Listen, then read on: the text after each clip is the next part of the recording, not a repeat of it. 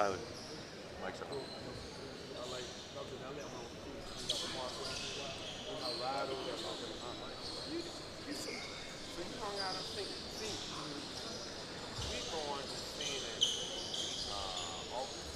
You two got all three?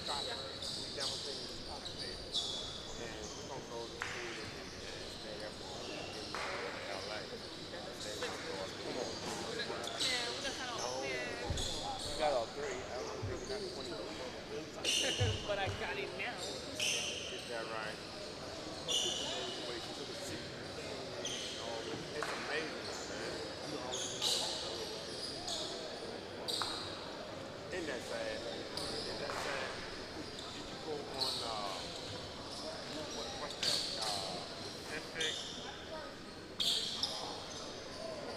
The highway where you see the water, and you right there on the water, all the houses burning. Yeah. I feel terrible. Where that street drive, I'm in the back. Niggas so jumped over buildings. Nigga just short. Wasn't that amazing? I mean, When I was there, they just opened that area that people could drive. She said, "Right here."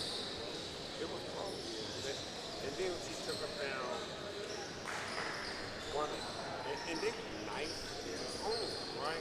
But the wife and I, wow, we ate right there. We come back.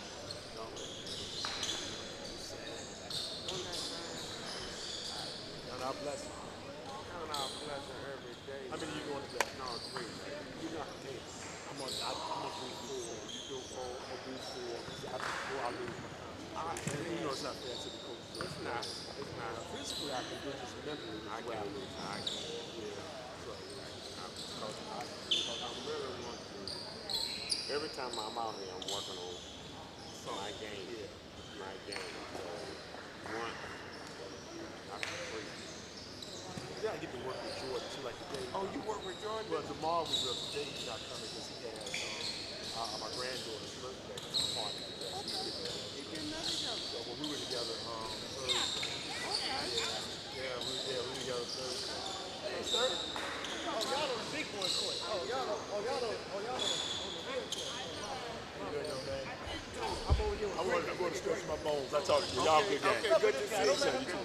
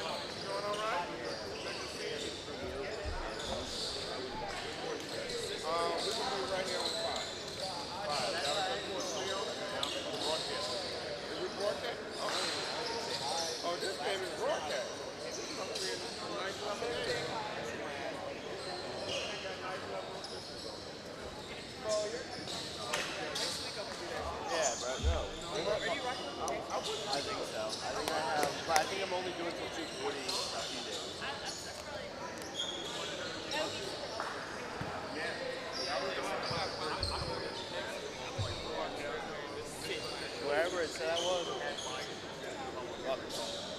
not moving. Wherever the main court is, that's where I'd be right. Don't move me to a camera.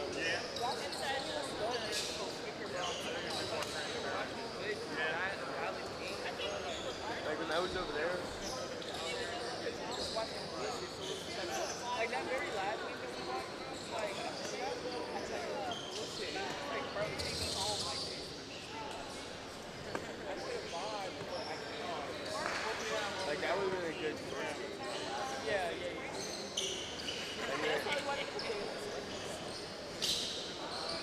Apparently.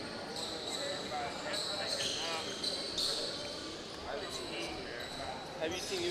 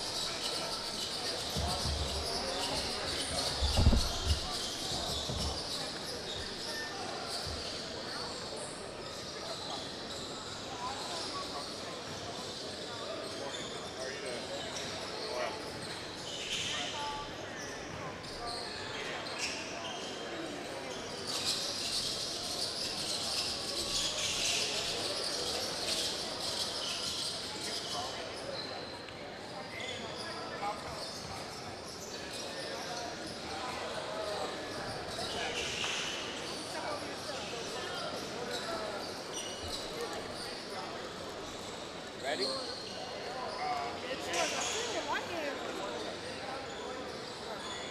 Yes.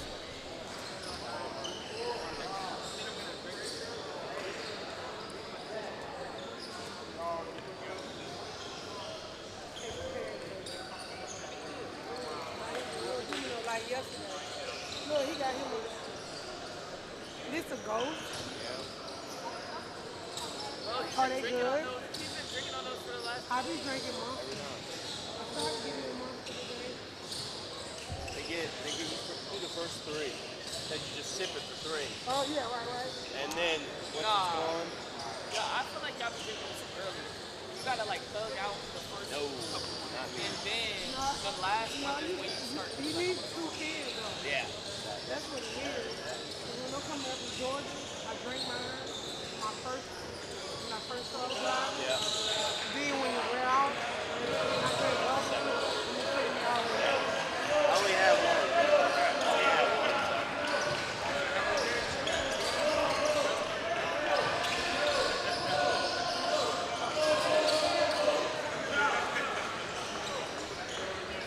We had another one.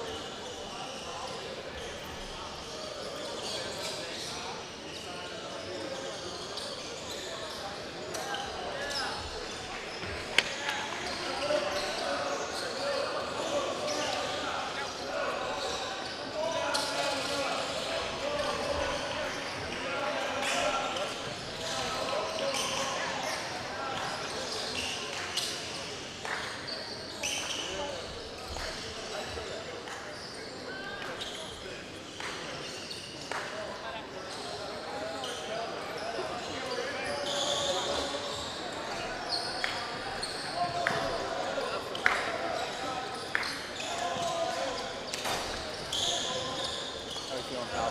Go through. Good.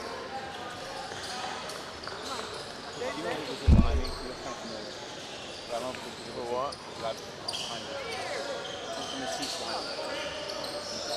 Oh no. No. So this is our 3rd day here. I don't like to shower. Are you serious? His hair doesn't look bad, but he hasn't. No. I don't know if he's been working. Disgusting. So I warn you, don't have them up or anything. You might get disease. Fucking, I'm gonna shower 5 times. I've showered 3 times. Like 10 of them were just. Dude, I used to shower at night and in the morning, and I stopped, but the last 2 nights I showered at night. Yeah, I shower every night. You can do your hair like that without showering in the morning? Really? Yeah. Morning paid? Alabama? I just put a little water. A little water in, and then I put some hair paste. And I take a comb and stand it up. That's, my hair, I need to shower in the morning. My hair's not very compatible without it. I guess run work for them. That was. Okay, see? Yeah.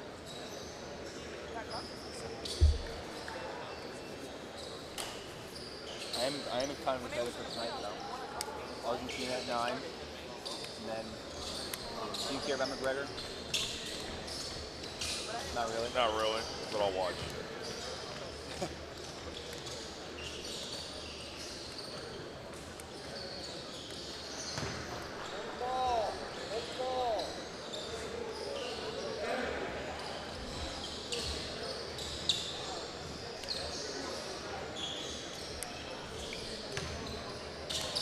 Is there a rule you can dribble before he comes in?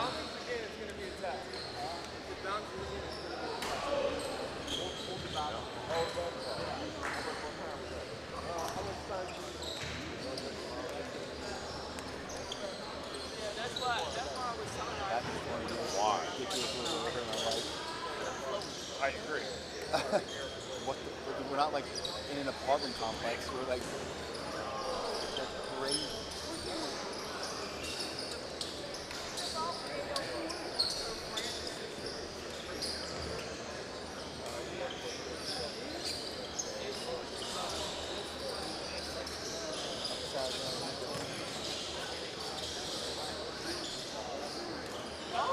that guy down there at the end of the bench. I always, whenever I look at him, I think it's Aaron Glenn. It's like fucking Aaron Glenn.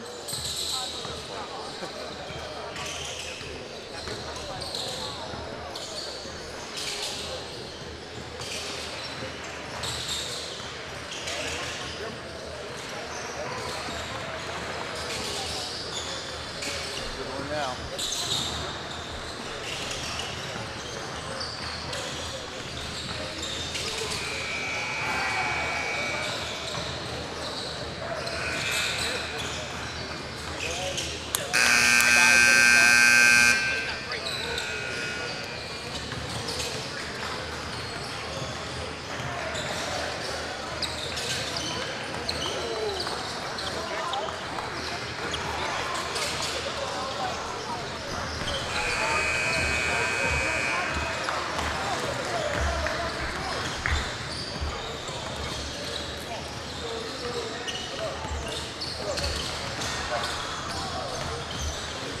Lauren, how you doing?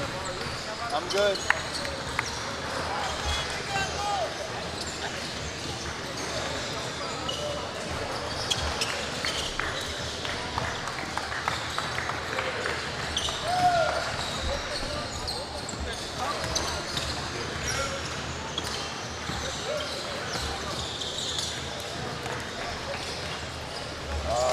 I'm ready.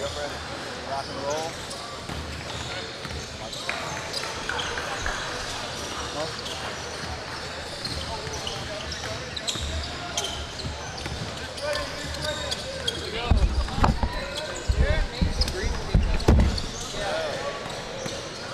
Some like Shaq and Kobe. Good luck, boys. Some like Shaq and Kobe. But I do something to do it well. You know what I mean? For right now, now check back in with me when it's like 5:20 and I'm ready to go. What would you do without me? Seriously. What? I said, what would you do without me? I would type them out myself. Well, yeah, I know. Oh.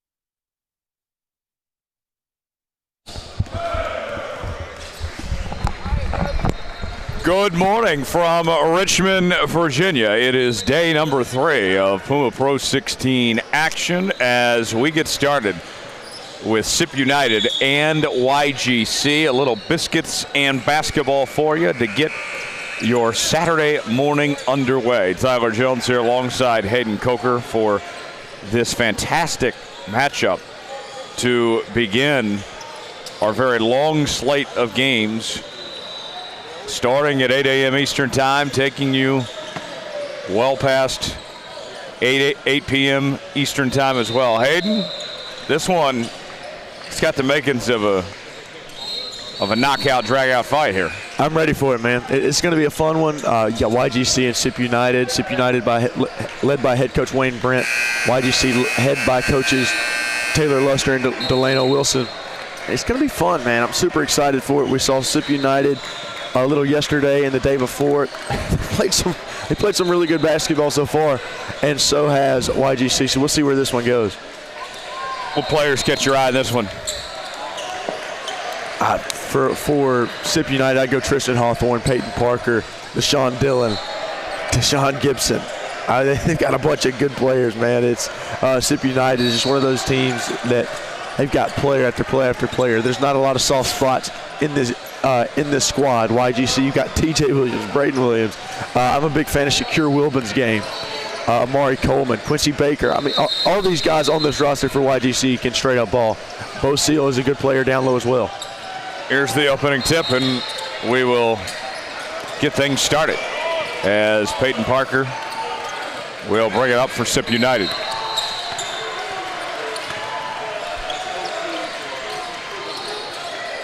Ward out to Parker, moving it inside. Hawthorne spins, puts up a J, and falls off the mark. Quick recovery though. Here's Dillon now. 3-point attempt, and that's a miss from Wise Jr. 3-pointer on the other end, and air ball that Baker did. So Wise comes away with it. Here's a spin, throws it up, missed. Fighting for the loose ball and draws the foul. That will send Wise to the line for a pair. How about the effort down low there by Jordan Wise Jr.? Tipped it around, tried to get it, got his own rebound at one point. Good job by Jordan Wise Jr. doing his job down low. And he earned that trip to the free throw line. And there's the first free throw complete. He'll have another attempt.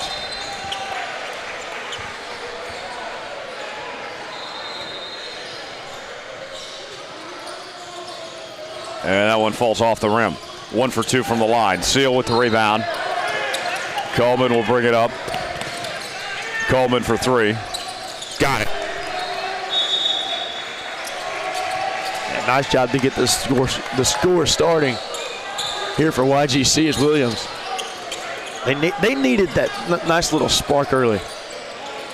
It's a team against a team like Sip United. You've got to have a little spark early. Parker out to Wise. Ward for 3. Missed. Rebound by Williams. Williams for 3. Missed. Dillon with the board. Gets it out to Parker. Back to Dillon. Here's Ward. Ward dribble drive. The pass, too much on it, out of bounds. And YGC will take possession.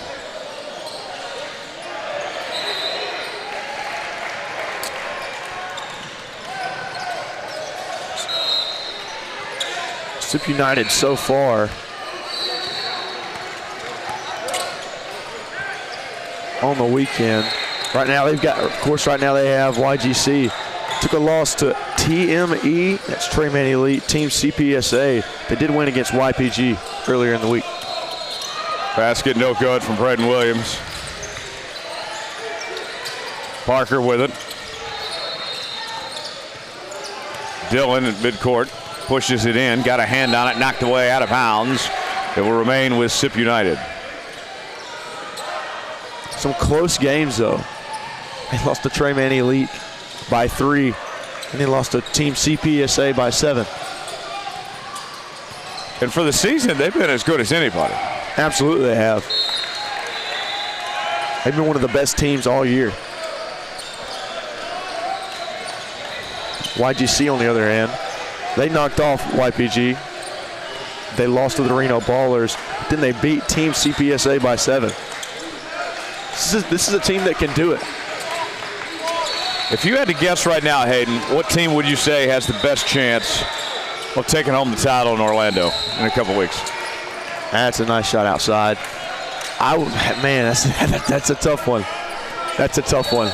Honestly, I can't turn my eyes away from CPSA, but I know how competitive these teams are at the top. Count it, and the foul. A chance for a three-point play. Jordan Wise Jr. So CPSA would be the team if you had to pick one? It's tough, man. You have CPSA, who's very good. You have SIP United, who's very good. Coos Elite, who's very good. A bunch of different teams who can win this tournament. And I believe it's going to come down to a couple of those teams. But I mean, heck, you look what the Reno Ballers did as a next pro team. They came in, they've upset. they upset. Completes the three-point play. Yeah, they upset SIP the other day. So I don't know, man. It's going to be interesting. Well, that's a cop-out answer. I said give me one team. I'm trying. I'll go CPSA. Okay. What about you? CPSA is a good choice. Hold on one second. Missed by Braden Williams. Goes up, and there's a finish by TJ Williams.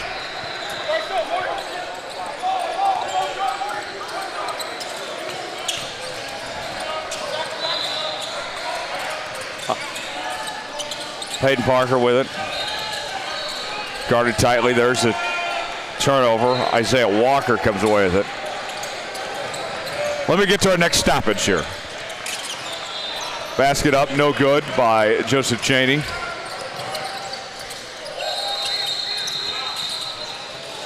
Here's Deshaun Dillon now. Missed. Basket up, no good.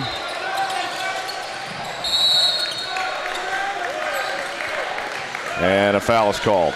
I'll tell you what, and I'll let you go to your championship winner. Jordan Wise Jr. is working his butt off down low right now. He is. Fighting for every loose ball, rebound, you name it. I mean, this kid he's earning his money's. He's getting his money's worth. Here's the inbound coming for Deshaun Dillon.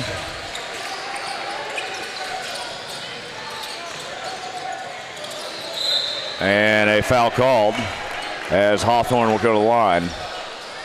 And nice job by Hawthorne there to get down low. I think YGC would be my choice. YGC? YGC can do it, man. I'm telling you. They've got some phenomenal players on this squad. Taylor Luster does a nice job along with Delana Wilson coaching these guys, getting these guys prepared.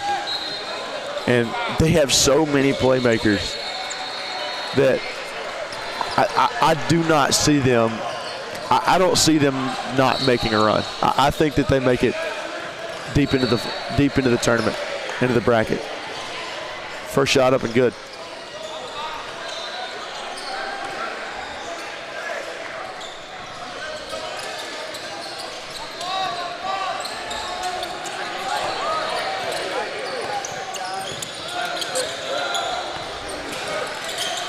Going inside, puts it up, count it, and the foul. A chance for a three-point play, TJ Williams.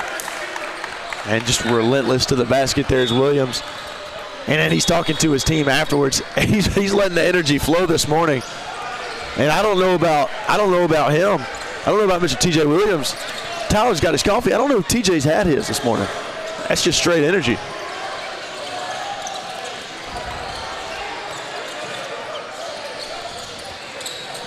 Up and good.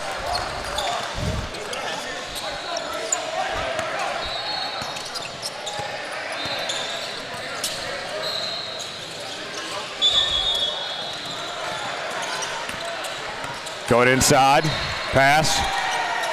The bucket good from Hawthorne.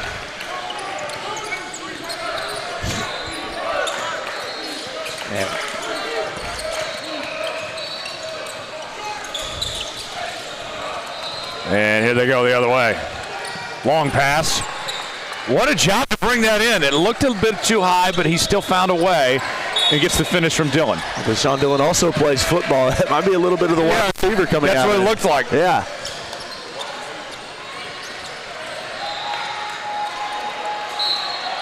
One of the best players in Mississippi too. This guy can do it all.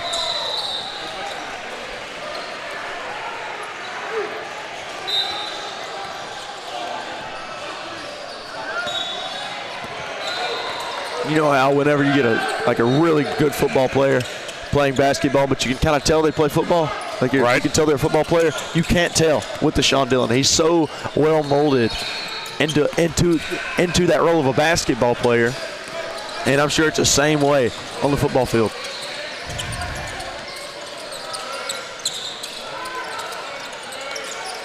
Wise feeds it to Ward, and that one slapped away out of bounds.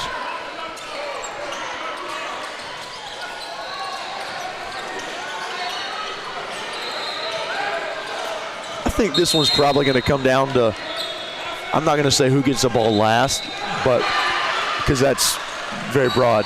But I do think that with the way these two teams play, this will be one that comes down to the final minute or so. Basket up, no good.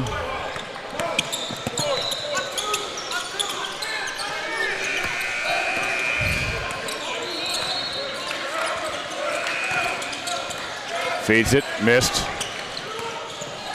Wise got a hand on it. Taken away by Braden Williams. They got numbers. Going on the run, puts it up. A nice lay-in from Isaiah Walker. Yeah, nice body control down low. Did a nice job. Nice little floater there from Walker. Parker.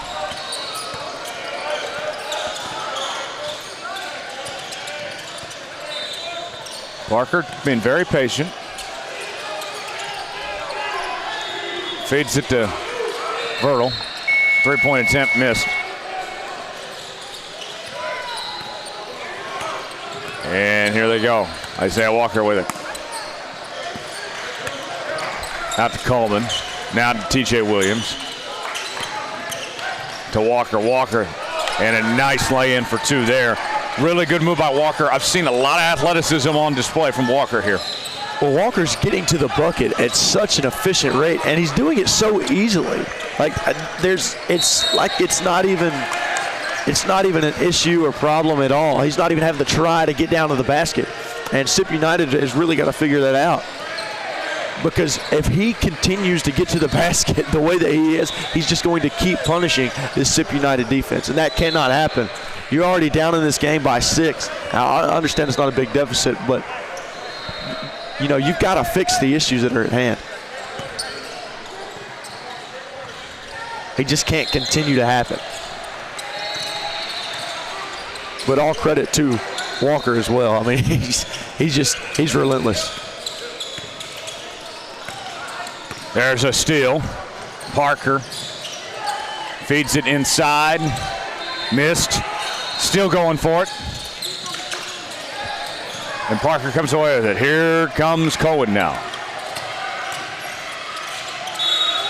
What a move and finish at the hoop. Counted and the foul. A chance for a three-point play. He looked like he was falling down, Hayden Coker, and he still finished. I don't know. You called me by my government name. I don't know why you just did that. But how about it? Emphasis, my friend. Emphasis. I love it. I love it, first off. But I don't know how one does that. I personally do not know how one does that. Don't take this the wrong way, folks. That's not an insult at all. He literally could have fallen on his face. And he still managed to keep his footing to finish there. The footwork. And a nice spin move up here at the top of the key to get down into the lane, too. God, high off the glass. I'm impressed. I'm a little more than impressed.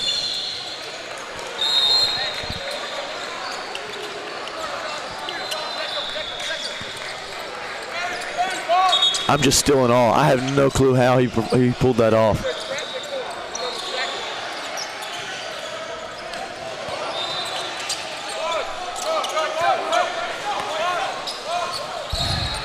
So we continue. I'm interested to see if he can do it again. Yeah. Dillon goes up, missed it.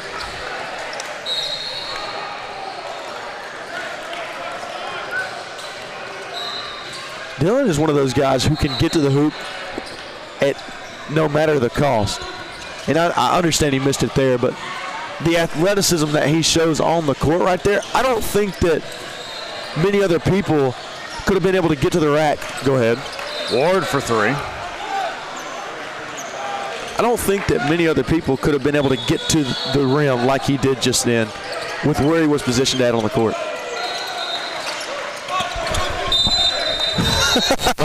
Watch my life flash before my eyes. This Jackson State coach just saved you. Hey, we appreciate that. My man. I was looking at the roster, and then I look up like, whoa. I had my hand out, but hey, we appreciate that. Seriously. He legit just saved your life. He did. Basket up, no good.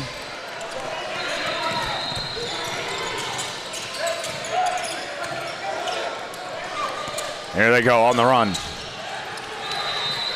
Nearly lost it, recovered.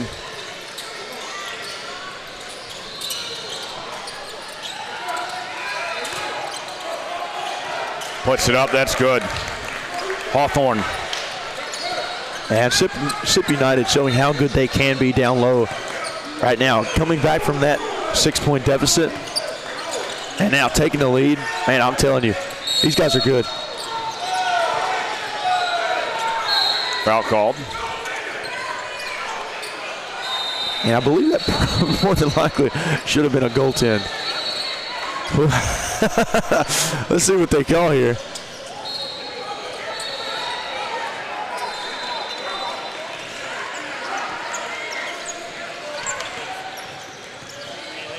Are they going to say it was tipped, maybe? Are you calling goaltending or not?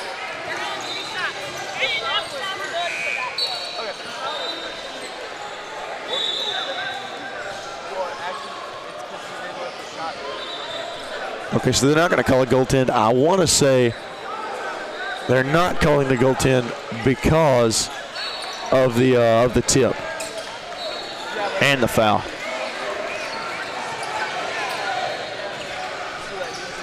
So we will see Braden Williams head of the line.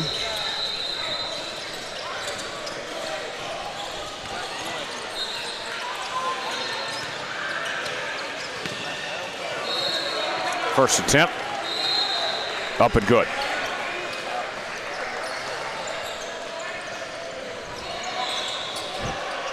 Is there a particular thing you're interested in seeing from YGC today? That's a good question. I want to see what they can do to get the outside shooting going. I would agree. There hasn't been much there so far. But we know that they can do it. We've seen it before. Second attempt, up and good.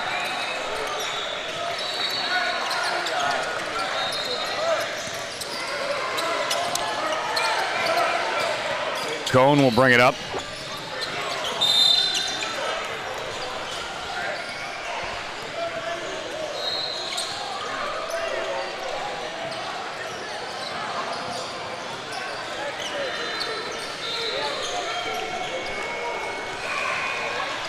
So here's the inbound for Sip United as Cone will get it going. Wow, I'm very shocked they didn't just call a push off there on Peyton Parker. Spins, puts it up, missed by Hawthorne. Yeah, Hawthorne's going to want that one back. He had a wide open shot or a wide open dunk at it. He just couldn't finish it. Walker, a nice pass to Wilpon, and pardon the interruption. He's good, man. Phenomenal down low. See what I did there? I did see what you did there. I liked it. assuming you were a big part in the interruption fan. I was growing up. I haven't watched it nearly as much the last several years. I'm usually busy at 4:30 in the afternoons. Understood. All right, what about Around the Horn? I was glad when that show got canceled. Really? Yeah. You weren't a fan? No. Understood. Barker brings it up. About all I watch on ESPN these days, if I have time, is Pat McAfee and Scott Van Pelt. Those are both really good ones. They're going to call that one on Isaiah Walker. He didn't quite have his feet set. I don't think the issue was him being vertical. His hands were up, but he was not necessarily in front of him.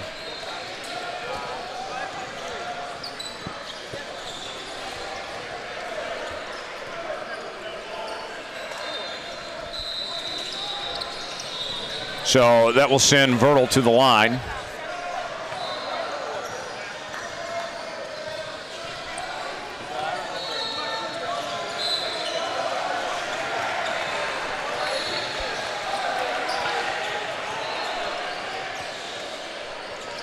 Free throw attempt up and good.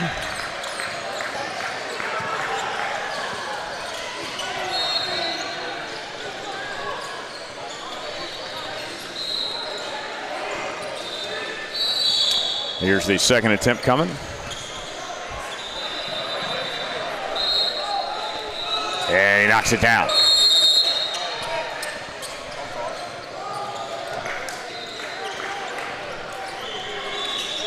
So Seal will inbound. Verdell was pretty involved a couple days ago. We got to call their game. We haven't necessarily seen him be as involved as he was the other day, so I'm interested to see if he can get going here. Nice steal. Phenomenal defense there from Parker. Three-point attempt. Up and good from Deshaun Dillon, your guy. I'm telling you, man, Deshaun Dillon is otherworldly. Phenomenal all-around athlete. He shows it there, man. Great shot from outside at the top of the key. Dribble drive inside. Kicks it out, three-pointer. And a miss from TJ Williams. Rebound that time by Braxton Ward. Braxton Ward will bring it up. You mentioned the lack of three-point presence there earlier from YGC, and they continue that.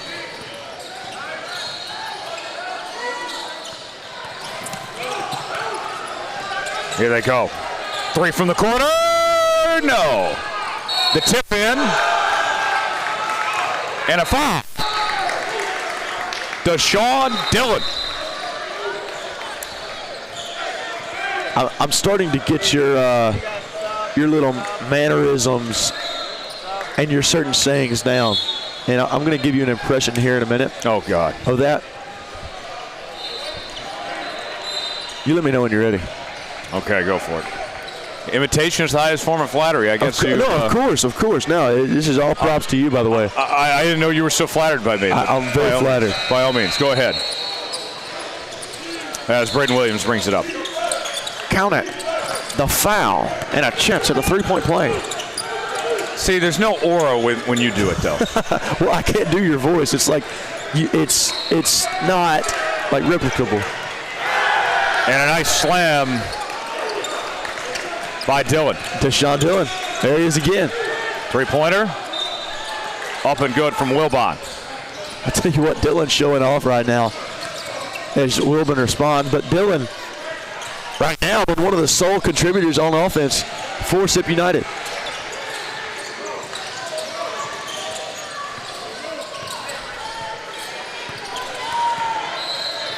So here comes Cone. Three-pointer. Missed. Here comes Braden Williams. Setting up the alley-oop slam. P.J. Williams. Williams to Williams. And Williams punished the rack there, man. And what a look, though, it was from Williams to Williams as Williams slammed it home. Oh, ho, ho. That was beautiful. That's beautiful basketball. I personally love when teams have that camaraderie, that connection, where it's like they know what each other are going to do on the court. Like, I understand they play with each other a lot, but not every team has that. Right. You understand? So, understood. Continue. So seeing that, like that, I'm telling you, man, that is one of my favorite aspects of the game. And I'll say it again, whenever teams have that certain camaraderie that they play with, when they know what each other are going to do. It's satisfying to watch almost. Yes. Understood? Absolutely. So did you like my impression of Tyler Jones, or did you like my I think farm animal impression better from yesterday? I think the farm animal was better. I think what you have is my cadence, but not my voice. Okay, yes. That's fair. I have the I'll work on it. How about that? I'll work on it in the mirror tonight. That okay? Sure. Right before bed. That's what I'm going to do. I'm going to get my Tyler Jones on. That might give you some nightmares.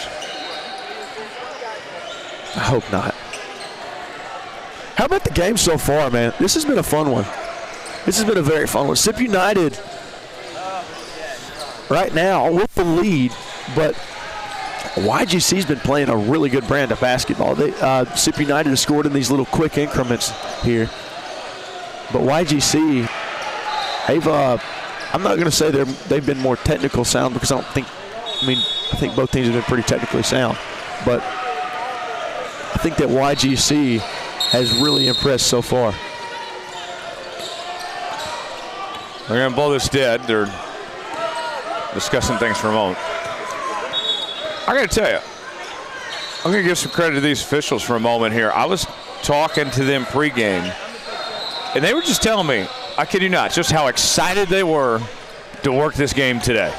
It's 8 o'clock in the morning. I'm sure they haven't been up too long, and they were just ready to be here. That's something we were talking about last night, is attitude, and getting shown that here is pretty cool. Not by just, us and our little broadcasting group, but others around us. An attitude of gratitude.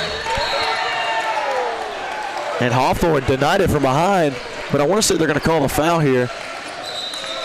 Okay, they're going to call the foul on Cohen before the block. So that will send Wilbon to the line. Too bad Wilbon doesn't have a teammate named Tony. See, whenever I thought of Wilbon, I thought of Wilbur. The pig off of Charlotte's Web. Yeah, farm boy. All right, here we go. Just because of the first four letters.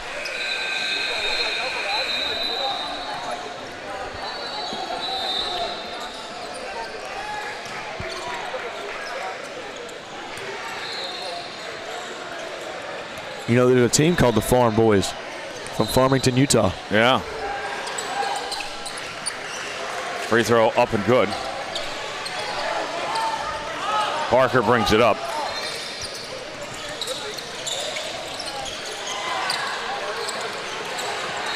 Ward with it. Thought about the three. Makes a man miss, takes the jumper, yes sir! How about that? A very nice look from Braxton Ward. It's a nice pump fake as well. Made you look. He's just good like that, man. Deep three from Wilbon, air ball. I know that was a deep shot and he missed, but he was still wide open. I don't hate the shot. No, yeah, for sure. A good shot selection. Just one of those that doesn't fall. So, I don't know if you know this or not, but what's YGC 2-4 on the jersey? What does that mean? Do you know it? I don't. That's why I'm asking you. I didn't get a chance to ask him pregame, but they don't always wear these jerseys. They do not. But I got to ask, I do know what the YGC stands for, if you'd like me to answer that one.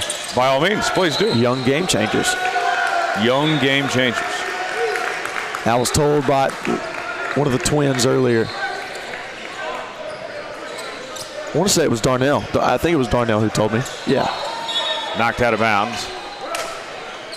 When I was in college, I was on this TV show called The Playmakers. This was 20 years ago? Yeah, pretty much. And I remember a sports reporter friend of mine now, he asked me, he saw our mic flag, said, The Playmakers, said, you guys make plays? Like, heck yeah, we do. You said this is back in your Kansas days? Yes, sir. Rock chalk. Jayhawk. Three-pointer. Foot on the line. I guess that would have been a 2, but he missed. Basket up and draws contact. That will send Braxton Ward to the line.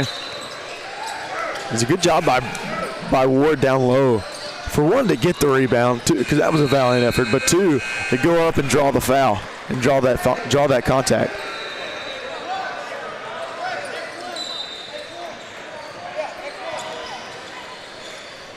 So here's the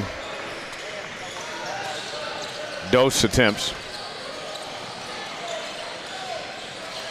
You speak Spanish now? A little bit. You have a favorite word that you can say on air? Hola. Hola. I literally survived a trip to Mexico about 3 weeks ago, but that's a whole nother story in itself. I'll save that for another day. Story for another time? Okay. If we get a blowout today, maybe I'll share my Mexico survival story. Okay. I'd like to hear that one. Put it this way, I'm glad to be here right now. Understood. SIP United going to that zone press now. Ooh. And that one flies out. Yeah, just an errant pass there. A couple errant passes. And that's what YGC can't afford. YGC cannot afford these small mistakes like that. You know, you had the lead earlier in the game, and now you're down by 9 points. So YGC, they've got to clean up the act a little bit. Peyton Parker will bring it up.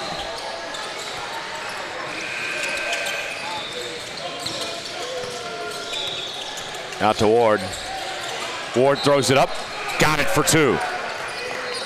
And now Ward starting to cook up a little bit. And he extends the lead to double digits for the first time here for SIP United. Braden Williams. Blocked from behind. A nice rejection by Hawthorne.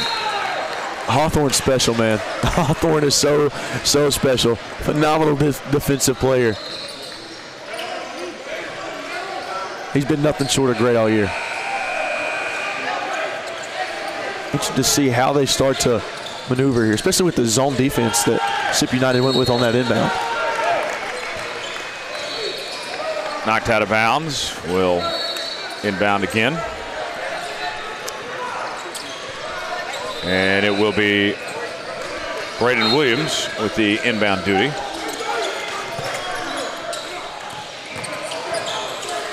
Going in.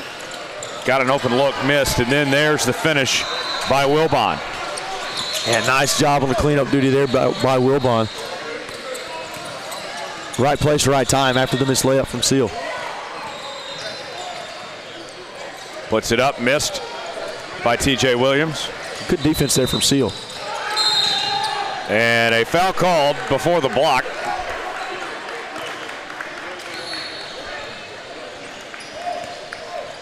If he's trying to create a highlight reel or huddle tape there, you could just kind of edit out the foul part and just start with the block.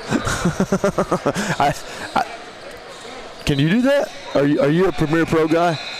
I can work with Premiere. I can do a Premiere a little bit. I'm not offering to help out, though. If it's not paid. Yeah, you're not going to find me working with a video editor these days. Understood. Understood. I can do. I think you secretly like my my little vocal stems, if that's what you want to call it. Sure. I've used Premiere, Final Cut, iMovie. I think we all used iMovie, Movie Maker at some point as a child, do we not? Yeah. That was Movavi. So me and my brother and some of my friends when we were little, we would kind of create these little scenes and turn it into you create a scene, yeah. Yeah, like as Dylan brings it up. Go ahead. Like short movies. And they've got to go now, 10 seconds remaining. Dylan jacks up a three. No. Williams at the buzzer missed. And that'll take us to the halftime break. What a start, Tyler. What a start from both of these teams. 36-28, Sip United with the lead as we go into halftime. But what a first half, man. What a first half. Sip United played a good brand of basketball. They came back late in the second half and sort of asserted their dominance. YGC, on the other hand, started off pretty good, had a lead at one point, and then kind of lost it there toward the end of the end of the first half. So, Tyler, I think that honestly, I liked the ball movement. I'd like to see a little more movement from YGC. And they've got to score. And you mentioned earlier the outside shooting.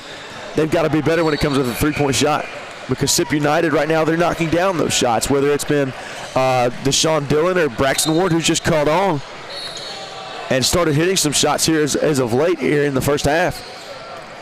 YGC hasn't necessarily had that from outside. No doubt. Sip United, there's a number of guys that we could talk about here who, if you had to pick one that's caught your eye, who would it be? From Sip United or YGC? Sorry. Sip United. From Sip United, okay. And then we'll go YGC after. Okay, well, I cannot just ignore what Deshaun Dillon did there in the first half for Sip United. He was phenomenal. He was scoring at all three levels. And quite frankly, I think he did a great job of doing so. He would go up and hit a shot with a hand in his face. He'd hit those uncontested shots. And even those shots where there might be a little space or there might not be, might be a little crowded, but not necessarily the most contested in the world, he's knocking those shots down. So how about with YGC? If you had to pick one. Oh, man, it's tough. I think Wilburn's done a nice job. You saw earlier a little bit of some fireworks there from Isaiah Walker. Defensively, Bo Seal has been pretty good. Coleman and both the Williamses, they've been nice. TJ and Braden have both done a nice job so far. So, yeah, I'm not going to cop out. I'm going to go to one answer. But I would go with Williams. Okay. I think that Williams has done a nice job. Just for the folks at home, which Williams? Braden Williams, sorry. You're good. Braden Williams.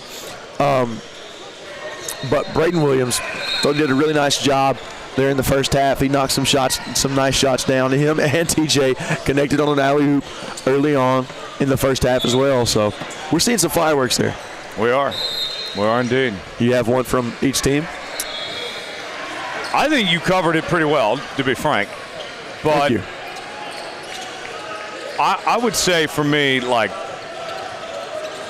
I'll spin it a little differently. Here's what I want to see in the second half of other guys step up. I want to see a little more Tristan Hawthorne for Sip United. Yes. And for YGC, I think I want to see a little bit more out of TJ Williams. Okay. I think both those guys have the other Williams. Yes. Yeah. I think both those guys have something that they can still cook up here. I agree. Don't get me wrong, I'm not saying they played bad, but I think there's still a little something more there. You know, when you're trying to get a little when the sauce bottle is a little empty and you're trying to get a little bit more of it out. Oh yeah. Yeah. They're like one of the sauce packets. You want to squeeze that little bit, that last bit out. Put some barbecue sauce on that chicken. That's a good combo. Oh, definitely. You got chicken fingers at the concession stand, and oh my goodness. Namath did not like them, but I thought they were pretty good. Dip them in barbecue sauce. Ooh. Dylan out to Parker.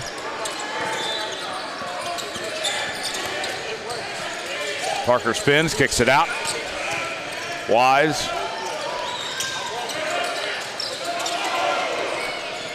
Wide open three and a miss from Ward as Braden Williams comes down with it, and then we got whistles. Foul called. It will go against Deshaun Dillon, and YGC will retain possession as Braden Williams will inbound and Quincy Baker will bring it up.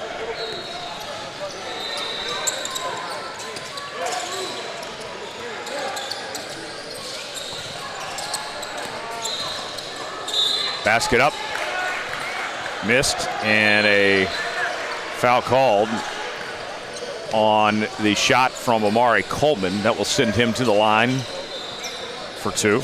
Coleman, a guy we didn't necessarily talk about in the break, but Coleman had a nice first half. But Coleman is also a guy that I'd like to see a little bit more out of here as we go into the second half. Sure. As we get a little deeper. Makes the first. That's a good start. Very good start. I think we're going to find out a lot about YGC here in this second half as we start to approach the final minutes. Now, I know that's a little bit further on down the line, but as this second half continues to roll on, I think we're going to find out a lot about them with them being down right now. 3-pointer. Yes.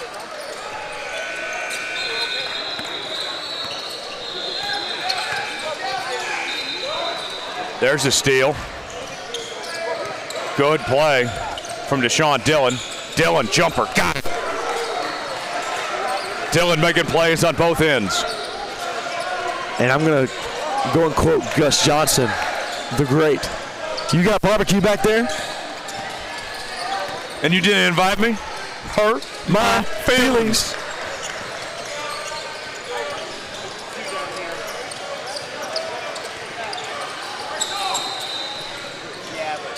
Oh, man. That is one of the greatest one-liners I think I've ever heard. Good move. Kicks it out. 3-pointer. No dice from Dillon that time. Went for the steal. Here comes Parker. And that is off the foot of one of the YGC defenders. So it'll be a kick ball. And Sip United will hang on to it. My favorite Gus Johnson nickname. All right. Very underrated. It's not Maserati Marv. We know that. Do you remember Dante DiVincenzo? I do remember Dante DiVincenzo. Played at Villanova. Yes. He's had a good NBA career. With Villanova. With Villanova, right? I said NBA career. But Oh, he played NBA, okay. Yes. Played for the Knicks for a while and all that. Gus gave him the nickname, with him being Italian, the Big Ragu.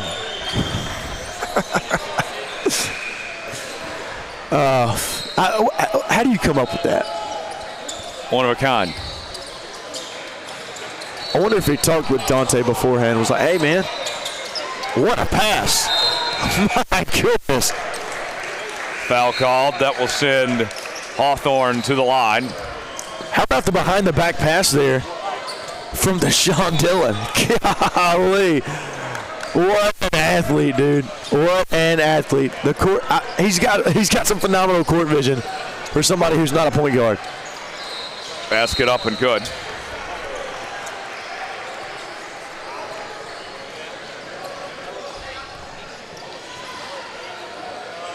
You know, I had a nickname back in high school as well. Oh, yeah? I was a goalie, pretty good goalie in soccer. You know what they called me? You know, my last name's Coker. What do they call you? The Coker crustacean.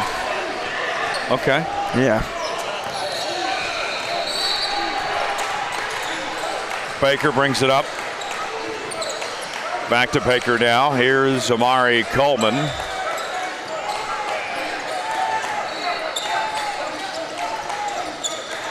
Quincy Baker to the top of the key. Dribble drive. Jumper. Got it. That's Good so look by clean. Baker there. So clean there by Baker. What a shot on the turnaround. Jumper. Miss from Ward. Rebound by Baker. Baker will bring it up. Gets out to Coleman. And couldn't throw down the slam. Was TJ Williams that time. They do get the offensive board. Here's Amari Coleman, top of the key. Coleman lost a handle on it. And that flies out of bounds. Sip United will take possession. That was almost dirty. That was almost dirty, but you've got to connect on those open opportunities. There was nobody around on the alley-oop. and he couldn't hit it. So Peyton Parker will bring it up for Sip United. Great pointer. And a miss by Dillon. Wise throws it up and draws the foul. We talked a little bit about Wise in the first half. Wise has been very, very underrated in this game so far, just when it comes to the rebounds, because he's been there in almost every opportunity to get an offensive or defensive, to get an offensive or defensive board for Sip United. I'm a massive fan of Jordan Wise's game. Wise beyond his years. Wise man once said, wise man once did knock down the free throw. There we go.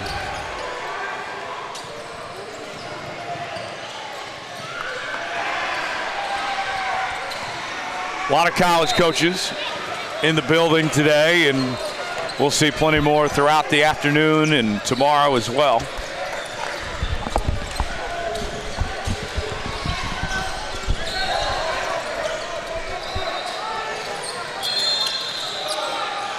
I believe I saw Paul Mills from Wichita State. Yes. Former Oral Roberts head coach. They went on that Sweet 16 run a few years ago. Saw him yesterday. I believe it was him anyways.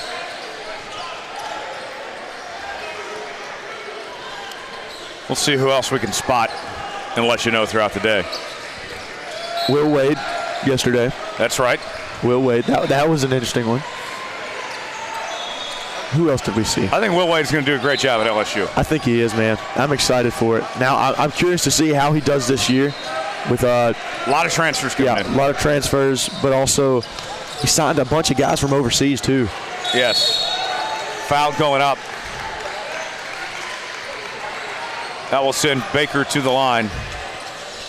In Tulsa, I got to see Sean Miller. And he's got one of the best recruiting classes in 2026 right now. Yes. And he just got a commitment from Marcus Spears Jr. Reclass. And I read yesterday. Who is the son of the ESPN analyst, the football analyst, Marcus Spears. Correct. Free throw up and good for Baker. I also saw he is going to be playing for the Longhorns this year in 2026. Really? Yes. I was sure whenever I was reading that, because I know we had a conversation about it. Up and good. 2 for 2 from the line. So Peyton Parker will bring it up now. Here's Wise.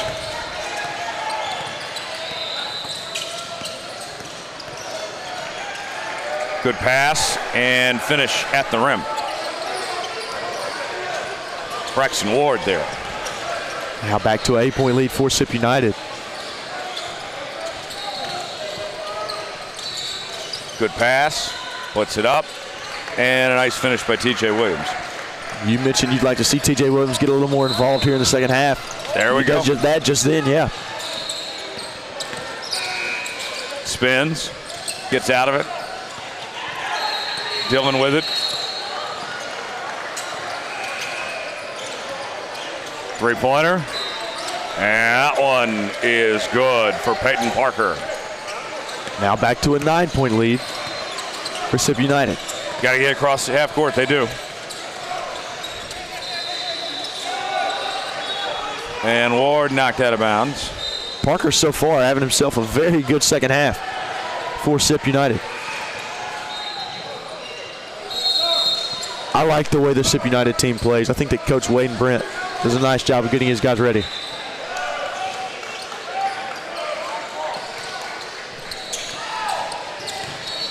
Puts it up. And that would have missed from Ward.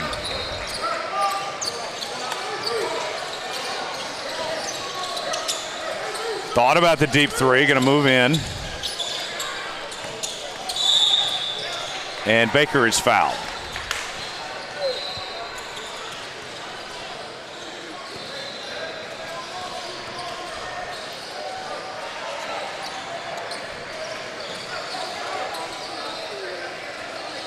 Okay, Peyton, I'm going to ask you a very open-ended question here. You just called me Peyton, by the way.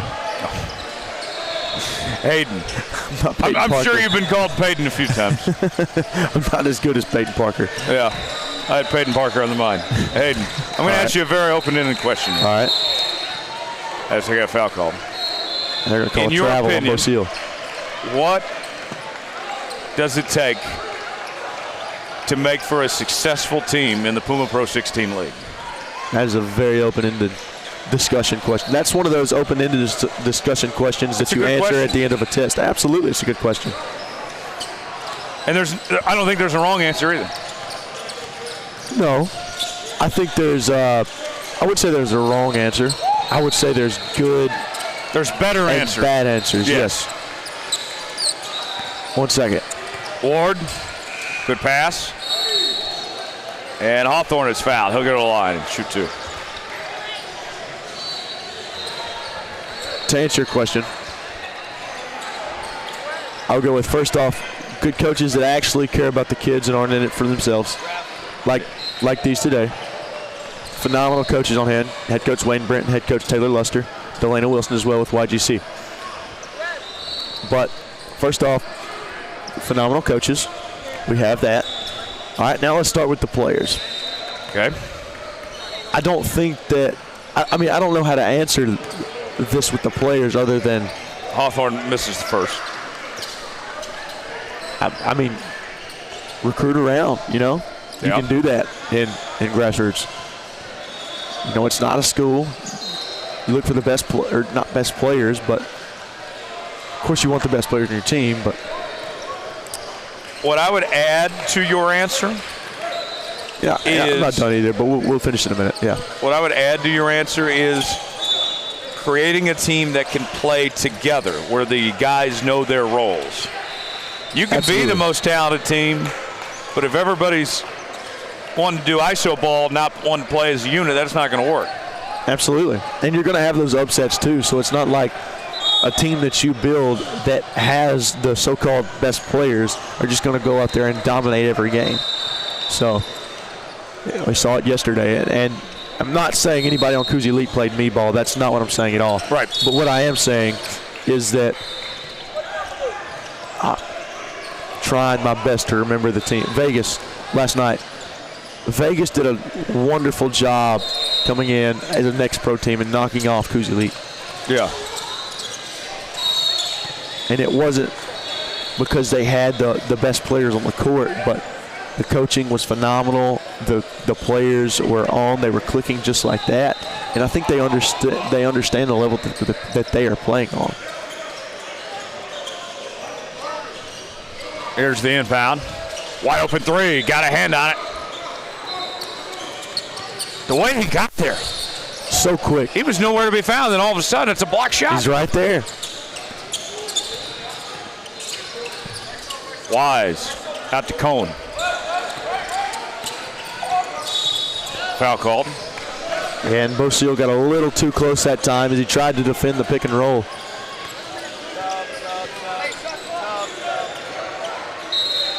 I wasn't there, but I bet you had some fun with the calls with Bo Seal at Seal Beach.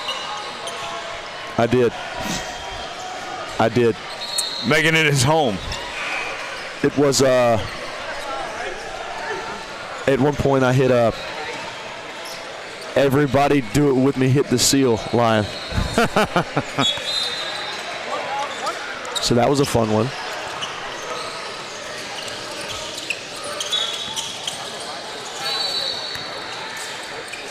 Denied. TJ Williams with the rejection as Deshaun Dillon was going up. How about it there from Williams? He did good to get a hand on it there. And it is SIP United ball, but he did a good job to get a hand on it. If not, there's a chance that one goes in.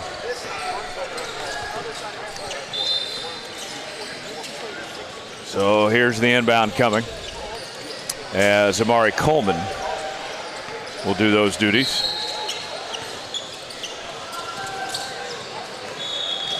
Wiping up the floor a little bit.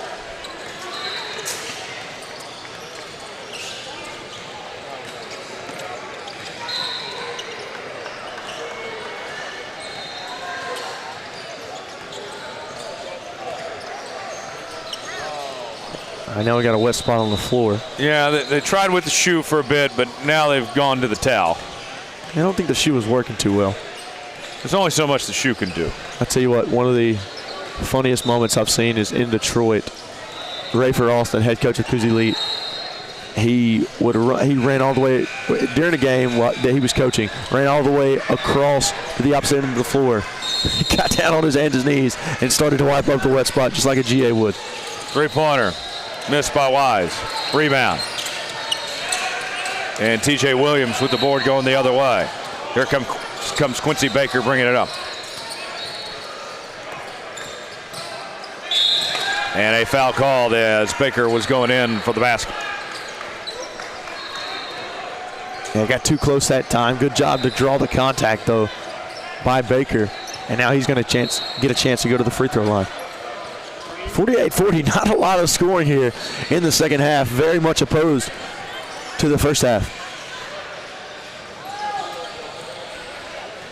Yes, indeed. Yep, Southern Ties playing Grand Park Premier.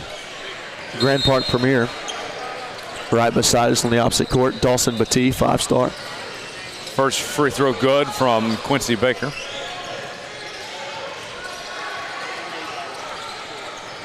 If your YGC slowly start to chip into the lead, you're not in a rush. There's 9 minutes remaining. Up and good. But you want to at least get back to that point to where it's a one score, 2-score game.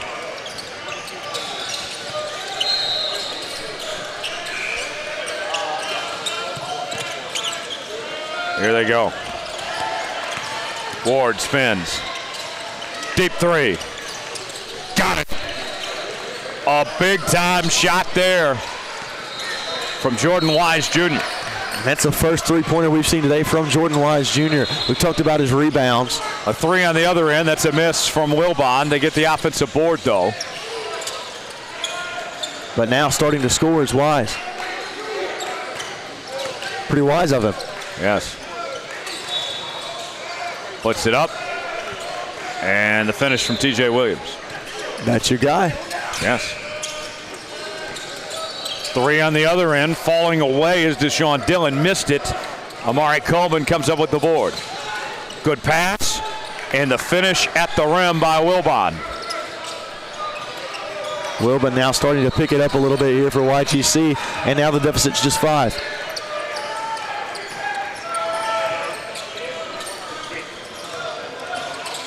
Ward guarded tightly. Out to Dillon. Dillon directing traffic. Three-pointer. That's good from Braxton Ward for 3. And that's a way to extend the lead there for Ward. Ward having himself a game for SIP United. He goes out there and knocks one down to extend the lead. And a timeout called. And you can't leave Ward open. That open from 3-point range. You just can't. To finish your question earlier about the what it takes to start a premier Pro 16 program, I would start at Next Pro. Got to work the way up, but man, just players you can trust, players you know you can trust. Now, small communities like mine, like there were people from all over who would come to play. So I'm from a small town called Asheville, Alabama. We would have guys from Springville, Ragland, Odenville, where else? Steele. All those towns around, they would come to play in Asheville with us. You know, just to pick up basketball. Sure. Actually, we just played a couple nights before I came on this trip to Virginia. But camaraderie, man, camaraderie. Do you have a stoplight in your hometown? One. You got one. We've got a square. You got Walmart? No. Got a couple of gas stations, a Mexican restaurant. You got McDonald's? Barbecue place. No. We have a Jack's. I don't know what that is. It's like a southern fast food chain. Okay. Yeah. Mainly, I think they're in Alabama. Actually, I have heard of Jack's. There you go. Put some South on you. I think that's what it's called. The like the logo or whatever. Not logo, but help me out. I reached out to them one time trying to get a sponsorship deal. They didn't respond. Oof. Jax? Yep. Oof, that's tough. Yeah. Good finish by Deshaun Dillon. Now back to a double-digit lead for Sip United. I was trying to get them to sponsor a race car at Talladega. Oof. And we got a foul called. I do a college football show in the fall, and I do this show at a local Buffalo Wild Wings in Pell City, Alabama, and those guys are amazing. But they would feed me before every show, let me do my show there and everything. Phenomenal people. That's when I realized that gathering those sponsorships in the food business is kind of a good idea. It's a great idea. Buffalo Wild Wings, I love it. There's some people out there that'll say otherwise, but I love Buffalo Wild Wings. Coleman at the line.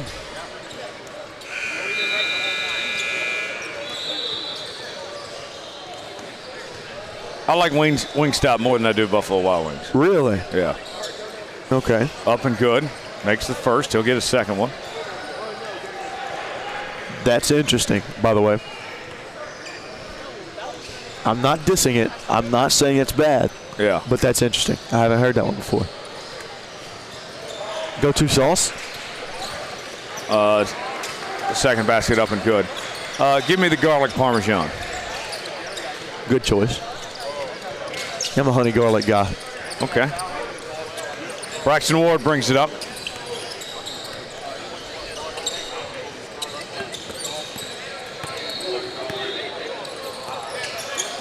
Dillon to Ward, miss, rebound by Vertle, and we got a foul called.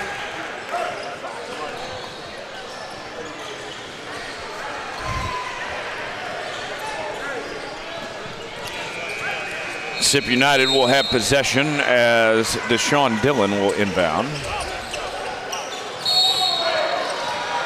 And Vertle falls down there.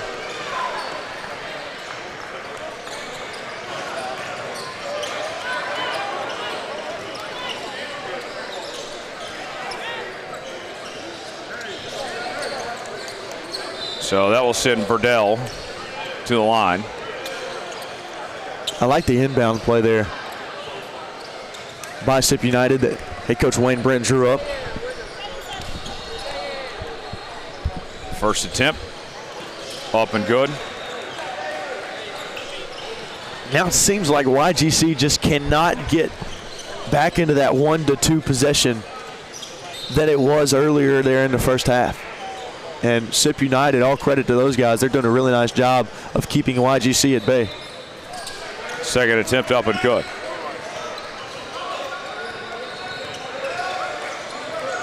Now back to a double-digit lead, 6:23 remaining. Wilbon out to Williams, to Coleman. And they'll call the foul on Deshaun Dillon there. Getting a little too handsy. Now YGC, they are getting to the free throw line here so far in the second half at a pretty successful rate. It's a good sign, but you've got to start putting more points up. Basket up and good for Coleman. That's a way to do it. When in doubt, get to the line. When in doubt, charity stripe it out. There you go. I like that one. That sounded kind of tough. Second free throw good. Parker will inbound for Sip United. And he'll bring it up.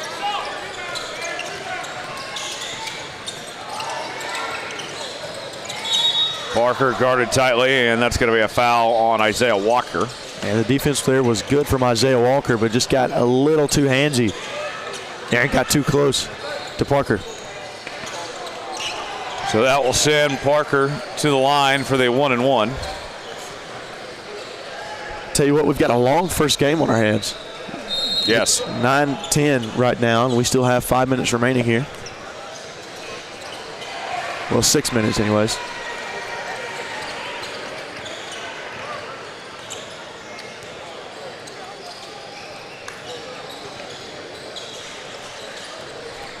So Parker with the 1-on-1 coming. Now here's an observation for you, Hayden. So the last free throw attempt for Sip United, which was a 1-on-1 as well, as he makes the first, they did not send their other guys down there to position themselves for the rebound. This time they did. I don't know why you want to send your guys there every time. I think they probably learned. And he's 2 for 2 from the line, so it doesn't matter anyway. That's one thing that drives me crazy when I see that.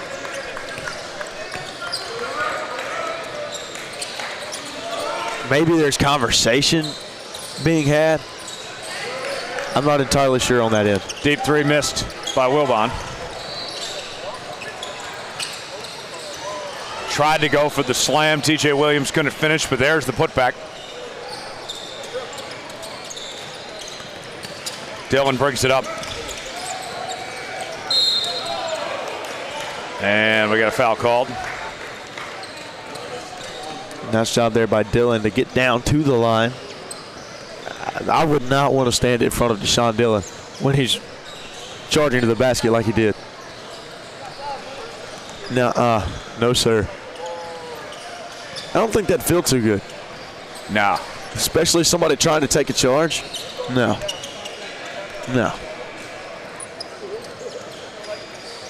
College coaches gathering around. A lot of talent on this court. Yeah. A lot of talent on this court. And then there's Hayden Coker. Oh, man. First shot good. Somebody's got some attitude today, huh? Little attitude. You're so mean, TJ. I'm just keeping it real. I've never been afraid to speak my mind. Of course not. I still think I could beat you in a game of basketball, though. Dillon misses. If you shoot like that, no. Probably not. Coleman brings it up. Williams, there's the steal. Here comes Parker now. Out to Dillon. Dillon missed. Offensive rebound. Couldn't finish. Was Hawthorne that time. That one flies out of bounds. I tell you what, we haven't heard much from Hawthorne here in the second half. I mean, he's been around. He's made some plays and everything. But he's been rather quiet for who he is. I agree.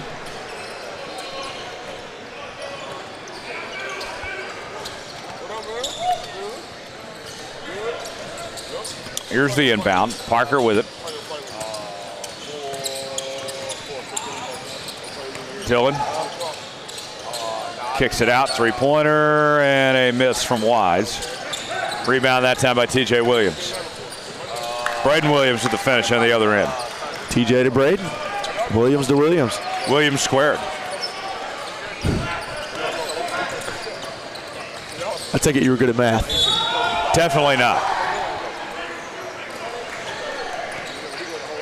That's why we work in broadcasting, because we can't do math. I thought that Quincy Baker might have been set, but now he's going over the referee and getting that explanation for him. If you're good at math and work in media, you are in the wrong industry. Go do something with your life. Don't waste your time. We're here because we aren't smart. Exactly. What was your GPA in high school? 3.5. 3.5? Okay. 3.3? I knew I was smarter than you. Hawthorne misses the first. College. Honestly, you won't believe me. I don't even remember my college GPA. I want to say 3.4 was mine. Basket up and good.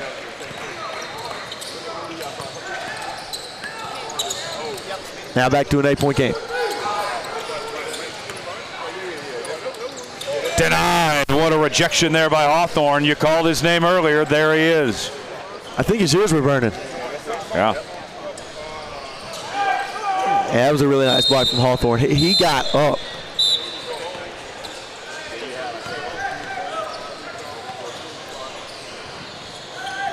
YGC will have possession here. Speaking of Will Wade is actually in attendance today. There we go. Over here to our right. Basket no good. TJ Williams will bring, or Peyton Parker will bring it up. Parker, miss. Rebound by TJ Williams. Here comes Quincy Baker, cross-court pass. Three-point jumper miss, got his own rebound. The putback, can't finish. And there is Hawthorne again. Here comes Deshaun Dillon now. Deshaun Dillon with the lay-in. That was beautiful. What a move there from Deshaun Dillon. And how about that steal from Hawthorne? Showing off the safety skills. Now we're starting to see a little more from Hawthorne. Here's Peyton Parker now. And too much on that pass, out of bounds. Talk about the athleticism that takes. That up and over takes there from Dillon. Just amongst the trees, put a nice little windmill to it. Golly, bomb.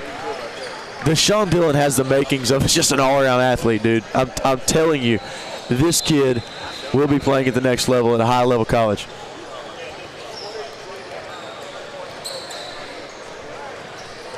Now slowly letting it roll. Braden Williams brings it up. Feeds it to Baker. Going inside, and a nice finish that time by Isaiah Walker. And how about the cut, too? And the cut by Isaiah Walker and the court vision there by Quincy Baker.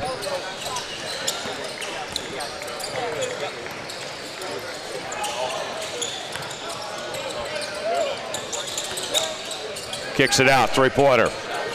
Bang! Deshaun Dillon from downtown with a big shot there and a timeout called. And now an 11-point lead for Sip United after that big-time shot by Deshaun Dillon. And Dillon making his name known here over the last few minutes. You had the really nice move down low to finish it, and then the nice three. And I tell you what, the ball movement right now from Sip United is pretty impeccable.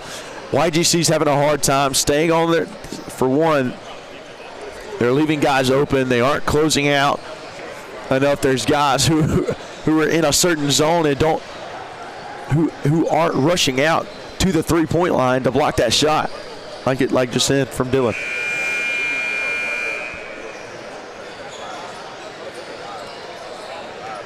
Sip United, they've done a lot of things well today. What in particular have you liked? From Sip United, I'd say over the last few minutes, I think they've done a nice job of moving the ball around. They've done a nice job when it comes to ball movement. Heck, even defensively, Tristan Hawthorne has made some really nice plays. He's had a couple blocks. He's had a couple steals. One earlier in specific went up and got one earlier. Pass was a little high, went up and got it. Shot it back across the court for Sip United, and it led to points. No doubt. You got one? I would say that for me, what I like from Sip United is how well they play together. They're unselfish. They have stars, but they work together. They do. They do. We could hear a lot about, we could hear everything in the world about Deshaun Dillon and talk about him all day. But if we do that, we aren't talking about the full game, because we've seen Braxton Ward put on a heck of a performance today. Peyton Parker's had a nice game. You've had Tristan Hawthorne, who is coming on here late into this game. I'm not saying he wasn't a great player before, because of course he was, but They have players all around.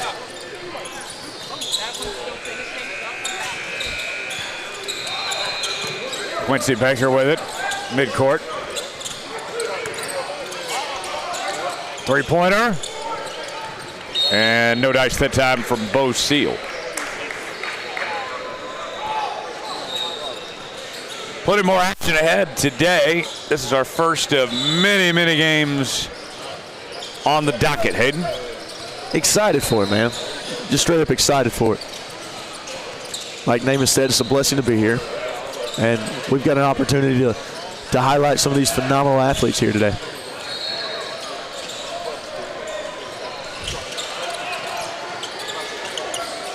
Nice move. Couldn't finish, was Braxton Ward that time.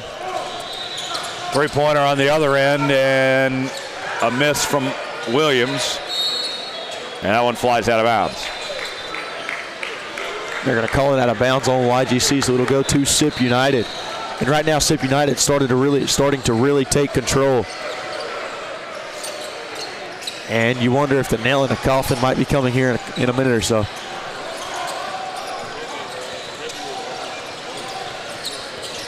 Parker brings it up.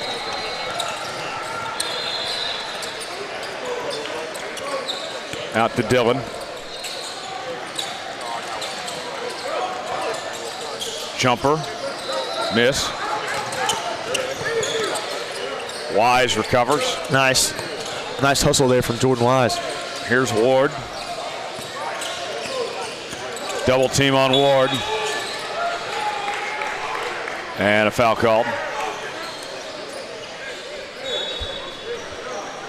And just got a little too close that time on the double team.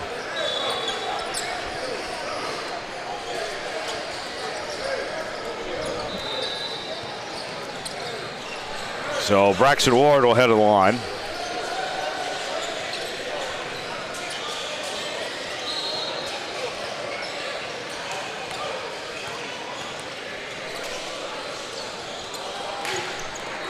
Misses the first. That's good for YGC. These small point, just these little 1 point increments are very important. Now, YGC obviously down by double digits right now. They're trying to fight back into this game. Huge that he missed that first one, though. One is very different from two because those add up. Quite a few missed free throws here today. Baker for three. In and out. Walker with the board, and there's the putback and the foul. A chance for a three-point play. A nice job by Walker down low.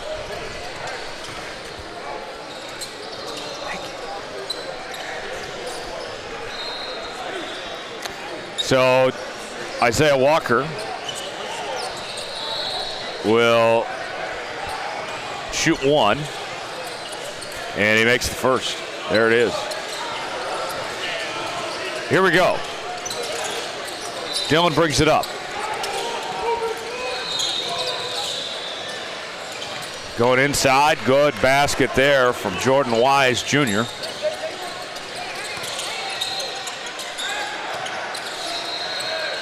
Feeds it in, and the bucket by Seal. And nice job by Seal down low. He had a guy on his back that was able to beat him to the rim.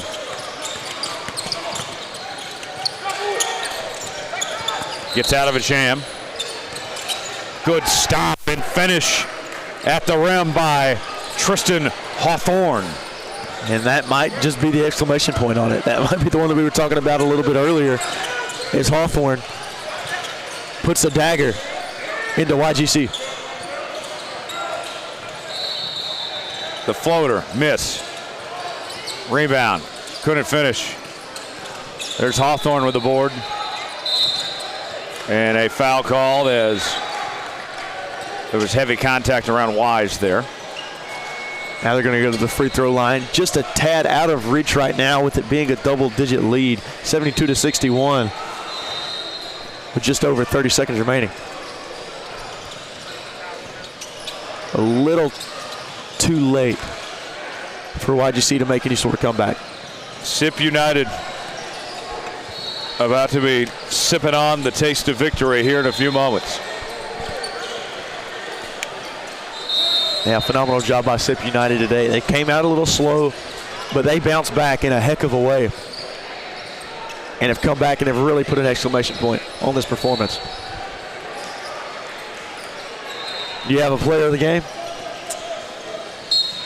Man, It's a tough one. it is. So many to choose from. You're the analyst. I'll defer to you. Would you go Dillon? You're the analyst. I'd say Deshaun Dillon. Okay. I'm going to go with Deshaun Dillon. All right.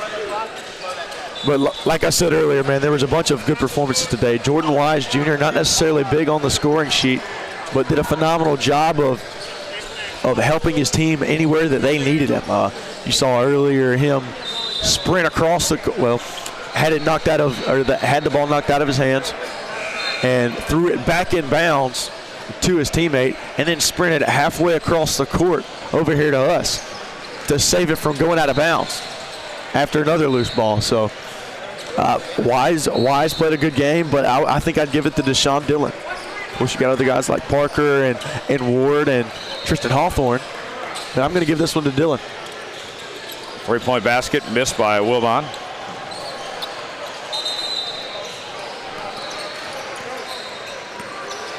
And now just going to run this one out. There's going to be one more. I believe there was time on the shot clock. Possibly not, though. A little late shove there from Bo Seal. And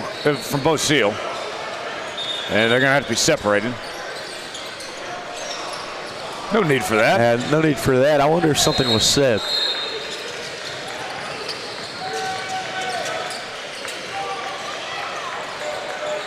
And they're going to get Bo Seal out of the game. Yeah, they're sending him to the bench.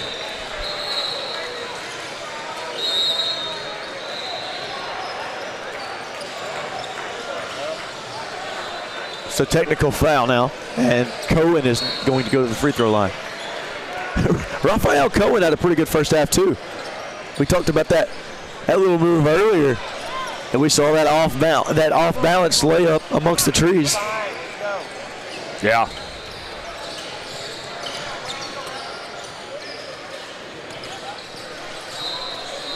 Free throw attempt for Cohen. Missed the first.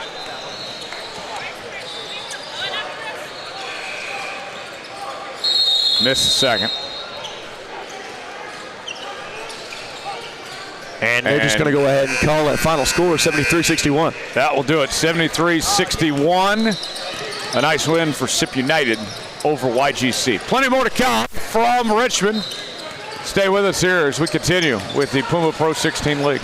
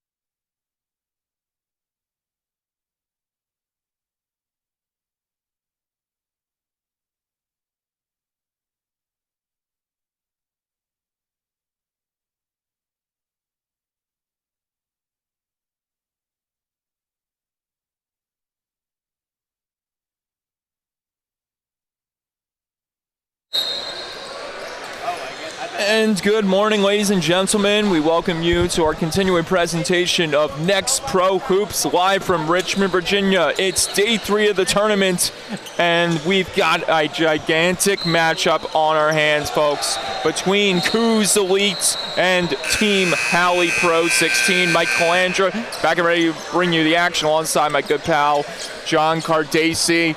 John, what should we expect?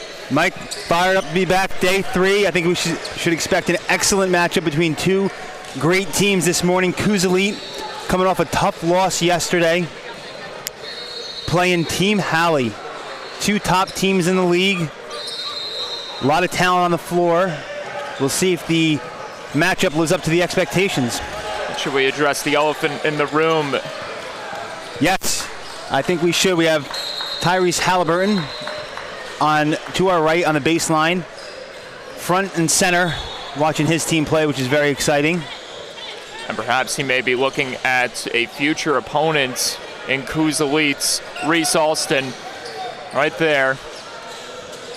Good point, Mike. The ever so dangerous, one of the 5 ever so dangerous starting 5 for this Coos Elite squad. They call him Lil Skip for a reason. Son of former NBA standout Rafer Skip to my Lil Alston. We'll see if Lil Skip has some tricks in his bag to give Coos Elite some redemption as they fell in a big matchup yesterday. As we saw that game go all the way down to the wire. It was as promised. Team Vegas getting the best of the juggernaut that is Coos Elite. Not sure what the holdup is here. I wonder if we're going to have an encore of the. Oh, well, actually, no. That wasn't our game. That was I did the game with Hayden Coker, one of our other broadcasters here. Amazing work from him. And there was a game that had involved 2 technicalities because of roster issues, specifically the jersey numbers not being correct. Like, I'll use an example here. One of the jerseys that was listed was 232. Really? Yes, I am not kidding. But they were able to get the situation resolved, and it really didn't affect the team that won in that one. So, we're underway here. And we get... early foul. Yes. And who is this going against? It is going against... Zahir Jones of Team Halley. And you would be correct there, the Dominican high school product from Wisconsin. So Coos Elite will take it up. Broderick Wyatt with the inbounds. He's got to be careful here not to pass it to the back, or no, that is legal as Reese Alston gets things going here. Let's see what Coos has.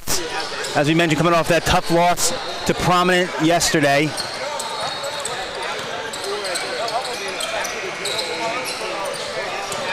Big rebound here early on by Williams. There's a chance in the paint. No good on the J that time. Recovered there by Alston. Alston bringing out the cavalry back in the zone.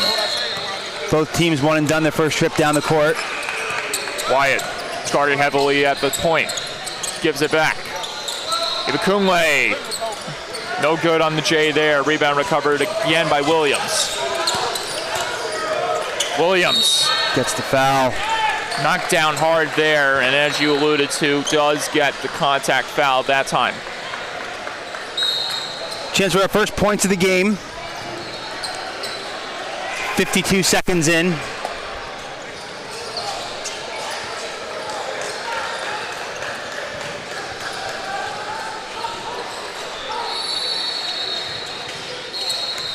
And this will come from Howard Williams, known as a strong and powerful wing that can fly. He's physically impressive, being able to make an impact on both ends of the floor, and there you saw a little bit coming into effect with him getting some points on the offense here. Yes, I called one or two of his games in Detroit. Very impressive player. I just saw, so Team Halley, interestingly enough, also lost to Prominent by 2. So both teams, tough losses to Prominent earlier this weekend. Big put back there by Kuzali to even the playing field at 2.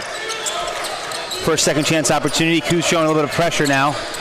Well, full court press action from Kuzali. Chance from the wide wing, rim and out. Back the other way, Wyatt through midcourt. Well, spinning escape, goes to the basket, no good. Rebounds, Raquel able to corral it. Chance for Goolsby from deep, got it. Nice shot by Goolsby there. You can hear his teammates saying, good, with that shot. Both teams firing up early on a Saturday morning. Three ball not connecting there for Team Halley.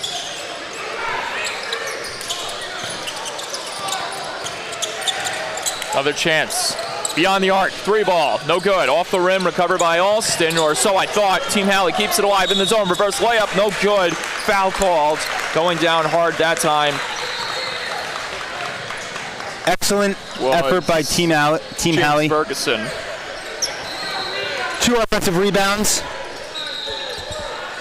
On their third opportunity, they get the foul call to go to the line. James Ferguson at the charity stripe for 2 now. Makes the first shots. The Milwaukee Lutheran Academy products.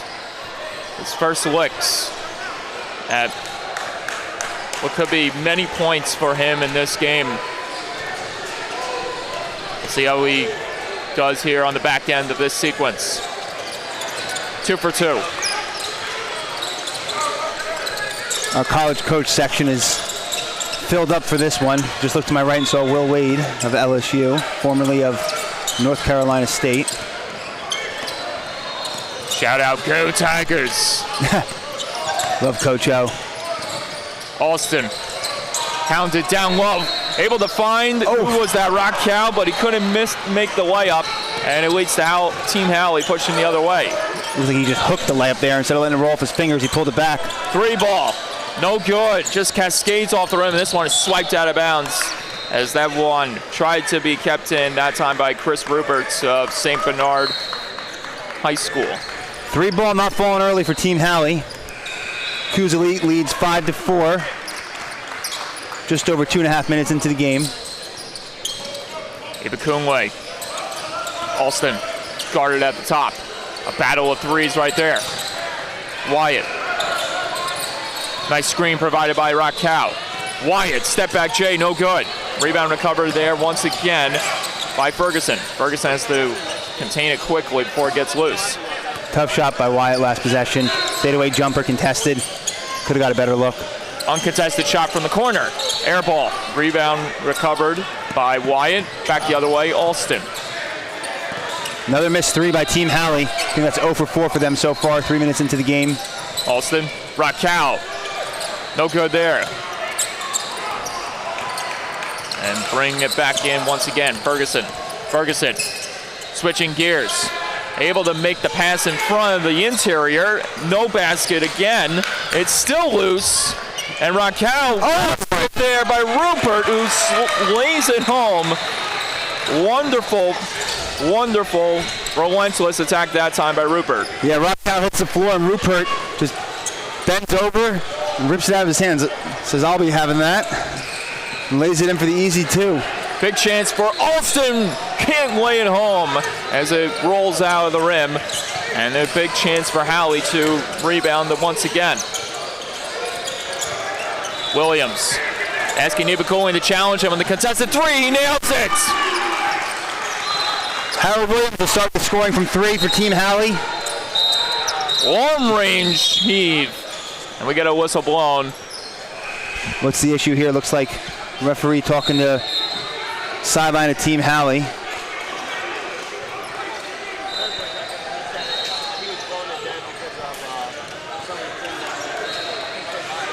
Not sure. Looks like he's talking to one of the assistants. The head coach isn't thrilled with something. One of the assistants must have been barking. That's all I can think of. I'm noticing a theme here. Anytime Kuz Elite is involved, it tends to get a little testy, don't you think? Yeah, high profile, high intensity games. It's going to happen. Wyatt. It's competition. Nice screen there. 3-ball, Cobbin, no good. Off the rim, over the window and out. Too strong by Cobbins there. Howley looks to expand on their early 4-point lead.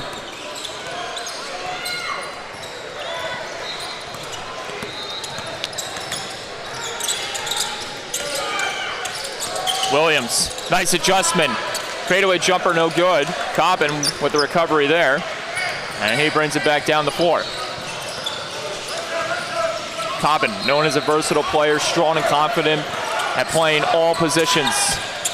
As Wyatt works around the arc. Here's Alston, creating space. No, deals it back. Cobbin out alone. No good there. Rebound recovered in front. Nearly got ripped away by Ferguson. Play continues as Wyatt finding himself in trouble. Able to deal it back and assists the 3 there. Scored by no other than Aaron Smith. Excellent offensive possession for Kuz Elite. Getting the offensive rebound, second chance opportunity, and converts with an open 3. Cuts the lead to 1. They work around the arc once again. Looks like we got a foul.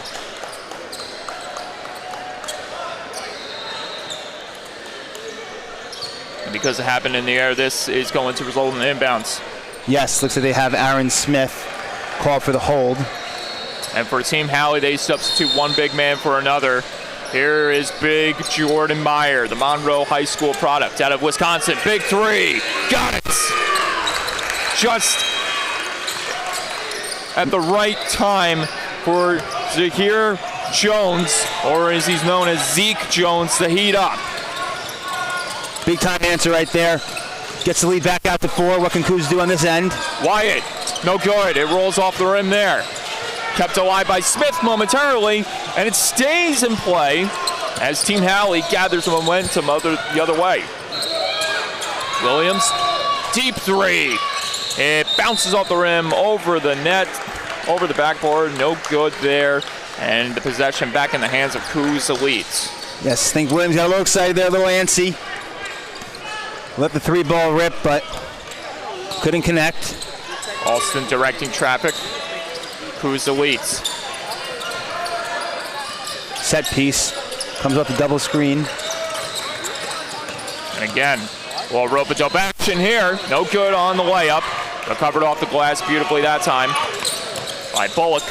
Tried to go around the bigger defender. Boy, Williams goes to the basket. Almost put it home that time. Draws the foul.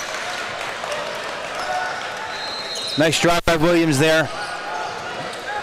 We're going to get free throws for the Whitney Young product. Went strong to the basket, went up. Drew the contact and gets to the line. So 12-8, Team Howley leads. 9:15 remaining in the first half. And this is what I was talking about as we saw it in full effect there. With Howard Williams, strong and powerful wing that can fly as he elevated to the basket and doing just that, creating that pressure, drawing the foul, getting to the free throw line. We'll see if he makes the back end on this sequence. Second shot, and no. 1 for 2 during that sequence as Kuz Elite will try to bounce back the other way. Kaysen Hall, full court press coming from Ferguson. See if Kuz can get a good shot up here. Howie really being aggressive here on the defense. They try to box out Kuz from converting. Hall. No room and nearly got it stolen away. Cobbin fires it. No good there. Shot clock violation. Yep. Certainly not a good shot. Let's see if they can get a good look. Have to heave it up at the shot clock buzzer and draws nothing but backboard. How about Team Howley on the defense? Not giving an inch of space to Kuz Elite and doing just that, preventing them from getting a clear-eyed chance, forcing them to commit that error. Uncontested 3. Yes. Good for Zeke Jones, the future Northern Illinois Husky, who just recently announced his commitment on July 2nd. Second three of the game for him, and now pass too hard to handle for Kuz. Another turnover for Kuz Elite. Looking discombobulated with Reese Alston on the sidelines. Need to take a breath and play their game. And that's exciting for Zeke Jones. Head into the MAC conference, huh? He'll enjoy some Tuesday and Wednesday night football during the football season when he's at school. Another chance. Jones doesn't get the second shot that time. Back the other way. Kuz Elite working ever so quickly. Hall. Cobbin gets the screen by Smith. Cobbin gets the call. A lot of contact there, and Cobbin will head to the free throw line. Free throws coming up for the Fort Bend Bush product out of Richmond, Texas. Yeah, didn't have much there. Kind of just lowered his shoulder and went to the basket. Took on 3 Halley defenders. And that was one of the big keys in the scouting report that I alluded to before. He's strong and confident, and we just saw him exude just that, getting to the basket, drawing the foul as he hits the first shot here. Yeah, he's definitely built like a linebacker. Able to get downhill and converts both from the line. See if Kuz can get a stop now.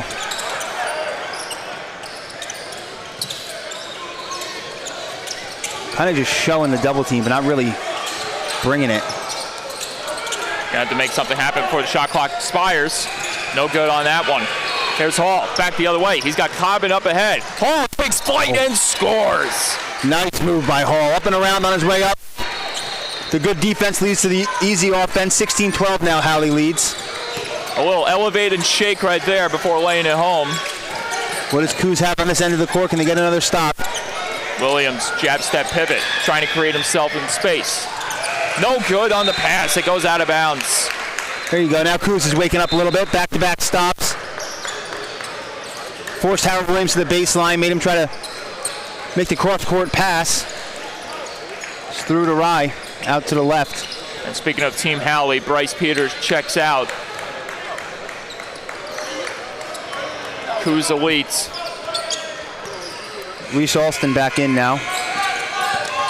Trying to maintain this energy here. Ibukungwe. No good on the J. Hit off the glass. Raquel with the rebound. Big chance in front of Ibukungwe. Runs over a man in front. Draws the foul. And a big chance here for Kuz Elite once again.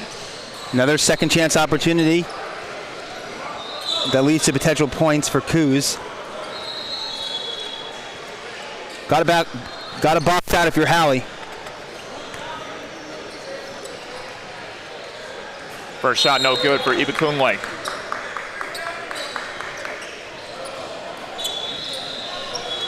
So halfway through the first half. Strong showing by both teams early, I would say. Offense has definitely struggled first couple of minutes. Halley got it going. Now Kuz is picking up the rear. Back end, good. As Ibukungwe makes it a one-possession game, 16-13 with 6:50 remaining in the first half. Mikhail Wesley. Deep three, no good there. Not a good look. Rebound in front.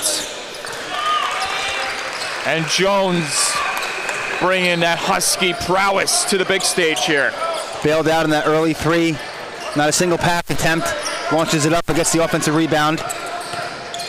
Alston driving hard to the basket. No good on that chance. Rebound though, Raquel with the recovery. Play continues in the zone. Wyatt, double team. Chance from deep. No good for the three by Goolsby. It's Ripped stolen away that time by Wesley. Nice steal by Wesley. Alston beside himself with that call that time against him. Yeah, Reese not happy with that call at all. We had a substitution once again for Team Halley checking out Wesley. Back in comes Bullock, the Nicollet High School product out of Glendale, Wisconsin. As Ferguson, guarded by Goolsby, applying that full court press. Can't help but notice that Reese Alston always keeps reminding me of Anthony Davis whenever I look at him. Is it the brow? Could be. That's the only feature I can think of as to why Anthony Davis came into your mind first. Yeah, it was yesterday as well. Or is it also because he's wearing number 3? That's a good point. Maybe he wears number 3 because of it. I'm sure he's been told that before because he definitely looks just like him or similar. Deep 3, Alston. Yes. That'll work. He sinks it. What did we just get there? I think we got a technical foul. We certainly did, because I did not see any contact on any Coos players by Halley. Wonder if something was said from the bench. It looks like it. We didn't get a number with the technical foul. I think it was assessed to the bench. As you mentioned, as you alluded to, Coos Elite always an aggressive force to deal with, making things ever so intense, and that could really get to your head if you're on the opposing side. Yeah, it brings the intensity out of the opponent, the competitiveness. We just have to learn how to take a breath. It's easier said than done, much easier said than done, but this can now be a huge turn of events for Coos. You had the 3 by Alston. Before Howard was able to get a shot up on the offensive possession, the technical on the Halley bench for 2, and now it's Coos lead again. So it could be a potential 7 or 8-0 run with Halley not even having a chance to get a shot up. Ibakunle nearly got stolen away by Ferguson. Wyatt ripped out of his hands there by Ferguson. Chance from deep. No good. It bounces high off the rim, and it's recovered that time off a deflection for Alston. Alston. Oh, back, a big mistake there. And the scoop layup goes for Bullock. What a play by Bullock. I think Bullock knew Reese was going to throw that pass before Reese knew he was going to throw that pass. Great anticipation, great steal, and gets the transition basket.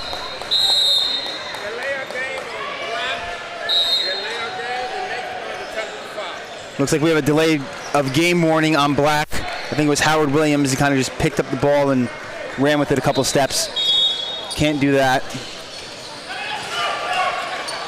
And that will be another thing to watch out for, the keeping your discipline, and for Team Halley, already 1 technical foul. Yes, another delay of game warning will lead to another technical.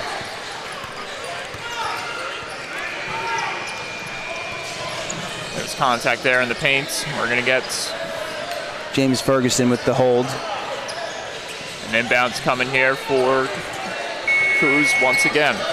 Alston will deliver the possession back in play. Goolsby, deep 3 from the right side, got it.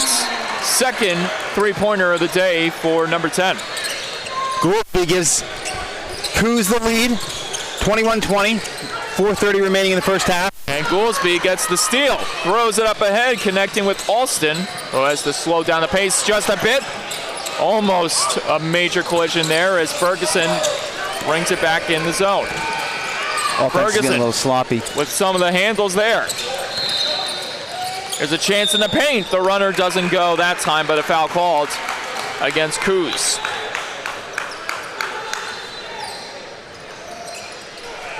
So Zeke Jones will get to the free throw line here. 4:10 remaining in the first half. Coos leading 21-20. High profile matchup, living up to the expectations early. More on the lower end scoring wise. However, certainly not on the lower end intensity wise. Both teams battering. Tell both teams want to win. Team Halley bench has been warned by the refs, teed up by the refs. It is essentially a 5-star showcase that we are witnessing right in front of us.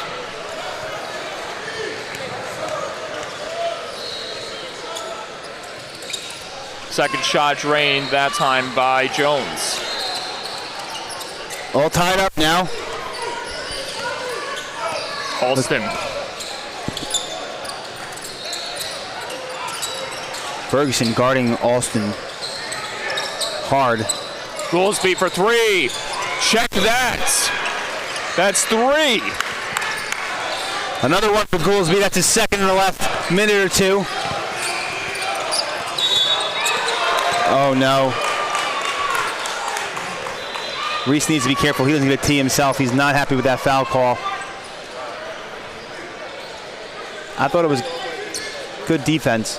And this, if you're Team Howie, this is what you want to do to Coos Elites. You want to put them on edge, get in their heads. You can do that and force someone out of this game potentially for good. That is going to help you get a chance at a big victory here. Yes, I believe that's 2 fouls on Reese now. Alston. Nice pass. Goolsby, is this the fourth? Yes! Oh my goodness! Will Goolsby on an absolute heater. What a play. Reese drove into the paint instead of trying to force up a shot, force up a floater. Kicked it out to Goolsby. Goolsby knocks down the open three. Excellent possession by Coos Elite. Gives them the 6-point lead. Timeout Howie with 3:27 remaining in the half. Very well done by Coos. 4 3-point buckets nailed by Will Goolsby in this first half alone. That's an excellent first half. Excellent game, 4 threes, let alone a half, not even a full half. Coach Alston looking like he's trying to explain to the official the defense that Reese was playing. If there's one thing we got to mention about Reese Alston, and through the scouting report, he's a relentless worker, and that what maybe from some people viewing as, you know, losing his cool and this and that, I view it as that's just the passion he has for the game. He works on his game. He's gone through some adversity in terms of needing to build some muscle over the off season, and he's worked on that insanely. Every day, he's consistently gotten better and made himself into the type of prospect he wants to be, and that is why he is ranked number 14 overall by ESPN in the top 100 prospect pool of high school basketball players. You don't become a top prospect by taking the easy way out, that's for sure. I'm sure he has an excellent work ethic. Smart player, too. That's a testament to both his dad and his head coach kind of bringing that to his game, learning from that. And a big layup is good, and one. Soft foul there by Coos. If you're going to foul him under the basket, make sure he can't make it. Kind of just grabbed onto his left arm, got called for the foul, and the M1 didn't really affect the shot. A.J. Anya, Oak Park River Forest products from Illinois. He possesses true length and mobility as a rim running floor. Let me read this again. He possesses a true length and mobility as a rim running four-man. And this team is deeply talented. He fits the mold and fluidity of its style and play, which is why you saw him contribute in a big way there. And look at this. Double team against Alston, and he is just exasperated right now. Really feeling that pressure every time he gets the ball in his hands. Good timeout by Coach Alston there. Howie came out of the timeout, first defensive possession after a made basket, comes with the full court press. Had Cruz in trouble, trapped along the sideline. Coach Alston got the timeout in just before a potential double dribble. Team Howie's bench wanted the double dribble called, but he definitely got the timeout beforehand. Good call by the officials to grant him with the timeout. Simply an entertaining first half of basketball, one could say. And our score stands at this time, John? 27-24. Coos with a 3-point lead, 3:10 remaining. But as we know, and as we've seen so far through almost 3 days of basketball here in Richmond, Virginia, no lead is guaranteed. No lead is safe. Even when you're up by a lot, it can just go away in a blink of an eye. Yes, I called 3D Empire yesterday, came back from down 17 at halftime, won at the buzzer. Jaden Harding hit the corner three.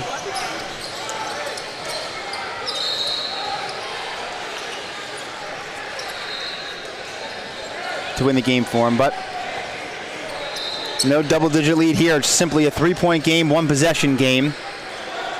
Let's see how Coos handles this full court pressure of Team Halley.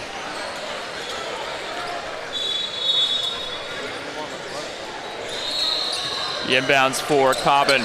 Way up ahead. Not well. Ferguson can't convert on the intercept, but the rebound put back. Got done that time by Anya. Right out of timeout, right into a turnover. Coach Alston cannot be happy with that. Alston driving hard to the lane, he scores! Off the window and in. Reese Alston, magical. What an impressive drive by Alston. Stopping a mini 5-0 run for Team Halley. I alluded to it yesterday in our game covering Coos. It appears to me that when Reese Alston wants to get to the basket, Reese Alston does get to the basket, and that was a prime example right there. And you can understand why he had to build himself up more physically in the offseason. When you're a player of that caliber, you're going to have a target on your back at all times. You're going to get bumped. You're going to get pushed. You're going to be dealing with so much punishment. So how do you bounce back from that? Get some muscle, absorb that pain, and doing just that, you're going to overcome major adversity and get some big buckets. That is for sure, as we saw just a few moments ago, as this one rolls out of play.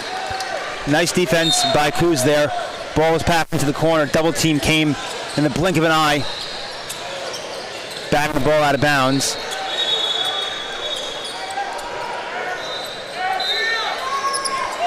Ferguson directing traffic. Williams, shot clock expiring. Gets the foul call. Bailout foul call there. Huge bailout, as you mentioned. And I'm trying to think if he was beyond the 3-point marker, because that would be 3 free throws, but it does seem like it's going to be just 2. Yes, I think he was a foot or 2 inside the 3-point line. Gets the call. There was 2 seconds on the shot clock when he put that up, so he had to shoot it. Williams hits the first shot. Not a good foul by Coos. Have to know in that situation, do not foul. 2 seconds on the shot clock. He's taking a fadeaway long 2-point jumper. If he makes it, you tip your cap. No reason to put him at the line when he's taking a shot like that. Second shot good. A perfect trip to the free throw line that time for Williams. Oh, see how Coos handles the pressure now. Paul really felt that pressure as he almost got pushed into his own bench. Paul bringing up the floor. Wide open, Cobbin. No good, off the rim. Rebound recovered there once again by Team Halley. Ferguson.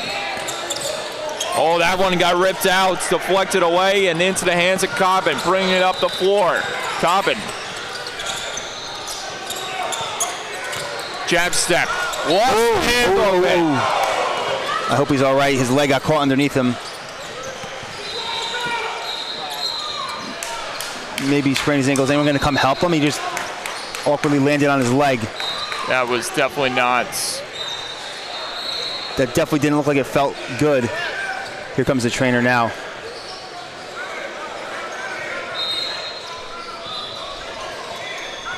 Fell down awkwardly. His right leg was caught underneath him.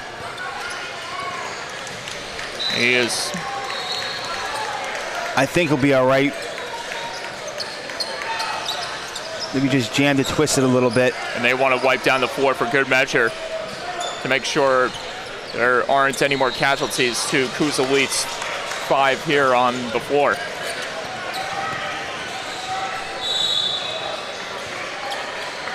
Unfortunate sign there for Cobbin, as immediately everyone became silent for a moment there. You had the trainer rushing on there, really taking immediate action.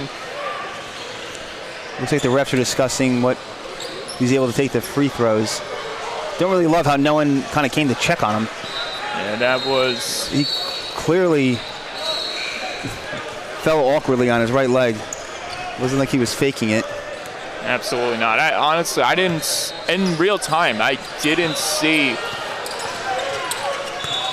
His right leg got caught underneath him. He fell backwards on it. I didn't see that, him getting twisted up like that. I was watching just the play unfold. As we see another play unfold down low, and this one's knocked out of bounds, but ball is going to Kuz. Nice pass into the paint by Ferguson to find the open man cutting, but he didn't go up with it. Cobbin's checking out, and you have to wonder if he'll get some further attention to that left leg. More full court pressure by Halley. Kuz breaks it again as Hall to the basket, he gets it to go. 2 more points for Kuz Elite as Team Halley rushes up the floor. Ferguson loses control of the possession. Now it's a wrestling match between him and Hall before the whistle gets blown. That may have been an early whistle there. Called the jump ball and the ball was rolling around on the floor.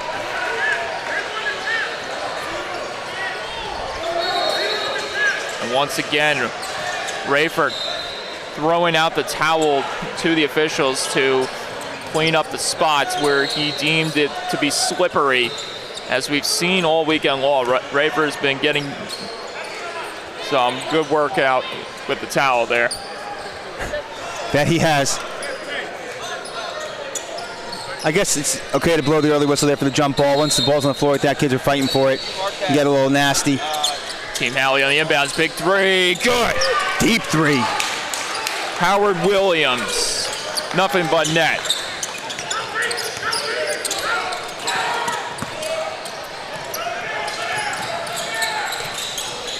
Ibakunle, Alston almost got intercepted there. Alston eludes everyone, but can't finish strong, and a foul called against Team Halley. Gets the foul, so they're going to have. So there's contact on the body. I believe the foul was on Enya, number 25. And Reese Alston back at the free throw line for a chance to extend the lead to 3. 32-31. Kuz leads. 58 seconds remaining in the half. Ooh, Alston can't get the first to go. Let's see if he can nail the back end of this sequence. So Kuz has done a lot better job breaking the full court pressure of Halley. Once they get it across the half court line, they have a pretty good opportunity on offensively. There was a 3-on-1, then a chance there. Alston misses both, uncharacteristic. And here's Alston on the jam. Reese Alston misses both, gets the steal and the two-hand flush. That'll make up for it. Another three, Williams, no good on that connection. Alston deals it back, Ibakunle. Alston again. In front, Ibakunle. Wild feed to the open man. No good off the window for Smith that time. Good pass by Ibakunle, though. He was wide open. Another chance for 3. No good there. And Kuz can relax just a tad bit before they ramp things back up. Alston trying to break some ankles with the 3-ball. No good. Rebound, Smith. No good. And time expires. The end of the first half, the score stands. Kuz Elite 34, Team Halley 31. What an excellent first half. I was about to criticize Aaron Smith for taking that shot with his teammate wide open behind him. However, good situational awareness. He knew the game clock was winding down and wanted to beat the buzzer. So, excellent first half. Started slow offensively. Intensity has been there all game long, both on the court and on the sidelines. 34-31, as it looks like Sheldon Cobbin is now getting some work in on the sidelines, working on his ankle that he fell on awkwardly earlier. seems to be moving just fine, which is definitely good to see.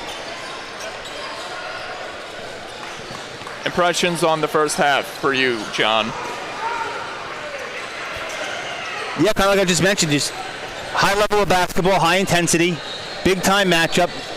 Court is lined with people on every side, both baselines. I think the offenses started slow but picked up as the half went on. Team Halley's full court pressure gave Coos Elite some fits when they initially brought it, but Coos Elite has been able to break the pressure. Recently made some adjustments. It's led to some good offensive opportunities for them. They had a 3-on-1, one trip down the court, but couldn't convert on the open three. Next trip had another good look. So we'll see what each team does coming out of half.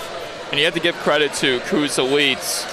Just when you thought they were getting rattled and losing their composure, they stayed calm under all that pressure, and adapting to that method seems like it's benefited them in the long run here, as they got a nice gap in their lead.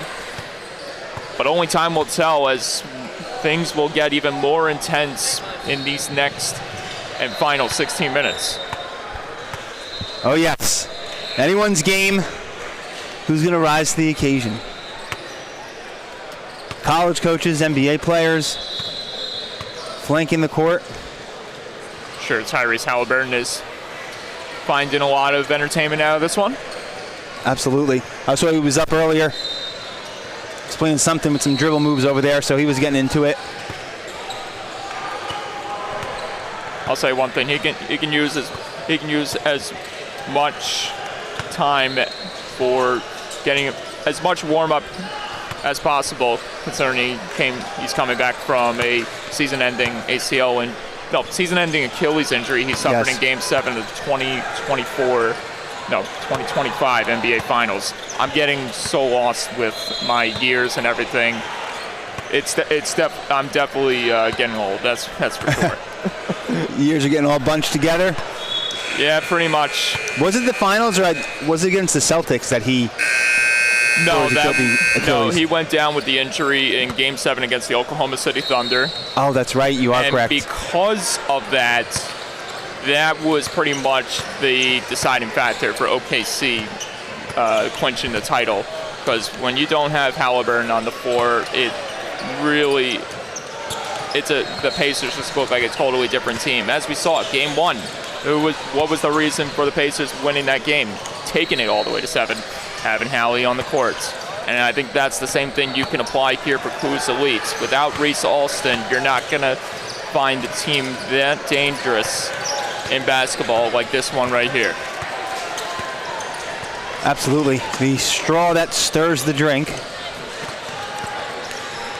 Well, we can't discredit Team Halley at all for really challenging Alston here today. Obviously, we saw Alston really figure himself out a bit near the end of the first half, making some big buckets, using the body to his advantage, playing with a strong, relentless, resilient mentality. We'll just have to, like I said, wait and see what Team Halley can do to maybe change things around in their favor. It's going to take a lot of work, though. It's not going to be all about just stopping Reese Alston. You're going to have to take advantage of the opportunities when they come knocking at your door. Absolutely. I was wondering what the delay was. Longer halftime than usual, but yeah, Coos has a number of impressive players. Cobham's been impressive. Goolsby, I believe, has 4 threes first half. Absolutely. And Roderick Wyatt. It's amazing the depth that Coos Elite has in their lineup. Looks like we got a cord cut here for the official scoreboard. Yes, we do. Lift up the mat to my right, find complete unplugged. So we should be back and running shortly. Good to go now. And that's a first for us, because normally when the scoreboard is out, that means we're out too. Should be good to go now, yes. Took a second for the scoreboard above our head to light up again. But we are all set to start the second half. Coos Elite looks like they'll be inbounding to start things off. Roderick Wyatt will set the table here.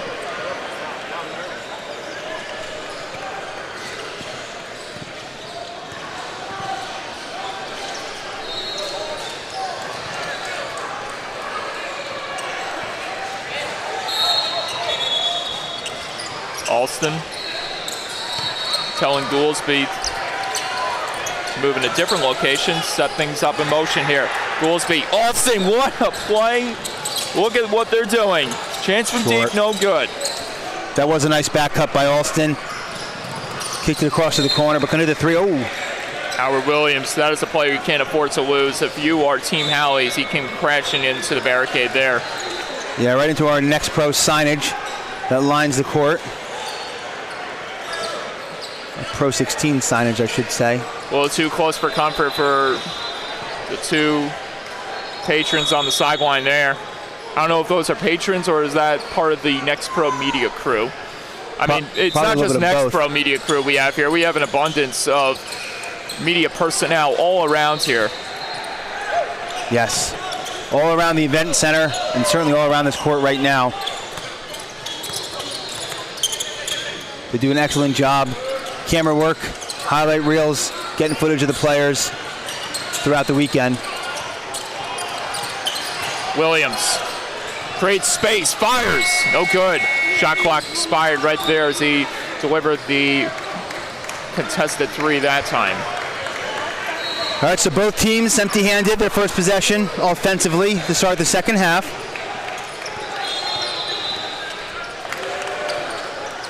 I'd like to see Howard Williams get going.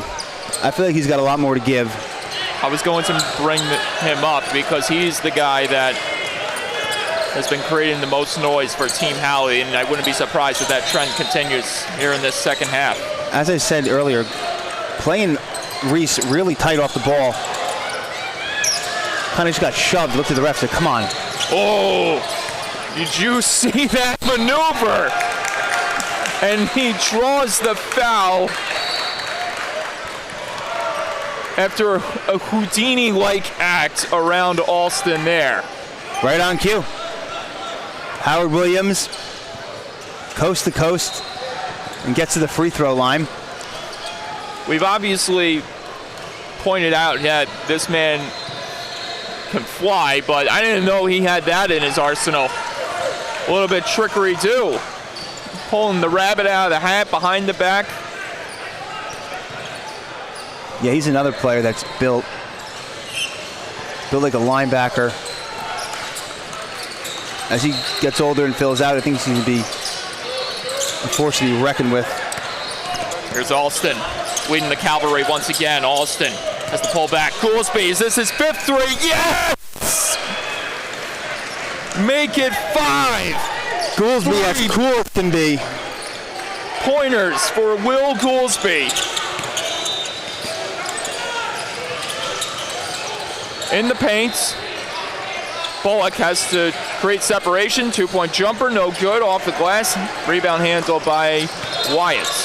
Tough shot early in the shot clock. That was nearly a backcourt violation. Arguably, maybe should have been. Ibekunle with the J, no good. Rebound, Raquel. He can't get the stuff home. And back the other way comes Ferguson. Team Halley off to the races. Ferguson can't finish strong there with the right-handed shot that time. It's going to stay with Halley. I believe the Halley player smacked it off of Kuz's hand.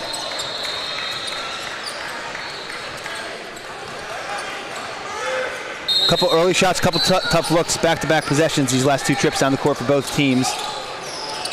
Oh, Goolsby says, how do you do? Passed right into his arm for the easy steal. And look at that man go. Reese Alston rises up and splits the defenders.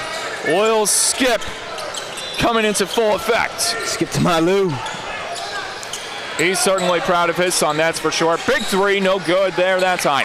Oh, and Ibekunle must have took one right to the schnoz because he's keeping himself from acting out aggressively. I sure would if I was in his position, but You got to love the composure shown by Ibekunle there.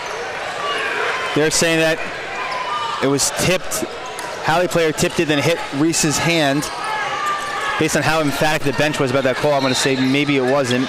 Here's Ferguson. Full court press coming from his number 3 counterpart, Alston. Ferguson still in control of it. Alston not letting off the gas. Reese needs to take a breath. He was going in hard for that steal. Lucky he didn't call for his 3rd foul, but they will get, I believe it was Kaysen Hall on that foul. He did make an important note right there. That's a player you can't afford to lose to foul trouble. As you mentioned, 2 fouls already under his belt. No, you don't want to lose anyone to foul trouble, especially on a weekend like this during a live period. So we see Ibekunle and Brock Cow check out. Nothing worse than being in foul trouble. Back in is Landers and Hall. Shot cascades off the rim, recovered there in front, rebound, put back, no good. Alston with the recovery there that time. He was lucky they didn't get the putback. Alston guarded heavily at the top. Wyatt controlling, protecting, feeds it back. Chance, good! John Landers sinks the 3 from the left angle that time. Yeah, nice shot by Landers. Look at Enya tried to close out on him, was able to hit it over his outstretched arm. 42-32, Coos Elite now leads. 12-10 and counting remaining in the game. 3 ball, no good there. Rebound and the putback, no good. And the rebound recovered by Coos Elite as it deflected into the hands of that man Hall. Dipping and diving, but falling to the ground. Oh, traveling. An unfortunate occurrence for one of Coos' heavy-powered players losing the possession there after a great effort to the basket nonetheless. Somebody from Coos may want to box out Enya on the defensive glass. It's back-to-back possessions. He was wide open for a tip-in opportunity, but just couldn't get either of them to go. Both times on the right block, too. Chance from deep, no good. 3 ball off the rim, but the foul drawn by Williams. And because he was from that location, he's going to, or no, they're saying it's 2. I thought from my vantage point, it looks like he was shooting for 3. He was shooting for 3. I think the foul was on 22. Or Landers. It might have been on Landers, number 2. But it's 3 shots for Williams. So I was corrected the first time around? Yes. Okay. It was a 3. The foul was on number 2. And Williams sinks the first shot.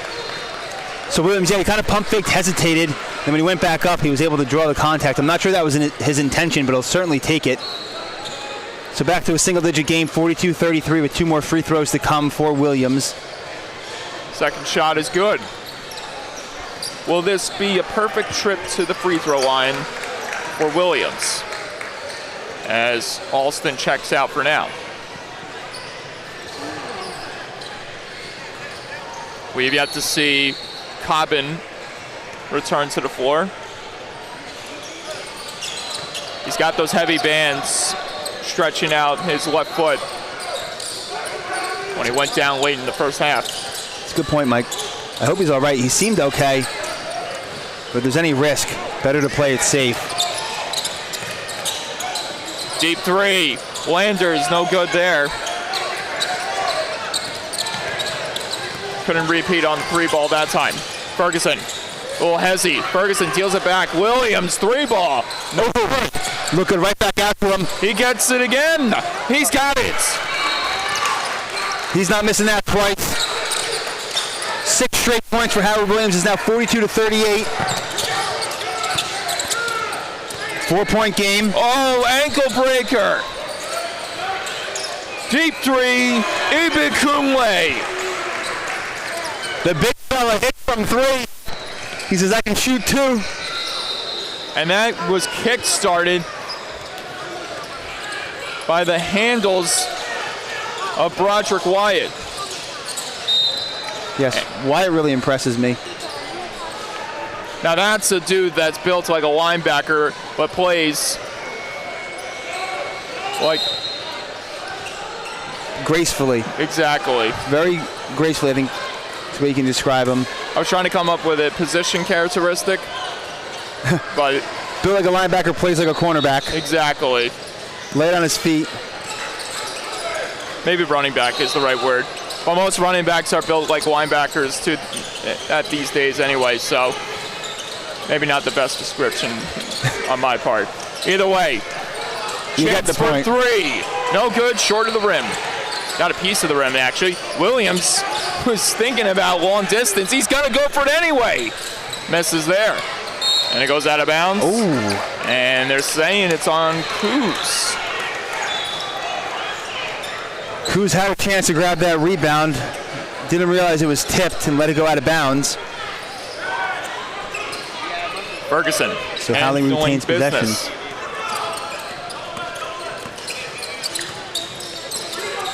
Full court press here. 3 from the pocket, no good. Another chance, whacked around. Big keep in front. What a play by Team Halley. Finished strong by the big man, Jordan Meyer. And what a rebound by Howard Williams to lead to that pass into the paint. 3 ball. No answer there that time by Coos. Wyatt trying to settle things down before he ramps back up. Alston takes a look. Alston trying to get the screen. Free space for 3. Bounce. No good on the friendly hit that time off the rim. Here comes Howard Williams again, right Double in front team. of us. Really seeing that double team being applied by Coos Elite. Look at this, to the basket. Layup is good for you-know-who, Zeke Jones. Nice job passing over the double team to lead to that layup. Alston. Here's Wyatt. Wyatt. Well, Euro step. 3 ball to 6. No! I thought he had the 6-pack there, but it rimmed in and out. Look good. Look good. Didn't get the shooter's roll now. 1 possession game. Halley with the ball. 2-point J, no good, off the window and out. Recovered there by Coos. Back in they come. Contact. Potentially a reach-in foul committed that time by Team Halley. Yes, looks like they're going to get Ferguson with the reach. It'll be Coos taking it out from underneath the basket. And we get a substitution. Coos bringing back out Harrison Jones and Aaron Smith. This will give Cameron Martin a chance to check out and replenish his fluids. Much needed electrolytes for him. Alston takes it from Wyatt. Alston surges ahead to the basket and scores! Nice move by Reese. Nice move. As I said, when Reese Alston wants to get to the basket, Reese Alston gets to the basket. A maniacal presence on the floor. And we get another whistle blown at the midcourt. Looks like we're going to have a timeout by Halley, Team Halley. Good timeout by the head coach. They just ripped off a 7-0 run. Reese with a nice drive to the basket. Now saw some panic in the eyes of his player. And Halley's coach takes a timeout. No need to get the momentum right back to Coos. And I'm looking over at Tyrese Halliburton to see what his reaction is. He doesn't look too worried. Just enjoying the moment right now. Yes, chatting it up with our founder, Matt Reynolds, the man who made this happen, put this together. But what an excellent game so far. 47-42, 8:26 remaining. Halley down 5 with the ball after the timeout. Has the potential for what could be an excellent finish. Howard Williams has been a lot more aggressive this second half. I kind of called him out, so I'd like to see what he can do. Feel like he has more to give. And it looks like our thought process was aligned. He's been aggressive, putting the ball in the hoop. He's not putting the ball in the hoop, following up his shot, leading to a nice assist on the bounce pass earlier. Looks like he's going to find himself on the bench for a breather, maybe resting up for the last 5 or 6 minute push. And you know when he returns to the floor, it's going to get awfully interesting, that is for sure. Inbound's coming. Oh, almost could have been dangerous there. Certainly was close to being stolen by Alston. Deep three, yes! Zeke Jones making him pay. Kuz brings the double team. They pass out of it. When he passes out of a double team, what does that mean? That means somebody's open, and Zeke was. And he drills the three from the wing. 2-point game now. The future Husky putting it all on the line. Alston. Pressured hard. Jumper, no good, off the outside of the glass. Don't see that too often from Reese. Way off on that jumper. They need a big stop as Howie's got the momentum now, and they do get the steal. Too much dribbling by Wesley there. Wyatt showing that linebacker built, and he gets called for the charge. The offensive foul lowered his shoulder and just barreled over. I believe that was Ferguson of Howie. Too much muscle on that one for 22 of Kuz. Ferguson with the inbounds. Shakes it off a little bit. It's definitely feeling that, but he'll take the charge. Feels a little, doesn't feel as bad when you get the charge call for you. Rod Cow checks back in. Smith back on the bench. 47-45, so Howley with a chance to tie or take the lead this possession. 7:25 remaining. Bryce Peters guarded heavily by Jones. Here's Williams, the man you talked about. No dice there on the fadeaway jumper. Back the other way, Wyatt. Wyatt to the basket. Fly it in, but couldn't finish strong. Contact, foul, free throws coming up. Tough look by Williams last possession for Howley. A contested fadeaway jumper around the free throw line. Leads to the run out for Kuzali and a trip to the free throw line for Wyatt, who cannot connect on the first. And this is a crucial moment here for Wyatt. Right now, score stands. Kuzali still on top. He missed that first. So regardless of outcome here, it'll remain a one possession game. And he misses both. They No need to harm, do no what they foul. did last time. They need a big steal. Williams coming in with full force. Couldn't finish strong there. Back the other way. Wyatt. Don't try to do too much, young fella. He lost it. Back the other way. Team Howley. Ferguson. Denied, but foul called. Hard contact there. Both players going down hard.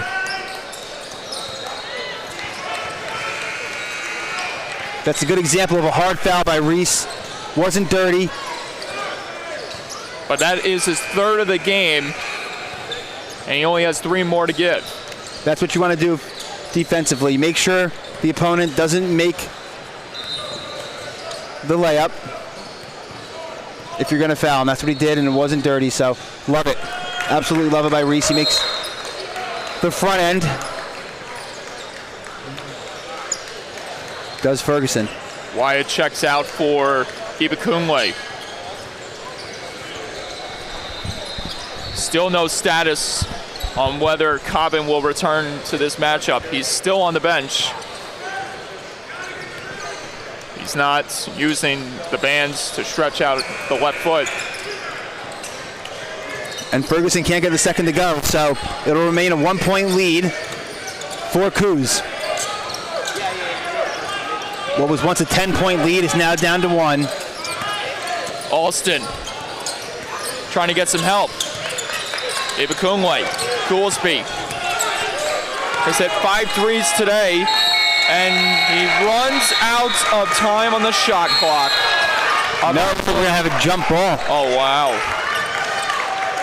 Looks like we're going to have a jump ball. Possession is going to go to Team Howley. Refs confer.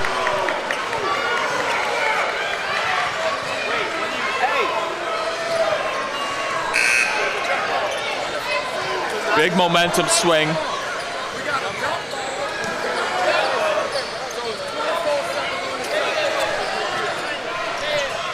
Official ensures our scorers table knows to reset the shot clock, change the possession.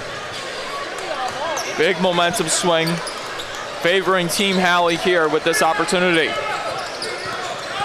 Can they grab the lead? Ferguson all the way home.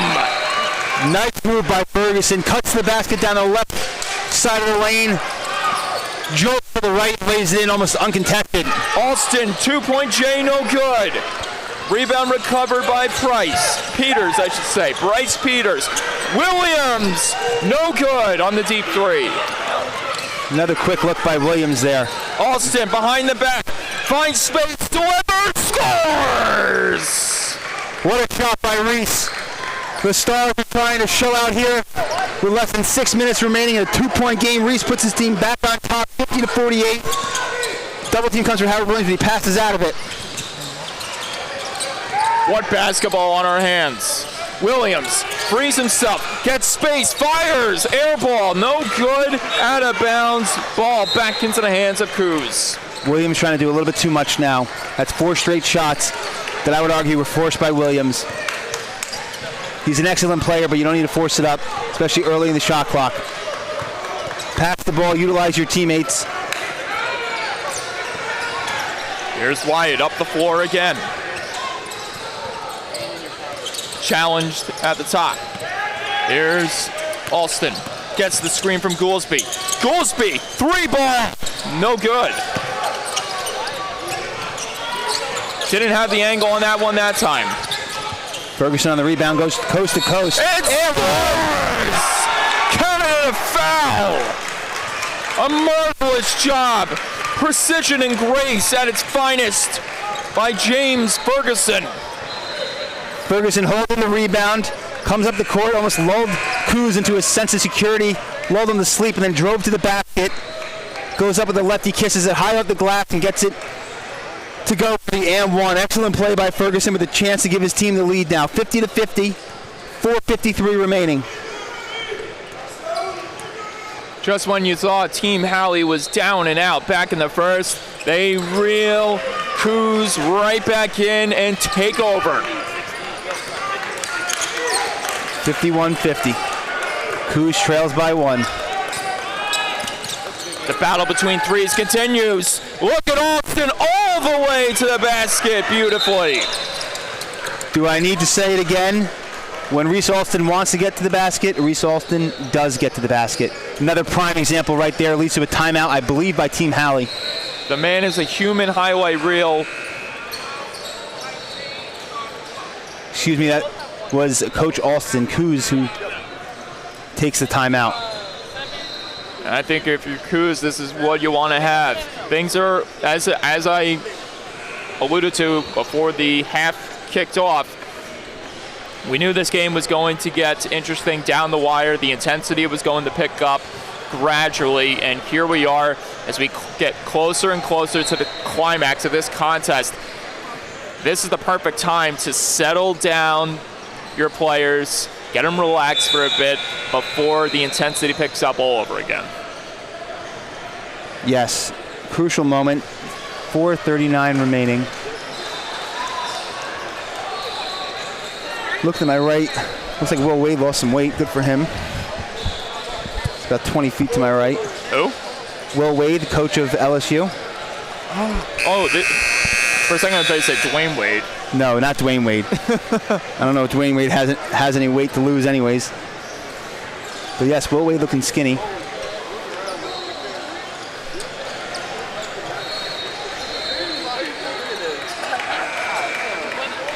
I gotta drop another Go Tigers. Shout out Coach O, who I believe is back on the LSU football staff. Absolutely love Coach O. National champion. Yes, what a great team that was. Also had the distinct honor of having the Heisman Trophy winner of that year on his squad. Yes, that always helps. Here we go. It's a battle of threes, and it's brewing ever so quickly. Big steal. White off to the races. Can't finish strong there. Rebound. Deflected out of harm's way. Back in the hands. Goolsby for 6. Oh! It's a 6-pack for Will Goolsby on threes. Probably should have been a foul on Wyatt or for Wyatt on the layup. Leads to the rebound and the 3 though for Kuz. They'll certainly take it. 3 is greater than 2. Works out well for him. And you can put that performance on ice. Here's a chance in front. No good there on the layup. Rebounds. And a whistle blown.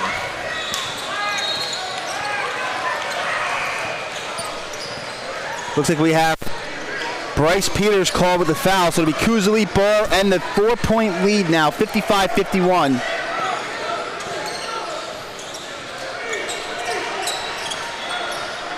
I gotta ask, since I said you put that on ice, have you been iced in your life? Have I been iced in my life? Yes, I have, and I hate it.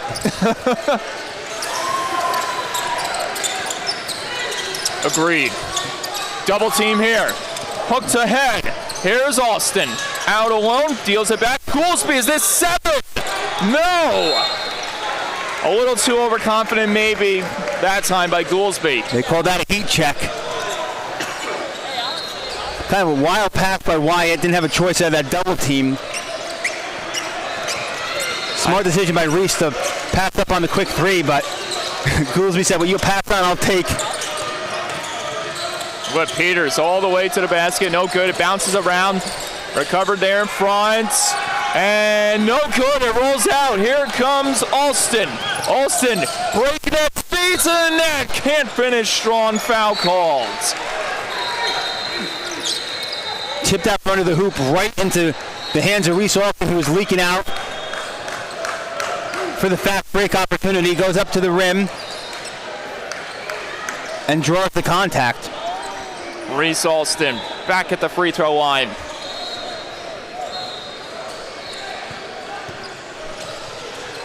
As time continues to wind down ever so considerably with 3:13 remaining. A 4-point lead as Reese can't convert on the first, or can't connect on the first. He'll have one more.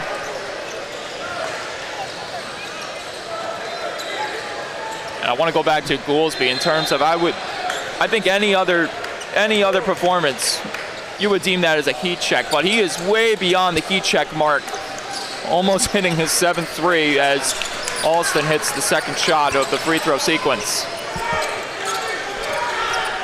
What can Hallie do now, down by 5? There's the pick Need there. a good look. It's Williams, jab step, Williams feeds it down low. Reverse layup is good. 2-point ball game. There you go. Williams moving the ball that time, leads to the layup and the 2 points.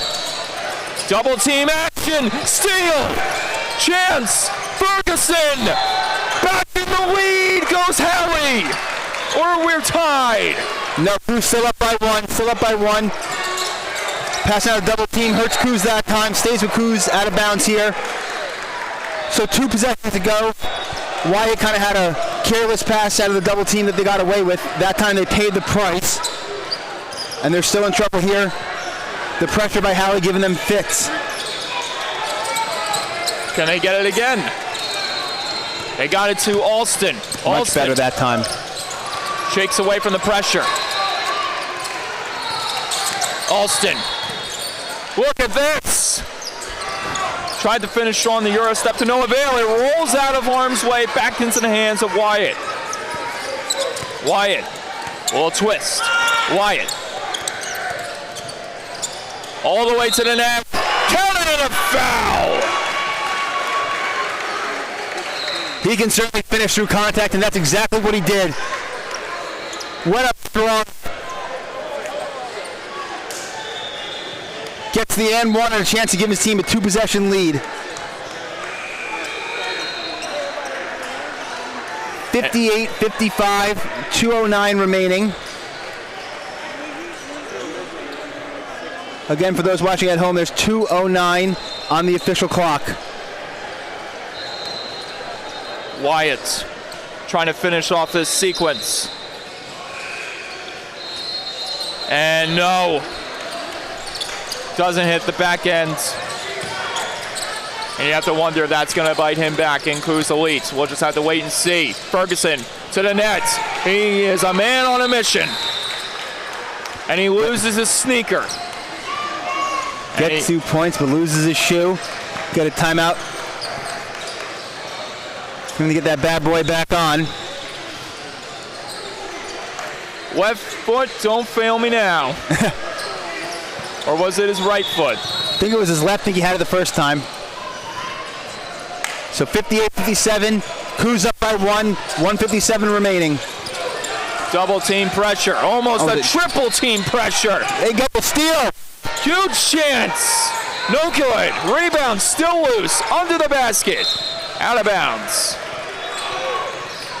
Not sure what Peters was trying to do there. He kind of just jumped up in the air. The ball is tipped out of bounds, so it'll remain with Halley. This Halley pressure is giving Kuz fits, forcing another turnover. The inbound's coming. It's Ferguson, and we get a foul. Get a whistle. What's the call?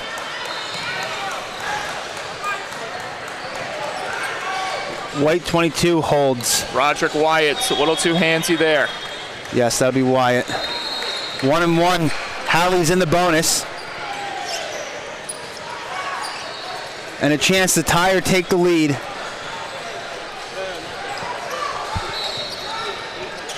See if he can get the front end.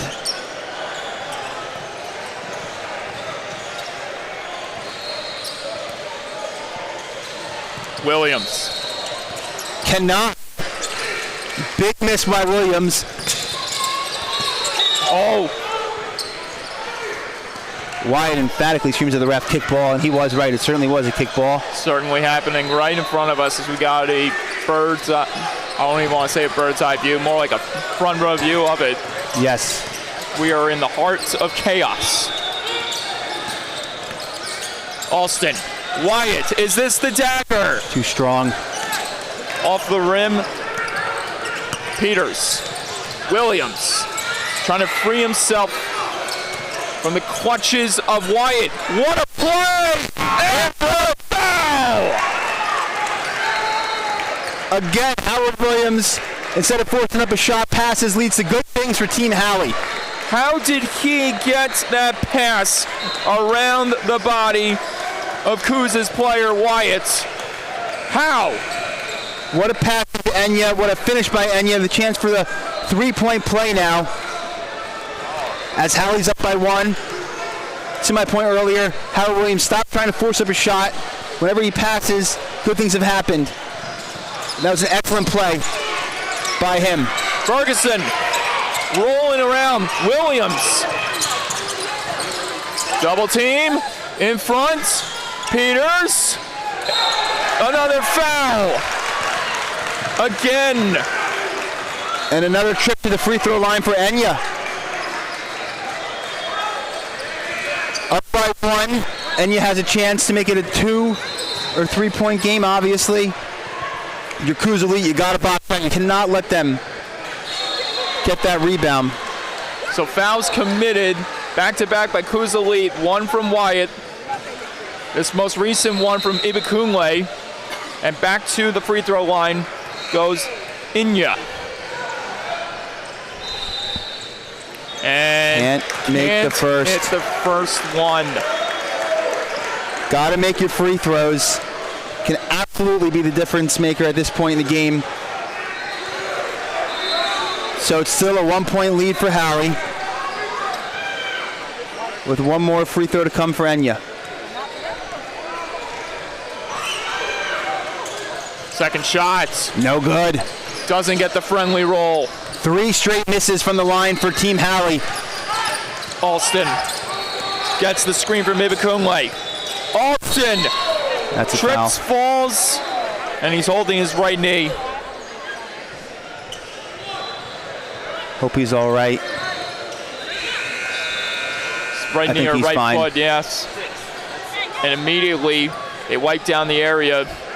As for the second time today, one of Kuz's key players in the midst of a dangerous situation Fortunately, Alston wasn't down for long compared to Sheldon Cobbin, who at this point we can say is not returning to the game.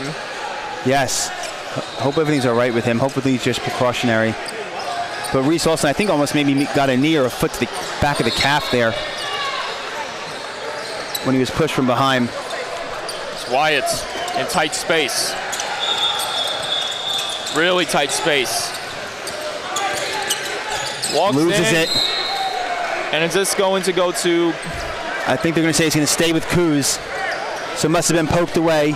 But 33 seconds remaining. Kuz trails by 1, 15 on the shot clock. 6 fouls for Howley, so next foul will be 1-on-1 for Kuz. And we get a timeout from Kuz. This one certainly living up to the hype. 1-point game, 32 seconds remaining. Kuz Elite trails by 1 with the ball.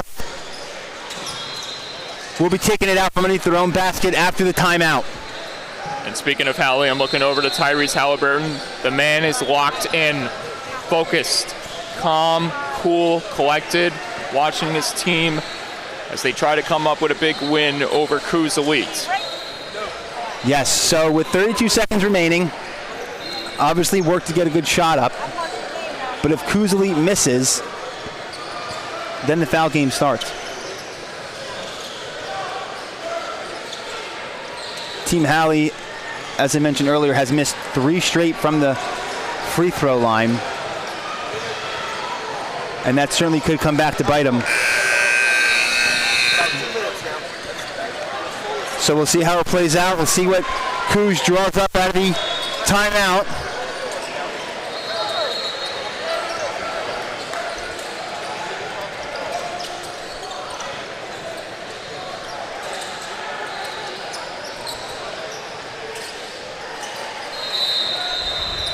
All right, here we go. Here we go. Big inbounds here. Alston gets it over the wall. Here's Alston, guarded by Ferguson. Breaks free, goes to the nets. Draws the foul. He hits the floor hard. He's helped to his feet by his teammates. Nice spin move by Alston. Spun right around Ferguson. Looked up, nobody was in the lane in front of him. Late closeout by Enya, which led to the foul. So now Alston will have a chance to give his team the lead with 26 seconds remaining. 2 big free throws here. 1 to tie, 2 to take the lead. And it's imperative that he hits these threes to give his chance a big opportunity, and he hits the first one. As you said before, to go back to your point you alluded to, you need to hit your free throws, and in this situation, it's imperative that you do just that. Yes, easier said than done in these situations. Got to be clutch, and he is clutch. Gets them both to go. 1-point lead now for Kuz Elite. Undeniable poise at the free throw line shown there by Alston. Time winding down ever so quickly.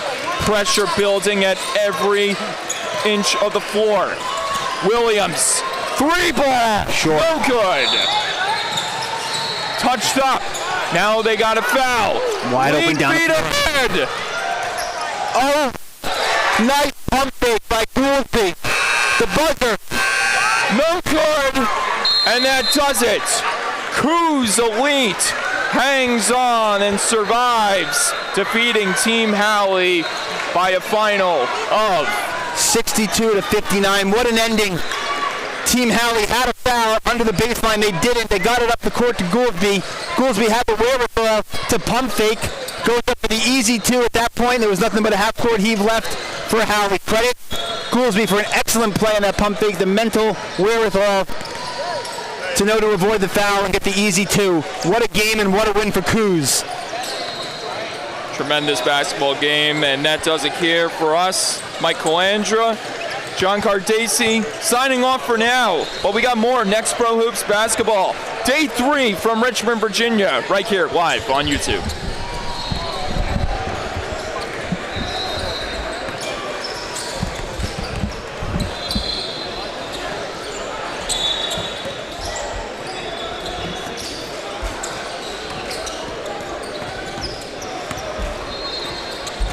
calls me out when I got another cup. Said, that looks like a cup from yesterday.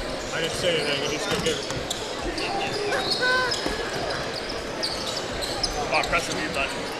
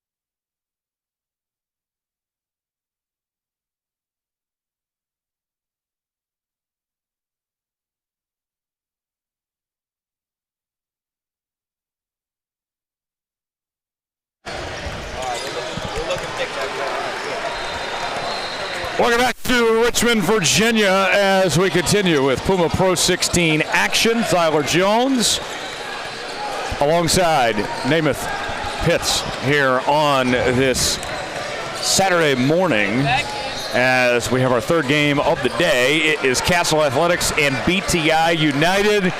And folks, get ready. It's time for the Evan Willis Show. Absolutely. He's going to be one of the best players you're going to see here this weekend in Richmond. He's obviously, I mean, you look at what he's done this season with NXTPRO, especially Pro 16. He's in the running for Defensive Player of the Year. He's a finalist for that. And also a finalist for Pro 16 top underclassman playing 17U. So Evan Willis is legit. He is the real deal, folks.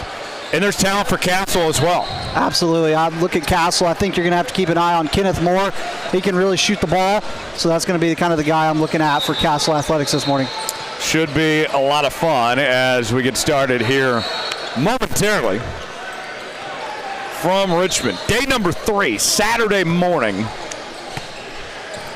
As I like to say, Namath, breakfast in basketball, biscuits in basketball. Oh, I love it. I'd love some biscuits and gravy right now.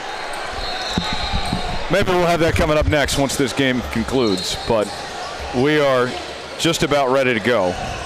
BTI in the white, Castle in black.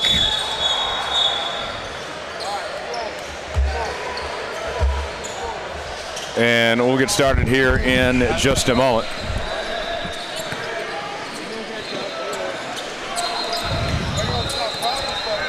I think we got us a good one right here to start the morning. I think so too. And how about Will Wade sitting courtside? Probably looking at Evan Willis if I had to guess. I would guess so. The new head coach of the LSU Tigers making his return Absolutely. to Baton Rouge. Absolutely. Going to be interesting to see how that goes.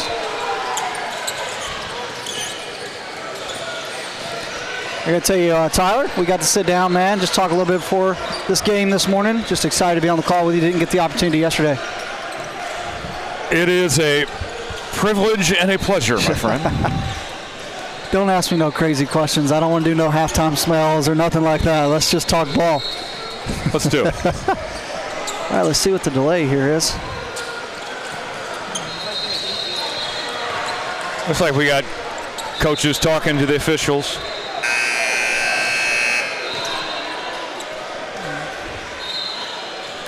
Moving out a chair, it seems.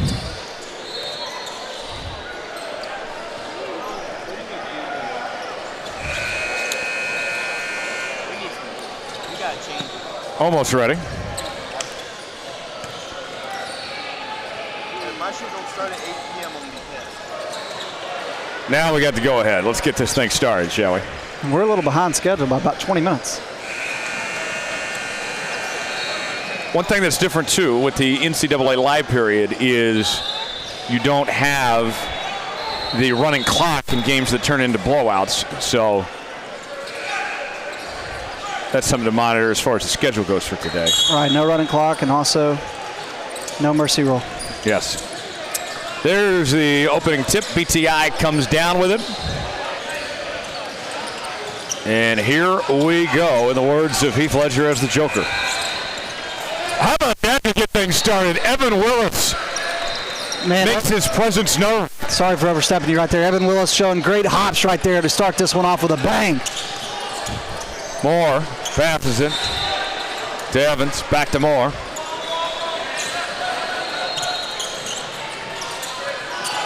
Puts it up. Basket good that time by Cobb. Did a good job fighting through traffic inside the paint and getting the finish. Rogers will bring it up for BTI. Three-point attempt. And a miss by Worth. Knocked out of bounds. So first miss by someone not named Willis. I think that's a big question mark with BTI United is how the guys around Willis are going to play. There's a lot of talent there. So here comes Evans now.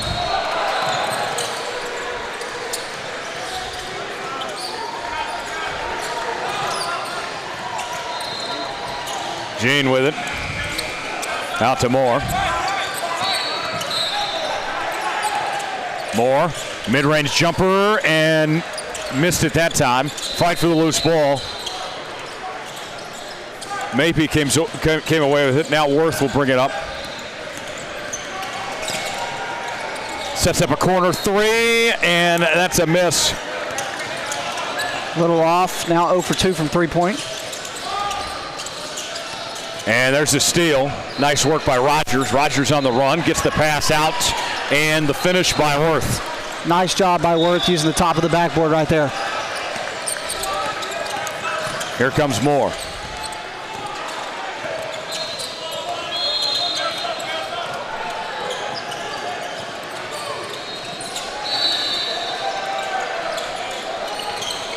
And a steal. Worth out to Rogers. Willis lost a handle on it, turnover. Moore comes away with it. Castle on the move now. Going to the corner, thought about the three. Going to reset at the top of the key. Three-point basket, no dice that time for Moore, and the ball flies out of bounds. Yeah, so far here early, a little off from mid-range, three-point territory for both teams, as it's a 4-2 lead here early for BTI United. So Castle will have possession as Gene will inbound. And he gets it to Cobb, out to Evans. Moving around now, corner three. And a miss by Gene, rebound by Willis. Willis will bring it up. Man, he's tall. Yeah.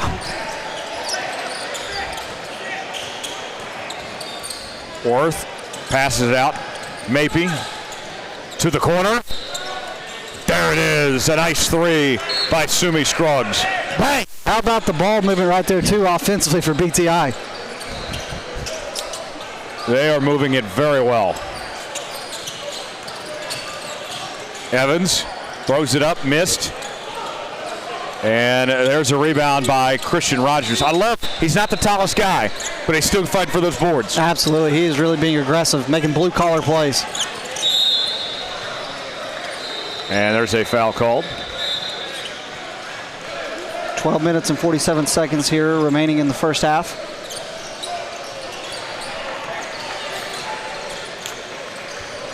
BTI will maintain possession. Worth with the inbound. Jumper, that one is good from Sumi Scruggs. That was beautiful. I mean, he wanted that from the moment the ball hit his hands. So smooth. And he goes nothing but net. Moore guarded tightly. Dribble drive inside, block from behind. Second chance effort, and that one good for two from Cobb. Good job by Cobb. Second chance opportunity. He takes advantage of it. You good? Rogers gets the screen from Willis. Out to Worth.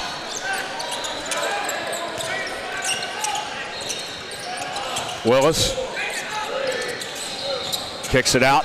Three-pointer by Worth, no good. And Willis with a recovery. Wide open, Sumi Scruggs for three, got it. He wasn't missing that. He's off to a great start. Yeah, absolutely. They're starting to really find it from three-point range, too.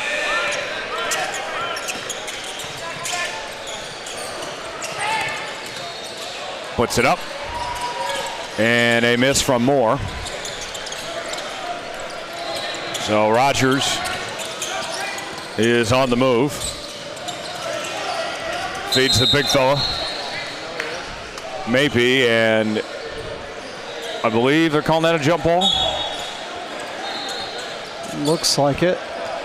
Possession will stay with BTI United.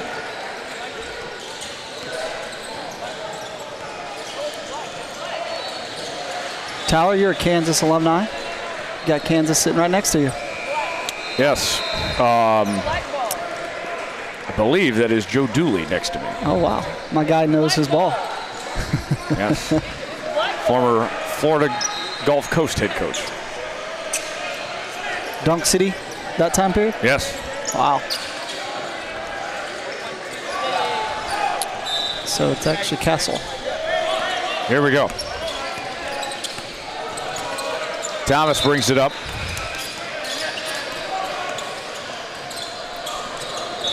Thomas draws the foul. Actually, no, they're going to rule out of bounds there. So change of possession. BTI takes it.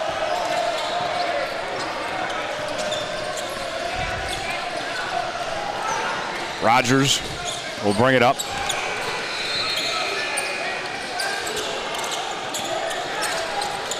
Sets up an open three. Not that time from Sumi Scruggs. I'm surprised he missed it, to be honest with you. At this point, I just think played so well. I think everything he shoots is going to go in. Gene moves to the left, puts it up, missed. Rebound by Mapey. BTI is doing a really good job of not giving Castle second chance opportunities. Double team on Willis, gets out of it. Willis into heavy traffic and draws contact. He'll head to the line. They called a shooting foul right there?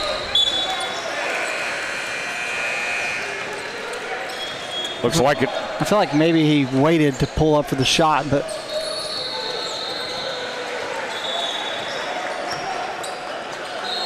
a little discussion going on. I believe they're sorting some things out. yeah, just give him the coach a little explanation. Probably curious what's going on. So it does look like a non-shooting foul. The foul was called before the shot went up. That's what I thought. It looked like he was just kind of trying to bulldoze himself in. Then he pulled up to shoot after the foul was called. No continuation in Pro 16. No.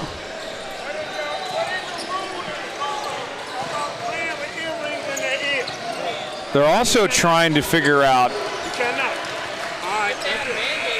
There is a player with earrings on, and the official is asking for clarification if that is allowed. That's been told it is not allowed, and so the earrings will have to come off. It's just a quick little 1-2 minute thing, and not even that, and he's back on the court. I don't know why they don't just take him out in the first place. Yeah.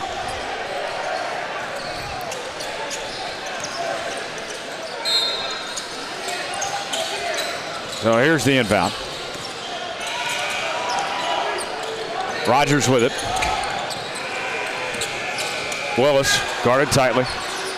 Three-point attempt. And they missed that time from Williams. Let's see if Castle Athletic can get something going offensively. And that one flies out of bounds. So and you know, I don't fault the ref for asking the question and maybe not knowing the answer, because that's something that's going to be different everywhere you go. It is. I tell you, I officiate another sport, and everybody has different rules, especially in baseball. It's like you go to one park, they do things one way, and then it's different at another. Willis misses. Good on him for asking. Absolutely. Better to get it right than be wrong all day. And there's a steal by Willis. Three-point attempt. Miss. Rebound going the other way.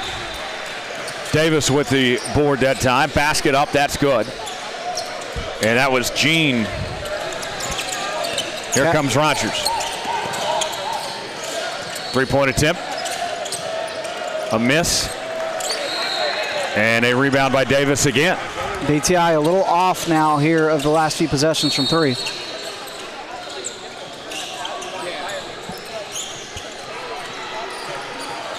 Basket up into heavy traffic. Still good from Kenneth Moore. Kenneth Moore reminds me of LeBaron Philon a little bit with his handles. Okay. Open three. Couldn't hit. Sumi Scrubs, 2 straight missed threes after starting off red hot.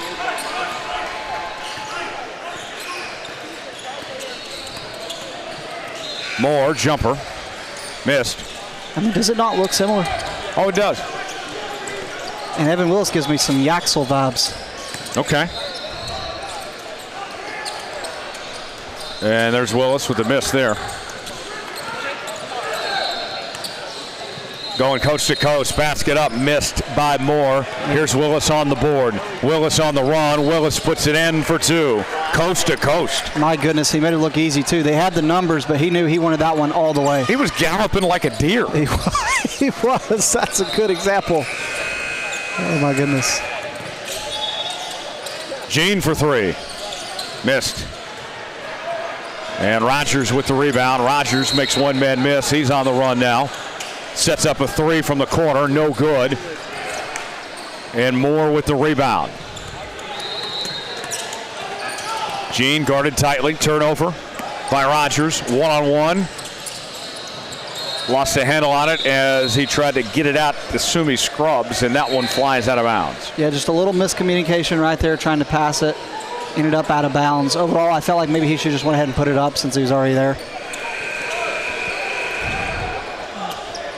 So Castle will take possession.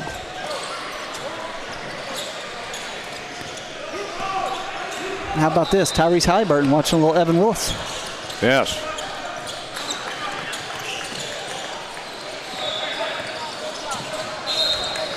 And that one goes out of bounds.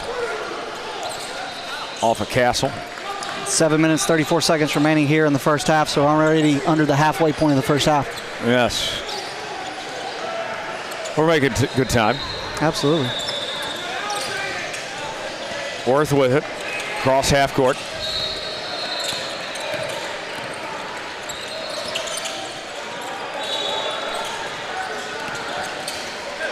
Willis jacks up the jumper, airballed at that time.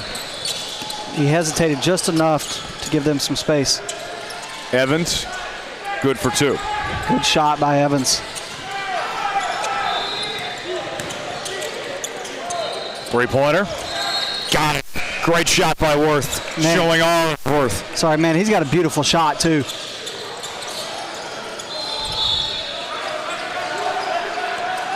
Evans. Moving around now. Back to Evans, top of the key. Evans goes in, draws the foul. He'll go to the line and shoot 2.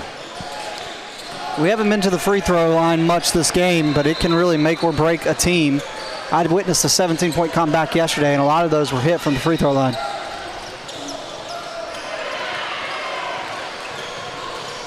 They're called free throws for a reason. Because they're free. Yes. Misses the first.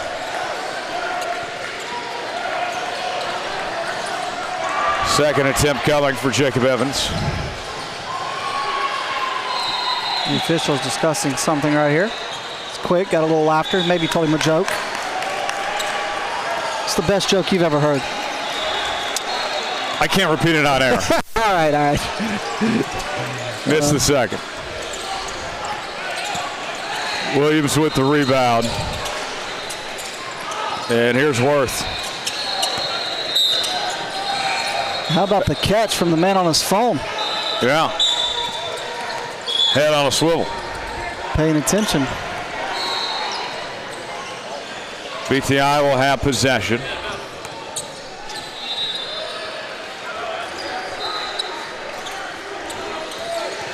Here's Willis. Kicks it out. Deep 3. Missed. Yeah, just a little off right there from Malachi. Davis comes away with the board. Basket goes up by Evans. Missed. And here they come the other way. Williams with the rebound. And a nice lay-in on the other end for BTI, and a timeout called. Probably a timeout warranted. They now trail by double digits as BTI United takes a 20-10 lead with 6 minutes and 1 second remaining here in the first half. What do you like from BTI so far, Namath? Well, they're doing exactly what I mentioned before the game, and that was who are you going to give it to outside of Evan Willis? Everybody knows Evan Willis is good, but who's going to step up for them? I feel like there's been a variety of guys that have made plays for them. No doubt. And one thing that we've seen so far from Castle, they have focused a lot of attention on Willis, and they've kind of slowed him down to an extent. And while that's been somewhat effective on him, it's actually opened up everything for everyone else. Yeah, they're playing very selfless basketball. I feel like they're doing a really good job offensively of moving the ball around. They're doing a really good job of creating space. And I think you're definitely seeing that. It's not a huge 10-0 run that they're going on. It's the little 4-0, 6-2 runs that just continue to extend the lead as the half progresses. Yes, indeed. BTI, Castle, here on this Saturday morning. Day number 3 from Richmond. We'll be back to do it all again tomorrow. We will indeed. I think I've probably spent 30-plus hours in this gym. And I couldn't get a flight home till Monday morning. I'll be headed back late Sunday night, get back around midnight like I usually do. Maybe I need to come out, hang out with you in Atlanta. Come on, man. You're invited anytime. Basket up and good from Brandon Jean. Good job right there by Jean. They needed that. You always feel better when you come out of a timeout with a basket. Absolutely. What's puzzling to me is a team that comes out and turns the ball over immediately. Yes. Willis guarded tightly. 3 from the corner. That one drops for Worth. Beautiful. I'm telling you, Worth has a beautiful three-point shot right there. Let's see how Castle responds now. Evans feeds it, puts it up, missed, and draws the foul. I wondered there. I was a little surprised. He was a little late on it, but he called it.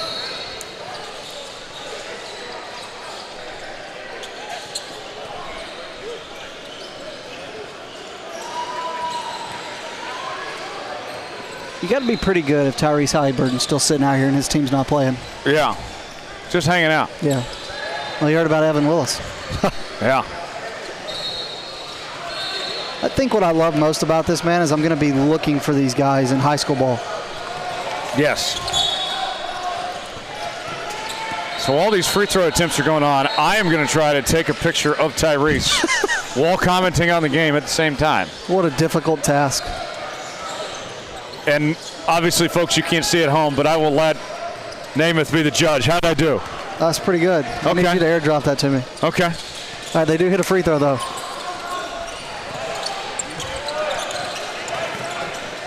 I got a video of him yesterday I can send to you. Okay, very good. Orth with it. Out to Williams. That's why they call it MMJs. Look at those pink shoes. I need me a pair. You're not wrong. Three-pointer. In and out by Williams. Offensive rebound by Willis and knocked out of bounds. You think my wife would love the pink shoes with my salmon shorts? Sure. I don't think she would. It's only one way to find out.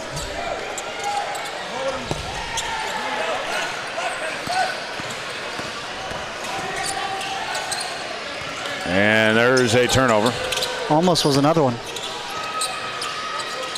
Three-pointer. Got it. Great shot that time from Jacob Evans. They need a couple more of those. They got to get some defensive stops, though. Orth will bring it up.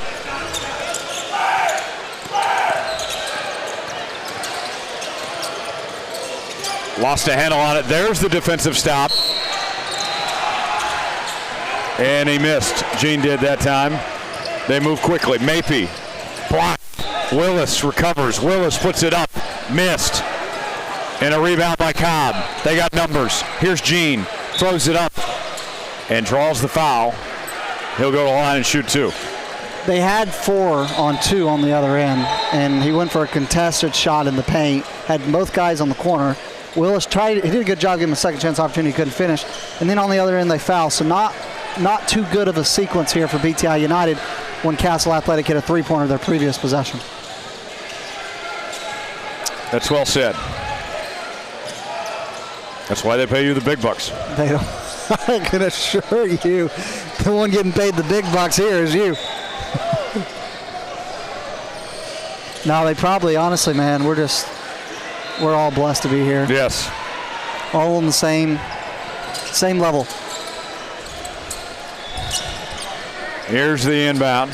BTI with it. Orth brings it up.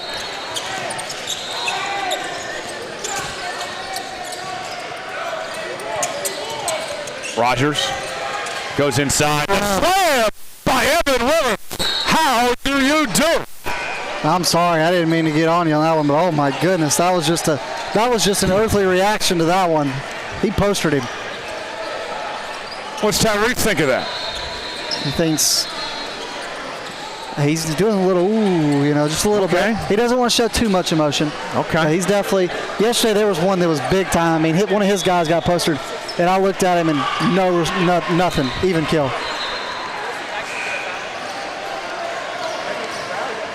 You see Kenneth Moore and Steven having a conversation over there, trying to get on the same page.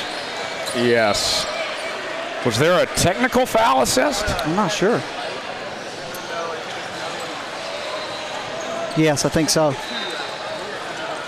So Willis will get another. We have the old-fashioned three-point play. I would call this the unconventional three-point play. I would agree with you, but you know what? Unconventional sometimes is the best kind. Could be the unconventional four-point play depending on this next free throw. And he nails it. I had a guy shoot 5 straight yesterday. He got fouled on a 3, then a technical violation, gave him 2 more. He went 5 for 5. I've never seen that before. Get on with your bad self. Talk about big cat energy. Yeah. Look at this right here in front of me. Worth inbounds.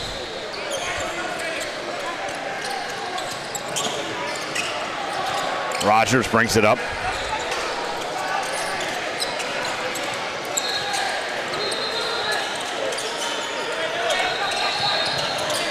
Made one man miss, and no good.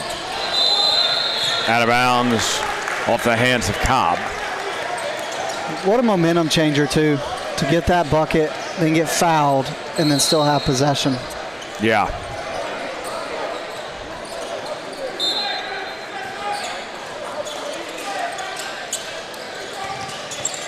Here's the inbound, and a foul called. As Cobb hit the deck there. It's going to be a substitution. Jaden Thomas coming back in the game. He'll replace Orion Cobb. BTI with it. Worth inbounds. Three-pointer. A miss by Willis. Yeah, just in and out. I like in and out. The food. Yeah, I like in and out, but I'll take Whataburger over it. Gene for three, no. And there's a rebound by Rogers. Rogers on the move. Rogers set up the alley-oop slam to Evan Willis. Hide the women and children. Sorry, I'm trying to contain myself, but holy smokes, this guy's putting some highlight reels up. Basket up and good by Thomas. Counts the same as the dunk. It does. Not as pretty, but it still counts. Rogers sets up the three. No. Willis with the offensive board. Wide open. Corner three. No. There's Rogers. Going to Worth. To Willis for three. Made it. Evan Willis. Money. He's filthy. And I mean that in good ways if you don't know basketball terminology. Oh, yes.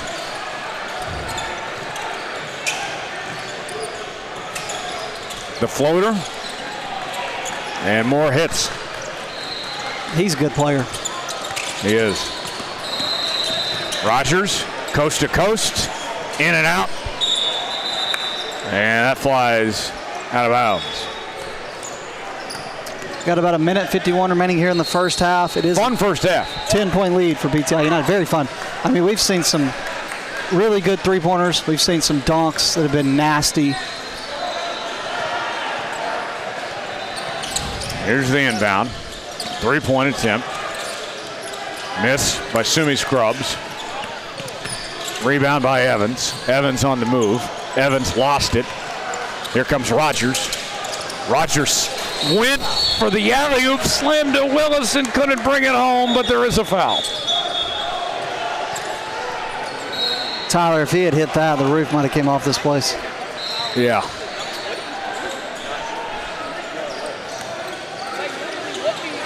That was close.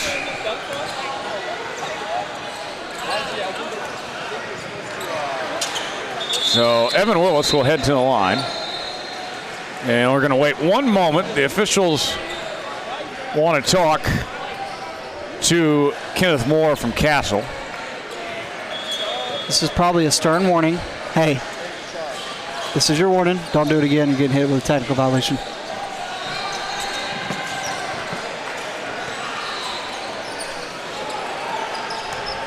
So here's Willis. The first of two after the shooting foul. Makes numero uno. I don't want to jinx him, so I'm going to wait to say something until after he hits this one. Okay. Wait, that was kind of a jinx, wasn't it? No, I didn't mean to. It's all your fault. I was going to say guys like this, they just don't miss free throws. Just for even thinking it. It's all your fault. I'm sorry, Evan Willis. Please forgive me. More. Want some more?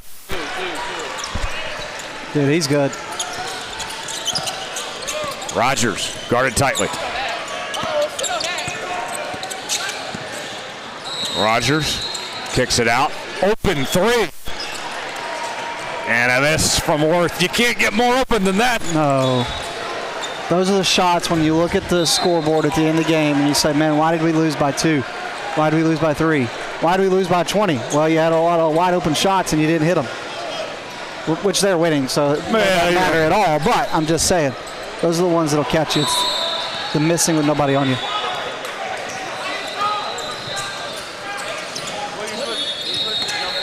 Mapey out to Willis. Willis throws it up and draws the foul.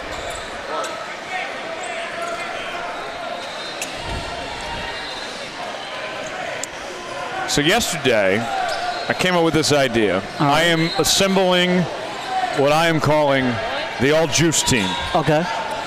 Of who's got the most juice in the Pro 17 league. All right.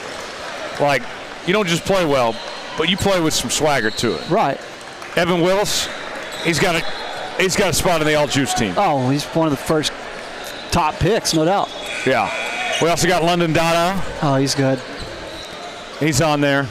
I tell you one that I'd take a look at. You nominate for the All Juice team? Jaden Hopkins. Watch him later today. Okay. Breakout Player of the Year finalist, but he plays with some swag. Willis makes it.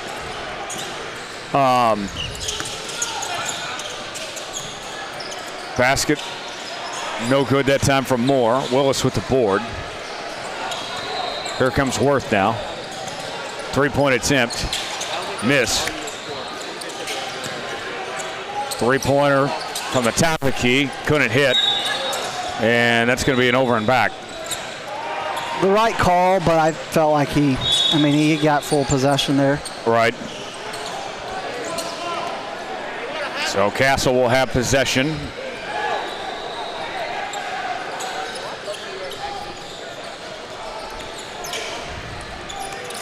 My other all-juice team pick from 444 Athletics, James Lee, who we call James Lee Bond. Oh, that's pretty good.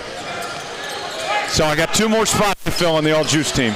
We got 2 more days to go. Let's see who can take it. Three-point attempt. That one a miss from Rogers, and that will take us to the break as BTI leads this one 35-26. 35-26. Well, what do you like from BTI so far? I mean, I felt like they turned it on there in the second half or first half, kind of late. I mean, Evan Willis has made some big posters, highlight type plays, bringing the juice, as you would say. But man, like I think again, I kind of mentioned earlier, selfless basketball. Yes. Been a variety of guys that have contributed to the success they have here in the first half. So at the halftime break, BTI leading. What does Castle need to do to get back in this game? They need BTI to maybe decide to take Evan Willis out and a couple other guys potentially. Yeah. No, they need to do kind of what they had, a small little spurt of a run. They got to hit some shots. I feel like right now Kenneth Moore is the only guy hitting shots for Castle. So Castle needs someone not named Kenneth Moore to step up and make some shots for them. And they got to get back on the defensive end, not give up so much separation. They're giving up. I mean, they're really going hard in the paint, and they're leaving these guys wide open and giving them space from three. And it's really hurting them. Yeah. This Castle team, they're a solid bunch, but there's only so much you can do when you face all the talent that BTI's got. Oh, 100%. I mean, BTI, I've seen them multiple tournaments now, and I feel like they've gotten better every single time. When I walked away from Spooky Nuke, I asked some people, who do you think's the best team in 17U? And there were several people that said they would say BTI. Yeah. It's going to be an interesting fight down to the finish in Orlando. Absolutely. I hate I can't be there. I was originally supposed to be, but, you know, Lord have other plans. That's right. Moving from Connecticut to Georgia, and excited for the next chapter of my life in Georgia, and blessed that the Lord gave my wife a wonderful opportunity down there so we can move to Georgia. Go get you some peaches. You know what else would be a wonderful opportunity? If Tyrese Halliburton, man, would just shake my hand. I met him in Tulsa. We talked a little WWE. He's a big wrestling fan. Yep. Even though I'm an Oklahoma City Thunder guy, I did not remind him about the NBA Finals last year. Probably a wise decision. I took the high road. Yeah, I think that was the right thing to do if you ever want to have the opportunity to speak to him again. The high road's not always the easy road. It's not. There's times when you obviously want to do the other, but you have to think. Think before you speak.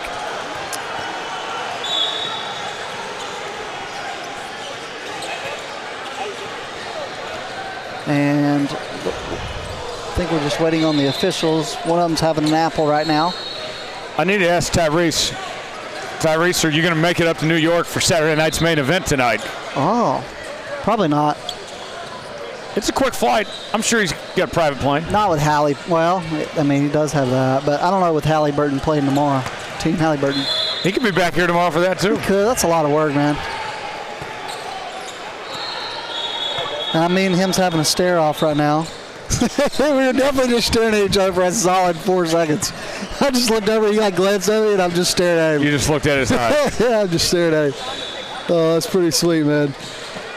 I see another guy in a T-shirt that says, "I'm directing a video today." Cool, man. Oh, congrats. I'm excited for you, man. What an opportunity for that guy to get to direct a video. That's unbelievable. I'm so happy for you. Oh, man. That's about to be Namath's job every day. No, actually, that's true. I was going to say no, but yeah, that's true. 3-pointer. No good. Oh, man, that's funny. Well, it's fitting that he's directing a video today because this is pure cinema from what we're seeing from Evan Willis. Basket up and good from Jacob Evans. Maybe it's just this left side of the court, because how about the 3 from Castle Athletics to start the second half? Yeah. Here's Rogers. Out to Sumi Scrubs. Here's Evan Willis. Movie time. Willis for 3. Got fouled shooting the 3. Can't do that. You cannot foul a 3-pointer. That's one of the biggest no-nos. That's how you turn into a villain in the film. Exactly right. Hey, I got a question. Is that Jason Kidd right there coaching BTI United? Looks very similar to him. No sarcasm. It's obviously not, but Jason Kidd looking for some work these days. Oh, man. Now you got me monitoring the room to see what I can find. Playing I Spy over here. Dusty May took his job at the Mavs, and then one of my favorite guys, Mike Boynton, just got the call yesterday replacing Dusty May at Michigan. Congratulations. Willis missed. I didn't say anything that time. You did not. One more coming.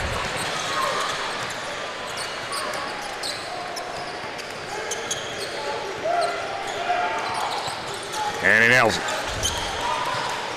2 for 3 is pretty good from the line. Evans brings it up. Knocked out of bounds. Off the hands of Sumi Scruggs.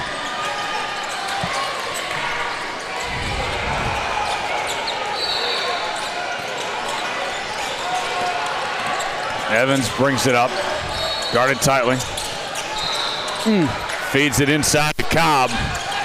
Put a little butter on that corn on the cob. I love butter on corn on the cob. I'll tell you what, don't get me started on that. The more butter, the better. Jumper. Got it. Good response from BTI United right there. Sumi Scrubs. Basket. Up and good by Jacob Evans. Here we go the other way. Worth to the corner. Evan Willis. And over the top, out of bounds. You know what I love butter on more than corn on the cob? A biscuit? No, corn on the cob cooked for popcorn. I love butter on popcorn. Oh, yeah.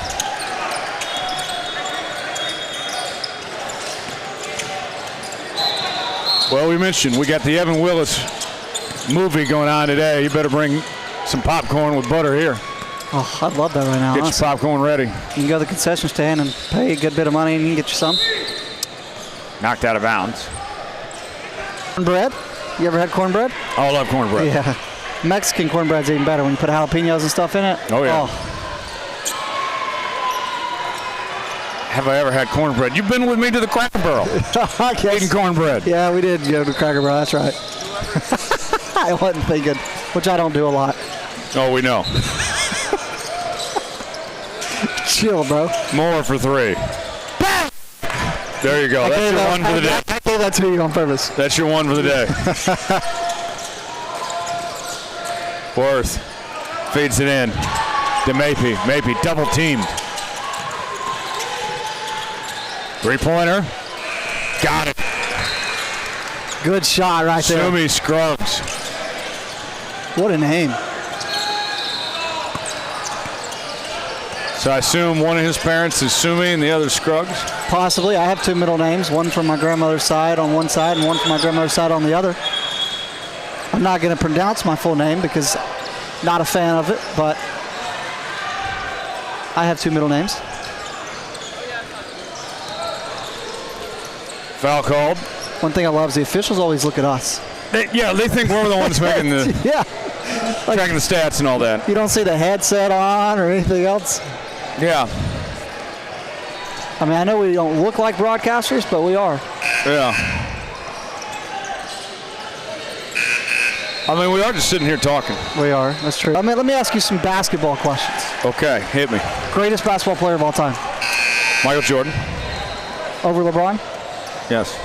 All right. Who was the first basketball player you ever grew up watching that you're like, man, I love the way he plays basketball?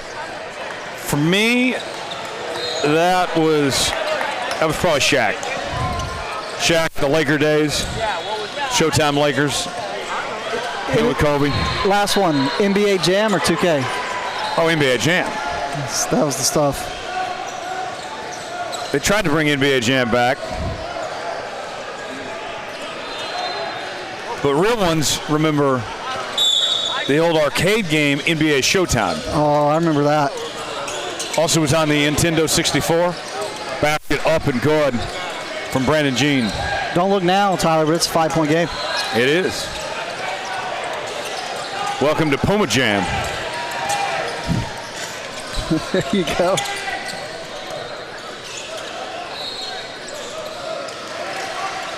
Deep three. I don't know about that one, Chief. Not a smart shot selection. Went in for the dunk and settles for the lay-in is Jaden Thomas. I thought an and one should have been called. Deep three. In and out. Willis with the board. Going inside. Denied. Cobb. Batting that one away. I don't think BTI's coach told him, hey, when they go on a run and get it within 5, actually within 3 now, let's just start shooting deep threes. I think that moving the ball around worked better for him in the first half. Yeah. He might have said that, though. I don't know. I've never coached basketball. If he did, hey. Oh, and there's a tee. I'll say this. I'll give the refs credit. Like, they've been issuing warnings. Oh, like absolutely. this technical that's been assessed here is not like they didn't know what was coming. Yeah, this officiating crew in Virginia has definitely been very, I mean, they have not shied away from technical violations. I saw a player yesterday get ejected because he ended up getting 2 technical violations. They're not afraid to throw the technicals, but they are communicating. They're not catching these players and coaches blindsided that they're getting teed up. Not at all. They're being very fair about it. They are, absolutely. Absolutely, I agree 100%. Sumi Scruggs at the line. You want to know something? What's your thoughts? Okay. What's your thoughts on 4 coaches on the bench, and the 3rd and 4th ones are up in the referees trying to get explanations and stuff? That's a bit excessive. I was always taught as an official, this is what I taught, not basketball, other sports, you only talk to the head coach. Yep. If it isn't the head coach, you say, I don't talk to you. Assistant coach comes up to me, I don't talk to you. I only talk to the head coach.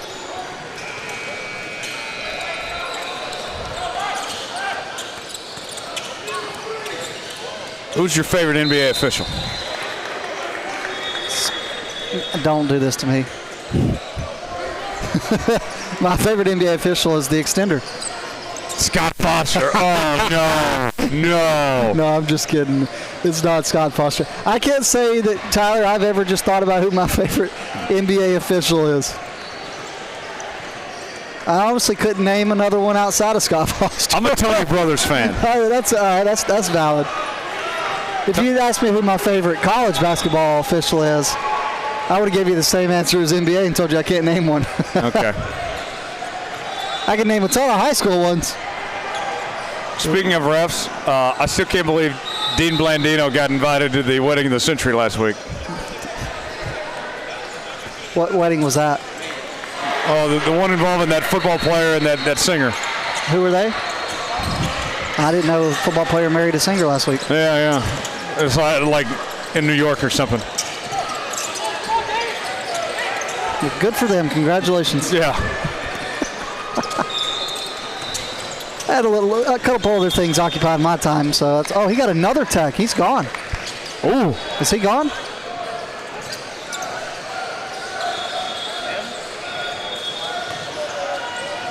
Now the question is he gone? Oh, the assistant coach got the last tech. Oh. And now the head coach gets tech.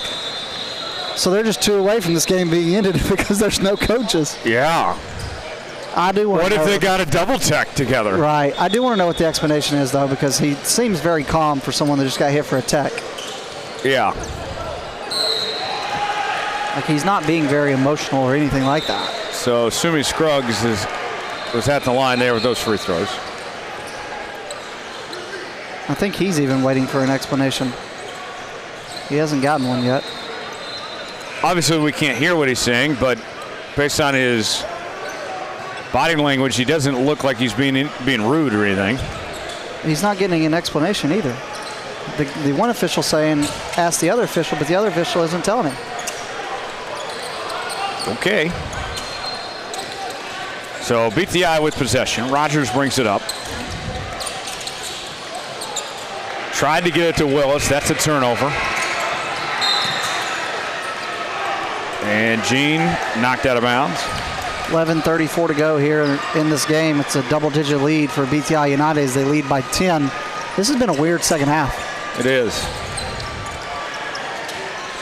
It's not the ball movement and flow and elegance we saw of the first half. Not at all. This is like 2 teams just trying to shoot the ball. Shoot the ball and get teed up. Who needs offense? Basket up and good for Kenneth Moore. Tell you who hasn't slowed down, though, Evan Willis. There's a reason he's in running for Defensive Player of the Year. Facts.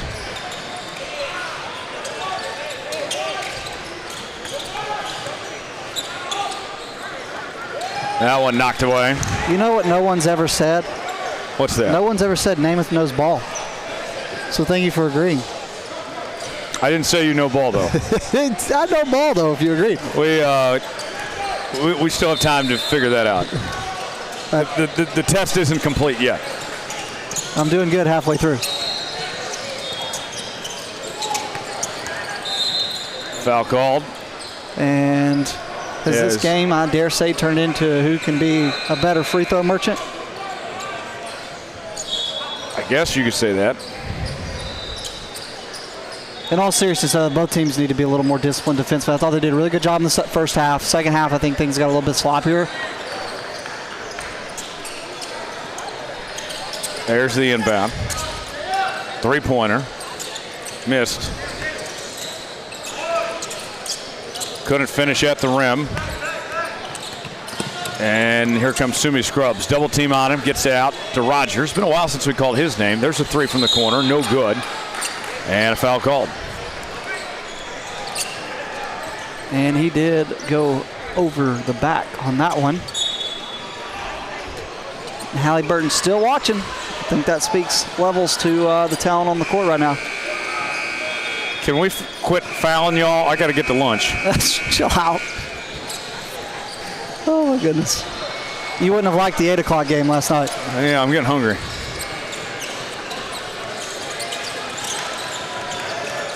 Evans passes it out to Moore. Moore jacks it up. Count it, and the foul. A chance for a 3-point play, Kenneth Moore. How about Kenneth Moore right there going in? He's done this a lot today. He has really good ball skill handles. He's really, I mean, this guy is explosive too, and he just goes in and draws the foul. And you wanted more fouls, you're getting it. I did not, but okay. What about Kenneth Moore? Could he make the all-juice team? It's possible. I mean, there's 2 more spots available. He's put himself in that position. Up and good. There's a turnover. And a nice bucket that time by Brendan Jean. And the scoreboard guy just told us if there had not been 2 techs, this game would have been tied, but that was before that shot. Wow. 3-point game. Hold on to your butts. Not literally.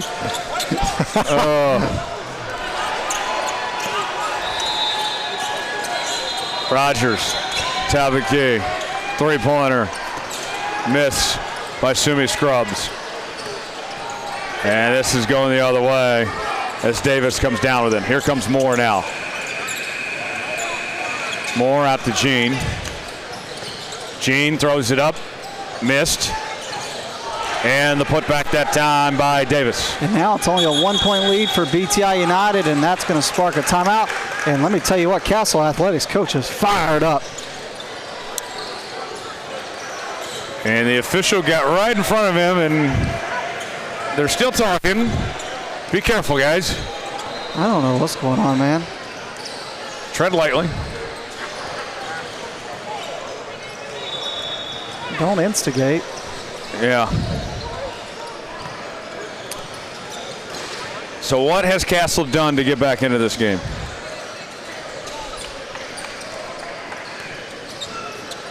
What do we got going on? We got a conversation going now. I'm sorry, what was your question? I said, what has Castle done right to get back into this game? They're playing with a lot more energy.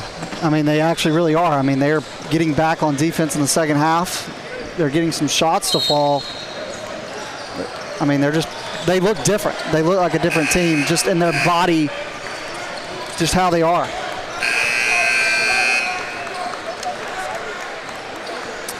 We are live from the Henrico Sports and Events Center in Richmond. Sold out arena. It is the home of the Division III Women's Volleyball Championship that will occur in 2027. Not this upcoming year, but next. Also, the A10 Women's Basketball Tournament is a yearly occurrence at this facility. Really? Yes. That's pretty cool. I didn't know that. The Richmond Spiders, of course, just down the road. VCU not too far away. If you go about 24 hours, you can get to UCLA. Sure. Oh, man. I'm making you break character a lot. That's pretty good, as they would say in wrestling. Wrestling. Yeah, because that's fake wrestling.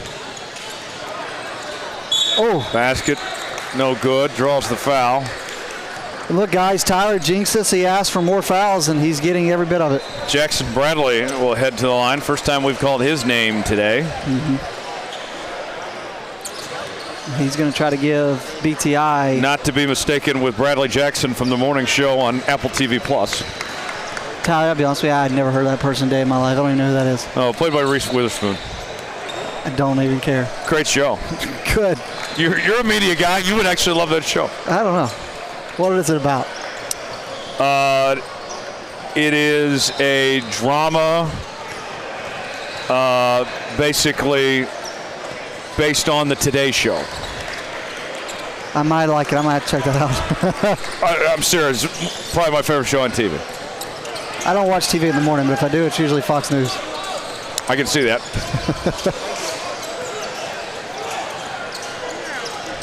Moore with it. Basket, no good.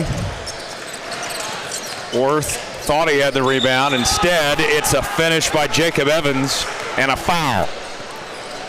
And one. I like watching the Pat McAfee show. Oh, I love Pat. He's a big Tyrese Halliburton guy. He is. Getting that Puma brand out there.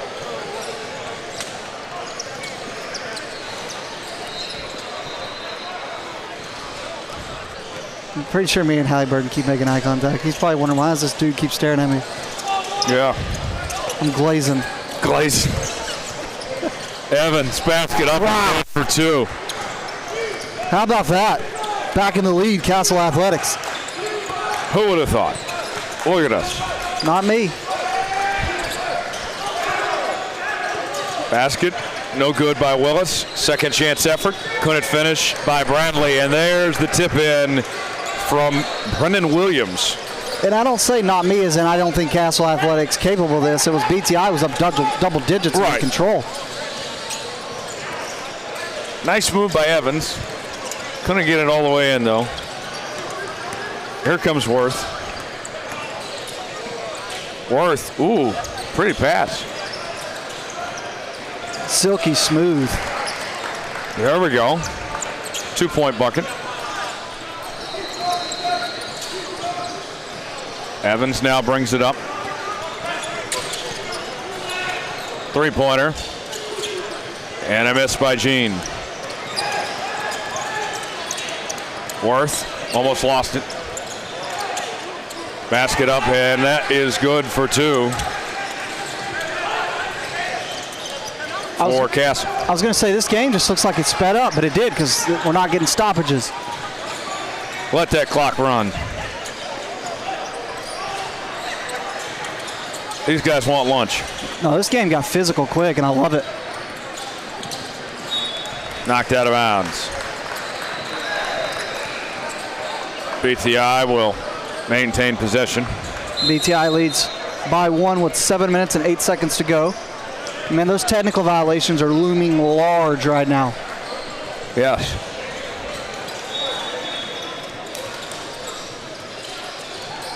Here's the inbound. Deep three. Good. Brennan Williams. That can be a momentum killer. Very good. Jacob Evans on the other end missed. Rebound by Mapey.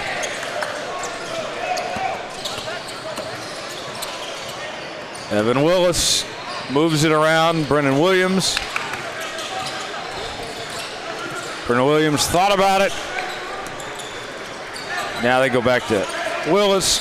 And he took it right out of his hand. He did. Jacob Evans. It was like me trying to steal a donut from my sister. Whoa. What's your favorite donut? Glaze. I knew you loved glazing. No, chocolate with sprinkles, man. You don't need sprinkles. I don't need them. I'm messing with you, but I like chocolate. I like chocolate glaze too. Glazed. You just got to get the glaze out there, don't you? Yeah. You a strawberry guy? I mean, I'll eat it, but it's not my first choice. Kansas coach, I was talking to him. Oh, yeah.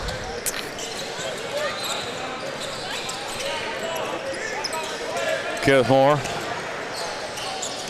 Tried to throw it up amongst some trees and went out of bounds. All right, I've been asking everybody this question. Let's take Evan Willis out of the equation. You can pick one guy on this court to start a team with. Who are you picking? Ooh, good question. I am going to go with Jacob Evans. I'm going Kenneth Moore. Okay.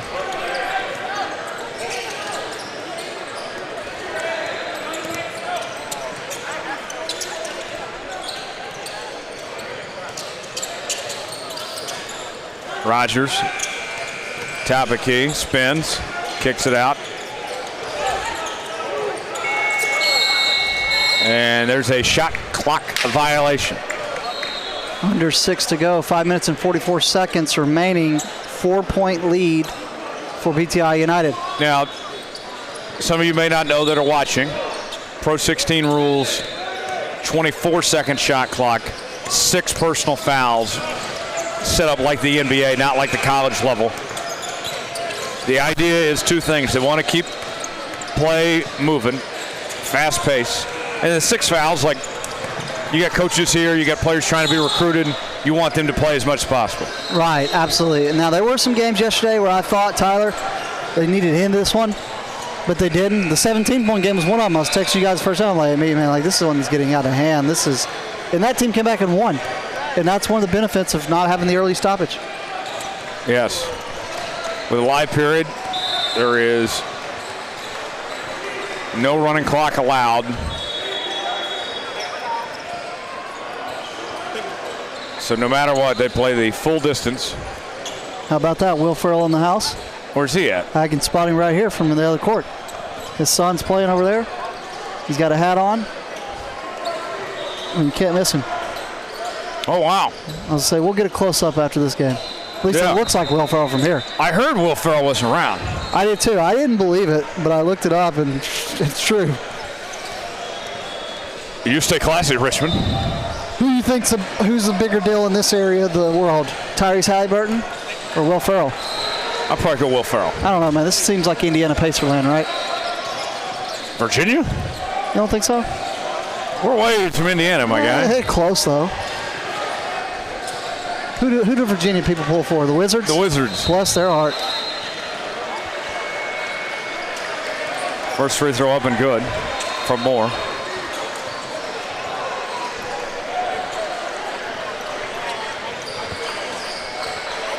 That's pretty sweet, man.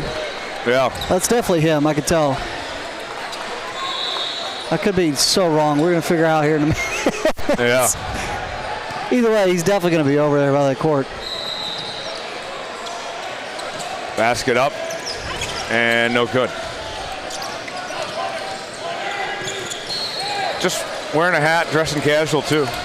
Probably doesn't want people to know it's him.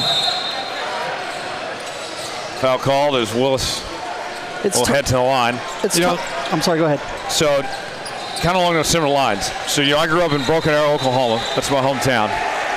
And one of our rival high schools was Owasso. And Garth Brooks, he lived in Owasso, sent his kids to Owasso public schools. He and Tricia. And his kids played sports the same time I was in school. And we would see Garth Brooks just showing up to the sporting events, dressed in his Carhartt stuff, being normal like everybody else. We'd run into Garth at the Whataburger after the game. It was one of the coolest things.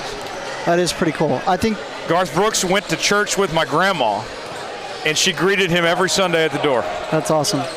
The most famous person like that was I competed against Finley's son.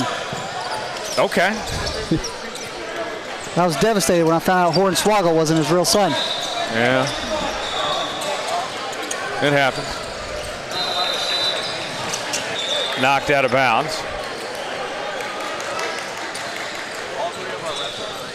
Castle will still have it.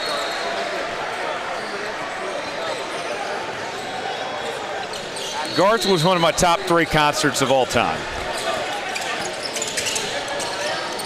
Kenneth Moore puts it up, no good. I haven't seen Garth, but I've seen a lot of artists from my time at iHeart. Oh, I'm sure. That was the best thing about working the radio was all the free concert tickets. Oh, yeah. Basket up, no good from Sumi Scruggs. Kenneth Moore puts it up. Count it. I'll tell you one of my favorites. I got to backstage, hang out at his tour bus and stuff, but Jelly Roll and Co. Wetzel were on tour together. Ooh. And they had Colby Cooper, who's a good young guy, trying to get up in the business. That was pretty good. Kenneth Moore with a chance to complete the three-point play. So my old radio boss, he hit me up 2 weeks ago and he said, hey, I got extra tickets, radio access to see L. Langley here in a couple weeks. You want to go? Be my +1. And he told me the dates and I said, I'm already committed to do a wedding. Man, sorry I can't make the wedding. Oh, already RSVP'd for the wedding. Oh, that's a push off. That's a push off 100%. Yeah.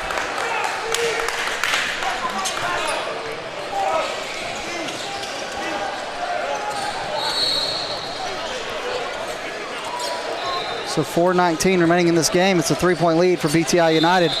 What once was a double-digit lead is all of a sudden one heck of a game coming down to the wire. Get ready, folks. Buckle up. Gene, jumper, missed. Fight for the loose ball. Castle comes away with it. Here's Gene again. The fadeaway. Couldn't hit. Williams with the board. Here comes Rogers now.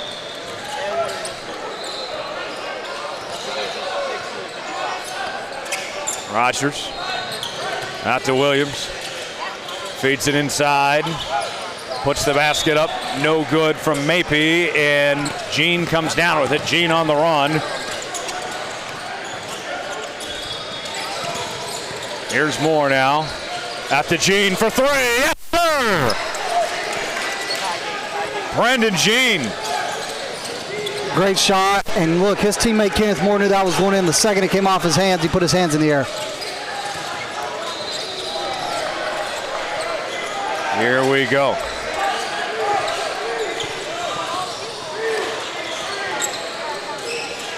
Spins.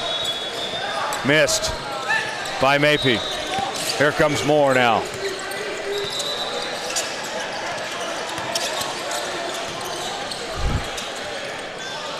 Got a hand on it.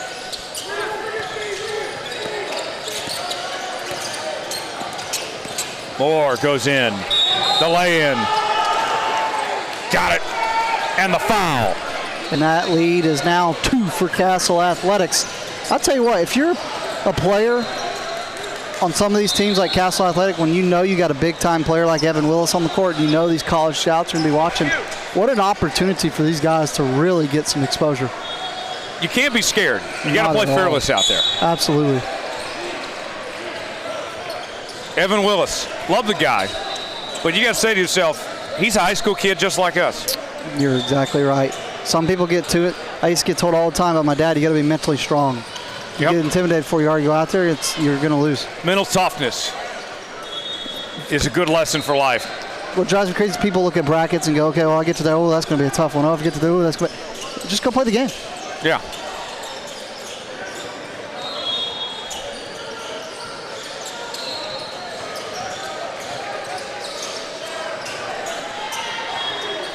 So Moore is at the line. Had to clean up some spillage there.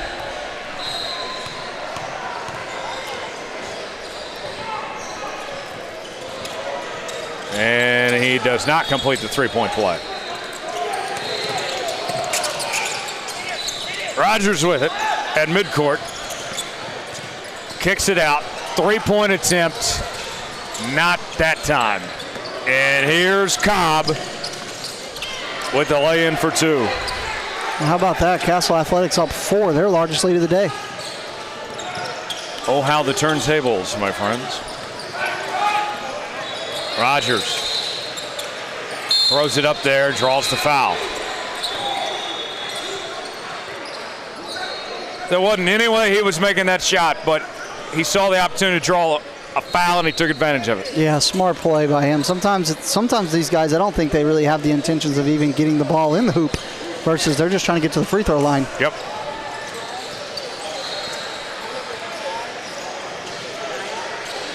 Jason Kidd doing a good job on the other side, talking to BTI.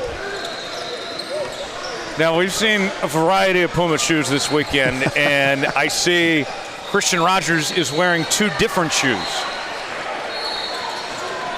Hey, I mean, they look like the same design, just different colors. Right.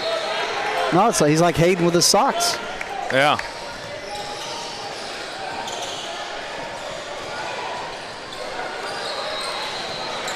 Basket up and good from Rogers.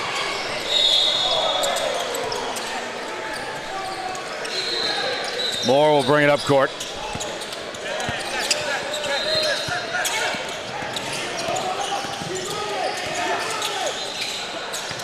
Now to Gene. Gene throws it up, missed. And Rogers comes away with the board. Rogers on the run, gets it to Willis. Willis kicks it out, three-pointer, no. Rebound by Gene. Here comes Moore.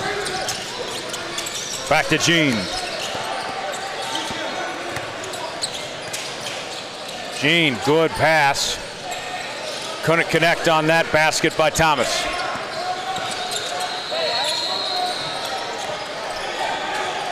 Here we go. Three-pointer. Not that time from Willis. Here comes Moore now.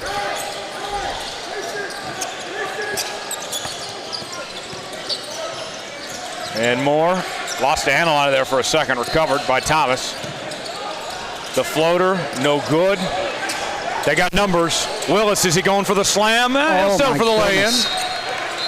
I was ready. What a play, though. That was beautiful. Yeah, it was. 58 seconds to go in this game. We're under 1, and we are tied up at 64. I think the key term is 58 seconds to go in regulation. This game ain't going to overtime. We shall see. So the officials talking to the BTI staff, or the Castle Athletic staff, rather. As we enter the final minute, all knotted up. My boy Evan Willis giving us a good little look, gave me a little wink. All right, what's up? Winking at the camera.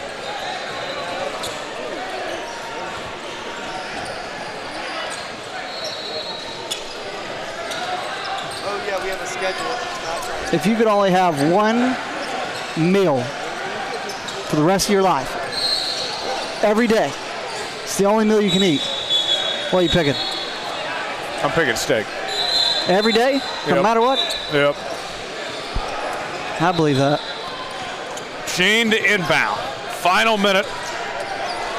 All knotted up.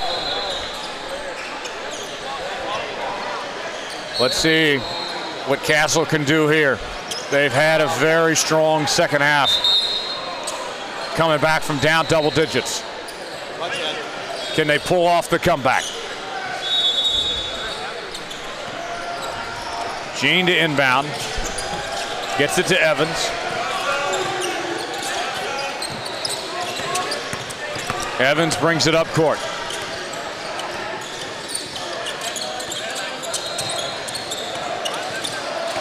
Evans spins, throws it up. And there it goes. They have the lead. Rogers brings it up. Rogers feeds it inside. The bucket couldn't finish maybe that time, and there's a board for Castle, courtesy of Evans. Now they're on the run, trying to get it across half court. And there's the foul.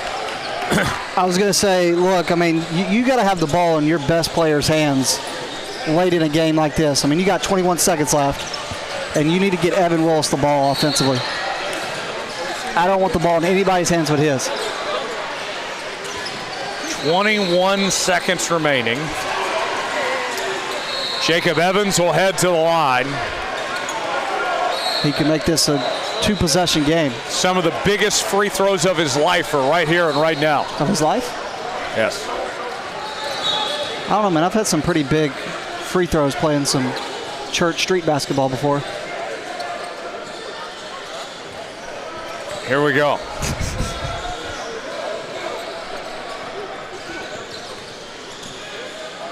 Here's the first attempt. It's up and good.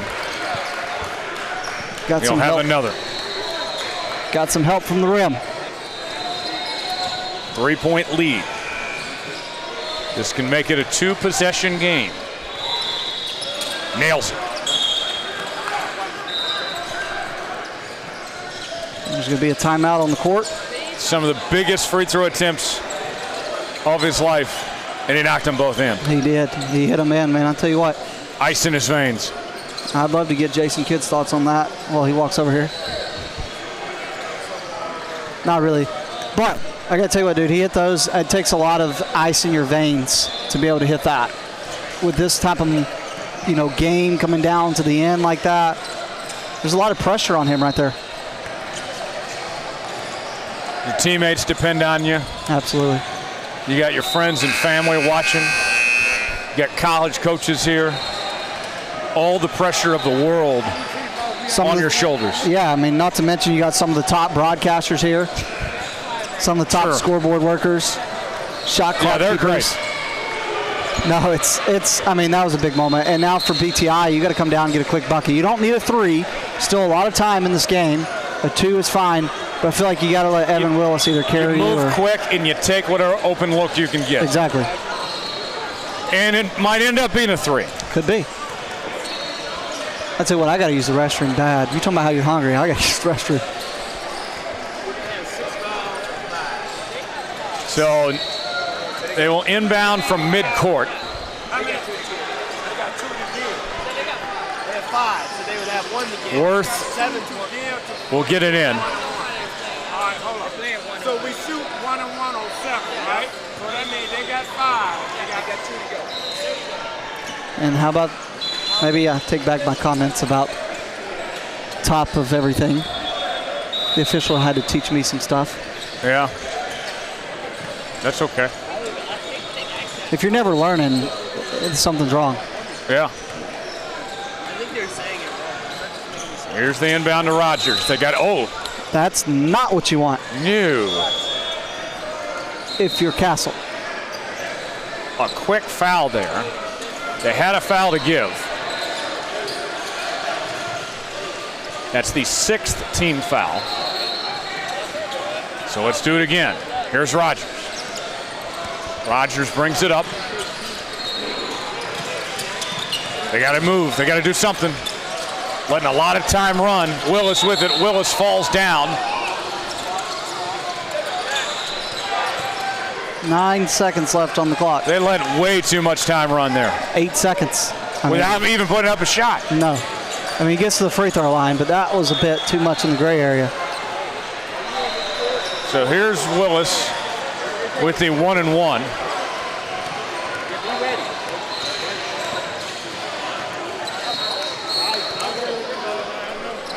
In case you're just joining us, folks, BTI was leading this game by double digits. That's correct. Castle has stormed all the way back to take the lead late here in the second half. And now it's a one-possession game with 9 seconds to go. Second free throw attempt for Willis. See if he can make this a 2-point game. And he does. 2-point game now. And now you go for the steal or the quick foul. Going for the steal and then fouling if I can't get it. Yeah. That's what I'm saying. You're going for the steal or the quick foul, yeah. Yeah.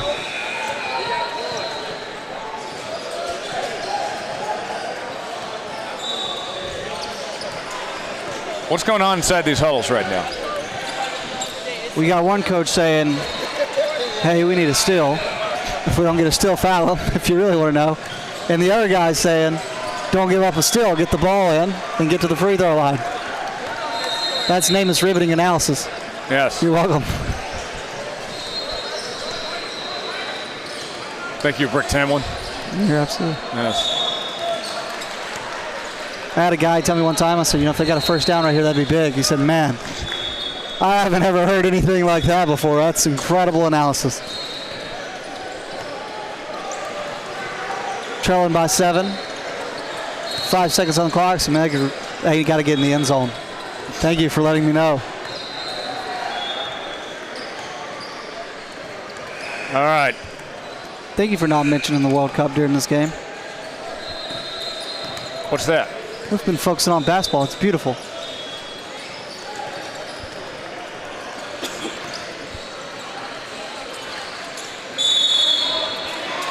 Castle Athletics, here's the inbound. Can they get it in? They do. There's the foul on Cobb. And only 1 second off the clock. So Cobb will now shoot the 1-and-1. Tyler, I'm just looking around, and the I'm directing a video today guy he's locked in. He is. He's getting pure cinema today. This thing might be showing in the IMAX theaters one day.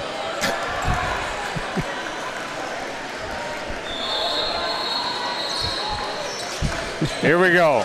Cobb with the 1-and-1.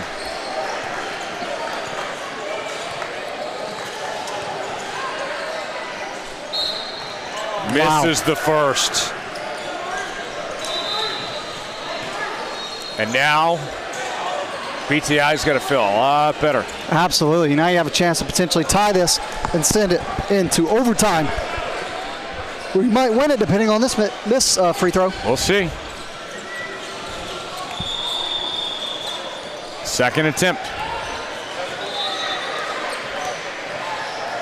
Cobb puts it up. Good. Here we go. Timeout called. All right, if you're wondering what's going on in this huddle, I'm going to tell you right now. I think with 8 seconds, if you can get a very quick two-pointer off that you know you can hit, you can go for that. Otherwise, coach is saying we need a 3. For Castle Athletic, you're saying, hey, don't give up a 3. Foul him. Don't foul him when he shoots. Yes. Namus riveting analysis. 69-66. We've got about 8 seconds left. If you're a lot of time. 8.6. Oh yeah, that's like a decade in basketball. You got a chance for 2 open looks. That's you could. That's why I said if you can get a quick 2, take it. Just foul him again. I don't know what the timeout situation is looking like right now, though. that could play a factor in the 2 versus 3.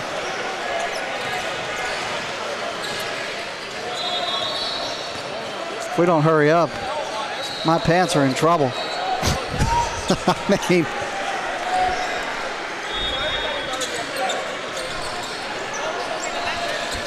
we got another great game coming up after this. Hayden Coker, Mike Kalanja on the call. Yeah. All right, here's the inbound. They will inbound it from midcourt. Here we go. Rogers with it. Rogers passes it out. Three-pointer. Missed. And the rebound, and that will do it. Capital Athletics pulls off a 69-66 win in dramatic comeback fashion. And talk about a team that was down by double digits at one point, gets the comeback in the second half. How about Castle Athletics making a statement over Evan Willis and BTI United? More to come from Richmond. Stay with us here with the Puma Pro 16 League.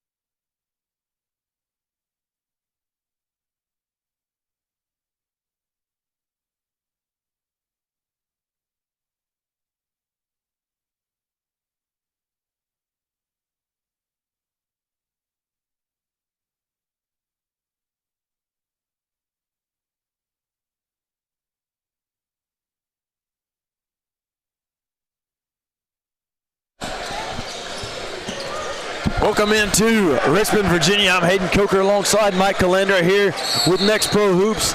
And we've got a phenomenal game on hand. Team Inland up against Team Miami in what should be a phenomenal game. Looking for Kevin Kashishian of Team Inland, Carmine Amaya, and Dylan McGee. Samuel Funn.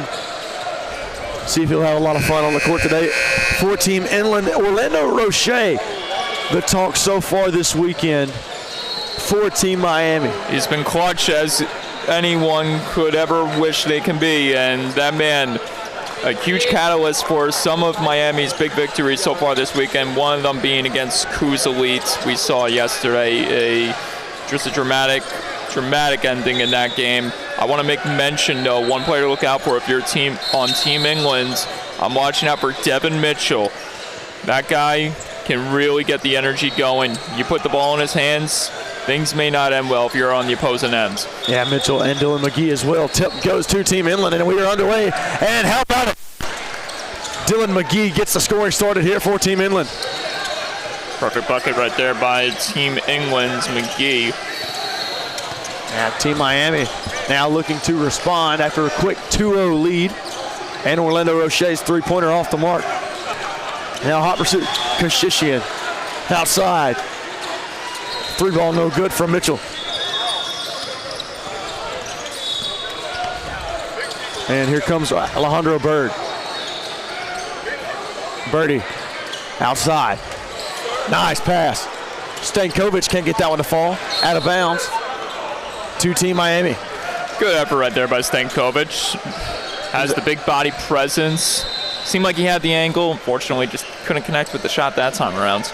It was a nice pass as well by Bird. He has all that 6'8", 199 frame to him. That gives him a big advantage. Roche. Nice mid-range. Can't get it to fall, though. Rebound McGee. Almost on cue. Roche capitalizing there. Outside. Three-pointer. Oh, yeah. Nice shot by Kashishian. Kashishian cash from three early for Team Inland.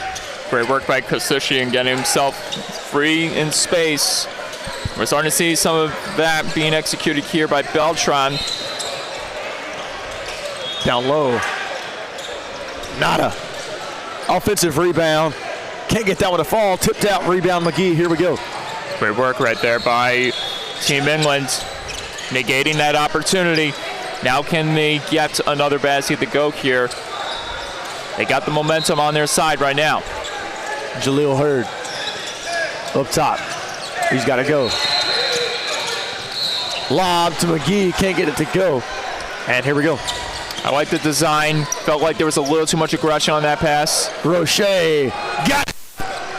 Nice move down low, Orlando Roche. And if there was one man that was going to get his team on the board, it was that man right there, Roche. You alluded to him at the top of the broadcast. Miami now on the board. No good that time from Kashishian. Hot pursuit. Team Miami up and no good. Not able to get some of these shots to fall. Now Inland looking to respond. Need to be a big stop, but need to be careful. Don't take a foul. Yeah, a little bit of a scoring drought here for Team Inland after that first couple shots. Stankovic can't get to the fall, but he's fouled. Great presence. Excuse me, he traveled. I was going to say great presence of mind by Stankov and drive in without any fear, but as you just said, traveling called. Ball back in the hands of Inland.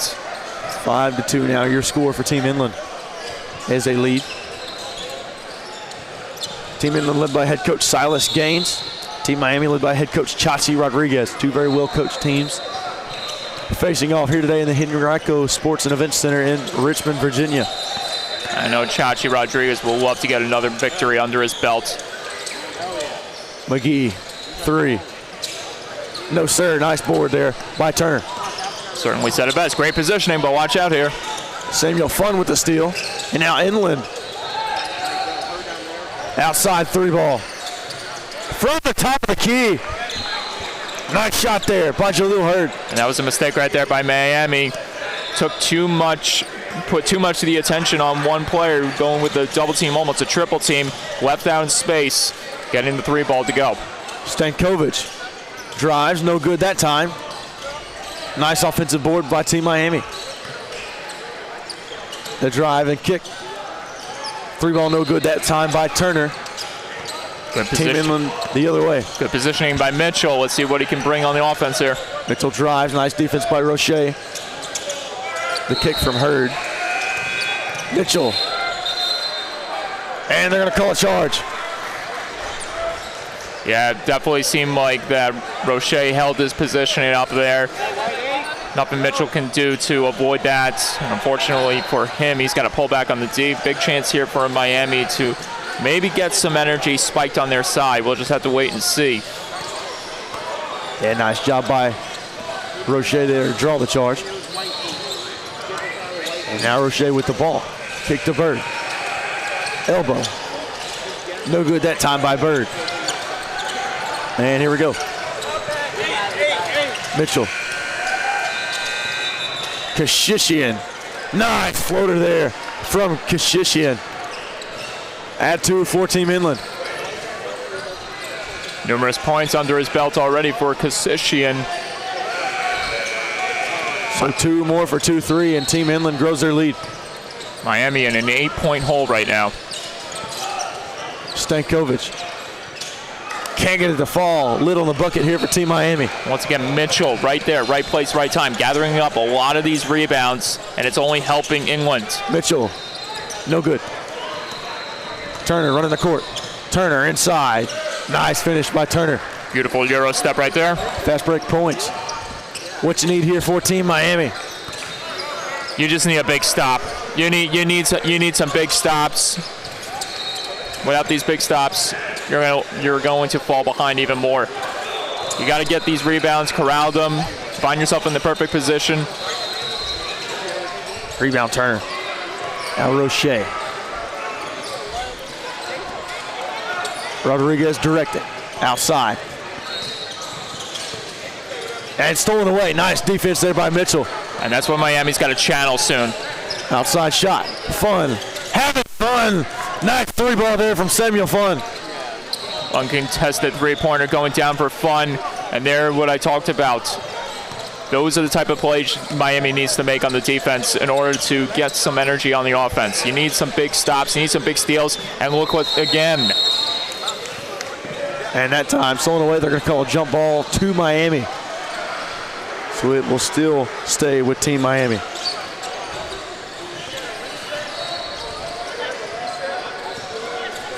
And I don't know what it is about Miami that just seems off. It looks like they're playing with a lot of hesitation, trepidation maybe there. Who knows if maybe they gotten a little too comfortable with 2 wins under their belt this weekend, one of them being against Coosa Elites. Who knows if maybe a big victory of that got to their head and now they're playing a little laxed. Lucas Diaz now into the game for Team Miami. Inside, Turner. Can't get the fall. Stankovic with the board and a block from behind, but they call the foul on Mitchell. Yeah, a little too aggressive right there on the block by Mitchell. Hopefully this gives something for Miami to maybe feed off of. It's important though, it's very imperative in these situations you hit your shots. If you don't hit your shots, then it's not gonna fare well for you. No, absolutely, and that's one, like you said, that's one thing that they do have to do is hit their shots. Down 13-9 right now.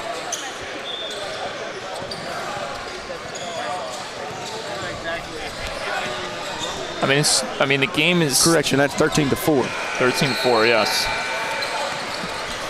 Like let's just say for now there's still so much time left. It's still early. Lob, Mitchell throws it down. And punishing the rim is Devin Mitchell. Not only punishing the rim, they're just punishing this very lifeless defense at the moment. Turner. 3-ball no good now. Can't anything fall for Team Miami. You need a big stop. I'm telling you, they need something to feed into that offense. Hurd can't hit from 3. And it'll be Team Miami ball. The best teams are the ones that can do it at both ends of the floor. Without a big stop, without your defense contributing, you're not going to get those opportunities on the offense. Yeah, you're going to rely on you will love to get some fouls, rely going to the line, but that can only do you so much for you. Now stolen away by Mitchell, it seems, and a foul called. Yeah, reaching right there that time on Mitchell. Yeah, it was a little bit of a loose ball. Orlando Roche was trying to fend Mitchell off. And Mitchell did a little too much. Yeah, it seems like we got right now, we got 9:02 left on the clock. And I wanted to point out something. I don't know what it is right now that is the cause for Roche not hitting his marks right now. There's a good pass. Shot. No good that time by Perez. But these shots are just not falling down, and that could really hurt you mentally. Get so many breaks. No good that time by Kasheshian. Get so many chances, but ending in unlucky breaks, that can definitely take a toll on you. Roche up. Roche can't get it to fall, but he's fouled. Orlando Roche will now go to the free throw line. It's fortunate to draw that foul right there because that would have been another missed bucket completely for Team Miami. And this is a moment here where they got to get something going. I know, easier said than done, and you know, still early. Roche 1 for 1 at the stripe. But you're right now in a 10-point hole. That's not the type of start you want to have if you're Team Miami. And second shot approaching here for Roche. Up and got it. Finds the bottom of the net. There you go. That's what you got to do. Capitalize on the opportunity that comes. McGee. Double team right there on McGee. Back to fun. Right now, Team Inland just really doing what they want to. McGee outside. McGee. Air ball. Good position right there. Roche under the basket, corralling that air ball. Now we'll see if they can provide something on the offense here. Roche. Perez now. Long distance shot for 3. Can't get that one to fall. Here we go, Team Inland. Yeah, that wasn't a good shot at all. And now Mitchell has it knocked out of bounds by Turner. Team Inland will remain with the ball. not only was that not a good shot at all, but I feel like, well, now you got a timeout being called by Team Miami, and I think it's very appropriate that they made this call. You got about 7:52 to go, or 7:47 to go. 15-6 your score. 7:47 remaining here in the first half. Peyton Coker alongside Mike Calandra here in Richmond, Virginia. And I think it's very uncharacteristic how Team Miami is playing. We saw in the game when they beat Coos Elite, the thing that really helped them out was the double team. The double team and playing without that chip on their shoulder. They have that. They definitely have the talent. They have the clutch. They have the clutchness in them. But without playing to their identity, they're not going to win these games. And unfortunately, right now, yes, you can say that they have had some unlucky breaks, unfortunately, with some of these shots not going down. But there just seems to be a lack of urgency. I don't know what it is. Like I said, I don't know if it's the comfortability that Miami has found themselves under. But England's going to get a pass here.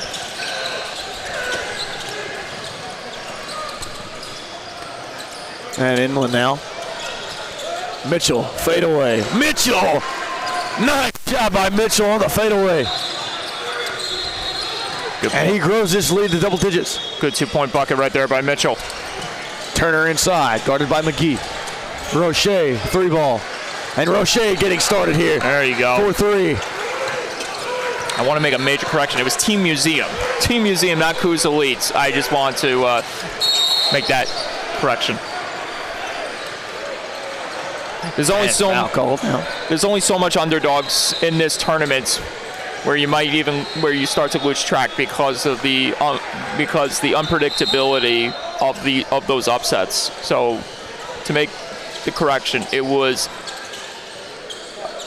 prominent 16U, Team Vegas, taking down Coos Elites, whereas Team Miami took down Team Museum. And now Team Miami 3-0 on the weekend and looking to improve that record.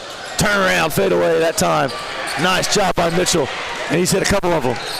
You need another big bucket here from Roche, and they got it. Roche, so crisp, so clean.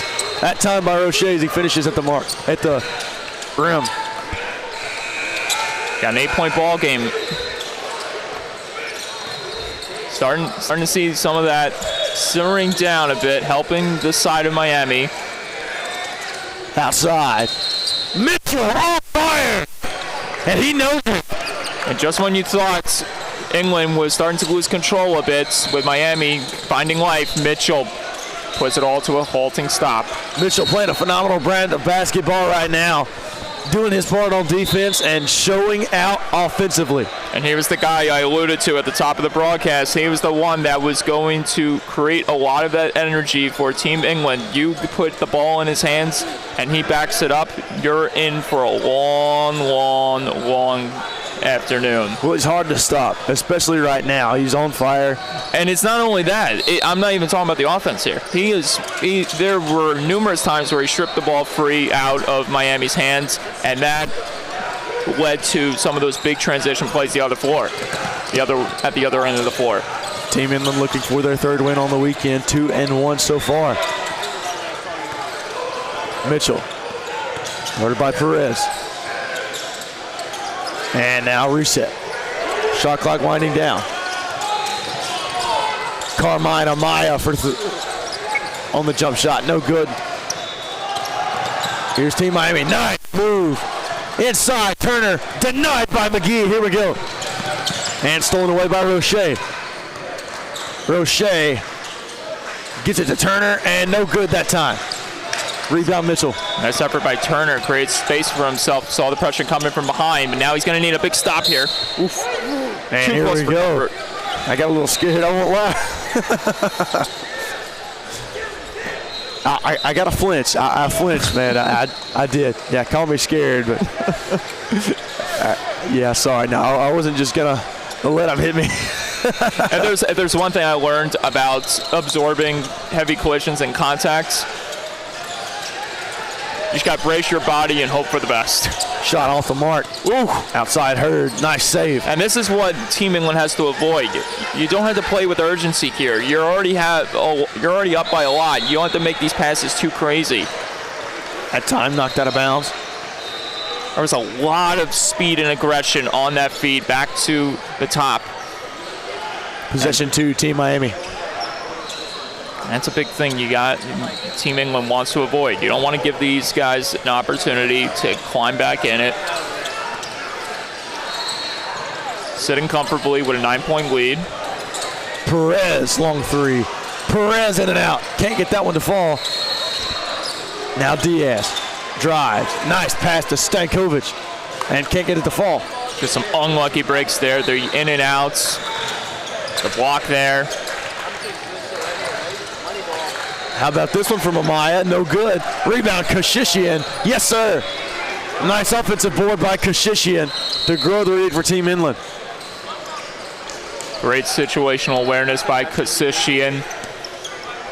Right place, right time to gather that rebound off the board, put it home. Good work right there for Team England's big guy. Outside. 3-ball, apple time. It connects as Diaz. And now timeout on the floor. Lucas Diaz hits a 3, trying to bring Team Miami back into it. That's what you got to do if you're Miami. You got to connect on those shots. They've been very unlucky for the first, I want to say,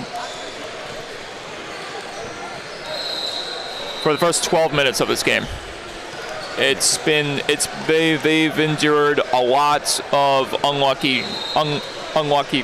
results in terms of the shooting, and it's only helped Team England because that can frustrate you as a team. That can really rattle you to a point where you start to make mistakes. You lose focus a bit, and before you know it, you're down by almost 10 points. Oh no, absolutely. And now Team Miami trying to crawl back into it. 24-16 your score. Got 4:20 on the dot here. Left in the first. A quick first half so far. Certainly, and it's funny because this game was actually supposed to start a half hour earlier, but the game before us, there was a lot going on, and I remember I was watching the live stream, making my way over. I saw there was 5 minutes left, and I was like, all right, I got some time here. All right, I'll make my way over here. And now still here by Diaz. Up and can't get it to fall. Rebound by Fun. And here comes Inland. Wants to run the floor. They certainly are doing that. And a Miles foul. Yep, that was Denver Turner getting an arm on that one. It'll be Team Inland with the ball. Jaleel Hurd inbound is now Bird checked into the game here for Julian Perez.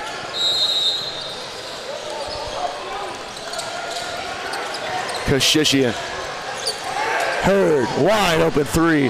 Hurd can't knock it down. Thought he had the angle on that one, just couldn't connect that time again. Team Miami trying to run the floor. Turner still can't get one to fall.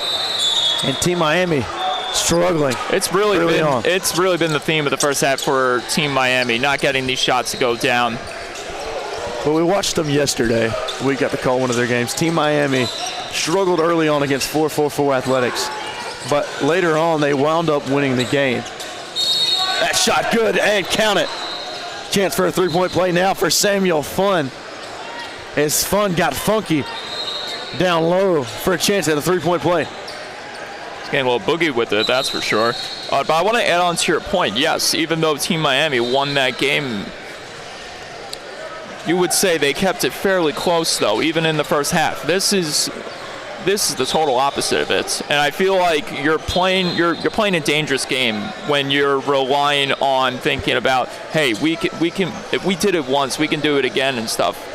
But you have to remember, you were essentially neck and neck in the first half. This is not the same type of Miami basketball that you saw yesterday, where they made it interesting at the end. They came back. It's a rarity that teams come back from huge deficits. Miami, yes, they got the talent to pull it off, but with the way they're playing right now, it seems merely impossible for that feat to be accomplished all over again. Outside shot. Three ball that time by Lucas Diaz. But I will say, I better be careful in my words, because these boys are starting to heat up every time they hit a three, so I'm going to keep myself in check. Kashishian. And a little reset here for Team Inland. Mitchell. Almost a double team there. Moving the ball around outside. Amaya can't get it to fall. And here we go. Rodney Holmes running the floor. A big shot here to connect if you're Team Miami. Another three. No good. Kashishian, yes sir. Kashishian having himself a nice game so far. Between Kashishian and Devin Mitchell, they are putting Team England on their back and taking them to new heights. Drive, kick, Roche. Roche can't get it to fall. Thought he had the angle on that one, just not enough distance. Hurd. Kashishian inside. He is automatic right now. He's making it look easy, and I'm telling you, it's that height advantage that he's got over some of these defenders that Team Miami is unfortunately in the path of. Well, it's almost as if nobody can guard him. That time knocked out of bounds. Team Miami ball. So they're going to call a foul. Foul on Team Inland. That will go on Carmine Amaya. Now, you mentioned how tough it was to come back here for Team Miami. Yesterday, I will mention they did hit on a lot and ended up coming back and overcoming that double-digit deficit. Ended up winning the game against 444 Athletics. It'll be interesting to see what they can do here. The 3-0 Team Miami. Orlando Roche tried to go up, thought he was fouled. No, he was not. But here comes Team Inland. Drive by Amaya. Oh, Mitchell's hurt. Mitchell's hurt. Mitchell, a little wobbly, unless he had to tighten up his shoes for a bit. But he looks like he's on a limp right now. There was a collision between him and Roche in the backcourts after Roche got knocked on the block.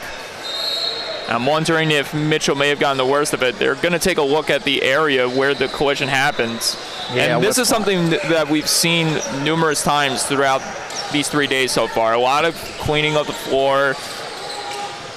You want to be very cautious about all of what's happening. Very cautious. Take all this action to make sure none of these players find themselves in a dangerous situation. Yeah, and you never want to see anything like that happen. Injuries are the bane of everybody's existence. Nobody likes those things. Here's Team Inland. What do we saw happen? McGee. No, sir. Because we saw it happen a couple hours ago. Sheldon Cobbin for Coos Elite went down hard. Game I was calling with John Cardacci. He actually pointed out it was because of that wet spot. I believe it was momentum, and his foot fell on. His foot went under him a bit. His left foot rolled on top of it, and I thought it was a lot worse than initially thought. He didn't come back in the game. He walked it off, but he was not back in the game, unfortunately. And first shot up and good there. It's going to be no surprise that all these teams are going to be looking out for their players. You have a lot of writing on the wall with all this representation from all the colleges around the nation.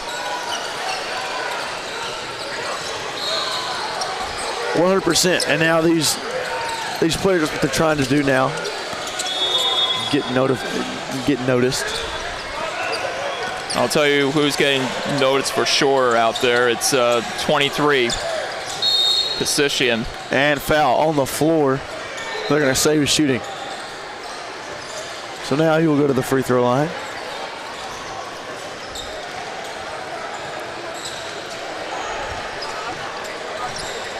It's going to be Jaleel Hurd, as you mentioned, drawing that foul, going to the free throw line for those shots. Yeah, nice job so far by Team Inland. They're getting to the free throw line at a pretty good rate. They're making Miami. They're just dominating. They are dominating, and they're also frustrating Miami, which is the reason why they're getting these free throw chances, making them commit fouls, putting them in situations where they don't want them to be, and that's only going to be an advantage for Team England if that trend continues. Shot cannot fall. Now Lucas Diaz here for Team Miami.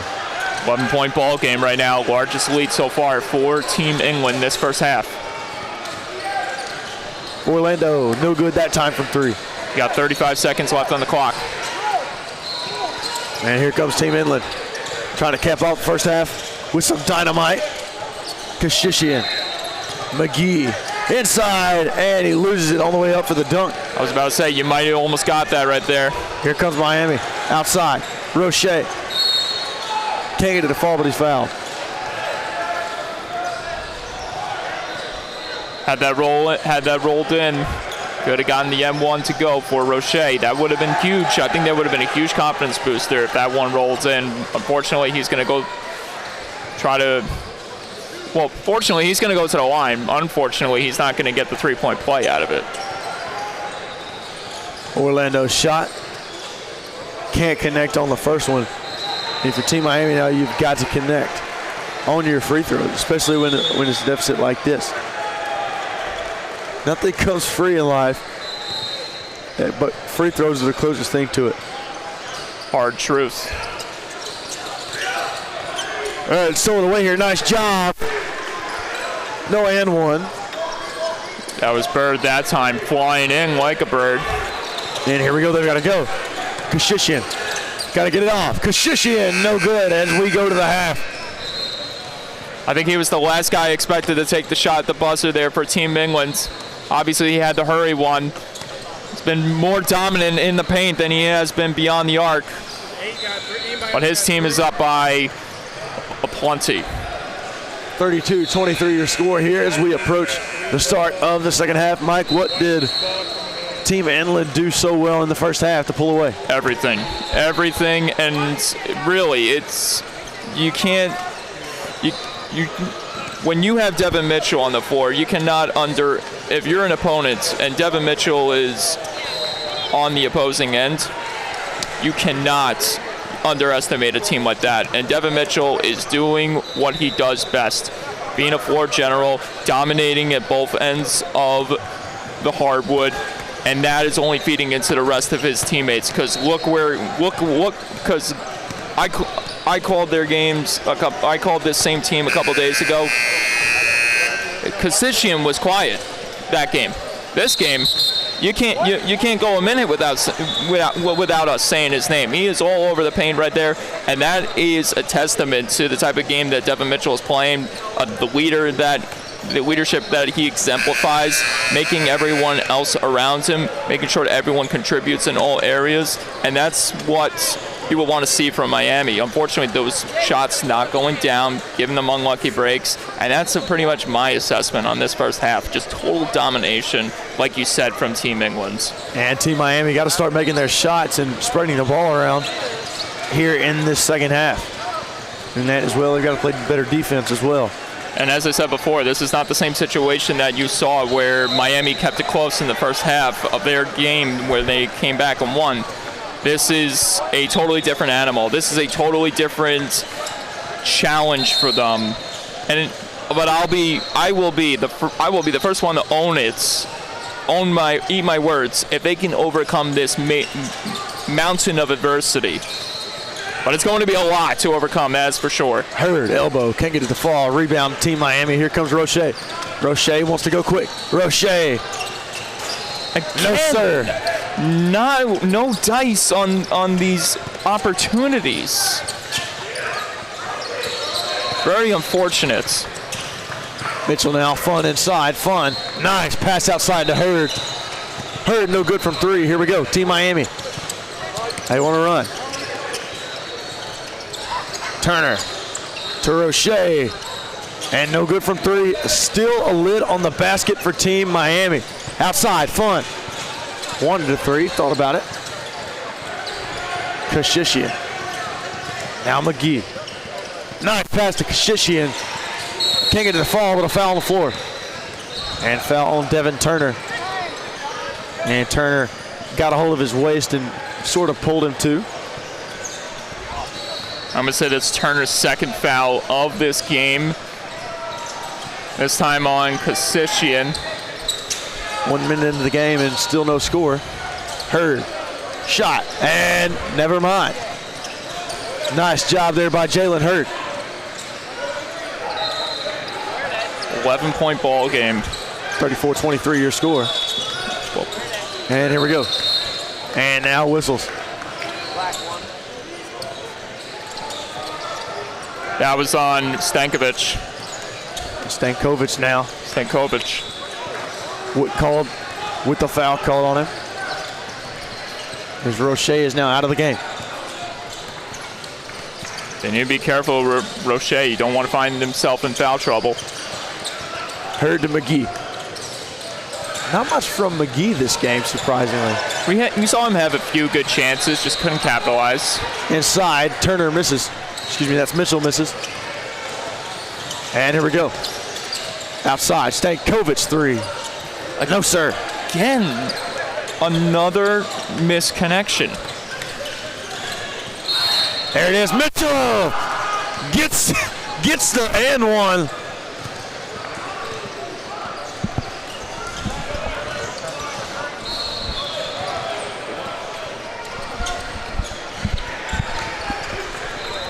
And Mitchell gets the and one to go. And now he's going to go to the free throw line to see if he can connect on another one.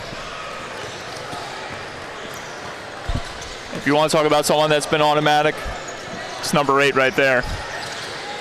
Oof. In and out that time from Mitchell.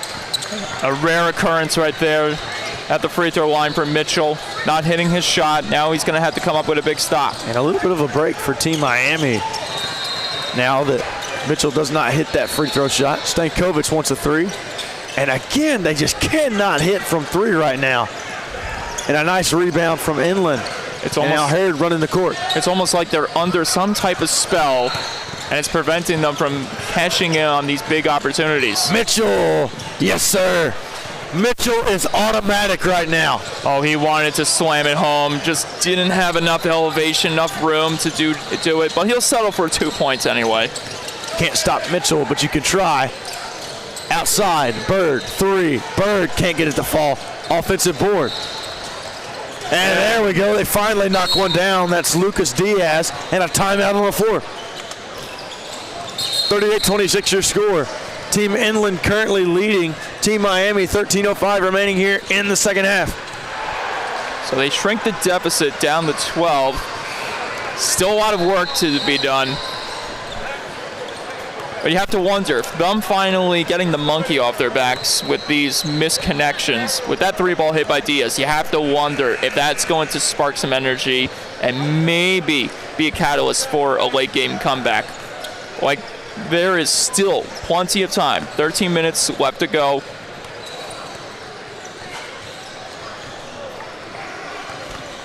Plenty of time. And as we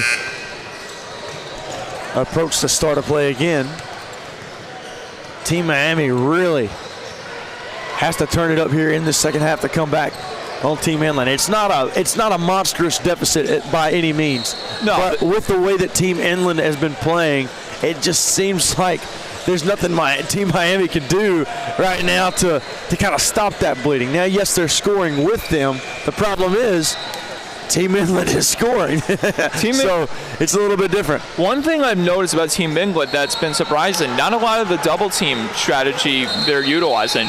It's a lot of single hand defensive plays that are going on, single man defensive plays that are happening. You saw it a lot with Devin Mitchell. You're seeing it a lot with Kasishian as well. It's a lot of individual defensive plays that are taken over rather than the double team that I'm seeing from Team England. And I think that's a disadvantage for Team Miami. Absolutely. And I don't know if you know this or not, but Will Farrell is in the house. I did hear about that yesterday. It was funny. I think it was John or whoever, or it might have been Namath, one of our other broadcasters. Shout out to Namath.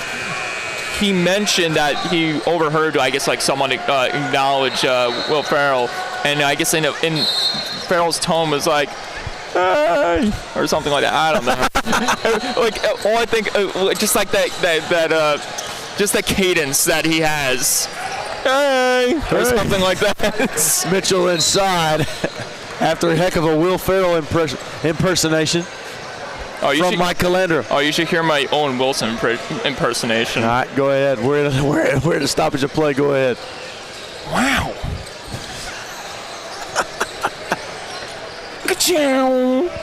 All right, that's enough. That's enough of the comedy hour. All right, back to action as Team Inland goes to the free throw line. And I've got a wet spot on the floor, though, trying to clean it up. Now they want a towel. And we got one. It'll be Mitchell to go to the free throw line here for Team Inland. You have to remember, Mitchell missed the last free throw he took.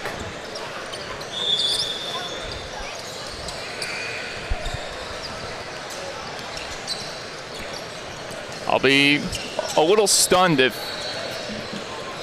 it's back-to-back misses for Mitchell at the line. I do believe he'll break that. He won't suffer that. Mitchell with a shot up and got it. All right.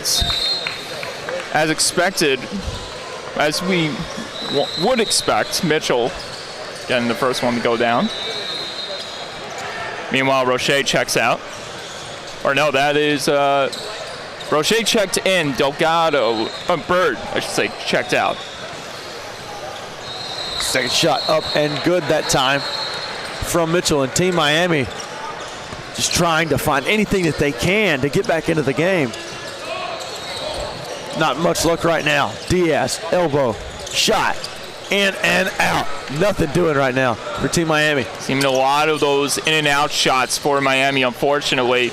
Just when you seem like it would be a picture perfect 3-ball or 2-pointer, it's the opposite. Mitchell going to work. Kesh now, McGee just inside the 3-point line. Can't knock it down. As the shot clock expires, and here we go. Perez to Holmes. Roche looks like he wants a 3. Now he uses a baseline. Nice jumper, but cannot get it to fall. Lid on the basket for Team Miami. Here comes Fun. And knocked out of bounds by Stankovic. It'll be Team Inland ball. Stankovic using all of that 6'8", 199 with height, wingspan, whatever you can call it, to push that ball out of harm's way. Kashishian to McGee. Wants it. McGee! Nice shot there by Dylan McGee. Well, there's your answer to the riddle that you put upon us in terms of when McGee being all quiet. When is he going to show up? Well, you got your answer right there. Nice shot there. McGee just inside the three-point line. Whoa, big tip. Shot blocked, and now here we go. And that was McGee again. He is coming to life now. Now stolen back by Team Miami. Holmes. Pass across the court. Perez now. Elbow. Block. Oof. And a loose ball now. Here we go. McGee. And he tried the reverse dunk. And stolen away. And now we got tie up. Stankovic and Kashishian. Tied up. It'll be Team Miami ball. I think if this game was a lot more closer, I'd be pretty alarmed with that play by McGee, but because they have such a large lead right now, there's nothing to worry about with that missed bucket for McGee. Obviously, would he have loved the highlight reel dunk? For sure. But the one thing I definitely took notice of him, that's definitely going to make me feel like, all right, this is not a big deal. He's winning some of these defensive battles, and that's huge if you are England. Long distance three from Diaz, can't get it to fall. Hurd to Mitchell. Inside, Mitchell inside, can't get it to fall. And Mitchell will go to the free throw line. Good work by Mitchell. Persistence paying off. Not slowing down anytime soon, dictating the offense, or dictating the pace of where this game is at right now. The speed and tenacity that Mitchell is showing with this team he's surrounded by, it's forcing Team Miami to play with an erratic style of play in more terms than one. A lot of the passes way too aggressive. They're playing with too much urgency. Mitchell's first shot was good and sinks the second one. Mitchell really good from the free throw line so far today. I think when you're facing such a large deficit, it only makes sense that you're going to start to play a lot more aggressive, but also going to make mistakes with that aggression. Roche tipped. And here we go, Samuel Funn running the floor. Dude is just toying with the defense. Did you see him escape from those two players? Nice job there by Funn. McGee, turnaround jumper. No, sir. Rebound, Team Miami. Nice keep right there by Holmes. Diaz. Wing. Baseline. Diaz. And trying to move the ball around. And it'll be called for a backcourt violation. Yep, unfortunately. And that's a testament to the aggression that England showed right there. And finally, I didn't think I would see it at all in this game, but the double team coming to life for Team England. They provided that on the corner shooter right there, Perez. Fortunate pass back to Roche for the violation. It'll be Team England ball now. Funn to inbound. McGee. And it'll be Funn now. Outside shot. Kashishian. No good. Rebound Holmes. Just didn't have the angle on that one. And Roche, you got now 9.5 minutes remaining. Still a bunch of time, but I don't know if it's enough to bring you back from the depths of hell here. Diaz with yet another missed three. Kashishian. Inside. Oh, yeah. That's Carmine Amaya with a nice two. And now Team Miami with a timeout. Chachi Rodriguez going to try and talk things over with Team Miami. And just another thing for Miami to worry about. Another contributor. As you mentioned, Amaya gathering a hold of the basket right there. Such a huge challenge for them that they face the rest of the way. They were winning by 20. He got called foul. Yeah, Team England right now dominating. Been total domination so far. Not even a sliver of success, really, for Team Miami so far. Largest lead of the game now, 21 points. That's a big-time lead there for Team Inland, as we have just under 10 minutes remaining here in the game. Mike, you got any plans for tonight? Well, obviously, we talked about it last night off the air. We're playing. I think the plan is we're going to watch the McGregor fight, McGregor versus Holloway. Correct. Yes, sir. I'm eager about that. But I'm eager to see what more battles we got on our hands before this day is all said and done. I still can't believe this is day 3. You know what they say about it's a term in life that I live by. Your days go by when you're having fun. I think that's how it is. You know, yes. Something like that. Or any vacation you go on, it goes by so quick because of everything that's happening. Team Miami trying to respond. Inside. Nice ball movement from Team Miami. And Turner just cannot hit a shot. And right now, Team Miami's struggling. I'm counting at least 25 shots. If they were to go in, this game would at least be a 2-point possession here. Inside. No good. Mitchell can't get it to fall on the rebound. Gotta love the persistence here for Inland. Fun and Perez tie up down low. It'll be Team Inland ball. So Samuel Fun to inbound here for Inland.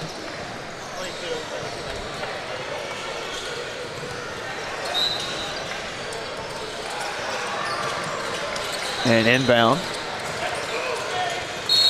Gets it to go and a foul. Devin Mitchell talking to him. I want to go back to the point I made saying, like, Miami facing this enormous challenge of us trying to escape the depths of hell, and if there's one man that's the face of Lucifer that Radom, it's right there, number 8, giving all sorts of trouble at all areas of the floor. And Mitchell connected on the and one, giving Miami all sorts of fits. Diaz drives, kick to Holmes, and blocked. And that's been the story for today. Team Inland has been relentless. There's still 8 minutes of ball left to be played. Yeah, that time called against Inland, so now it'll go to Team Miami. Roche to inbound, Diaz to play a little point guard. Now, obviously, I think if you're a Team Miami at this point, of course you want to play your hearts out to the very end, but I'm also thinking about, obviously it's better said than done. Don't think about the next game, but in this situation. Now Bird knocks one down for 3. And finally, something positive for Team Miami. Yeah, it's still a long ways to go, though, unfortunately. 21-point lead still. Mitchell tried to throw it down. No, sir. Still a loose ball. Kashishian got it to go. Kevin Kashishian goes to the free throw line for a chance at one more. Great persistence again, Kashishian. One guy that I didn't expect to break out like this when I was on hand for the last England game that I broadcasted, and he has been just absolutely, like you called it, relentless. Always putting his face in the paint, getting in those areas, making his presence felt, giving Team Miami such a hard time. They already deal with Mitchell, and you add Kashishian to the mix. Nice. Now, as we have Diaz hitting a 3, and could Team Miami now be heating up? Still a 20-point ball game. And you've got a little over 7 minutes remaining. Mitchell. Nice move. Mitchell inside. Nice time, and McGee slams it home. There's the dunk he was waiting for. Roche drives. No good, but he's fouled. And now Roche will go to the free throw line. Foul on number 1, Samuel Funn for Team Inland. 22-point ball game right now. Let's see if Roche here in this sequence can cut the deficit back down to 20. It's been the big theme all game long. They haven't hit their shots. Roche up. Roche's got it.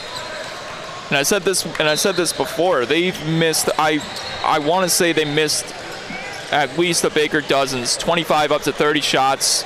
And if those shots had gone in, this game would be a lot more closer than what it is right now. Second shot, good from Orlando Roche, and you're correct. We'd be talking about a fantastic finish on our hands. Unfortunately, seems like Miami, as this game creeps to the end, little by little, we're seeing more of their record going from 3-0 to 3-1. Inland. Drive, the kick outside by Hurd. Shot, three-pointer, it's on the mark.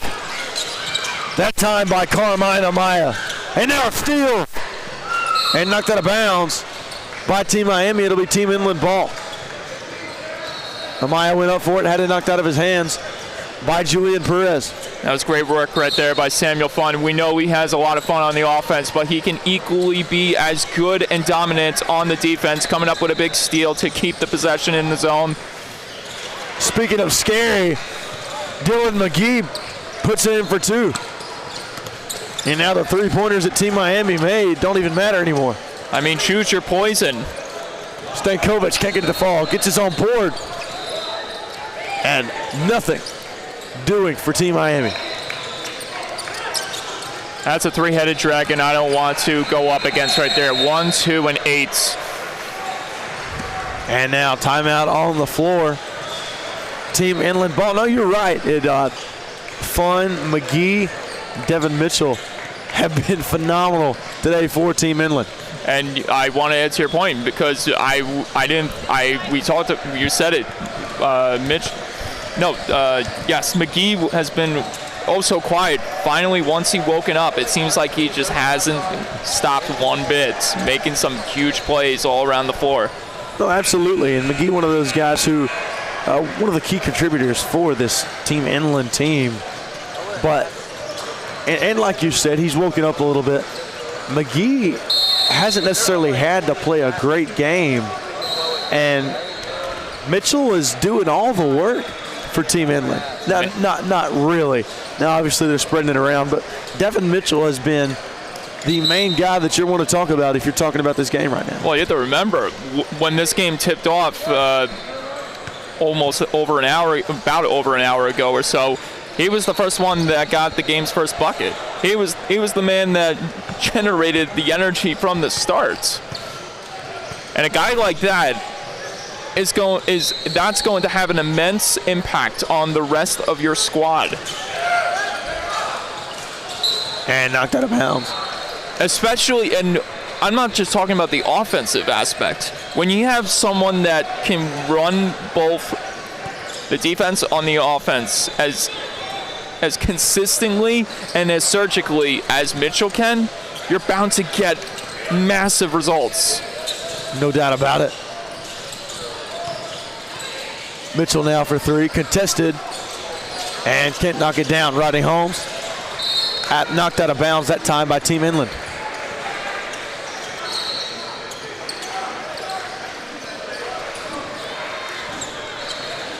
So you got 5:23 remaining in this game. Score is 59-34. Shot, Holmes got it that time, and foul. If you want to talk about a player that we haven't mentioned at all that is a huge contributor for Team Miami, it's Rodney Holmes. We're talking about an 8-time player of the game from Homestead, Miami, standing at 6'5". He's a good ball player, man. Rodney Holmes is about it. And he connects on the three-point play. Nice job by Holmes. His splits in high school, 63% from the field, 36% for 3, and 68% from the free throw line. Some big numbers And you just wish this game was a lot closer, because I know for a fact Holmes would have contributed massively No, it's live period. in a situation like that. And Mitchell now to inbound. Now full court zone press here from Team Miami. Nothing doing though. And a reset. It'll be Hurd to let his teammates move around and get open as he dances around. Hurd. Oh my, what a shot from Hurd off the glass. Had 2 for Inland, and now a steal. Whoa! Carmine Amaya at 2. Now for Team Inland. You gotta love the persistence and the resiliency that Team England showed in that sequence. And now Orlando Roche wants it, can't get it to fall. And Inland dominating right now. Jaleel Hurd with a big bucket in double team coverage. And a foul on the floor. And you had a feeling that once that bucket was made, it only gave motivation to his team to get another one ever so quickly, and they did. Now Abraham Majuk into the game here for Team Miami. Here's Alejandro Bird and Stankovic come out of the game. 4:13 remaining. 63-37. And Denver Turner subbed in as well. Shot up, shot good. And this is what having a guy like Devin Mitchell on your team can do. We haven't heard much from Jaleel Hurd. He's had a few big defensive moments, but didn't really see him contribute much on the offense. Now we're seeing that come into shape here. Yes, it's a game is pretty much all out of reach, pretty much all said and done, but this is what you want to see, especially going forward in these other matchups in this tournament. Absolutely outside Diaz, no sir. Rebound by Amaya. And hot pursuit, Mitchell. And a slow change of pace here. As it'll be Hurd to take it down for Inland. Hurd up, Hurd. Yes, sir. Hurd automatic right now. Hurd is the word. And Hurd doing a nice job. Stolen away there by Mitchell. Mitchell goes up. Mitchell! And denied off the rim that time, and Mitchell can't believe it. The drive inside. Diaz can't get it to fall. Wanted the foul, not going to get it out of bounds. Team Miami ball. It's an absolute beatdown from Team England on Team Miami. And now a timeout on the court. 3:22 left on the clock. We were talking about farm animals earlier, Mike. I heard. And I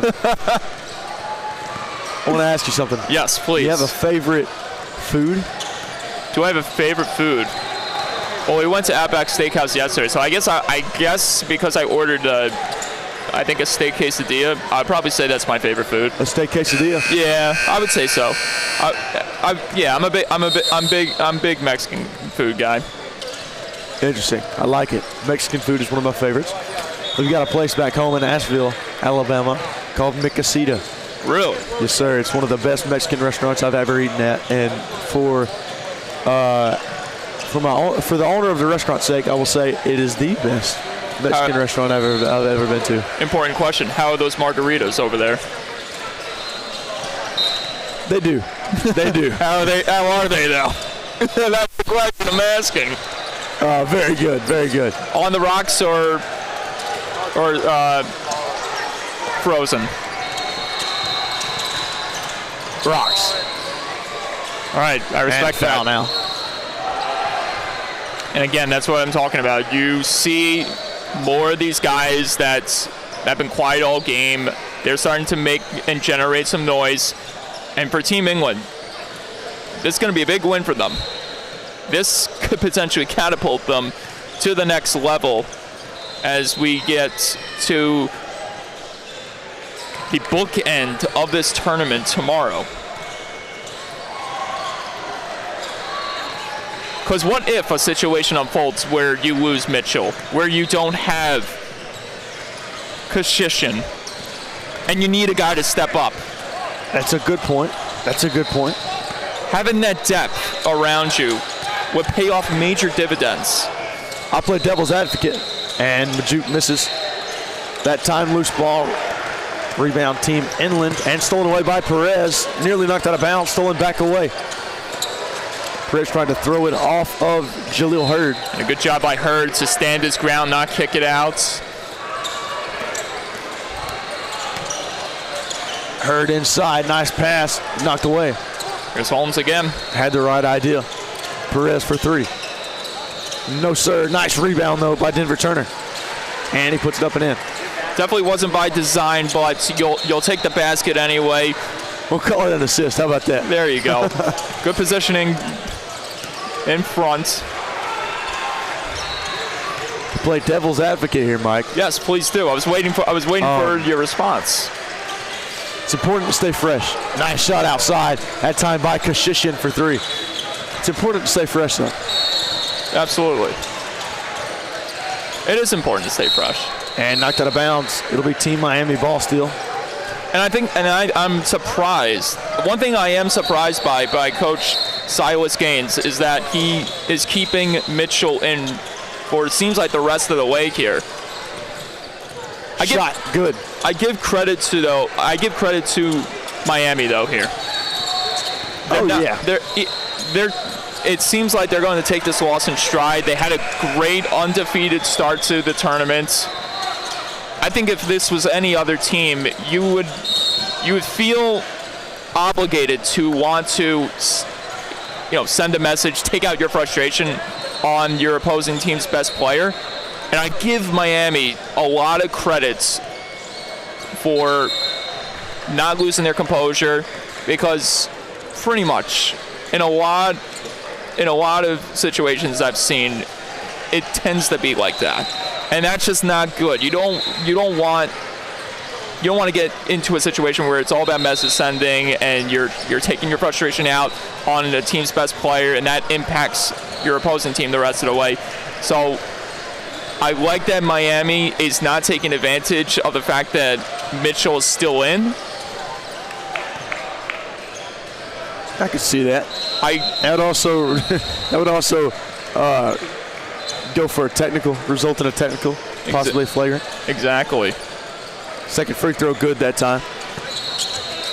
Now Team Miami trying to end this one on a positive note. Inside Diaz, nice kick to Stankovic, and Stankovic knocks it down for three. It's a good three ball right there. Great movement to get the ball over to the right corner where Stankovic pocketed that one. Now Perez tries to take it away. And a foul on Perez. So that'll go against Perez.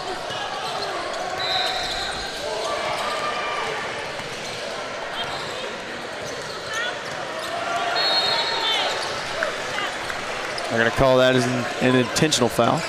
That's what I mean. This is why you don't want to have Mitchell on the floor, or even Kashishin for this case. You can't afford to lose your key players over undisciplinary action from the opposing team. First shot, no good that time from Hurd. It's just not a risk that you should take, especially when there's still a lot of games left to be played. Not to mention, too, this is a tournament where you have a lot of visitors, and I'm not talking about the fans. I'm not talking about the family members of the players. I'm talking about out of bounds that time on Hurd. The abundance of college representatives here, NCAA level, all levels of elite competition that are here. And I also saw Jamie Shaw of Rivals is here. He's so much. Scout. Majuk outside. That time, shot from Perez, good. Can't get it to fall, in and out of the rim. Looked like he wanted to fall, and now they're gonna call a foul. That was Holmes. Very aggressive there. I believe that was against McGee. Looks like it's going to be McGee. Time, we got 50 seconds left on the dot here.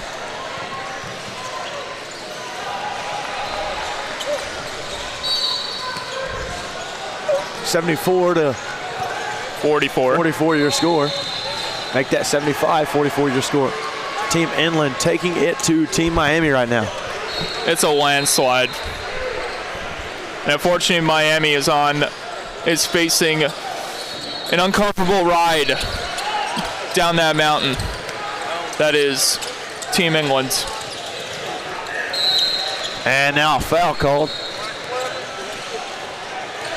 Yet again. That was Abraham Majuk. I want to say that's his first of the day. And it certainly was. And now Hurd will go to the free throw line yet again. 50 seconds remaining. And now at this point you just want to get out of here with no injuries. Exactly, which is why I am perplexed that England is keeping both Kasishian and Mitchell in the game right now. Even McGee too, who has been a big power playmaker in this matchup. Shot from Hurd up and good. And here we go. 41 seconds on the clock. Diaz. Drive, nothing, outside. Perez now wants it. Perez, nice move, can't finish it. Majuk can't finish, but he gets his own board and a foul called.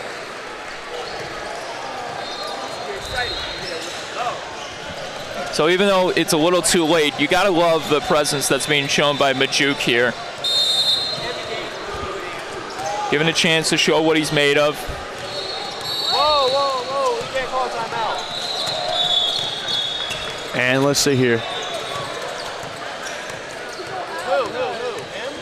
We don't have any timeouts. So Miami wanted to call a timeouts, but now because right now we're sitting next to the scores table, they're saying over to the officials, they don't have any timeouts remaining. And let's just skip the technical and get on with the end of the game, huh? I guess so.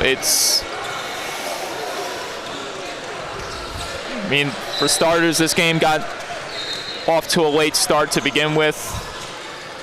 First shot from Majuk. And friendly roll. Friendly roll that time. Almost a wedgie right there.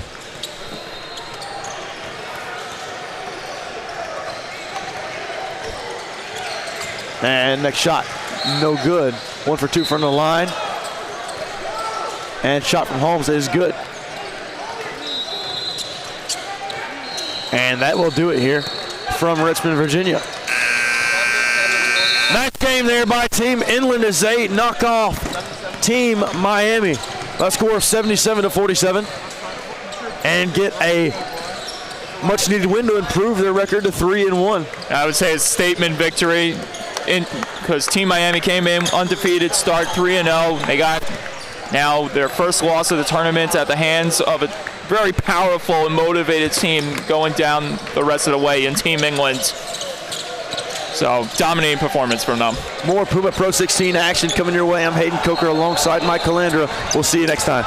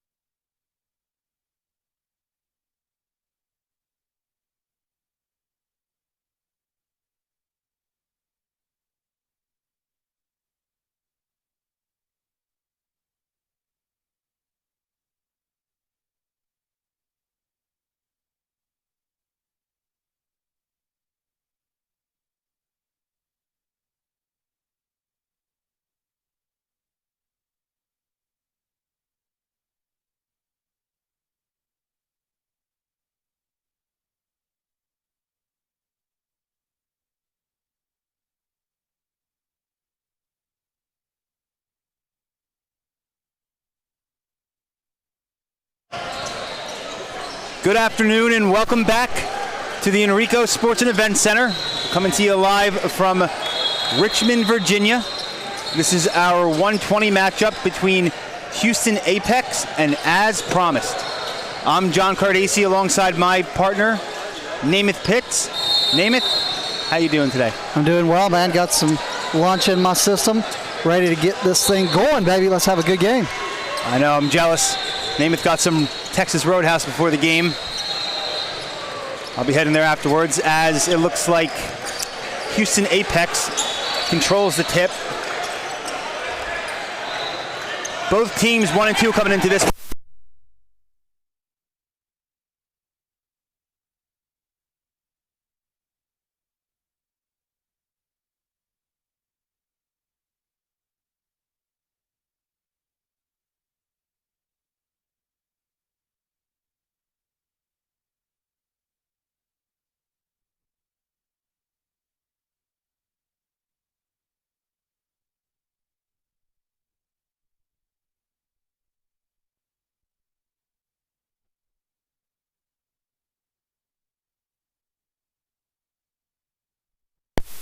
Check. We're back. We're good.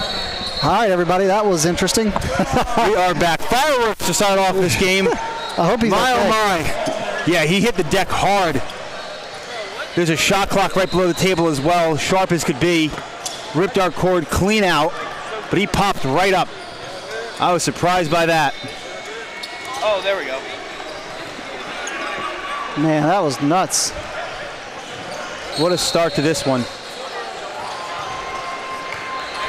And everybody on YouTube saw that. Yes, our camera feed did not cut out, but our mics certainly did. Looks like Apex is ready to now inbound it. How's that for a underneath start? their own hoop. It looks like there was a bucket after all that happened too. I didn't even see it. I was focused Me on neither. the I guy did not have under a me. clue. So it's 2-0 as promised. All right. Apex takes it up. Let's see what they have in store for us today. Drake Barrett with the ball, kicks it over to Amari Jones. Jones into the corner. 3 no good for Preston Kieschnick. Up and in, I believe that was Drake Barrett with the putback. Good putback opportunity right there from Apex. Both teams 1 and 2 entering this contest, looking to get to 500 on the weekend. There's bodies flying everywhere, John. Yes, good aggressive defense right there. That was Kieschnick getting his hand on the ball. To no avail though, as Marvin Reed, Marvin's room, knocks down the jumper. Yeah, really good mid-range jumper. As promised, not doing us any favors with these jersey numbers, black on black. Apex Juparian Lincoln, turnaround jumper, gets the shooter's roll. Yeah, how about rim, to get the rim help right there. Yes, the soft touch. Ball's going in the basket early. Looks like we have some contact on the drive to the rim. What's the call going to be? I think that was on a Lincoln of the Apex. Early substitution for As Promised, with Zion Ricks checking into the game.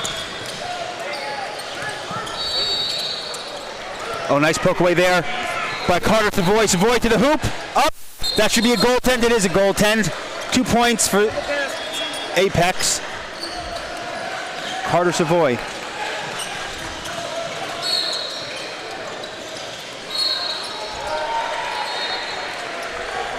Apex shows pressure, but falls right out of it.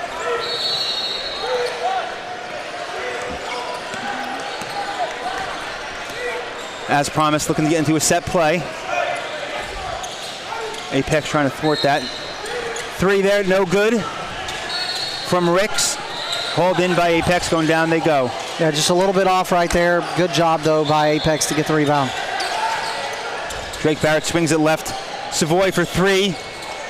Just a little bit too strong. Dead accurate. Put off the back rim, up over the backboard. And As Promised needs to get somebody, get the inbounds.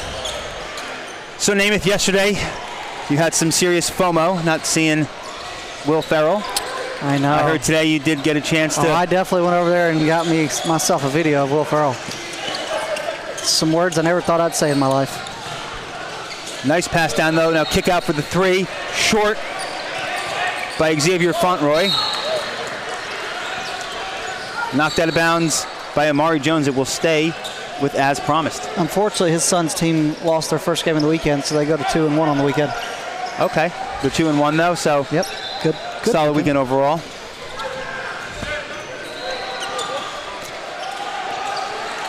Isn't it crazy for as famous as he is, just a regular person watching his son's game in the crowd? Yeah, I mean, he wants to be left alone, you know. He wants to be here for his son. He'll never be able to escape the celebrity life, you know. That's just part of the fame, but Comes with the territory. Nice steal by as promised. Zion Green goes up. Looks like they'll see a clean block there. Will stay with as promised.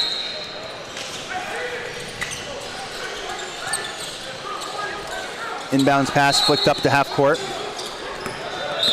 To Fauntleroy. Fauntleroy hands off to Ricks. another whistle. But we'll get a foul. Yes, looks like it'll be on Drake Barrett of Houston Apex. So once again, as promised, will inbound from underneath their own basket. Alley-oop off the inbounds pass, no good. That was Zion Green with the miss. And here comes Apex down the court, right down the court. Swatted away. Oh, the call for the foul. Looked like a good block by Green. Baseline official has the foul, says he hit him. Going up. And that'll be 2 shots for Lincoln. I love how the officials always look at us. They look at us to tell us. Yes. We're just broadcasters. Much appreciated, though. We spread the word to our loyal listeners. Oh, he got left hanging. As Kieschnick checks out for Apex. Axel Anderson checking in. It's a great first name. Marvin Reed kicks it out to the corner, now gets it back. Back to the corner, swings it to the wing. Fauntleroy.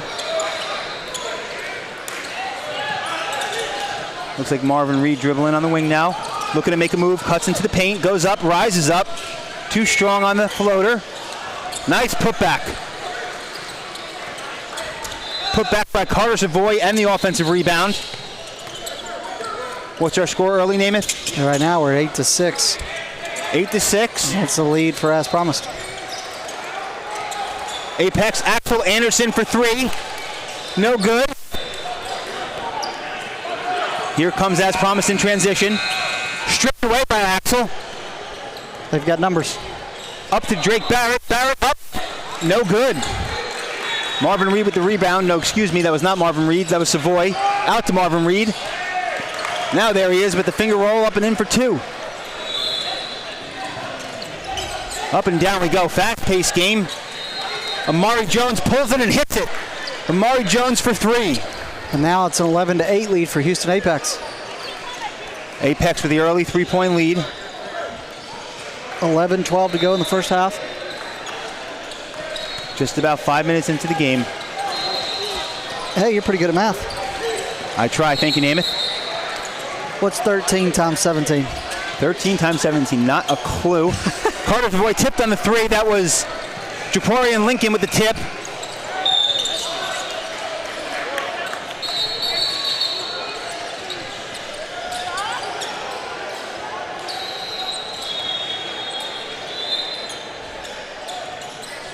And we'll get a foul on as promised. Marvin Reed checks out. Checking in is Eric Scott Jr., seeing his first action of the game.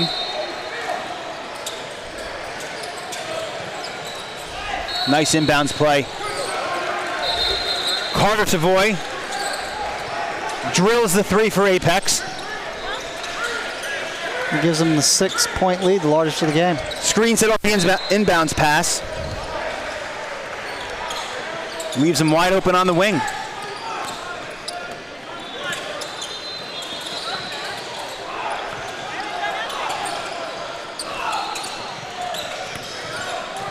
As promised, looking to get into a rhythm. Oh, too high, too hard on that pass. That'll be a turnover. Going back down to Apex. Shout out to the assistant coach right there on the bench for catching that pass. What a guy. Lead by example, be an athlete. My guy's locked in. All right, so Axel takes it up for Houston Apex. Jacurian Lincoln. Grant Marr.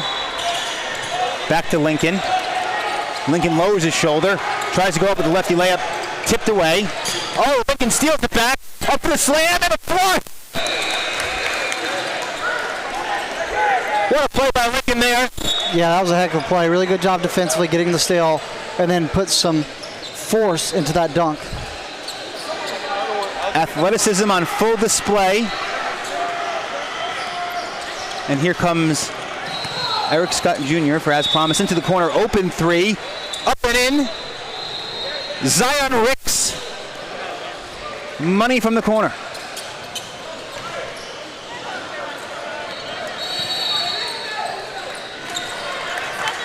Axel Anderson running point. Sporting the face mask. Right to the rim. Fearless. In and out. Rebound up. No good by Tymir Lekator.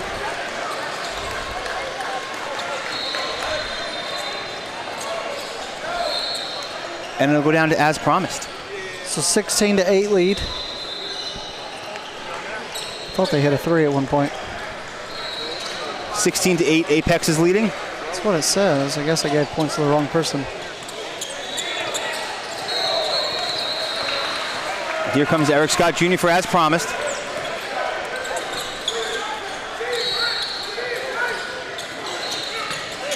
Yeah, we want to check on that. No, I did. He has 16-8. That's why I changed it. I had 16-11. Nice three again. Ricks, back-to-back threes for as promised. Axel Anderson races up the court, pulls up for two, no good. Rebounded by Zion Green. Zion now, pass down low, tipped away and out of bounds. Lincoln got a finger on it.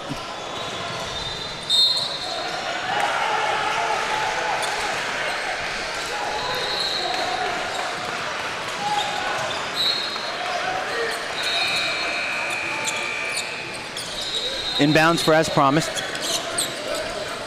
Oh, little shoulder push off, up, no good. That was a flop. Little acting class there. I mean, Will Ferrell was here. That is true. Good day to do it.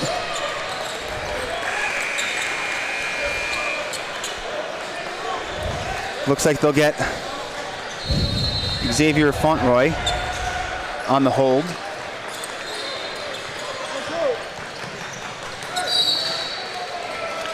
It'll be a side out for Houston. Grant Marr.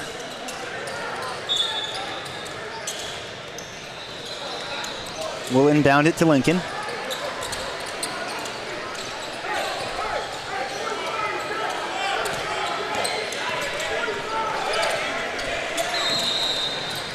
Up for three, no good there by Dugas Jr. Offensive rebound though, too strong, another offensive rebound. Going down, so we're gonna get a foul on Apex. That was Drake Barrett who missed the baseline jumper prior to the foul. Almost at the halfway point of the first half with 8:08 to go. Apex holding on to a 16-11 lead. In what's been a high-paced, aggressive game so far, as Tymir Lekator can't get that to go. Axel Anderson bumping into the ref. Ball flying out of bounds. Will stay with as promised. These guys just want to throw their body on the line. I love it.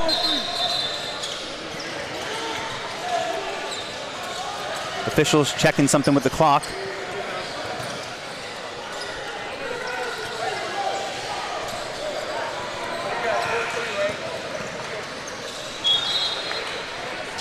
They're checking on the foul situation. Okay, and we're back.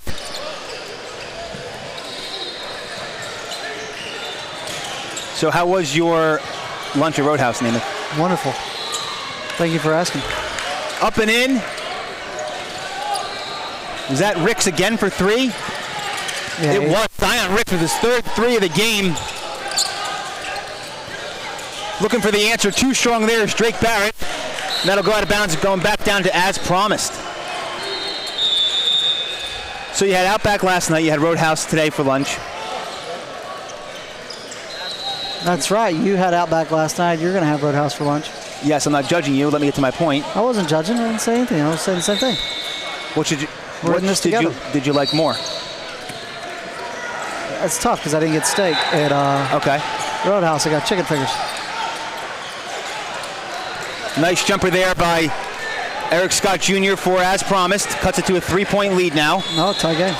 Kieschnick racing up the court. Excuse me. Yes, tie game. 16-16. Carter Savoy looks to make a move. Spins around to the free throw line. Kicks it out to Kieschnick. Kieschnick drives, steps back, pulls up for two. In and out, no good. Carter Savoy tries to save it, does save it. Oh, we're going to foul. Much to the dismay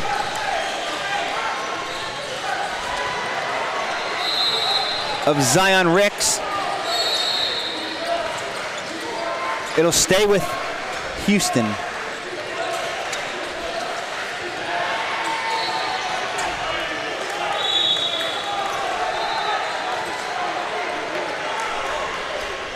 Have the Rockets impressed you?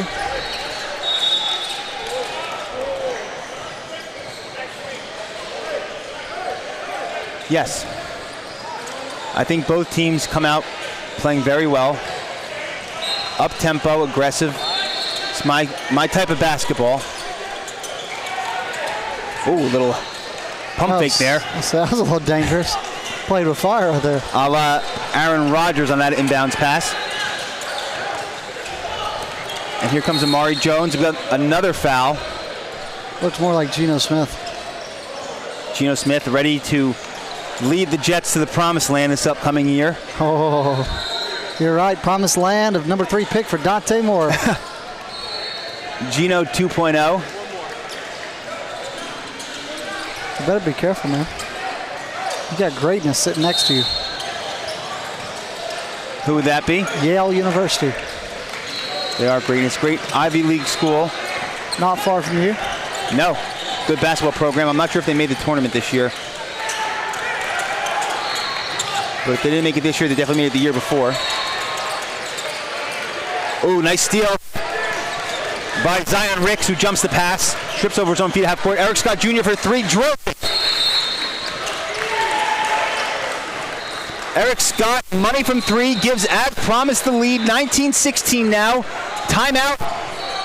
Houston, they'll want to talk it over. And they should with 6:10 remaining here in the first half. It is just, this game's completely turned on its head the other way around. Yes, 16-8 as promised, led in the blink of an eye. It's an 11-0 run for as promised, who now lead 19-16. What do you think's gone wrong for Houston during this 11-0 run? Well, as promised is just hitting some big shots, man, especially from 3. I mean, maybe they're not even like getting a ton of separation either. They're just hitting big shots. So I think it's trying to maybe limit those big shots, and you do that by creating more turnovers.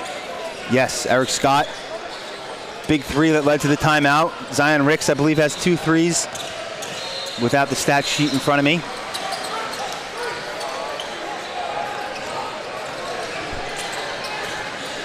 Some missed opportunities on the offensive end for Houston Apex. You put that in a blender and it spits out an 11-0 run. Let's see what Houston can do out of the timeout now. Looking to get things back on track. Here comes Drake Barrett. Flicks it up to Kieschnick. Kieschnick with an errant pass right into the hands of Ricks. Ricks up with the left, finishes with the left. Nice play there. The steal and the bucket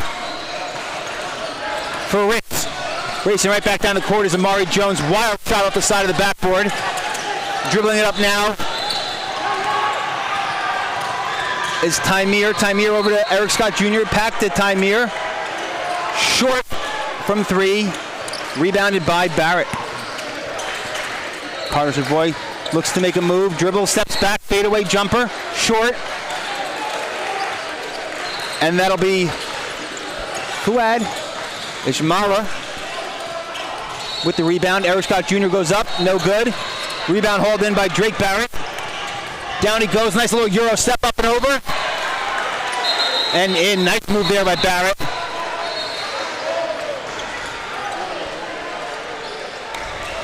Not sure what the official just gestured over to the scorer's table.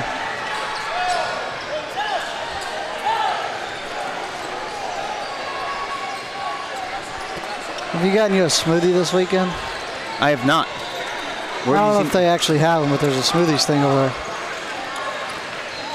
See where it says smoothies? I could go for a smoothie, to be honest. Be a break from the fried food. Deep three there. No good, short. Brought down by Barrett. That was Ricks missing on the three. Now Carter Savoy drilled it. A nice shot by Savoy. A big time three. We're tied up. Houston needed that one. As promised, Lecketer goes up, splits through the defense, right down the lane, up and in.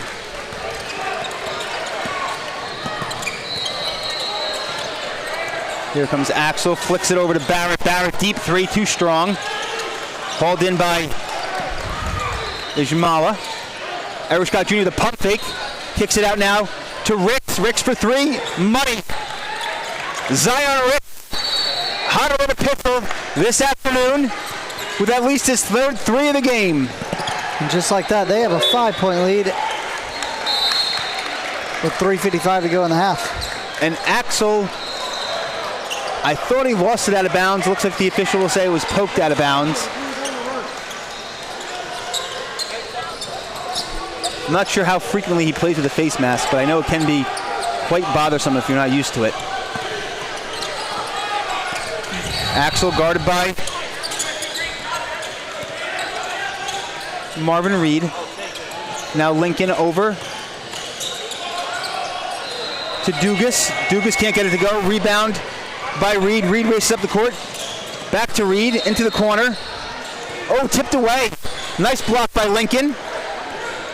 Lengthy reach on that one.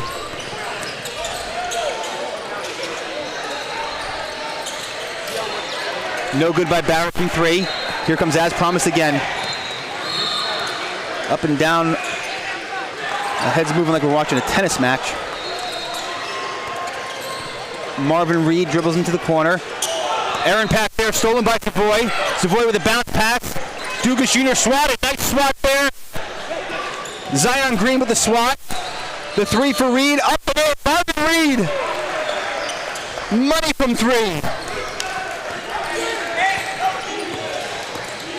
Apex has to stop the bleeding. And they'll do just that as Barrett takes it himself. Says, don't mind me. Up and in for two. Now Savoy pulls it for three, up and in. Another three for as promised, another three for Carter Savoy. Lincoln looks to answer, cannot. Up and over the backboard, should be out of bounds. It is out of bounds. Look, I'll tell you now, somebody needs to call a fire truck on Zion Green because this guy's on fire. That he is. Looking around, I don't see any fire extinguishers here.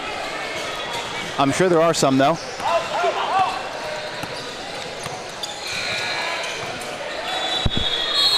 And he's fouled.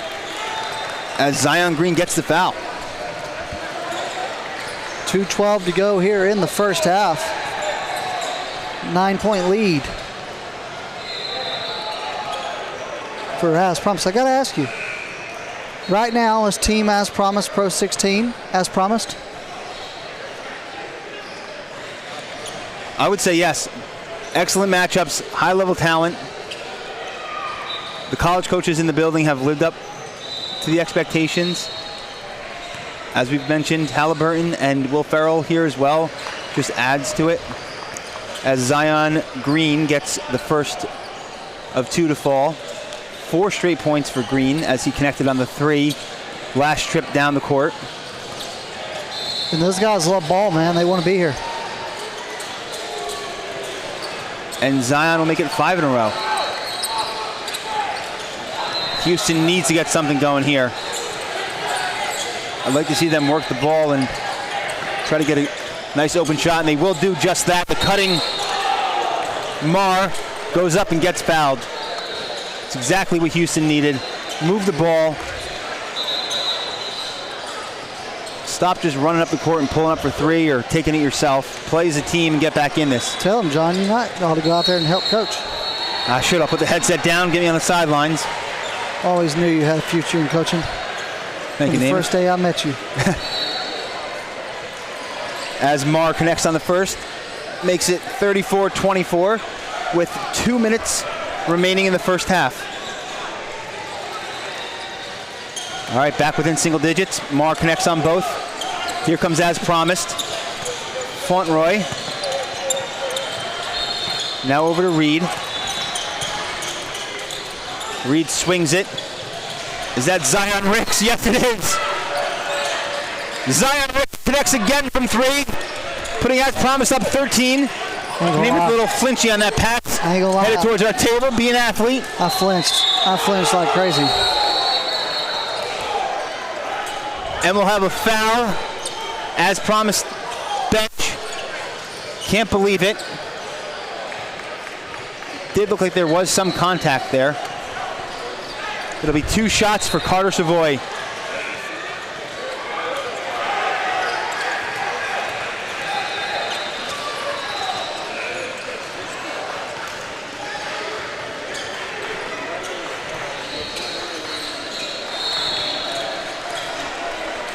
Savoy good on the first.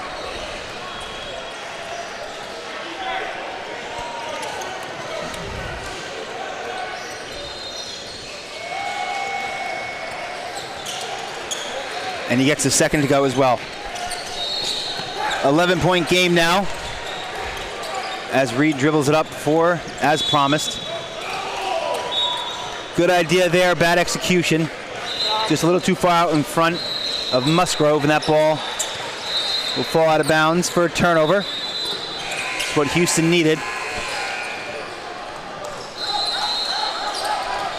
Down by 10, 37-27 with 1:20 and counting to go.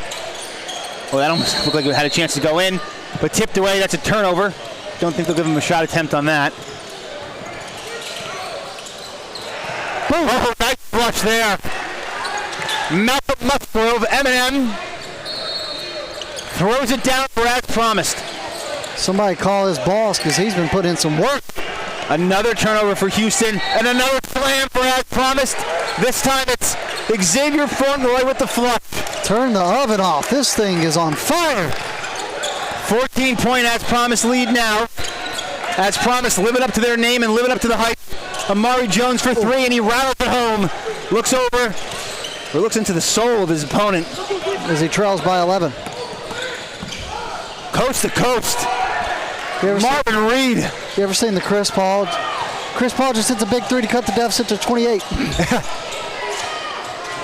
think I have seen that. But hey, still plenty of game left. Oh, nice spot there. That was nice. That was Lincoln with another block. You can see he's got that lengthy reach, that wingspan. 5, 4, 3. To beat the buzzer, no good there. Lincoln with the rebound will not get a shot up, and that'll do it for the first half. It is as promised, 43, Houston 30. In a high-scoring first half, 73 points in 16 minutes of action. Namath, talk to us, talk to me. Talk to me, baby. Let me tell you what, as promised really did exactly as promised. They turned it on there in the first half. Started making some big shots, especially from the three-point line, and it was just too much. They couldn't keep up on the end, and Houston Apex couldn't. As promised, overwhelming Houston in that first half. They might have spent too much time before this game playing Roblox. And, you know, on the other end, I mean, as promised was locked in. That they were. Houston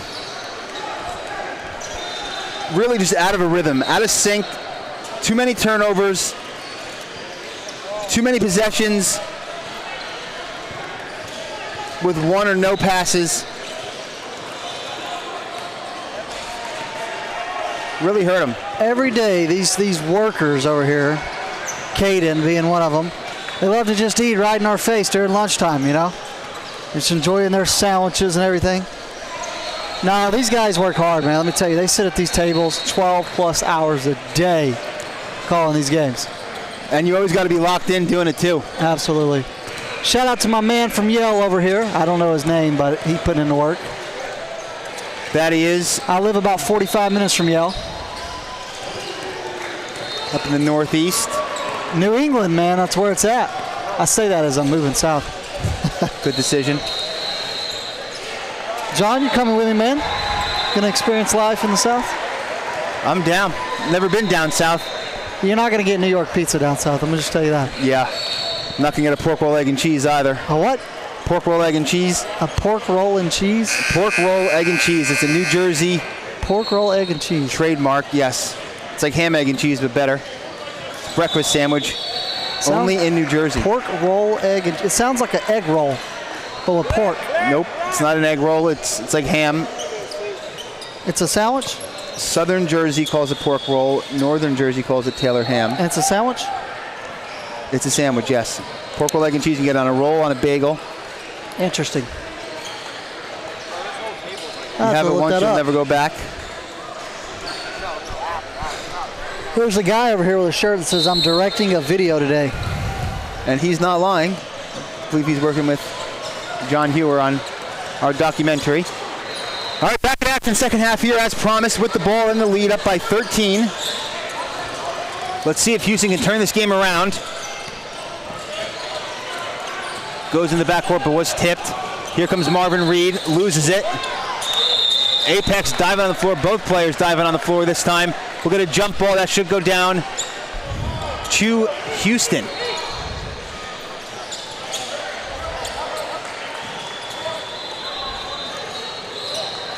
Ref having a conversation with Reed. I think Reed might have been looking for a foul there. Here comes Lincoln.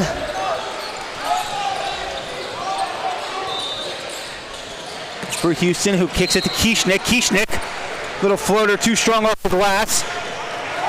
Rebound kicked out. Fauntroy up and in. Twists his body in midair and finishes the layup. No good there by Barrett. Offensive rebound though. Out to Kieschnick, will get a whistle. Let's see what the call is. Going down, are they going to say he might have been on the line? Stepped on the line is my best guess. So another empty possession for Houston.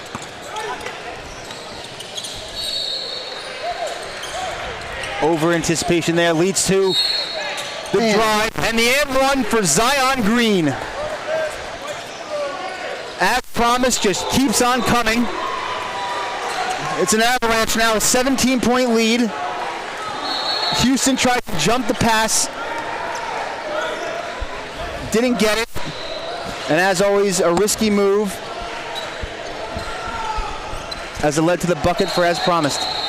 Now, I'm not going to say this one's over because me and you firsthand witnessed the team come back from down 17 yesterday. But Houston Apex is going to have to overcome an 18-point deficit. That they are. In order to do that, they're going to have to hit these shots. Turn things around. Yes, can't get that to go. That's Carter Savoy with the miss. Up to Marvin Reed now. Marvin's room. Bang for two. A nice jumper there, flush. This is getting out of hand. It is. Houston needs to get something going in quick. Nice cut to the hoop. Good defense there by as promised though. Forcing another turnover off the Houston coach. Pump fakes a shot from the sidelines. My guy can still play, put him in. See if he can lead the comeback here. It's probably over the age eligibility, but he's probably still got some gas in the tank. Looks like he does. How much gas that? I don't know. We'll have to see how far the car goes. All right, so here's Kieschnick for Houston. Into the corner to Savoy. Savoy over to Lincoln. Lincoln. Money from three. Houston will need more of that. but it'll start there. Nice 3-ball by Lincoln. Cuts the deficit to 17. Here comes a double team. And the fourth turnover. That's definitely a hold on Marvin Reed. Had a fistful of jersey. Yeah, is that going to be a transition take foul? Houston wants it. I think they may have a case. But let's see. They're going to want to discuss this with their other. If that rule is in place in this tournament, I think it should be the call. Clearly pulled on the jersey, and they had the fast break.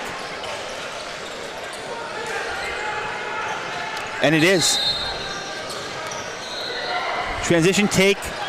So what happens here is if you are the defense and the offense is running in transition and no one's out in front of them, you can't do what they just did, essentially just foul them to stop them from getting the easy bucket. If you do, it's 2 shots and the ball for the offense. And he misses, that hurts. So in this case, I'm not sure, I believe they actually said it was Marvin Reed that was called for the foul. So Reed grabbed Lincoln's jersey, excuse me, in an effort to foul him and stop him from the easy bucket, which led to 2 shots and the ball. So down by 16 now, 4-0 run for Houston. Another basket here, there'll be a nice little mini run as Lincoln rises up and does just that. 6-0 run for Houston now, down by 14. Can they get a stop? Can they get a stop to keep this going? They're giving themselves a fighter's chance at least. Oh, into the corner, wide open is Eric Scott Jr. No good. Rebound by Barrett. Barrett up to Lincoln. Lincoln was on the line. Too high. Not what you needed there if you're Houston. Getting some momentum. 6-0 run with the ball. You make a ill-advised pass too high and turn it over. I don't think I've ever been so nervous. These You guys are flinchy over here. They're threatening to take us out. Lincoln.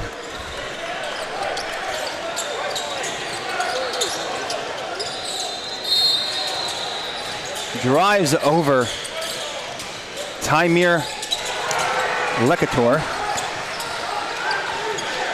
Gets called with a foul.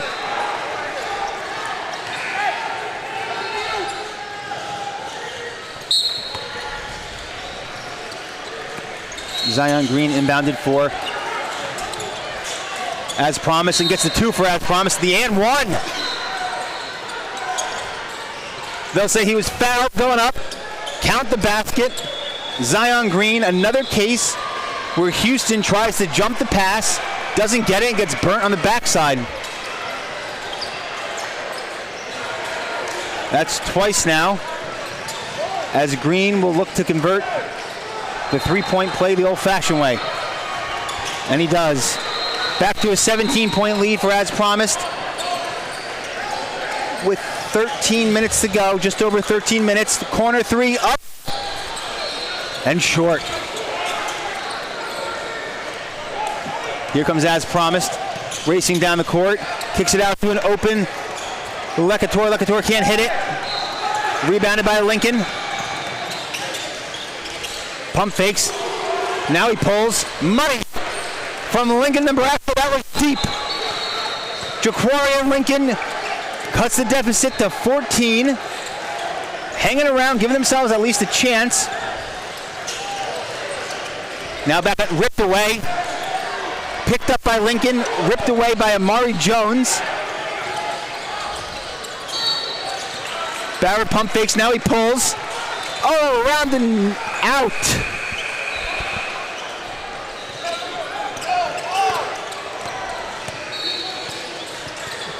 Would have been big if they got the roll there, but they don't.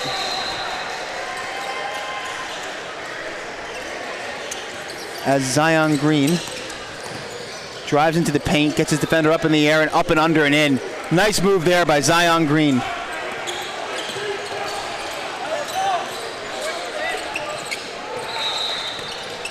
Here comes Lincoln. pulls from 3. Nice shot there, pure. Jaquarian Lincoln with another 3. Back and forth we go, but Houston cannot afford to trade baskets. Zion Ricks.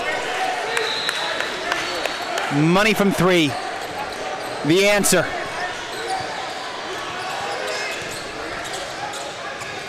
Every time they hit a big shot, As Promised comes back and hits another one. Exactly. As Savoy will get to the line for Houston. 11 minutes and 16 seconds left in regulation. Score is 58-42. What a guy. Houston trails by 16. Have you ever been to Houston, Namath? I have. I have indeed. I went to Houston around 2020, 2021, right after COVID. What'd you think? I've never been myself. It was okay. It was good. I got to try Raising Cane's and In-N-Out for the first time ever when I was in Houston at that point in my life. Went to a Houston Rockets and Miami Heat game in Houston. I'm a Rockets fan, that's why I went. Got a picture with John Wall. That's pretty cool. So In-N-Out in Houston, that's definitely a California thing. Yeah, it's well, no, not anymore. Well, it is, but no. I know they've expanded. They moved their headquarters to Tennessee.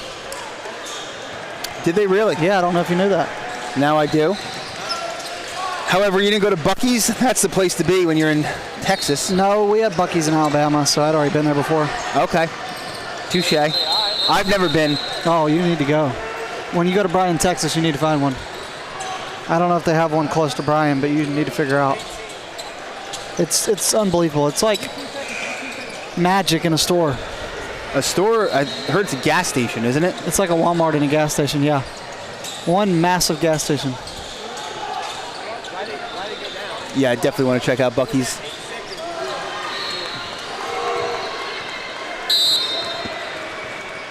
Oh, like it didn't reset. All right, back in play here is As Promised with a 14-point lead. See if Houston can get a stop. They certainly need one. So that's kicked out in the corner. Rising up short is Fauntleroy. Hauled in by Amari Jones. Over to Axel Anderson. Axel kicks it to the corner. Back to Axel. He'll pull from 3. No good. Hauled in by Fauntleroy. Up the court. Drills it. I mean, they're just, As Promised, has continued to hit big three-pointers after big three-pointers. Tamir Lekator for 3 from As Promised that last possession. Amari Jones looks for the answer and gets the answer. Nothing but the bottom of the net. They're hanging around that 14-point mark, but can't seem to close the gap beyond that. They are. They do keep responding with some big threes, I'm not going to lie. Eric Scott Jr. drives and kicks out. Another 3 and another make. This time by Fauntleroy for As Promised. The 3s just keep coming. They don't stop.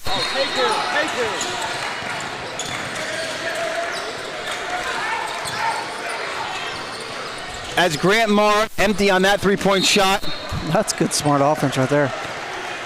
Smart defense, I think you mean by No. Ricks. No. He set a really good screen for him. Okay. He just didn't take it. I'll give you that. What I was looking at was Ricks kind of bodied. Oh, blocked on the defensive side? Yes. Yeah, I did see that to too. prevent Houston from saving it. I didn't get the number on player closest to the ball. But nonetheless, As Promised again with possession and the large lead. Up by 17. Another 3. No good that time. Axel rises up and gets a rebound. Fires it down court. Dangerous pass. But leads to the end. What? The rip pays off. As they'll get Ricks with the foul. And it looks like it'll be Dominique Dugas at the line with a chance to convert the 3-point play.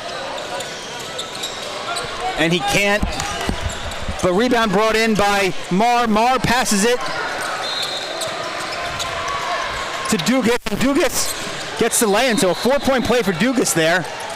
Step back for Scott Jr. now. No good. Rebound hauled in by Lincoln. Lincoln driving it down the court, rises up and gets the foul. He'll go to the line for 2. And now all of a sudden, that deficit's down to 13, chance to make it 11. 8 minutes and 51 seconds left in regulation. Plenty of time left. 64-51. As promised, not letting Houston get much closer than that, although they have a chance right now.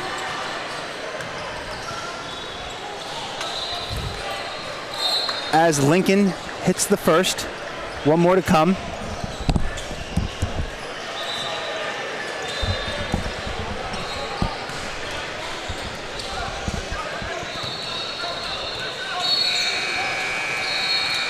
It's now a 6-0 run for Houston.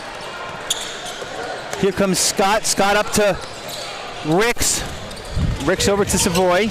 Or excuse me, Green. Green in the lane. Up. No good. Rebound hauled in by Dominique Dugas. Lincoln trots up the court. Pulls it from 3. Ooh, short. Not sure you needed that shot in that situation right there for Houston.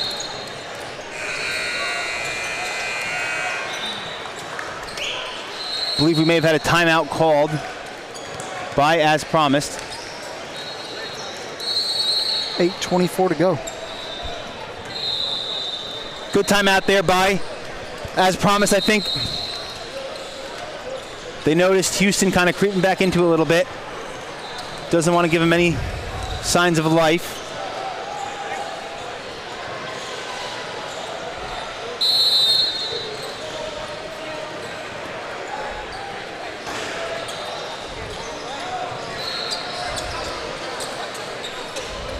It's now 64-53. So name it, they've closed the gap a little bit. Trail by 11.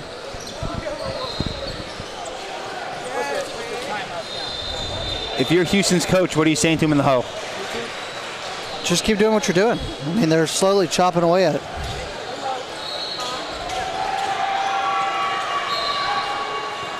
I would say work the ball a little bit more.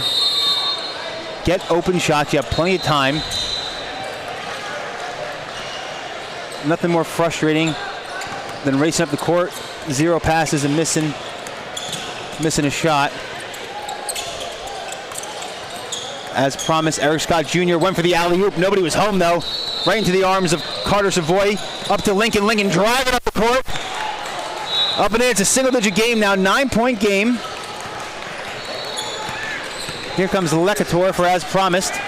Spins. Kicks it out to Green. Green back in to Lecator, and Lecator up and in for 2. Under 8 to go. We're already halfway through the second half. 11-point game now. Kicks it into the corner for 3. Short. Marr can't get it to go. Saved back in. Into the hands of Axel Anderson for 3. Oh, halfway down and out. You got to be saying, are you kidding me if you're Houston? Scott Jr. pump fake, sidestep, swings it right. Lecator can't get the 3 to go. But Zion Green right there to clean it up for As Promised. Love the extra pass by Scott Jr. there, even though the 3 didn't fall. Here comes Lincoln. Gets the foul call. Fauntleroy can't believe it. It'll be on him as Lincoln goes to the line for 2.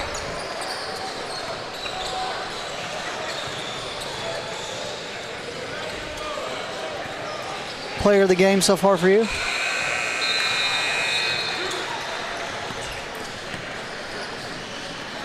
You know, I'm not sure I could single out one player. It's been a really strong team effort for As Promised. Ricks has contributed. Green has contributed. Eric Scott Jr.'s commanded the offense at the point.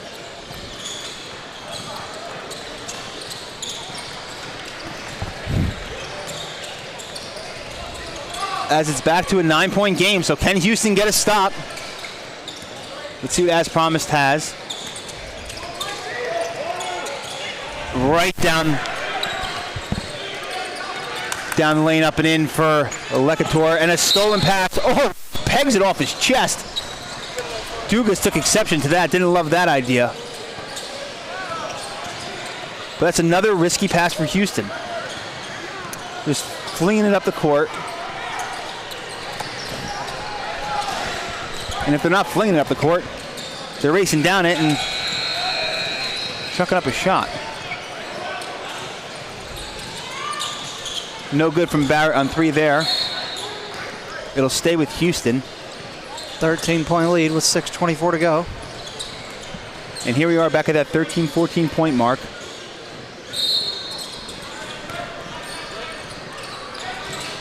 Houston just can't seem to close the gap. And another turnover into the arms of Armstrong. Armstrong over to Lecator. Lecator up and in. On his way down, gets the foul call in the and one. They'll get Dugas on the foul. And Tymir. Lecator will have a chance for the 3-point play. Chance to extend this to 16 points. Yes. Houston just continues to shoot themselves in the foot. Give credit to as promised. Their offense, they just keep coming at you. Almost kind of remind me of the Thunder. The Thunder rolls. Especially that Lakers and the Thunder series. Strikes. As Tymir converts the 3-point play, here's the free throw to go. So every time the Lakers got back into the game, it was just somebody else was coming at you for the Thunder. That's kind of what it looks like here between as promised and Houston.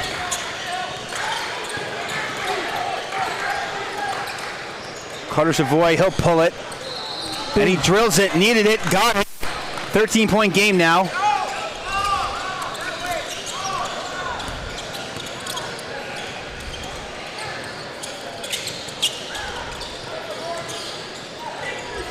Into the paint, nice pass, up and in. As Tymir flexes after making the basket. Good ball movement by as promised. Lincoln! Rise it up and throwing it down. And what a slam by Lincoln. He got a reaction from some coaches on that one. He is one heck of a player. Certainly can tell he's got everything you need.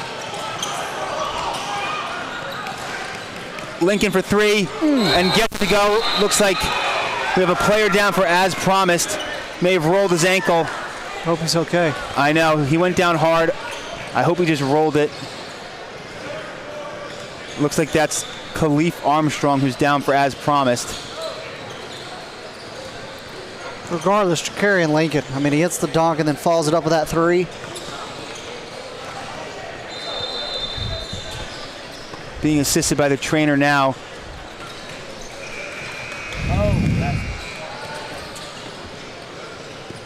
I saw him go down out of the corner of my eye.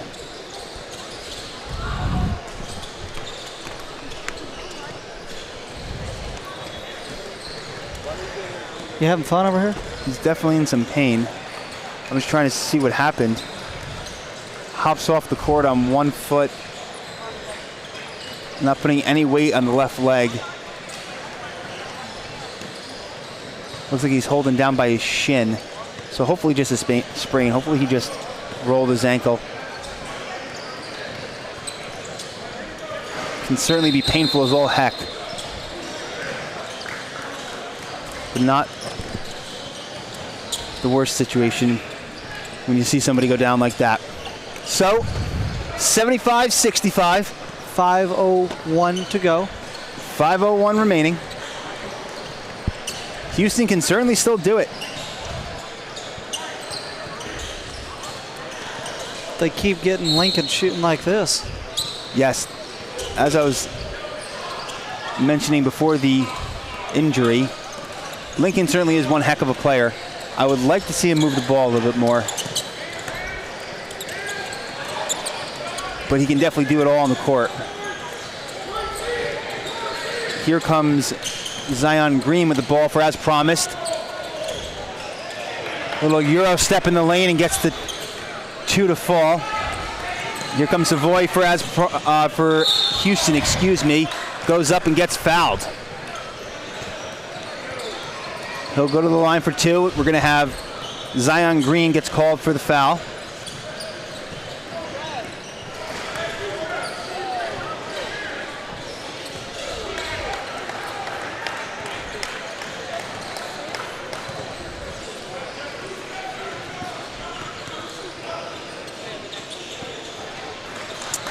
Can't convert on the first free throw.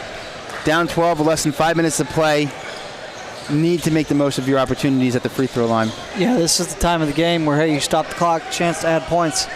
You got to capitalize. Let's see if we can get the second to go.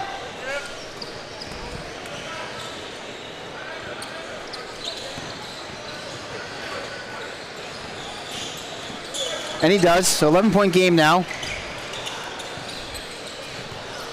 Houston picking up full court, but no more than that. Cross-court pass tipped away by Lincoln. There's that wingspan that we talked about. Long, lengthy, and athletic.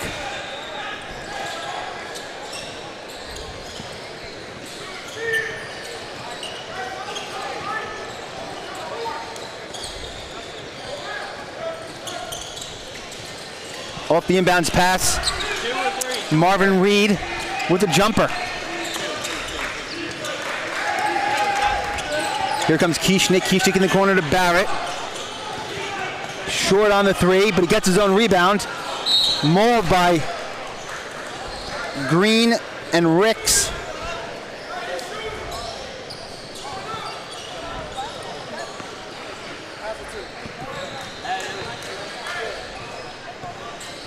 It'll be Houston taking it out from underneath. 13-point lead with 4 minutes and 4 seconds left here in regulation. It's been around this the entire second half.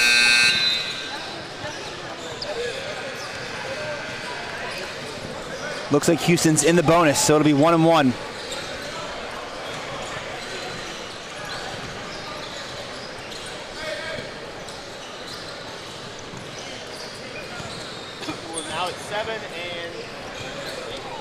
So the 7th team foul for as promised.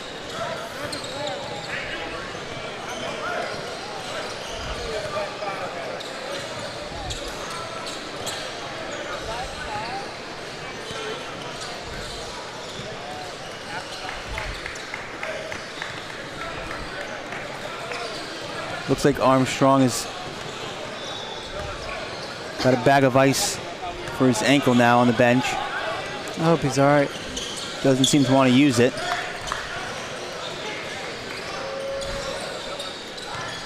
Barrett hits the first.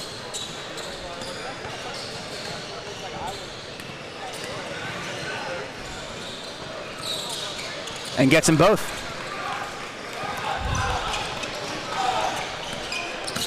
Under 4. Here comes Marvin Reed for as promised, guarded by Kieschnick. Reed up over Barrett, no good. Barrett gets the rebound. Hands it off to Lincoln. Lincoln gets fouled. Yes, he does. They'll call it on Fauntleroy. Frustrated with the call, but that certainly looked like a foul to me. Yeah, I don't know why he's frustrated, man. I don't even know why you're all over him. And Lincoln will go to the line for another 1-on-1 opportunity. Exactly what you don't want to do if you're as promised. No need to be picking them up in the backcourt. And Lincoln can't connect, but Barrett gets the offensive rebound. Barrett double team in the corner, over to Kieschnick. Kieschnick for the wide open 3. Oh, we had a whistle. I think we had a timeout by Houston.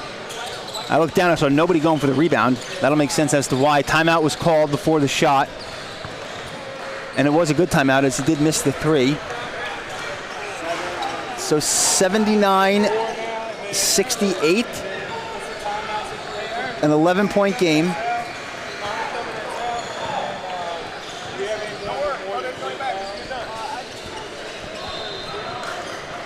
And at this point in the game, if you're as promised, you just have to manage your 11-point lead. Juice some clock. Yes, and the way to manage it is certainly not fouling in the backcourt when Houston's in the bonus.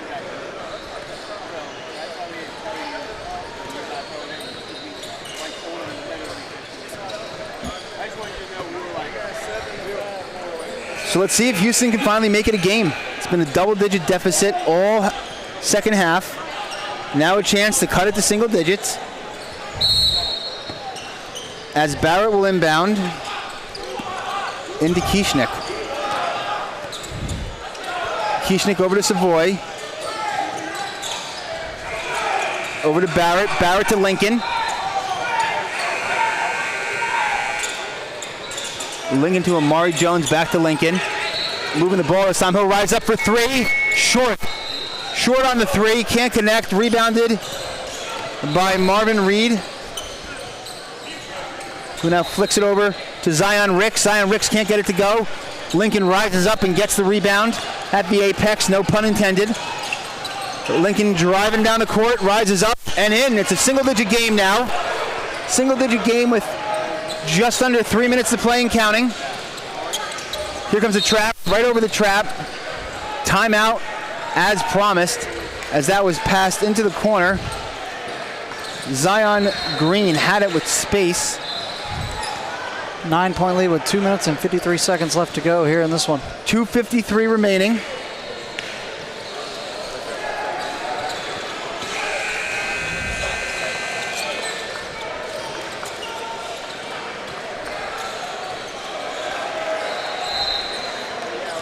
And Houston working to make this a game. As you mentioned earlier, we have seen a 17-point comeback so far this weekend. Houston trailed by, I believe, as many as 18. And really kind of bounced around between 13 and 15 all half. Now down to 9.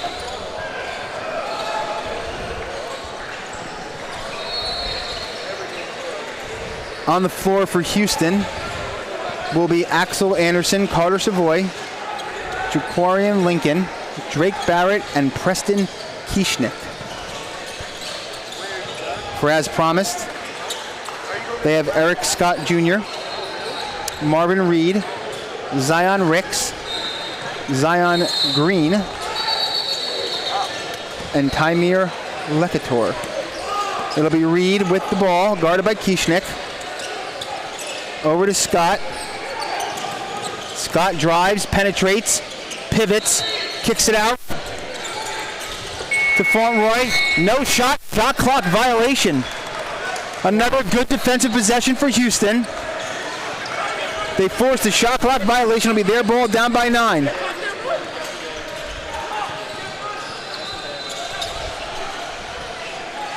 .235, yes, the clock did run. Fauntleroy trying to say it didn't. It was 2:53, it was 2:35. Or it was 2:53 at the timeout, now it's 2:35 remaining. It was 2:53.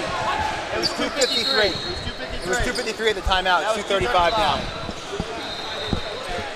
I jumped into action myself there, because I know I did mention it at the timeout, that it was 2:53 remaining.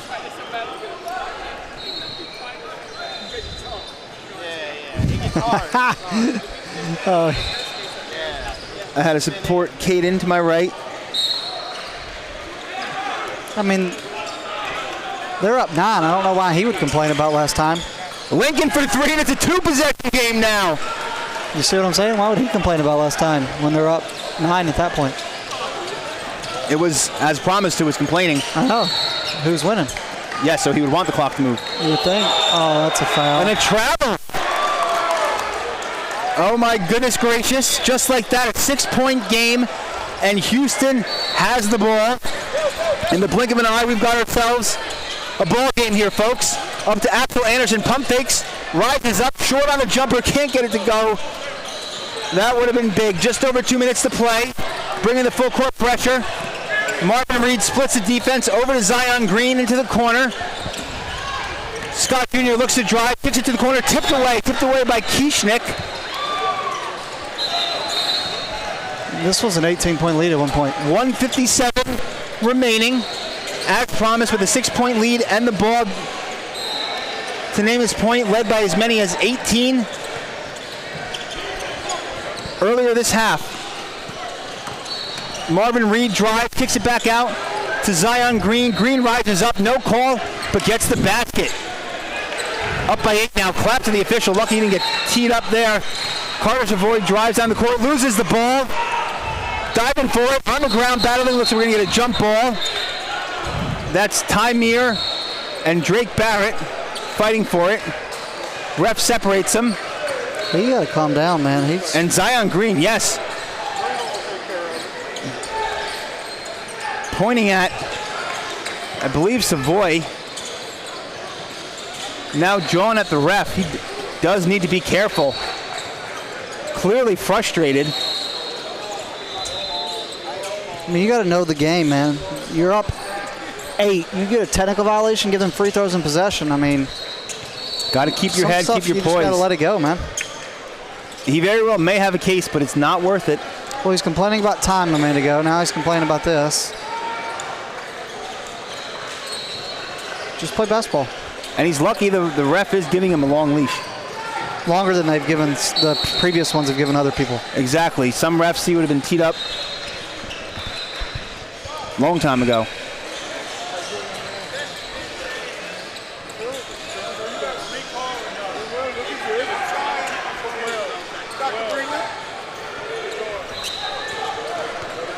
Okay, so I believe it's Houston that maintains possession, or keeps possession, I should say. 81-73, 139 remaining. They'll pass it into the backcourt. Axel Anderson with the ball into Lincoln. Lincoln guarded by Fontroy. Kicks over to Kieschnick. Kieschnick looks to drive, swings it to Axel. Axel for 3, short. No good there.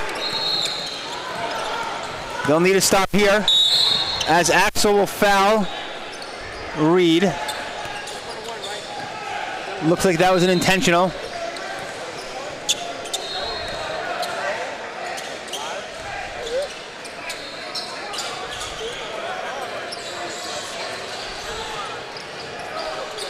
Only 5 team fouls for Houston. So 2 more.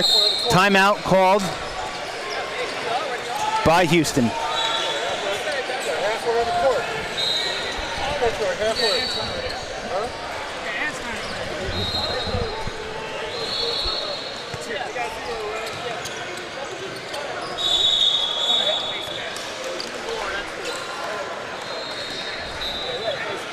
So timeout Houston, trailing by 8.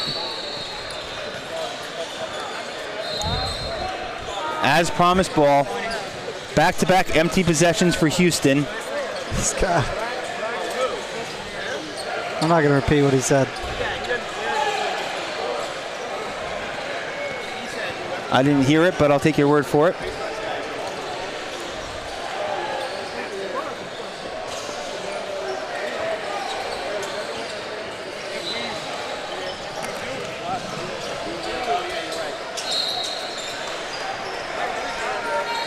I believe there's 1:20 remaining.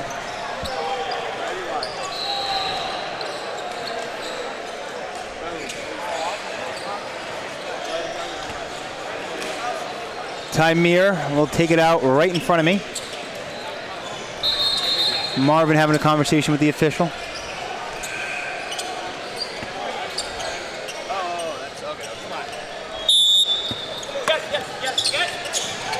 Marvin wanted it, but went with a safer option to Fontroy. Fontroy back to Scott.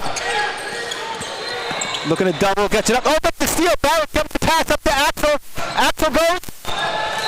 Go. That putback won't count for Lincoln, but that sure was vicious. Axel Anderson will go to the line for 2. 1 minute, 8 seconds left. A nice steal by Barrett. Leads to the run out and the foul. Giving themselves a chance.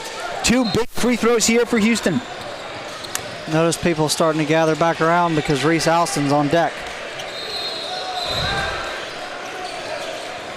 He makes the first 7-point game now.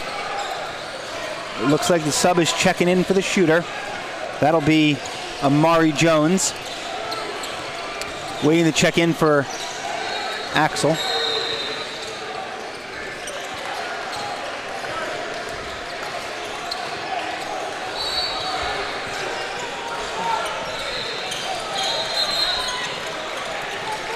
And he gets it both. A 2-possession game now.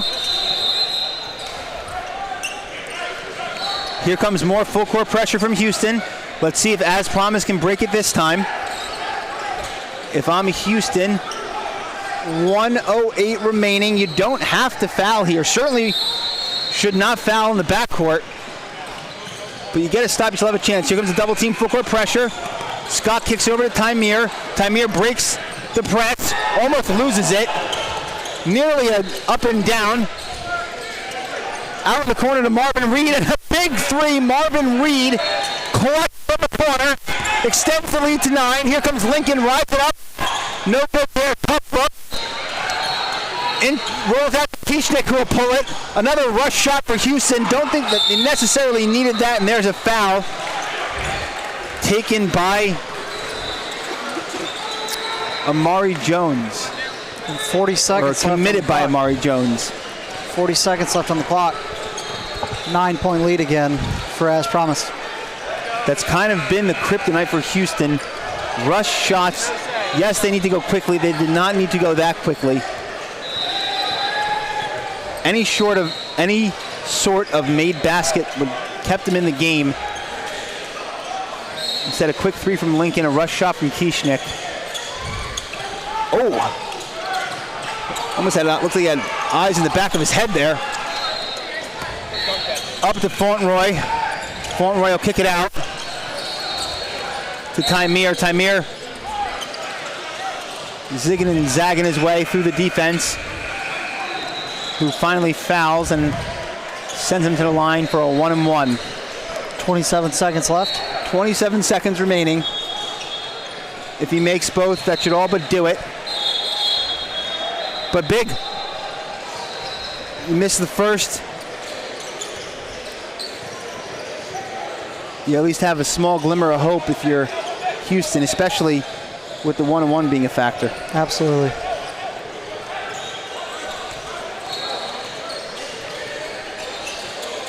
And he can't convert. Misses the front end. Here comes Houston. Savoy racing up court, steps back for 3. No good. For the slam, two-handed flush. Xavier Fauntleroy puts the exclamation mark on this one. And Scott gets called for the foul. 7 seconds left. 7 seconds remaining. 11-point game. Let's say it's over. This one's all but over. As Lincoln will go to the line with an opportunity to add to his point total as he connects on the first. 86-76.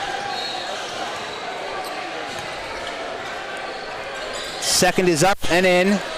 A 9-point deficit now with less than 8 seconds to go. And they will foul.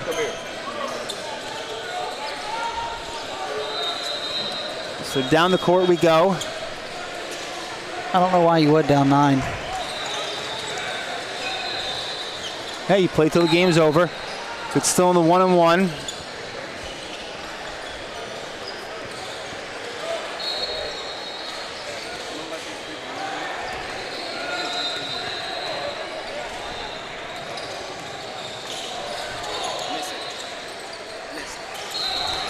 And he makes the front end. The referee makes a better door than a window, standing right in front of me. Marvin Reed at the line. So Namath, as we wind down here, give me your takeaways from today's matchup. Well, as promised, they got that 3-shot going. But how about the ability to fight through adversity? Houston went on a run, but it didn't stop them. Lincoln shooting that one from Nebraska. Deep 3 there. Final score, as promised, 88. Houston Apex 80. A game that was controlled from almost start to finish by as promised. Houston crept close late. Made it a 6-point game, but it was just that too little too late. As promised moves to 500, 2-2 on the weekend with an 88-80 victory. For Namath Pitts, I'm John Pardesi. Tyler Tyler Jones and Mike Calandra on the call next.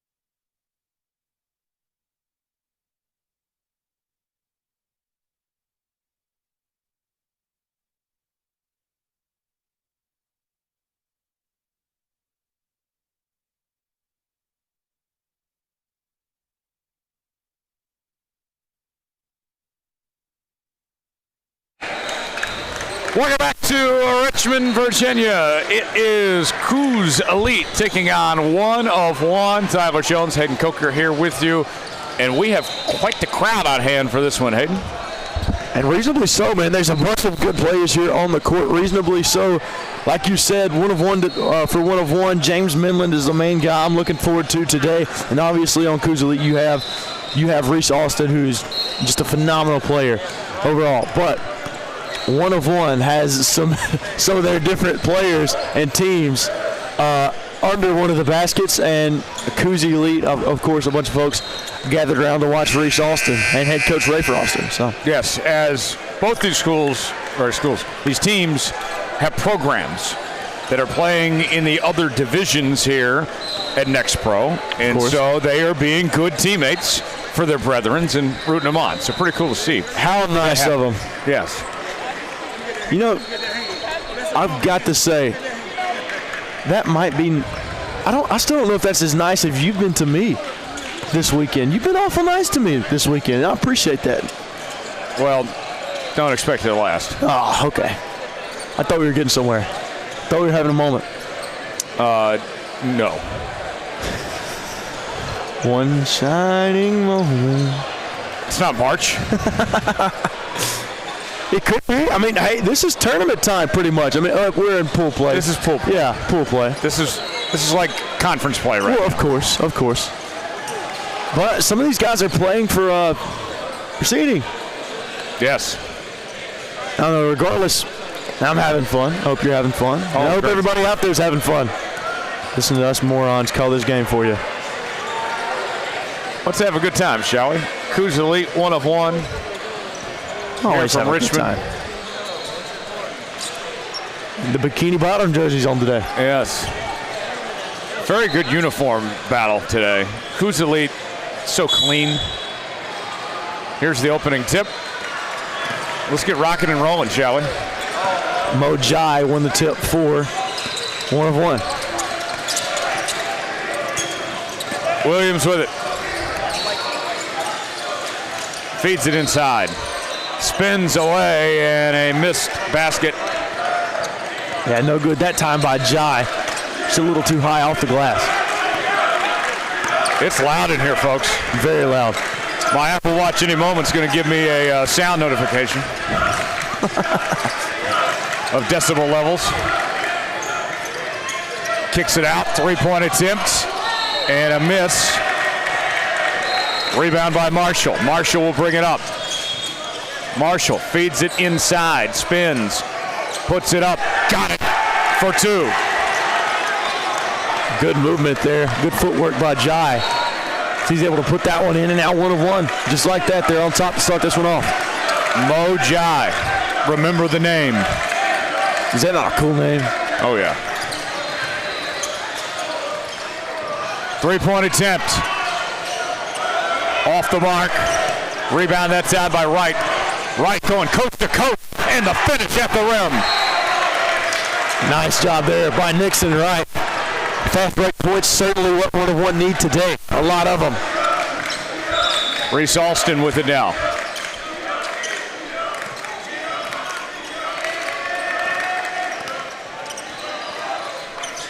Being very patient. 3-point attempt. That one no good. Went for the putback and drew the foul.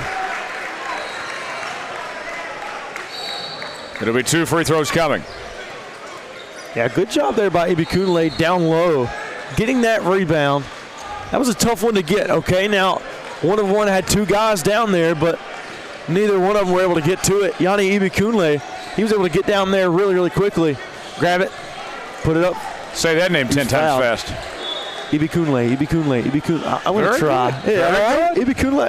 I think my English is getting better. I thought you speak American. I speak American. Basket up and good. Williams will bring it up for 1 of 1.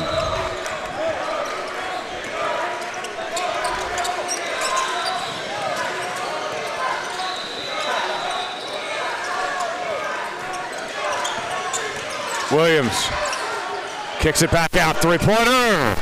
Missed. by right that time, and the ball flies out of bounds.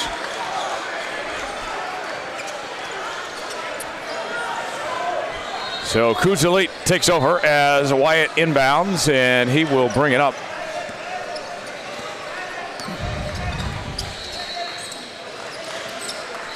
I like the defense and the approach so far from 1 of 1.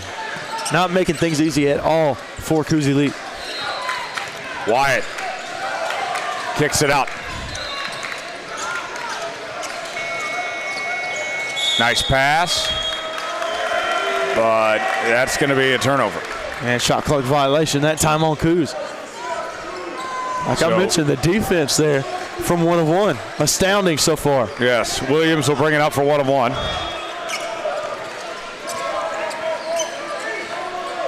Minlin with it. Back to Williams. And that one goes out of play. Yeah, simple mistakes like that is what 1 of 1 has to avoid here.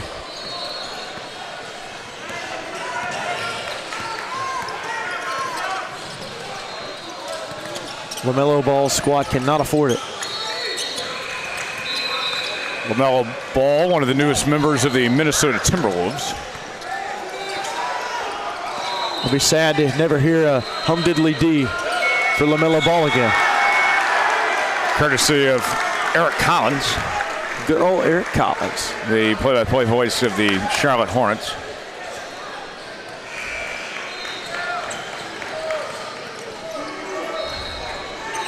Living LaMelo Loco. You ever heard that one? Yes. I know you're a big fan. Williams with it. Feeds it inside and misconnected that time. That goes out of bounds. Yeah, Jai couldn't handle it. It almost looked like it went through one of the Coos Elite players' legs. We mentioned the crowd here today. Quite a list of celebrities in attendance beyond the coaches. Will Ferrell in the building today. Tyrese Halliburton. Just to name a few here in Richmond. This name may not hold as much weight as some of those names, but Jamie Shaw of Rivals is here. He's actually over there in the left corner. Foul called. To your left, Tyler. That will send Minlin to the line. Or Wyatt, rather. Sorry. Wyatt will shoot 2. Misses the first.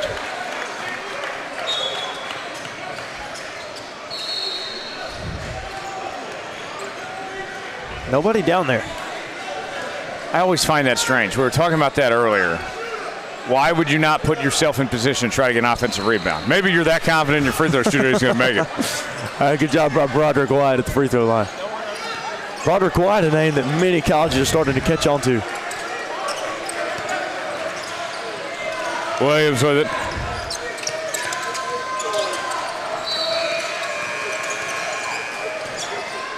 Feeds it inside. And couldn't hit that time was Marshall. And Wyatt will bring it up for Coos Elite.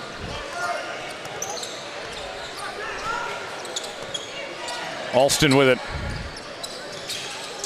Alston thought about the 3 instead. Gets it to Wyatt. Got a hand on it. And that's going to be a turnover by Marshall. Yeah, nice defense that time by Carlos Marshall, able to get a hand on it and force the turnover. Minlin blocked.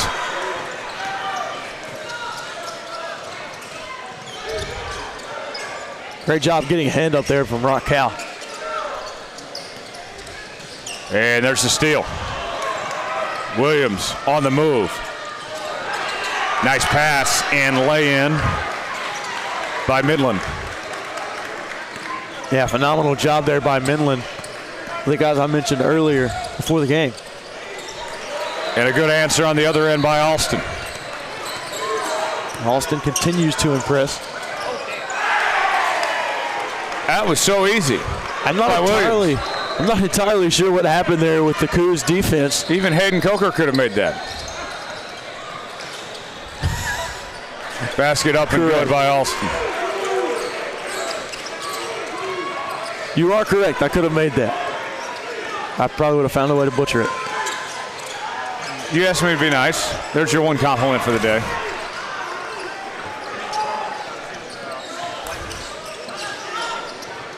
I give this guy crap a lot, but he's actually a pretty cool guy. I didn't say you were a cool guy. Oh, yeah, you did. No, definitely not. I heard you. Now you're just making up stuff. No, I heard it. 3-point attempt. That one a miss by Wyatt. Here comes Marshall. Good job by Carlos Marshall early in this game on the defensive boards. Basket up and good by Midland. And Midland starting to take over right now on offense here. 4-1 of 1. If you were to look up the word lame in the dictionary, there would be a picture of Hayden Coker. There it is. There it is.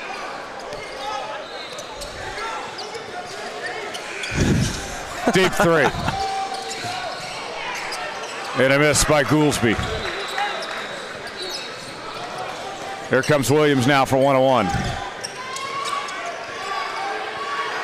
Thought about the three. Going to move inside for the mid-range jumper. And that's a miss by Marshall. He might as well have taken the three at that point. Probably would have gotten blocked. But at least it doesn't go down in the stat sheet as a block. And that goes out of bounds. And before that stoppage, we haven't had one in a little over 2 minutes. I love it when the clock's moving. Bunch of folks gathered around. Goodness gracious. Williams brings it up. Going inside, and nice for two. And 1 of 1, putting Coos on notice right now. Travian Williams, such a phenomenal athlete. Barton nearly lost it. Travian Williams really good at when it comes to driving. When he puts that shoulder down and gets down inside, very few can stop him. Hall will bring it up.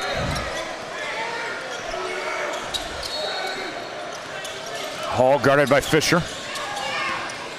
He kind of grabbed his shoulder a bit. I was surprised it wasn't a foul there. I'd say the same. They let him play on. Fisher will bring it up for 1-1.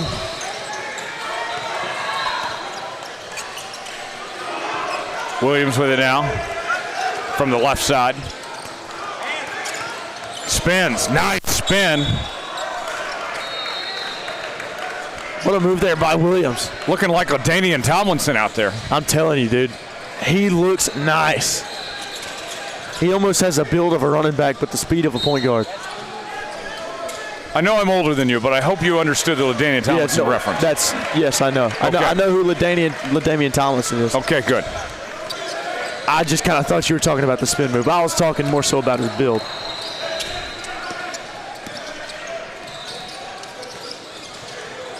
Going in.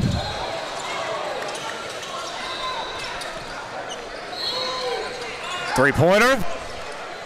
Miss from Fisher, from Smith rather. Nice offensive board by Hall. Yes. Puts it up, and a good lay-in for two from Hall. And a timeout called. And how about 1 of 1 right now? They've jumped out to a 14-9 lead over one of the best teams on the circuit. 1 of 1. Pretty much establishing that they can hang with anybody right now. They're showing they belong. Oh, absolutely. Talked a little bit about Travian Williams and how good he can be. Seeing him drive early on and get to the basket with such ease is really, really impressive, and that's a good sign for 1 of 1. Huge.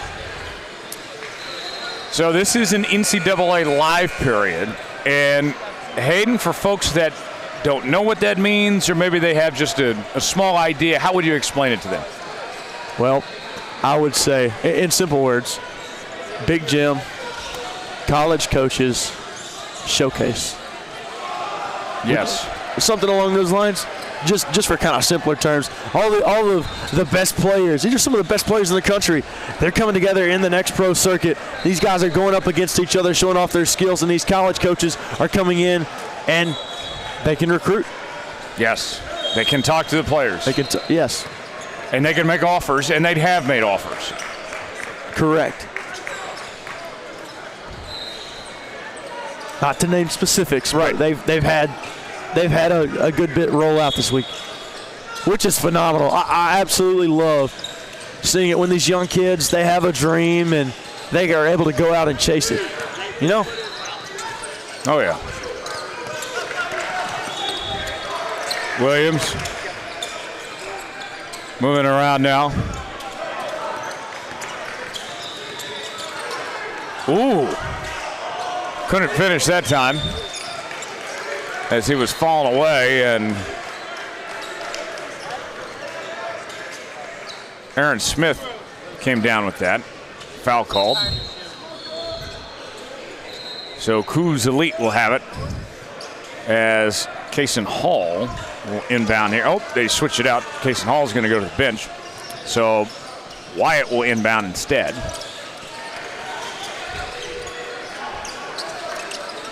And here we go. Cameron Martin now into the game for Coos. Reese Alston brings it up. And a foul is called. Now they call a foul there, but watch out for Marcelo Flood and how good he can be defensively. I feel like he's one of the better defensive players out on the court right now.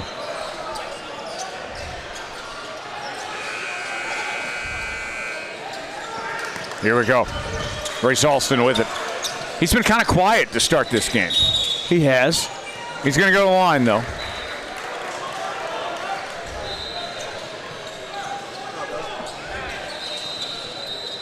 He did have a layup or two earlier, but not really much flash so far.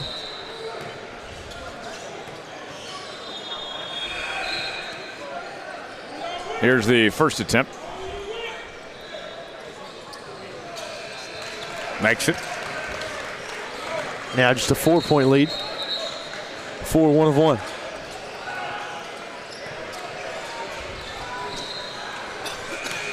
Coos Elite 2-1 on the weekend so far. Second attempt up and good.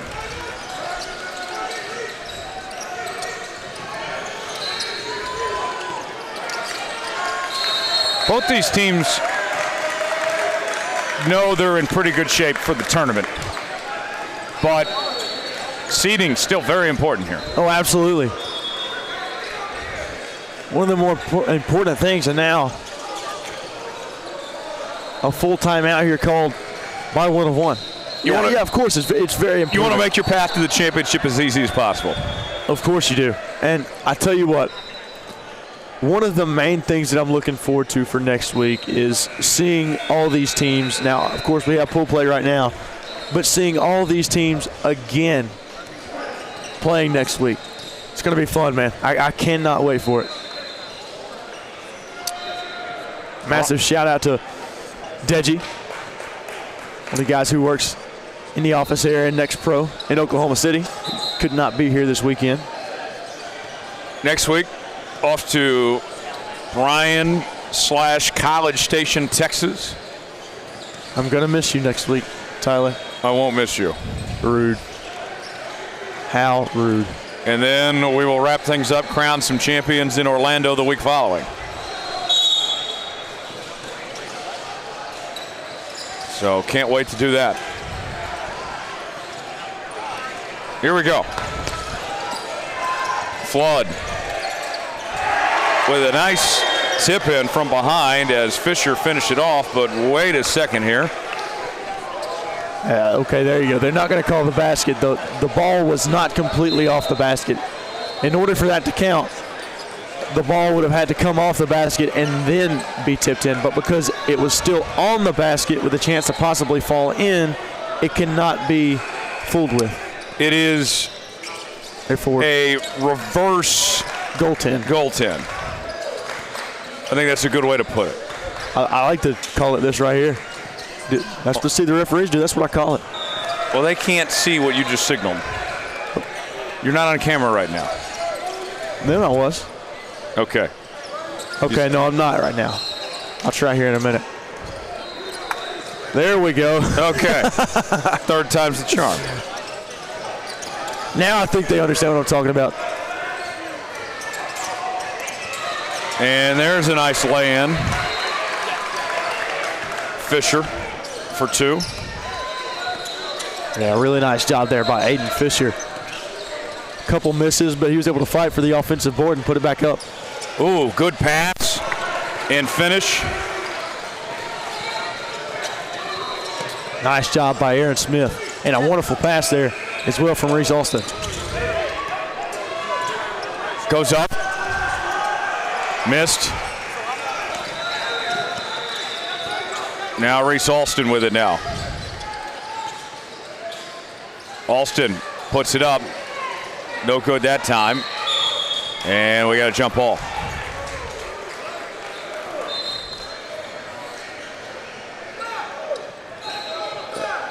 When it comes to the jump ball, Hayden Coker, what do you prefer, the possession arrow or the traditional jump ball? Honestly, Tyler Jones, I don't mind the possession arrow. Now, but what do you like better? It's more action. The question was, what do you like better? I'll go with jump ball. I just feel like it speeds up the play, though, if it's just an arrow. Yeah. Nice defense by Reese Alston. And the possession arrow keeps it more even compared to, like, oh, we're going to have a 6-foot guy and a 7-foot guy compete for a jump ball. Exactly. That was nasty there from Reese Alston. But I still like the excitement factor of the jump ball. It is exciting. I'll give you that. Ooh. Foul called. Call that on Reese Alston, it looks like. Going to be a reach in.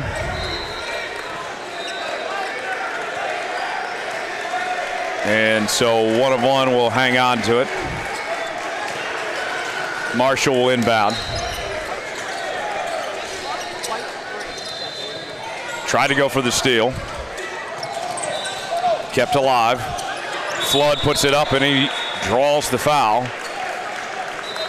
He'll head to the line and shoot 2.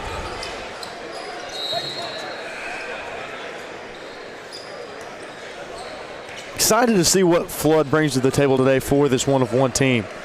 Got to watch him a little bit in Tulsa and in Detroit as well. And a little bit in Cincinnati. He misses the first one. He did a really nice job. Yes. Defensively is where I really like to watch him, but he's a pretty good offensive player as well. Second free throw attempt. Up and good.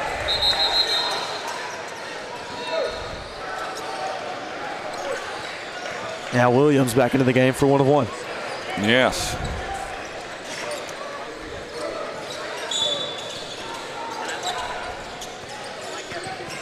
It feels like both these teams have come out a little tense. I'm waiting for somebody to kind of free up. I am as well. I think that 1 of 1 has come out and they've done a really good job of applying pressure on Coos early.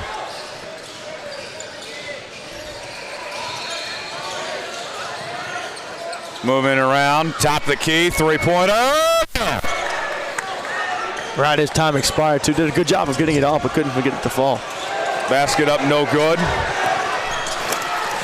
And we had a man run into the sign.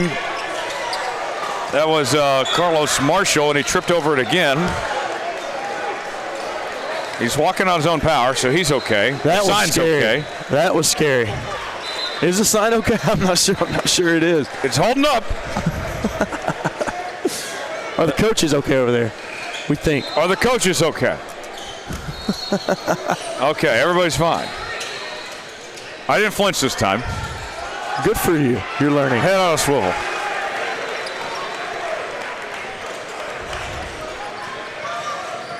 Here we go. Reese Alston brings it up.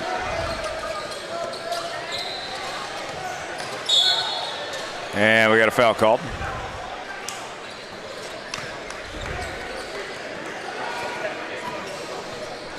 Now we're going to go on Marshall. It looks like, yeah, they're going to call it on Marshall. So possession will remain with Coos Elite.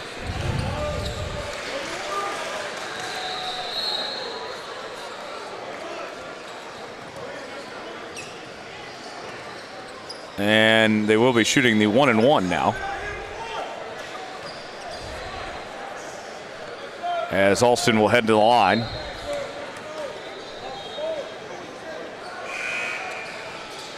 And he makes the first.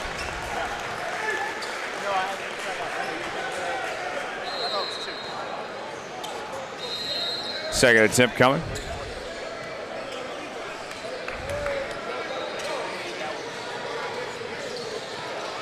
And he missed it. Marshall with the rebound as Williams will bring it up. Coos Elite really succeeds in this zone defense. Good pass and finish by Marshall. Not that time, though. How about the ball movement there from 1-on-1? Oh, Marshall with the backdoor cut down the baseline. Phenomenal job. just how Dr. Naismith wanted it when he invented the sport. Could have swore it was you that. Shot clock winding down. Gets it off, no good. As you were saying? I could have swore it was you that invented the sport. I wouldn't be here if that was the case. I don't know. Apparently we have time machines now.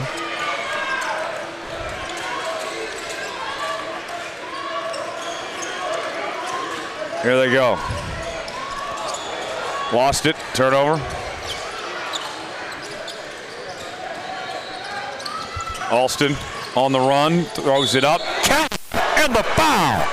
A chance for a three-point play. Reese Alston with his biggest play of the game so far. What a job by Reese Alston. Relentless going to the basket. Nice body control as he drew the contact, and he finished it. Great job, and now he's going to get a chance for three. He's a grown man already. He's got more facial hair than you. Whoa. Whoa. He's got a nice mustache. Oh, yeah. He's got a mustache.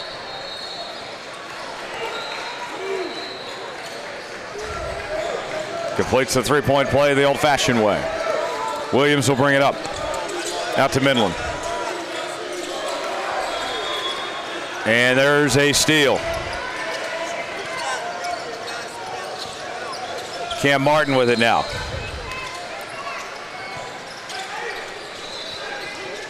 Alston. Three-pointer. And a miss.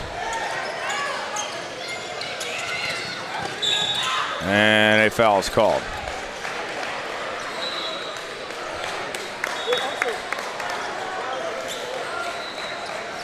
The foul on Smith that time.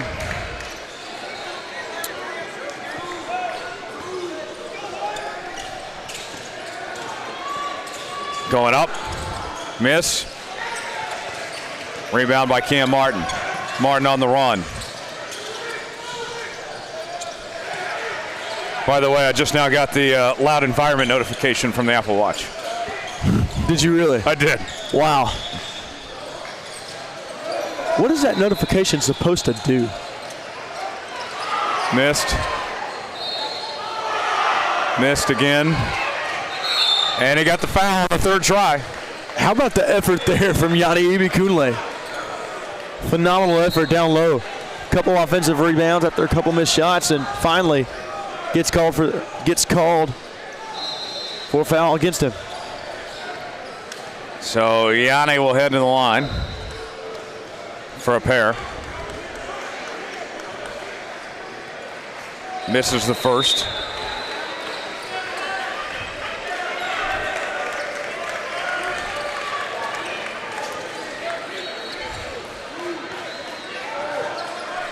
Second attempt coming.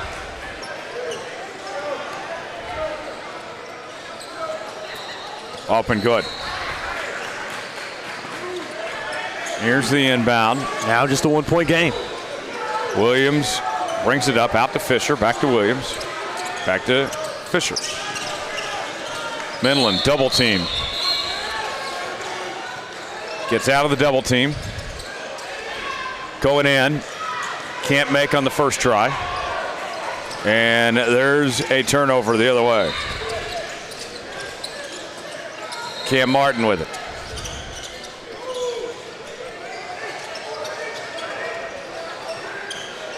Alston trying to find some room. Three-pointer. And that's good. Yanni again. The big fella's got some range.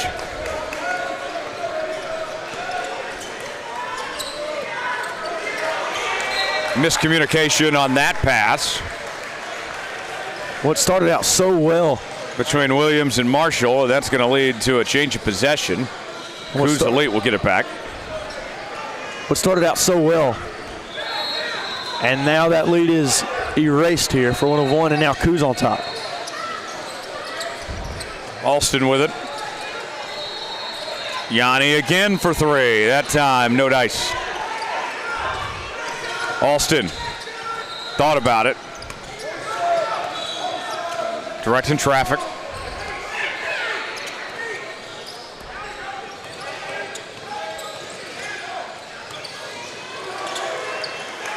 Three-pointer, blocked. Recovers it himself, but not in time, and that will take us to the halftime break, Hayden, where we have seen a very competitive game so far. Very competitive. I've really enjoyed watching these two teams. They've put on quite a show in the first half. At first, it was 1 of 1 who jumped out to an early lead, and now Coos Elite leads by 2. This being anybody's contest. No, absolutely. You're going into halftime. Both these teams are saying to themselves, we got a good chance. I think that both teams, like you mentioned, I think both teams have a very solid chance. Right now, it's hard to pick a clear winner of who we think it'll be anyways. With the way it's going, it's just been kind of back and forth. Both teams trying to kind of punching each other, trading blows almost, but it's Coos that has the lead. Second half coming up in just a matter of moments as we continue. Here from Richmond today, Tyler Jones alongside Hayden Coker. That would be me.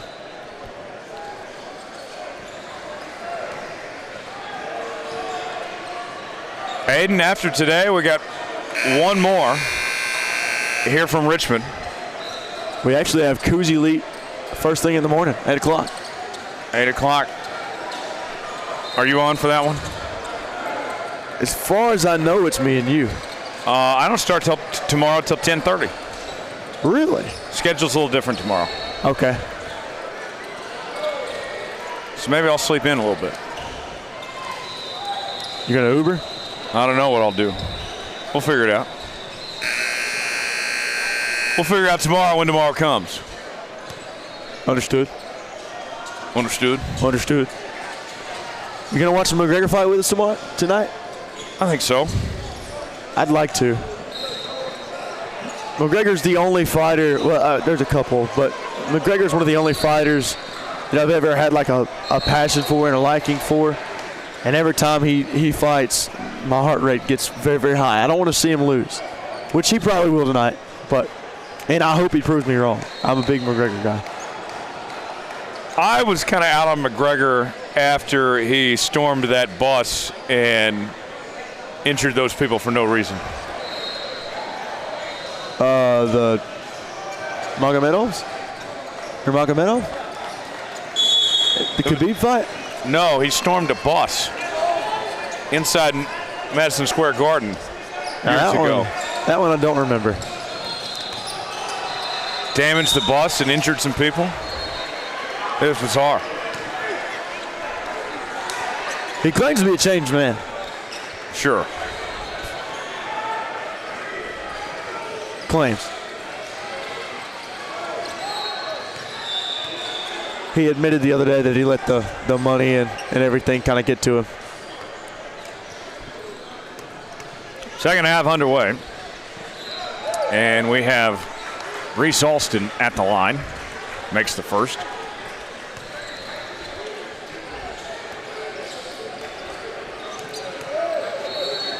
Second attempt.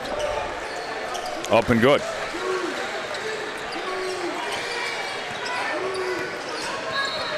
I'm interested to see how 1-of-1 adjusts to Coos being on top now. Got a hand on it. Knocked out of bounds. 1-on-1 will have it as Marshall. Oh, they switch it out. It'll be Williams inbounding.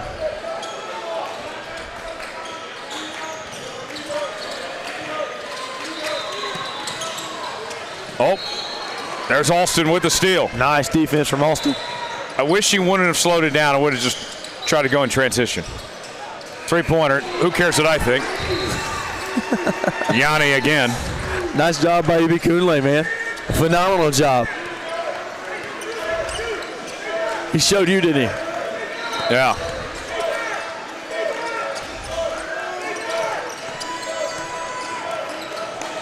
Three-pointer. Got it. Midland with a big-time shot. Yeah, that's big time by Midland. You could tell 1-of-1 really, really needed that. Wyatt with it now. Puts it up, missed.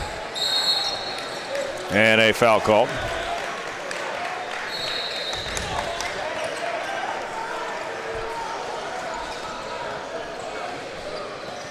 Here's the inbound.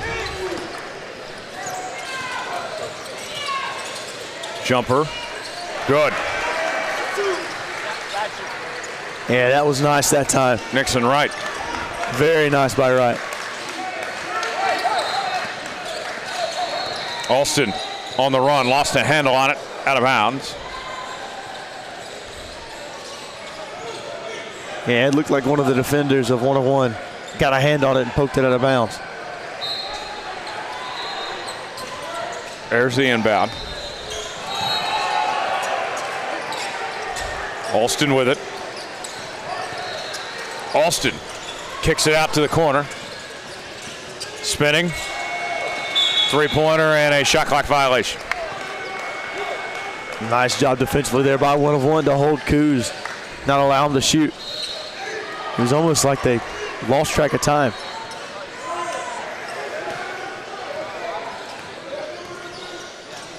So back to the action we go.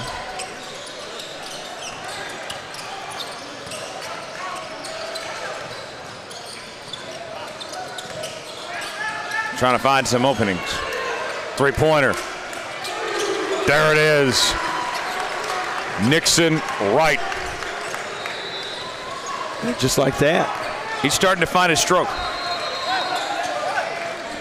He really is. And now they take the lead. Three-pointer on the other end. Couldn't answer that time from Wyatt. Here's Wright. And a turnover. Alston got a hand on it. Basket up, and that is good. And now back and forth we go. And there's another steal. Turns around, jacks up a three. Didn't really get his feet set, but let's go for it anyway, right? Nobody was really home either. Goolsby, that was on the three-point attempt. Three on the other end, and a miss. Foul call.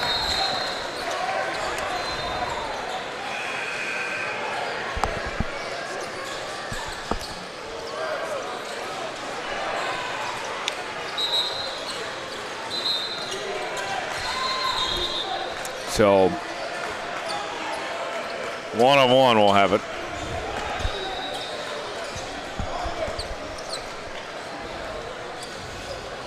It will be Williams inbounding.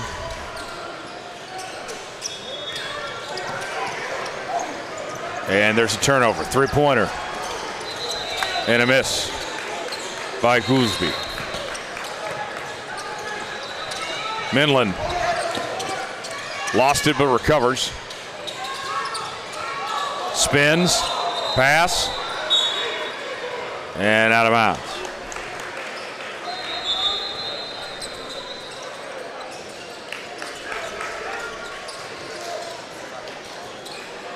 Here's the inbound.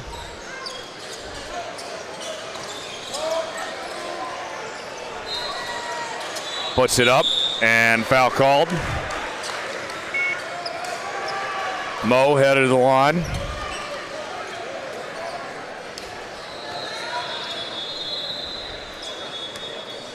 Two attempts coming.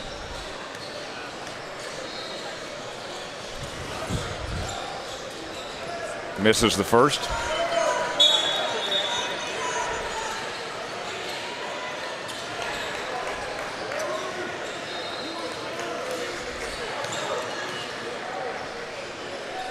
Here's the second attempt.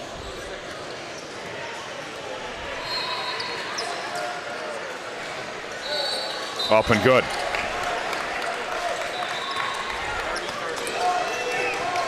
Roderick Wyatt brings it up, gets it out to Reese Alston. Alston, dribble drive, kicks it back out to Landers. Landers lost it. There's a turnover. Here comes Williams going in for the bucket for two.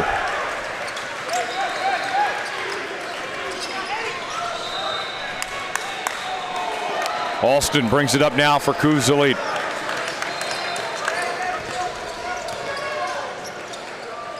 Ooh, that was pretty. A beautiful two-point basket by Alston. Yeah, tough lay there by Alston. Not everybody can do that, and he shows it off just in. Puts it up, and a foul called.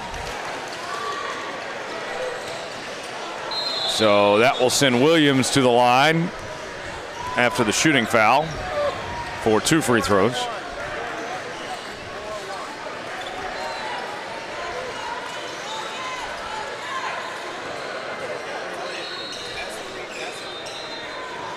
First attempt is good.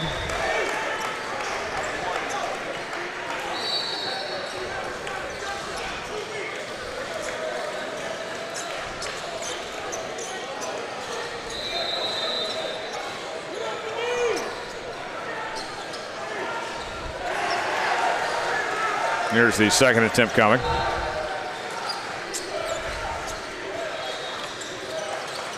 Knocks it in.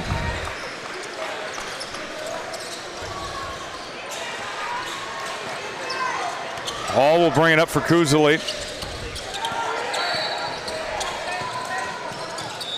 Take it away. Going the other direction. Here's Williams now. Williams going in strong, counted, and the foul. A chance for a three-point play. And now the crowd on their feet as well. I think they've been standing the whole time.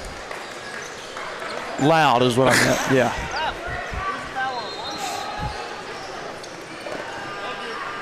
They were loud. How about that? You walked into that. Yeah, I did. And he completes the three-point play the old-fashioned way. You're so old. You probably remember when they didn't have three-pointers, don't you? I wish. That would have been some good basketball to watch. More than likely.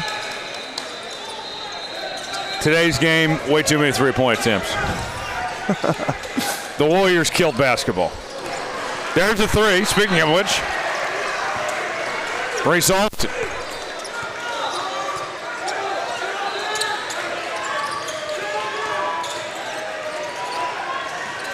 I would go as far to say that Steph Curry's done more bad for basketball than good.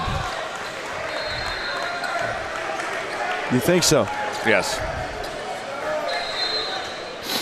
Fair enough.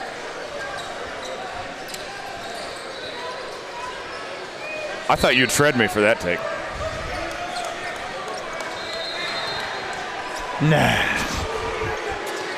Here's the inbound. You want to hear something? Yeah. I've officially hit that wall. I can tell. I haven't heard much from you in the last 10 minutes. Basket up and good.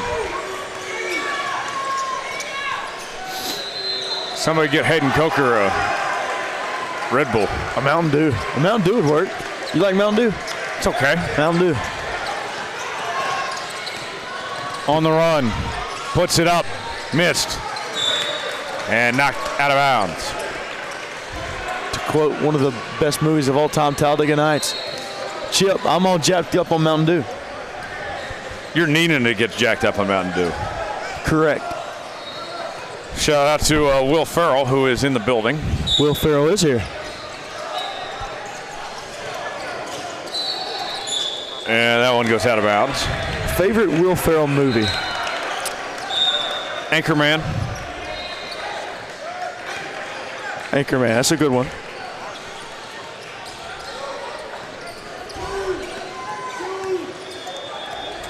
Williams will bring it up.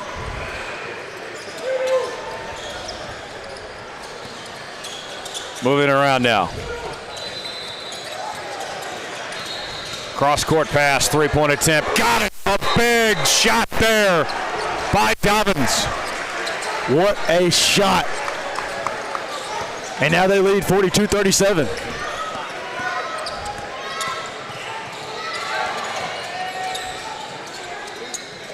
Three-pointer.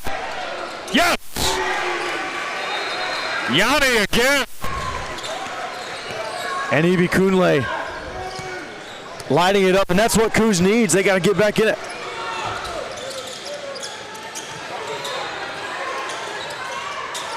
Nearly lost it, recovered.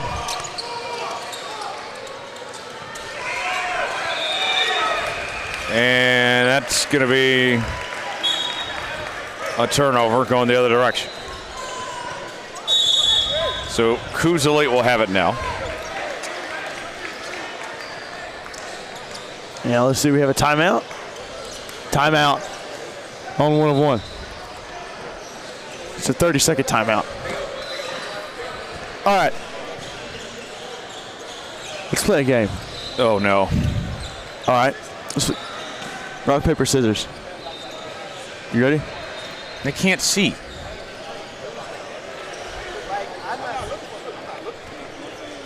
Where I'm at, they still can't see. Yes, they can. They can play. Rock, ready? Rock, paper, scissors, shoot. Paper. I win. All right. Let's try. Let's 2 out of 3. Rock, paper, scissors, shoot. Oh, I got you. you got me? Ready? Okay. Rock, paper, scissors, shoot. Oh, we tied. We tied. Rock, paper, scissors, shoot. We tied again. Rock, paper, scissors, shoot. We tied again. Rock, Paper, scissors, shoot. Tied again. oh my gosh. Rock, paper, scissors, shoot. Tied again. Rock, paper, scissors, shoot. Oh, you got me. Ah, I win, yeah. That took, what, 7 tries? It was like a 7-game series of rock, paper, scissors. I'm ready now. We're good. Okay. Good game. Yes. It was a very good game. You're a gentleman and a scholar. Correct, Amundo. Basket up, and that's good from Reese Alston. He's so good driving in the paint. He has such a soft touch, too. Phenomenal player Reese Alston is. Williams spins. Passes it, and the basket good from Fisher. That's insane, man. Nice job there. Down low. And 1 of 1 just keeps responding.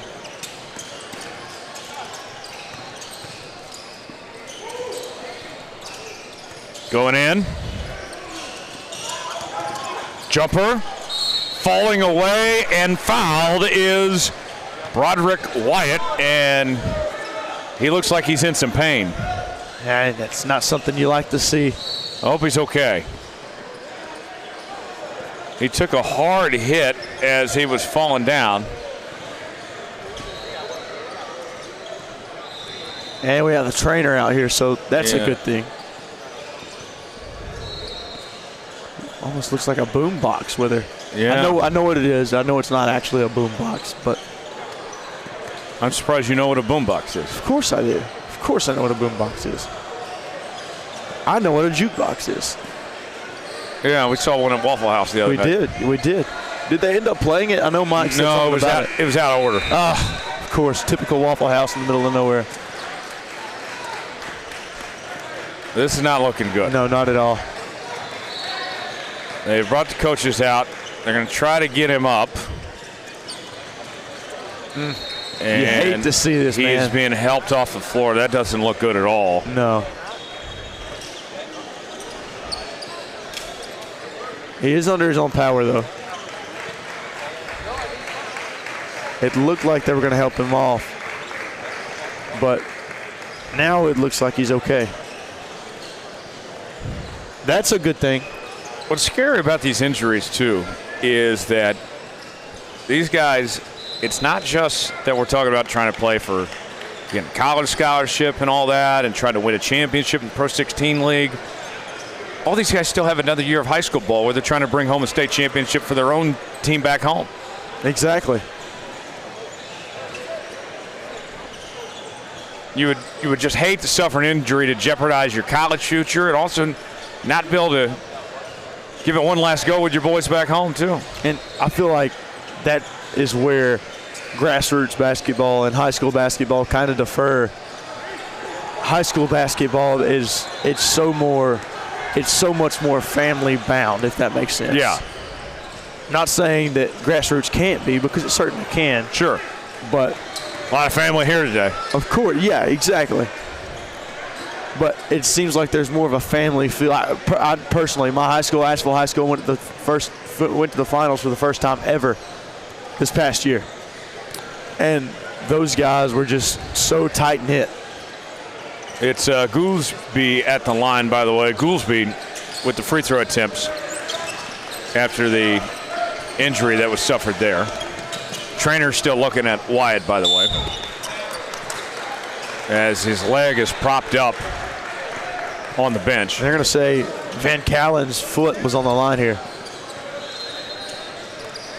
So it'll be Coos Elite's ball.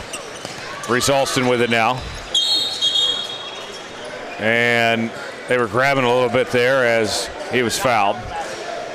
The foul came before the shot, so the shot does not count. Yeah, that foul will go against Marcelo Flood, who we bragged about earlier on, about how he's so good defensively for 1 of 1.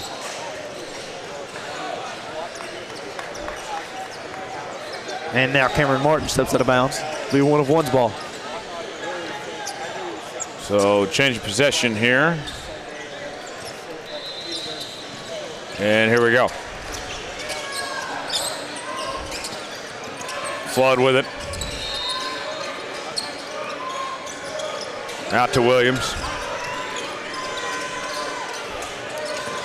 Double team on Williams, goes inside.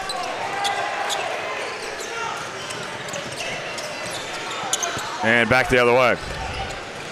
Three-pointer, missed. And the rebound, brought down. Up and good.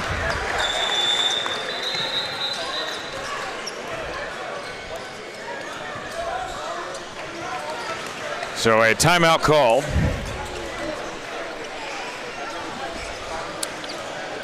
And a 4-point lead now for 1 of 1.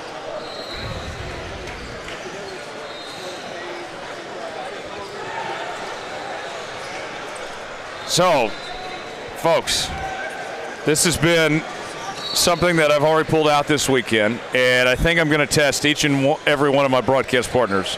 So, Hayden Coker, you're up next. I wanted smelling this. salts. This is not a test. I wanted this for a little bit of a wake-up call. Let's see how you feel after this. I want you to take a really good sniff for each nostril, okay? I'm going to shake it up very good, and let's see what your live reaction is. Do I need to keep the mic down here? Put it up? Keep the mic on. All right. And walk us through your reaction as you do this.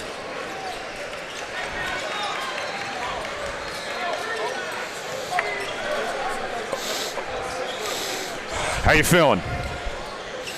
Oh, he went in for a third time. Oh, yeah. Woo! Hey, we're good now. Now you're ready to finish. Hey, we're good.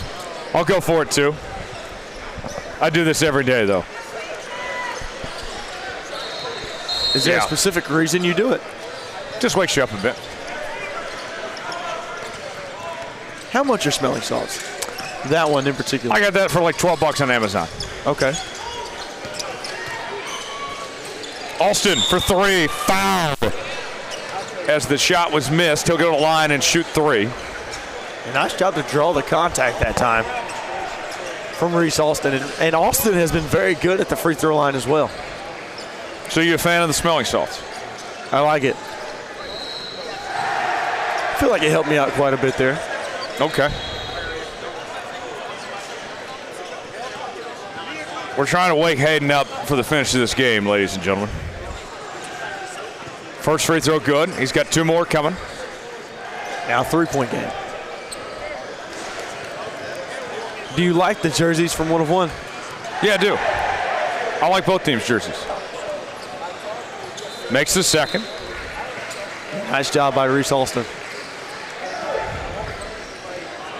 Now Ibi Kunle back into the game.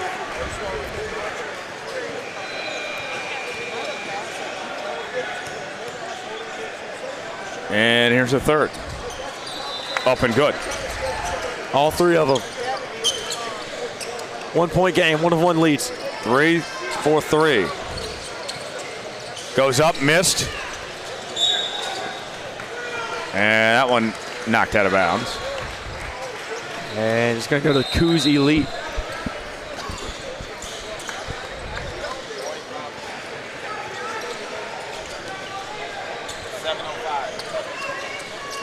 Goolsby inbounds. Reese Alston will bring it up.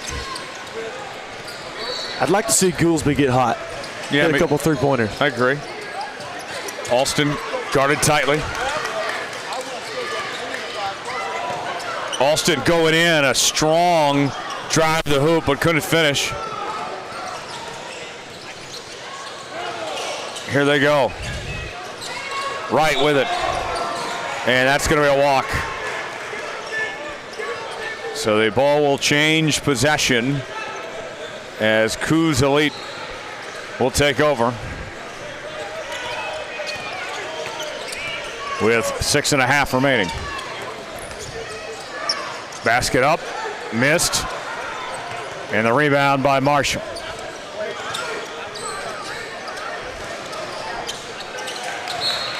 And got a hand on it, knocked out of bounds.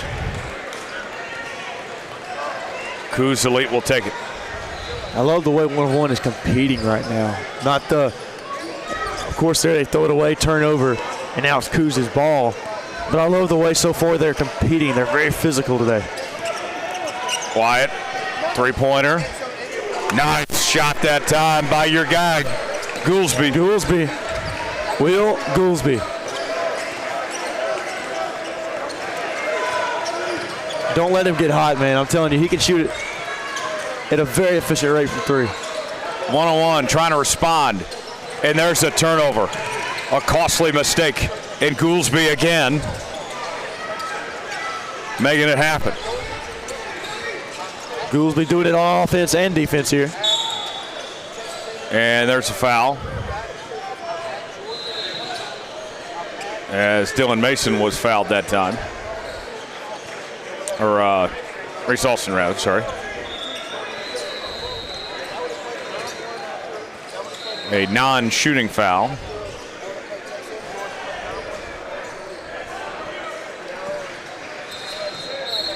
Alston will inbound. And that one knocked out of bounds. Pass intended for Wyatt. Still it'll remain with Coos, though.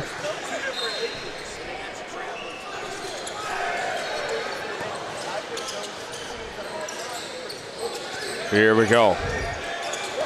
Alston with it.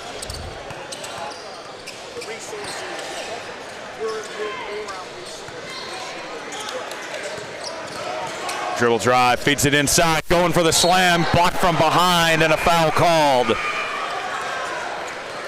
As Yanni will head to the line and shoot 2.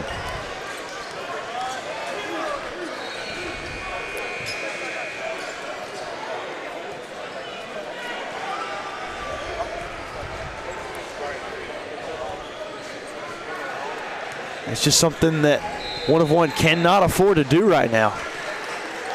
Makes the first. Especially when whoever they're fouling is making their free throw shots.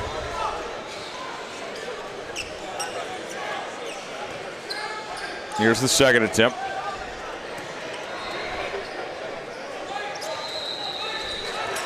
And he's Gucci. Wonderful job there. by Ibikunle. Williams with it, guarded tightly, and a foul call.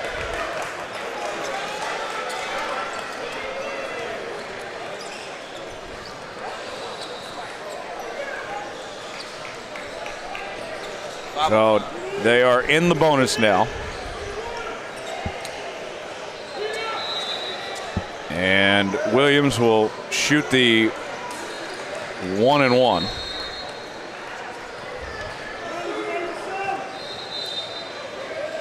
First attempt, up and good. He'll get another. And now the Cougs lead cut to 3.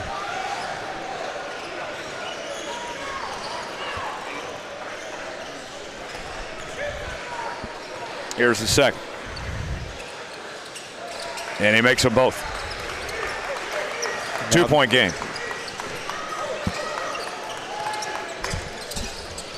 Reese Alston with it. What's the saying? Big time players make big time plays in big time moments. And he just made it happen. Wow. On cue. How about it, TJ? Good job. Puts it up and draws the foul. Williams will go to the line. What a shot by Reese Alston that was. Talking about timing. It was on cue. It was very on cue. Can you see in the future? You know, I have been known to be Predictive? Yes. First free throw up and good for Williams. You've been known to be what? How would I describe it? There's a term for it. You got it. Clairvoyant is the word I was looking for. What? Clairvoyant, yes. Never heard of that one. I don't think that's a real word. You just made that up. I would expect that from Mr. Alabama here. Whoa. Okay, you can't say anything about education. You're from Oklahoma. I can speak English. I can too. I don't know about that. Your homework assignment tonight is go learn what clairvoyant means. Yanni with a big shot. Yeah, nice shot from Ibikunle. Puts it up. There's the slam. A big-time dunk by James Midland. Midland is something special, man. I'm telling you. I talked a little bit about him before the game, and him providing a little bit of a spark plug right now for this 1-of-1 team. Alston lost the handle on it. Turnover. And there's the finish. And that time it's Nixon Wright doing his thing. The president.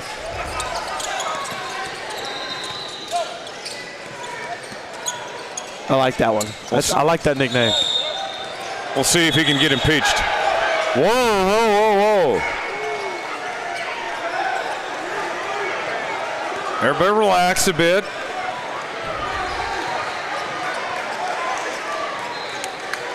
Let's see what they're going to call this on. Technical.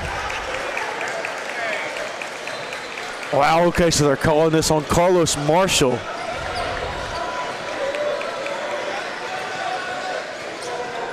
Wonder why they didn't go flagrant. I kind of would have thought that too.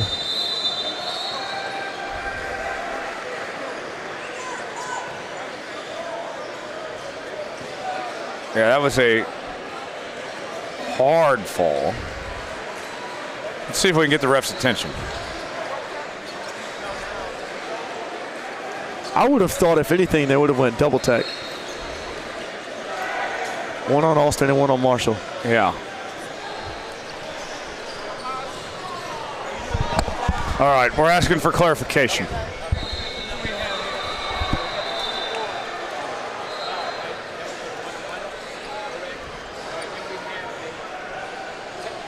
We're getting clarification from the officials. Hayden will report back what he's hearing in just a moment. Sounds like double technicals. Okay, so what's happened here? They're going to go 1-and-1 on the foul called on Marshall, and then they're going to go technical foul for the shots. They called that one on Reese Alston. And then they also called a technical foul for retaliation on Nixon Wright of 1 of 1. So double technicals, no flagrant. No flagrant. No flagrant. Now remember, they are going with the 1-and-1. They are shooting the 1-and-1 free throws right here for Reese Alston on the original foul. So we're about to see an array of free throws here coming. Correct. Yeah, so it'll be 1-and-1. It'll be 2 for whoever for 1 of 1. And then 2 for Alston. All right, folks. Now let's see if these guys can cool down a bit or if it's only going to get more intense from here. And we will see. Intense game. Coos Elite's been involved in a couple intense games. Yes.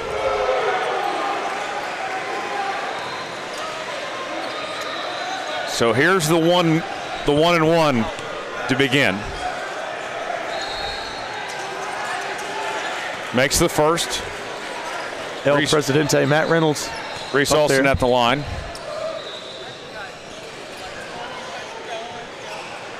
Now here's the second. And he misses. Wright brings it down.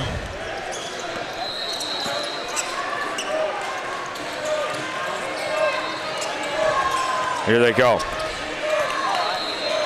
Williams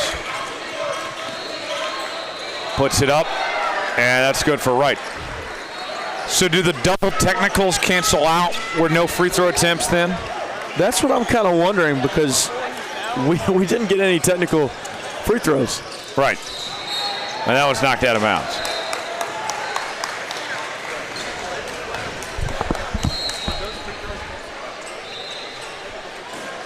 Hayden's get some clarification here.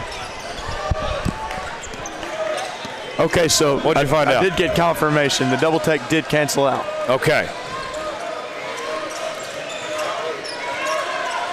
So no additional free throws with the double technical. Correct. Correctamundo.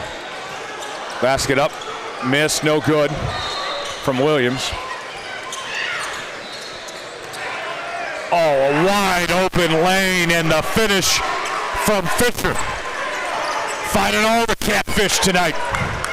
And what a job by Fisher that was. And how about his teammates from other age groups?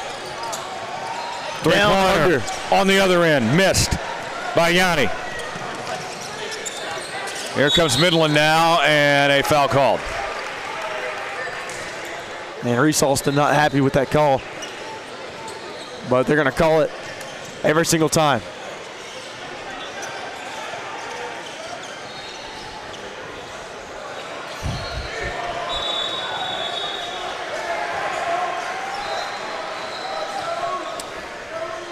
So Midland will go to the line.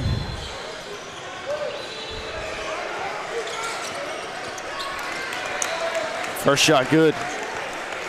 And now a 2-point lead.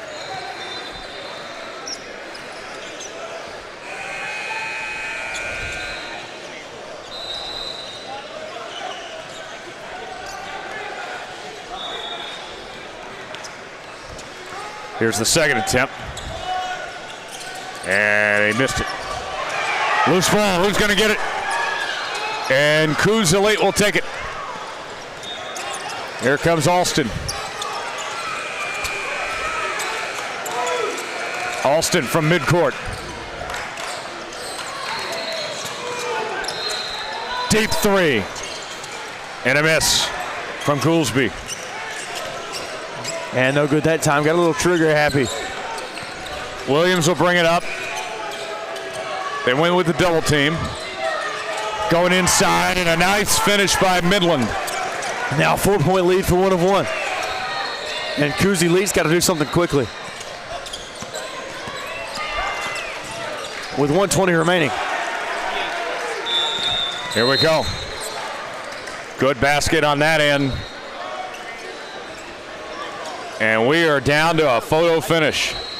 Right to the wire, folks.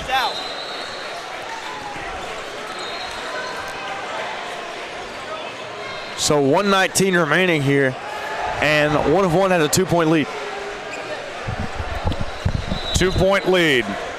Down to the very end here, folks. This crowd has been into it all game. And now they're in for quite the finish. Yes, Kuzali out of timeouts, thank you. So what do you think's going on in these huddles right now? Well, if you're Kuzali, you've got to figure something out here because you're down by 2. I think everybody knows whose hands the ball's going to be in. With 1 of 1, keep doing what you've been doing. You've had the lead for, I'd say it's kind of split throughout the second half. But you have all the momentum right now. You've had a couple monster slams down here to give you the lead. I think you just got to stay in front of Reese Austin. So 1-on-1 certainly help the score here. 1-on-1 will have possession, just over a minute to go. 2-point ball game.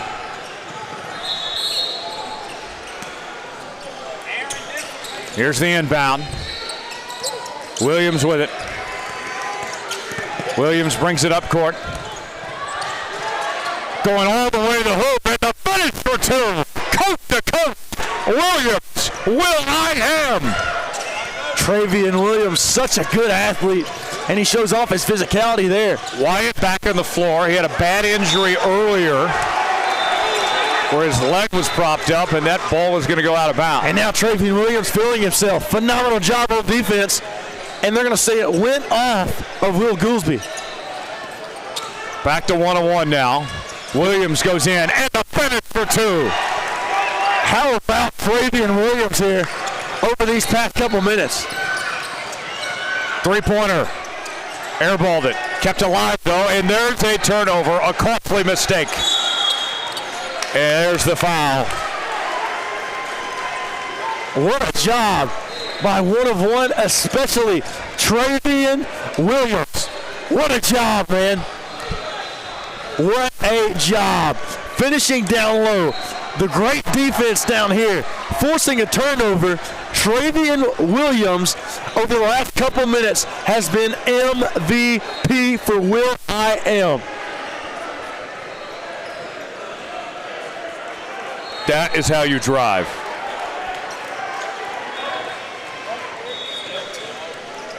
Williams at the line.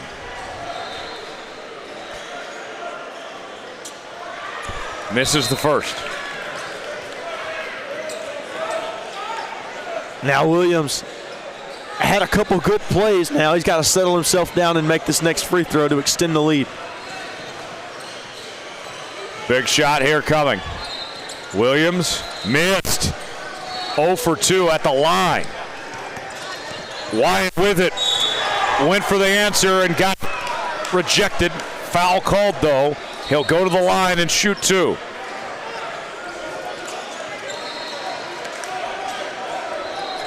And now Kuzali has to start figuring out who's going to get the ball. And you have to wonder with Wyatt how much his leg's going to hold up. Now he's got a brace. Misses the first. On that right ankle.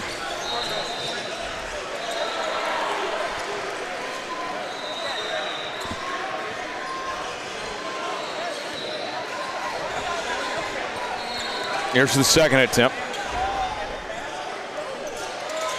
No good. And that cannot happen. No. You got to hit at least one of them.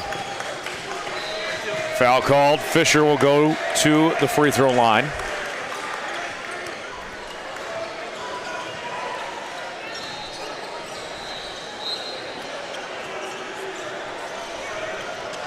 And what an opportunity here for 1 of 1. Yes. Kuzali, known as one of the best teams on the Pro 16 circuit. And 1 of 1. Coming in here doing their thing. The defense by Travian Williams. The down low drive by Will.I.am and James Midland. Taking advantage of opportunities. Fisher, first free throw good. Now a 7-point lead here for 1 of 1. Second attempt. Knocks it in. Lead up to 8. Here's White. Guarded tightly, knocked out of bounds.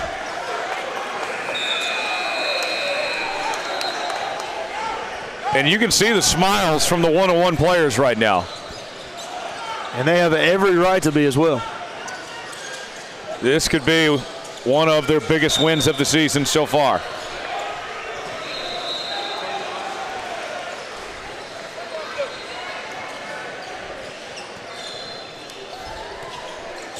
Now an 8-point lead for 1-of-1. But now a chance for Kason Hall with 18 seconds remaining to put some points on the board for Coos Elite. Trying to close the gap here.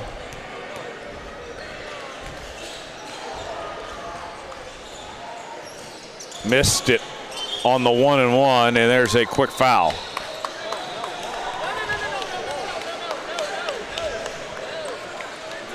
Well, wait. Are they saying lane violation? I think they got confused. It was supposed to be a 1-of-1, not 2 shots. Okay. As it'll be Fisher to inbound. Here we go. There's the inbound. And now there's the foul. So Fisher will head to the line. What a game here from 1-of-1. Yeah. You mentioned earlier the players are starting to understand what they've just done and how important this is. I think I need another sniff of the smelling salt. They're grinning in ear to ear like it's Christmas morning. All right, it got me that time. It went right up my left nostril and the left nostril only. Yeah, my eyes are watering after that one. Whew. I'll give it another 2. Basket falls off the rim.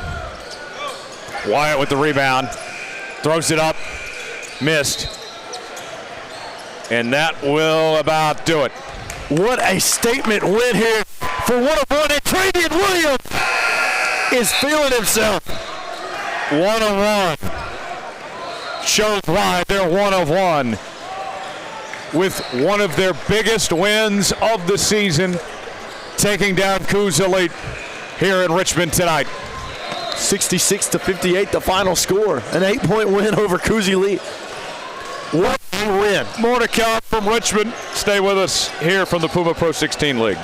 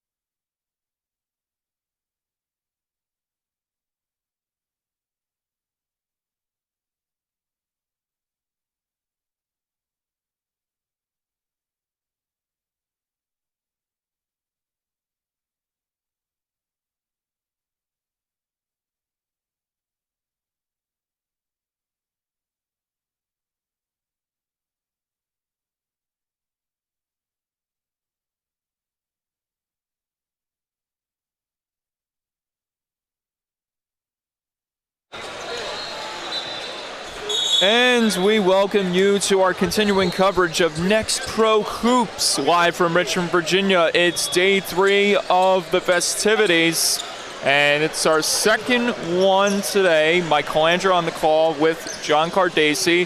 Proud to be here, and pleasure is all ours. It's our second broadcast of this day, and let's just say things have really turned upside down. I mean, this game was supposed to be a 4 o'clock starts. There were games that after, I'd probably say that after the 12 o'clock game or so, then there was some slow activity, and now some of these games are backed up, and, well, we're just glad to be here now, John, right? Yes, sir. I'm excited for this one. Our second game together, I believe our second time seeing Team Halley as well. Certainly, and that's a very rare occurrence for broadcasters here. Normally it's a variety of games all played around the schedule, and lucky for us we get Team Halley, although not a lot of commotion to the right of us, as what the Halley is not here. Yes, no Tyrese Halliburton for game 2 today, but Team Halley is keeping us on our toes, sporting different uniforms than they did earlier this morning. I like the pinstripe look that Team Halley is wearing, while SMB, known as Self-Made Ballers, got blue on them, and that shot good for the layup. The first point of the game, the basket belonging to Team Halley. Yes, I believe that was James Ferguson with the make there. Halley wasted no time getting things started. We saw a lot of him in the matchup earlier on today against Coos Elite this morning. James Ferguson really bringing that intensity. Deep 3, no good off the rim. Recovered there by Zeke Jones. Williams, no good there. Rebound recovered by Ferguson. Nice little stutter step. Couldn't finish strong there, drawing the foul to get to the line first here. Yes, it should be interesting to see how this one plays out. SMB, I believe, is 0-3 on the weekend so far. Correct me if I'm wrong, Mike. And no, you would be correct. They are trying to erase a rather ugly start to the weekend here in Richmond, Virginia. 2 of those losses coming at 20-point defeats, unfortunately for them. So we'll see if Team Halley plays with their food or not. Sometimes it's easy to overlook an opponent. Had a big game earlier this morning, big crowd. Now playing the 0-3 SMB. You would be correct on that sentiment, John. You never want to take your opponents lightly. I'll use one of the many colleges that are represented here for this weekend that I was starstruck by. We saw UMBC walk by, and all I can think about is that's the OG number 16 upset team that beat Virginia in 2018. So why I bring this up is that you can't guarantee the favorite is going to go home with an easy victory. Yes, and right on cue, a nice move by SMB right there. Up and under for the layup to tie it up. And there's a reverse layup and one for Williams. Beautifully done there by the strong and powerful wing of Team Halley. Yes, looking at the size on the floor right now for SMB, I think they're going to have a tall task with Howard Williams on their hands. And how apropos you make the mention of the word tall, because there are 2 giants that are standing right next to Chris Rupert. He's actually in the middle of all that schmozzle there.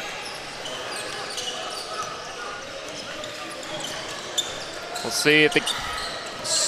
see if the self-made ballers can counteract ever so quickly. There's a chance in the paint, no good on the runner, foul called. SMB will get to the line here. Nice job by Jakari Smith there, cutting to the lane, rising up and drawing the foul. Kind of got in between 4 collapsing defenders, brought in the whole defense with him. The Parker High School product out of Alabama. Look at his scouting report. The man can flat out shoot threes. He makes the right reads as a facilitator, and he takes pride in locking up on the defense. Unfortunately, doesn't make the front end in this sequence. Does bookend the free throw sequence with that shot making going down on the second attempt.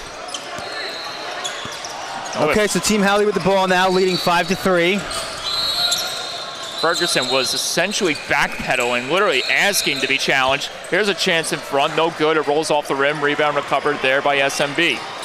And coming in with full force to the basket, no good there on that attempt by Smith. That was an ambitious drive.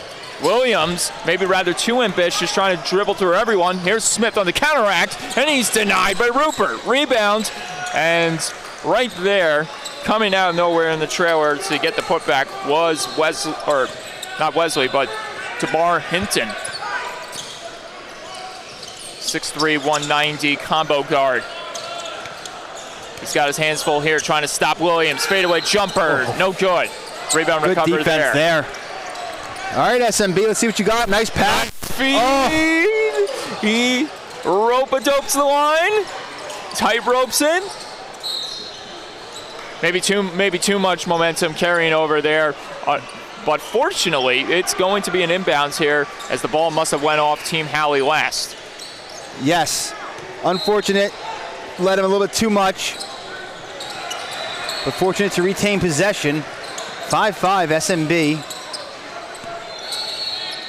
Watson. And that is blocked there. The three ball attempt by Smith deflected away by Ferguson. And Smith will get another stab at it from the inbounds here. And another deflected three benefiting Team Halley. Here's a three ball, no good there.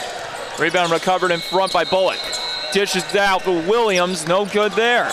He gets his own rebound, floating one in. Will that one count for 3 or 2? Because he was very close to the line there. A long 2. SMB has to box out. Try to counteract there with a 3 to no avail. If SMB wants a chance in this game, they cannot let Team Halley get 2, 3, 4 chances on the offensive end. Second chance opportunities. Ferguson tried to get to space. There's a chance on the jumper, no good there. Rebound recovered once again, this time by Latson. Helped his team, Oxford High School, win the state championship. And there is Damar Hinton helping his team with that mighty 3 right there. Deep 3 for Hinton. Puts SMB up by 1 early. But they might be up for a long as Rupert falls to the floor hard. And if there's some contact there with, that was Kadarius Steele. Yes, Rupert kind of ducked down, got the defenders to leave their feet. Got him up in the air, then went up and got the foul. He'll get to go to the line. Looks like he tweaked his ankle maybe a little bit. In a little bit of pain. Kind of working it out. And in that game where Team Halley fell short of beating Coos Elites, one of Coos' key players fell to an injury, Sheldon Cobbin, and he didn't return for the second half, although in that moment he walked away with his own power, but spent a lot of time really nursing that left foot that he hurts, using the bands to try to get the blood flowing again. And for Team Halley, you don't want that to happen to one of your key players in Rupert, that is for sure. Yes, I actually didn't. I wanted to check to see if he played in that second game for Coos. I hope he's all right. Spinning, turning shot, no good. Rebound in the interior, laid home on the putback by Steele. Nice rebound and putback by Steele. Fighting for the board, getting it and going up. Fadeaway jumper, no good. Rebound recovered there. Once again, Latson. All right, 1 and done for Halley. Better that time by SMB on the defensive glass. Latson getting himself separated. Oh, Hinton was going to look for a 3 there. Latson. Deep chance, go! Cody Coachman. Money from Cody, 13-8. SMB leads by 5. 10.5 to play in the first half. The two-way star cashes in, and so does Rupert there with the layup in front.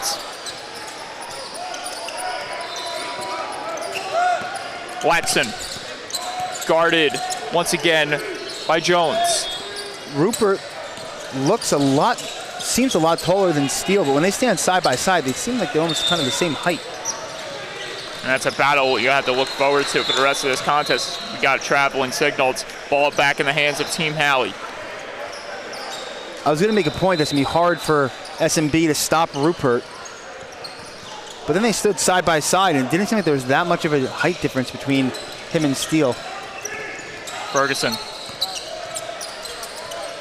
Here is Team Halley once again trying to pull the trigger. Ferguson. A lot of room for Meyer for three. It bounces off the rim short. Rebound recovered there by Watson. Back the other way comes the self-made ballers. Here's a self-made chance, just missing off the rim that time. Back the other way, Team Halley trying to convert on the counterattack. Ferguson eludes his man, fires the three, no good there. Rebound recovered once again by SMB. Back the other way they come. Lefty righty layup, good off the window for two. Keep this up, SMB. Looking good early. Another three, and this one can't connect. It bounces high off the rim twice, but into the hands of SMB. Steele battling for position and that rebound down low. Excellent job by him. He is certainly in a matchup with Meyer. Two giants colliding and clashing on the hardwood. What a play by Watson.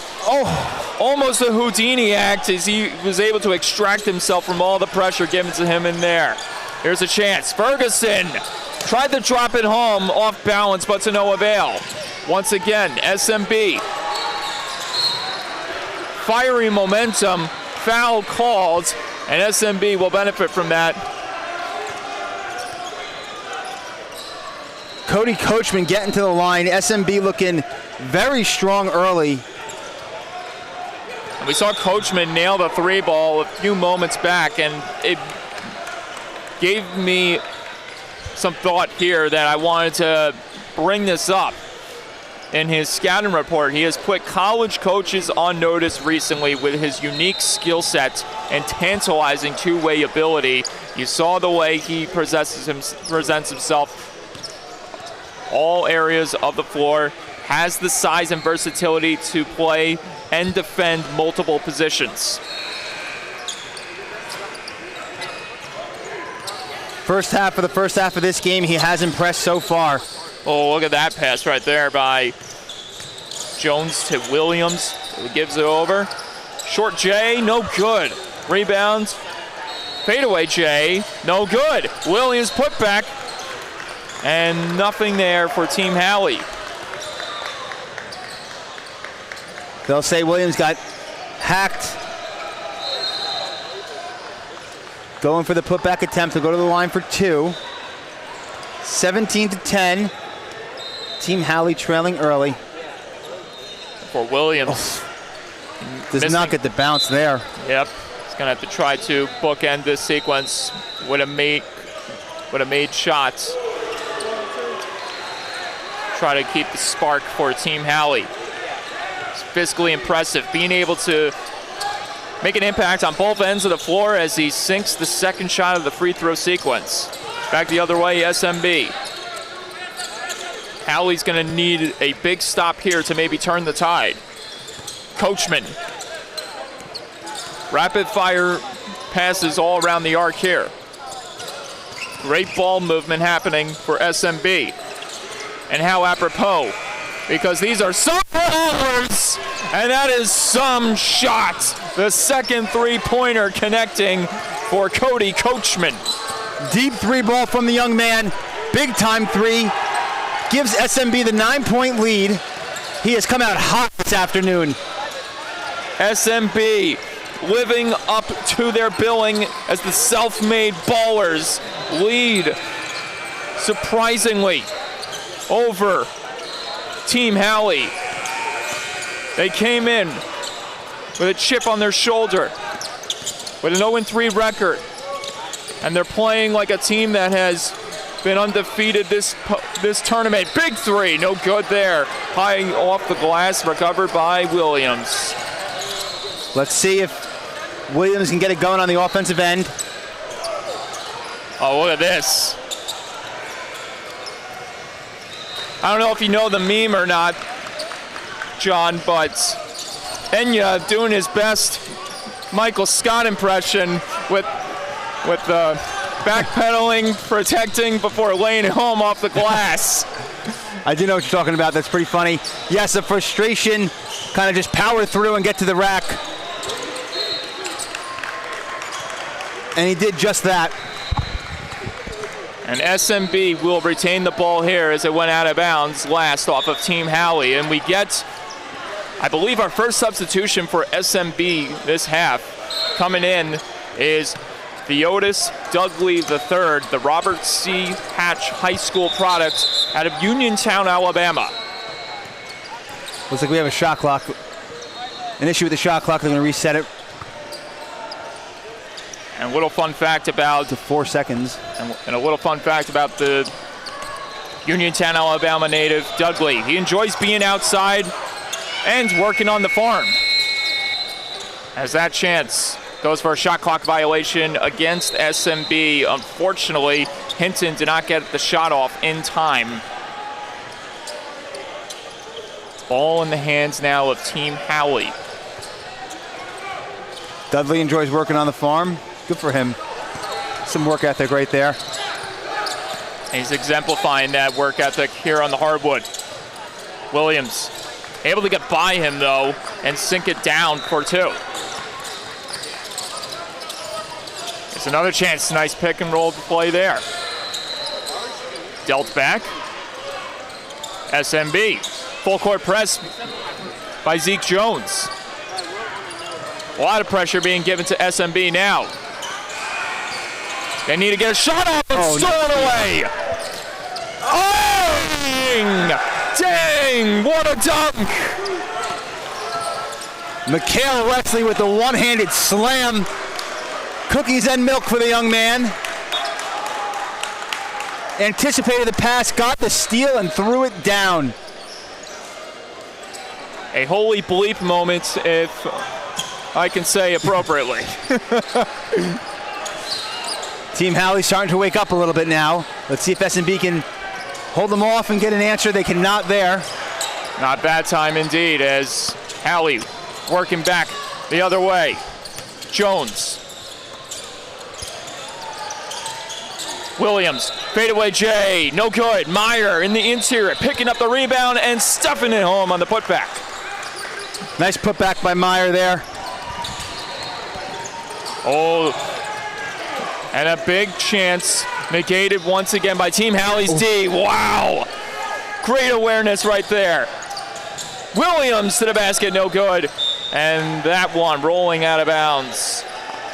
I believe off SMB last as Williams will get some help off the floor there from his teammates. Williams' size and athleticism is really impressive. He just looks like an absolute athlete. There's the 3. Good! And just like that, Team Howley up by 2, 22-20. 4.5 minutes remaining in the first half. SMB needs a response. They don't get it there after the 3 ball connected for Howard Williams. Finally, after all half not connecting from the long range jumper, he gets one to go there. See this happen all too often. Where a team loses momentum, they're starting to slide, come down the court and just chuck up an early deep Here's shot. Williams again, this one in and out. It's a rattle out of the rim, another chance on the putback, no good. And that was Meyer who was fouled there. Yeah, Meyer will go to the line for 2. But SMB, Team Howley's on about a 10-0 run right now. SMB crosses half court, takes 3 steps up, no passes, and shoots a long 3. It's not a recipe for success. It's not how you got the 8-point lead to begin with. So don't let them speed you up and don't panic. Meyer, friendly bounce off the rim there for the first shot. Substituting in for SMB is Latson, I believe, just came in, number 1. Yes. I was trying to see who was checked out, wearing 34. But Latson indeed back on the floor. Chance from deep, good. Another 3-ball hits. This one from Wesley. Just minutes after the emphatic one-handed slam. That was a big 3 and a big possession. Just like that, it's a 6-point lead for Team Halley. Got a box out. Long-range 3. Brick. Exactly the point I was just making. Oh, what a distribution in front. And the finish beautifully done by Williams. SMB needs a timeout. And they might Right on get cue. that. There you Right go. on cue, coach. Good timeout by the SMB coach there. I think this is a 16-0 run for Team Halley. Team's all out of sorts. Couple bad shots, back-to-back possessions. Gave up a 5-point possession to Team Halley. The trip down the court defensively, the previous trip, and then that last one, Williams went right up for an easy 2. We do got a chance to meet the coaching staff for the self-made ballers. SMB 17U, backed by Alexander Dillard, Anthony McKinney, Brian Miller, and Terry Green. As the team huddles around, trying to figure out a way to rectify the situation that Team Halley has caused for them. But we can pretty much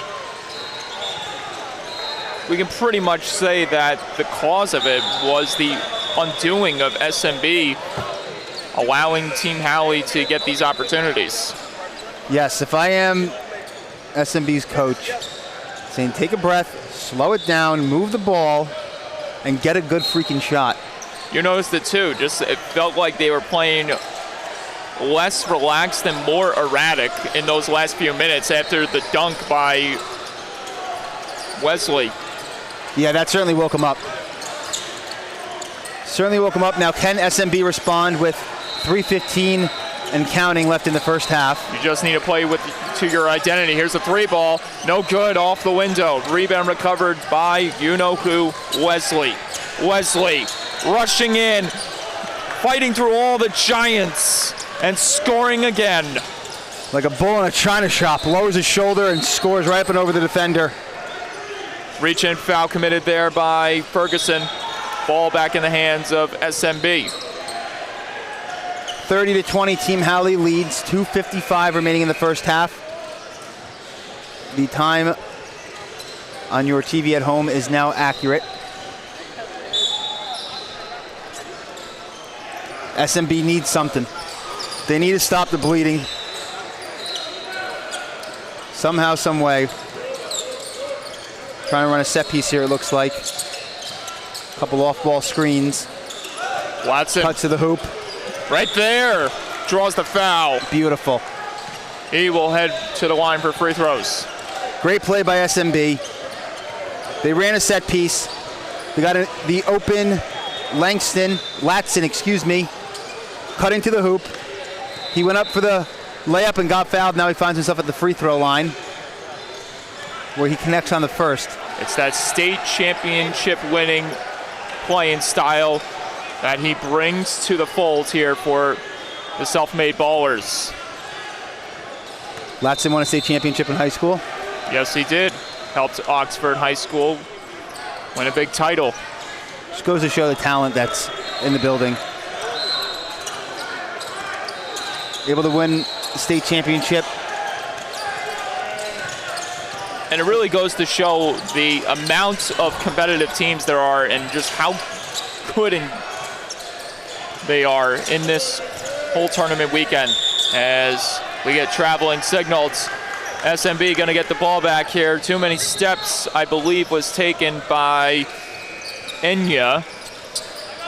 SMB will take that. And the point I was trying to make was Latson won a state championship, and we're talking about how they're the underdogs in this matchup, expecting Team Halley to win, but then you realize when they're out of this building and amongst more of their peers locally, how good they are. And that is... and how much better than the average player these kids are. It is insane from that perspective, for sure. And we're saying SMB's an underdog simply off of the results of this weekend. You know, they easily could have just had a tough weekend. Flying in without any fear that time and scoring was Peters. But I don't think we'd necessarily be wrong in saying that in this matchup. Absolutely not, as we get a whistle blow. Oh, Something happened. I did not see what happened behind the play.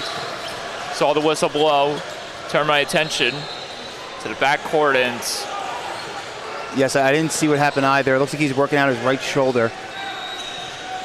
Can see it on your screen right in front of the SMB bench. Now he's kind of blocked off by the coach. I have to wonder if there was some type of incidental contact that may have happened as they were rushing up the other end of the floor. Yes, I completely missed it. When the whistle blew back there, I was wondering if the coach got a technical just because of how behind the play it was. So he continues to kind of work on his right shoulder on the bench, loosen it up a little bit. Hopefully he's just a little tight, got a little bump. Be good to go shortly. Unfortunately, that was Dudley. We'll see what and if he returns to the lineup tonight or not. Nice drive by Latson there. Couldn't get the finish, but good move. Backed his way deep in under the hoop. Williams. Look at this, twisting and turning, spinning, flying and scoring. A majestic finish by Williams and a whistle blown. I think we got a technical, maybe a double technical, a little drawing between Williams and Hinton. It is a double technical. Double tech, Hinton for SMB, Williams for Team Halley. I think if you're either, well, for Team Halley especially, since you have taken over this game with ease, this is the last thing you want to be doing, is finding yourself in a situation where you're taking unnecessary fouls and giving your opponent a chance to come alive all over again. Latson, or was this Coachman? No, doesn't make the shot. Rebound in front, put back, no again. It rolls around. Oh, watch those elbows. Yeah. Okay, they're gonna call it on SMB. And I'm surprised they did, as you just mentioned there. That could have ended ugly if one of those elbows made contact. So as Hinton and Williams came down the court, they were certainly drawing at each other. Didn't hear exactly what they said, but you could tell that they were going at each other. Ref heard it, which is where the double technical came from. And because of the offsetting double technical, no free throws. Yes, exactly. And there's a spinning bucket put home there by Enya. It is now, I believe, a 24-1 Team Halley run, leading 36-21. And what is it going to take for SMB to find that momentum? Oh, nice spot there. Latson. I was going to say too many Team Halley bodies in the way there, but here comes the momentum. Oh!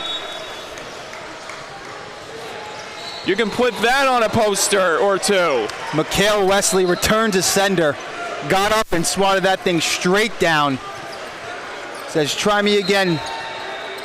I dare ya.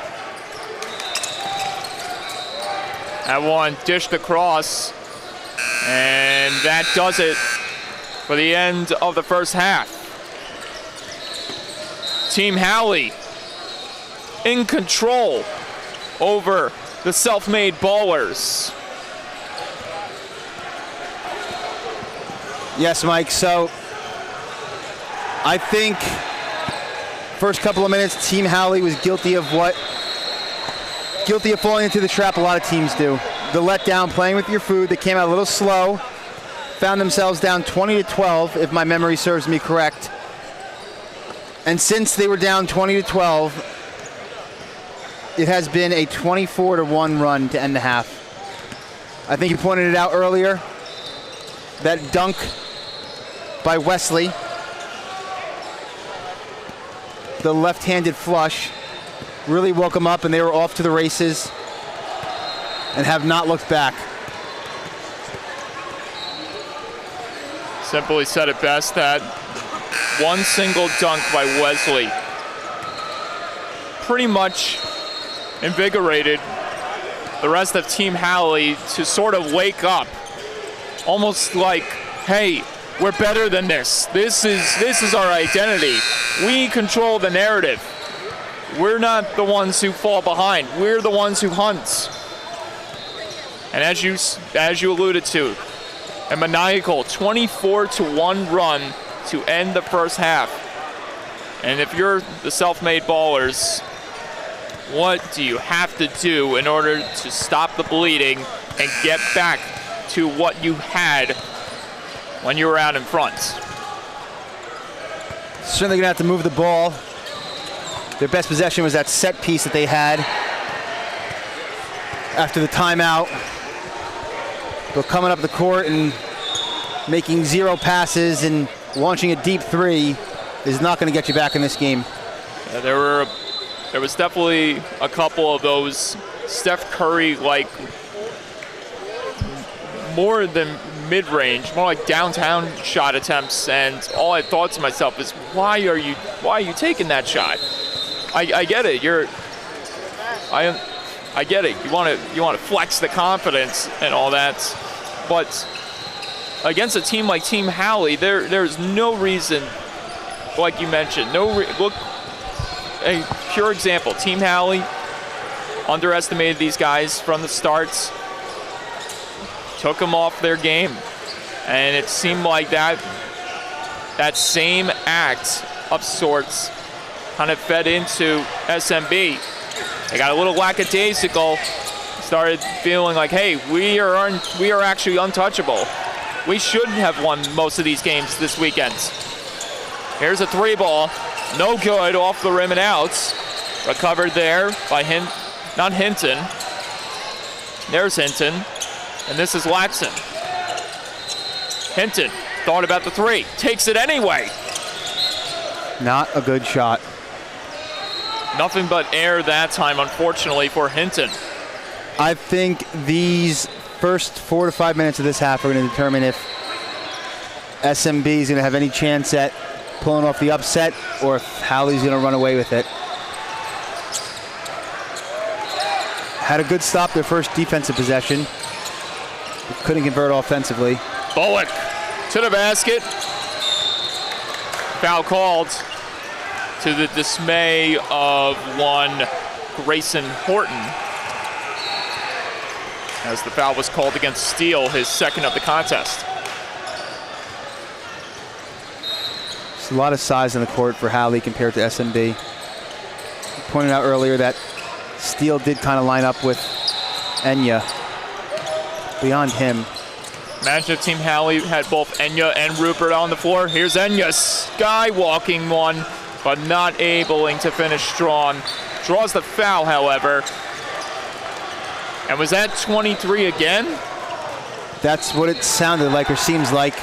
Now, with that foul committed by Steele, he only has 3 more fouls to give. Howard Williams in that drive did a good job going to the basket, drew the defenders towards him, passed it back into the paint to Enya, who went up, and I think Enya would tell you himself he should have finished that. But gets to the line nonetheless, even though he can't knock down the first free throw. And now this is a crucial moment for Enya, because although you have the lead, they're not running away from SMB just yet, and this is important. You got to make your shots. He does there on the bookend. He does bookend on the second shot that time. I want to see SMB get a good look here. Watson got one. No good. Contact in the paints. Foul against Team Halley. SMB catches a break. It's exactly what I talked about at halftime and towards the end of the first half. No passes, a 3 and a miss. And it's Enya in the middle of all the events happening. 1 for 2 on the free throws, commits the foul. Now he's got to get himself an opportunity here. He might have. Two-hand slam, and the lead expands once again for Team Howie. Just your textbook pick and roll. Enya looks to set the screen, slips off of it towards the basket, hits him cutting in the lane, and goes up for the dunk. Watson skywalks to the basket, draws the foul. Oh, that would have been beautiful if that one slipped home. He'll shoot for free throws. It's a little better from SMB. Latson this time going to the basket. One up strong, gets fouled. Now he has a chance to put points on the board, but the clock stopped. And was that Enya that committed the foul there? I did not see who the foul was on. Oh, I saw 25 there, because if that's the case, that's not a good sight if you're a Team Howie. You don't want your key Giants to fall into foul trouble. As Williams checks out. First shot made by Latson. Here's the second one. And he's poised as anyone could wish they could be. Okay, so 39-23. Howie leads by 16. 2 minutes into the second half. Reverse layup, no good there. Rebound recovered. Once again, ooh! Ooh! A hard landing for Ferguson. He did hit the deck hard. And probably in the most vulnerable way. Landing on his front side. That could do a lot of damage, even when your arms are out to try to break that fall. Your elbows, your shoulder. I don't know what part of the body he got the worst with. Fortunately, though, he is A-okay, it seems like, based on the fact that he is going to shoot for free throws. Yeah, he went up straight and came down sideways. So I'm going to take a wild guess. The contact came. It boggles my mind how there are some plays that you see in basketball where guys hit the deck that hard and they get up unscathed. They just either walk it off, shake it off, and just go back and get back down to business. That's the toughness. These kids are young, though. They're all right. They'll be all right. These representatives from all of these colleges are going to love that toughness, that dog mentality of not backing down, not giving up. Another silly mistake from SMB. Turnover on the inbounds pass.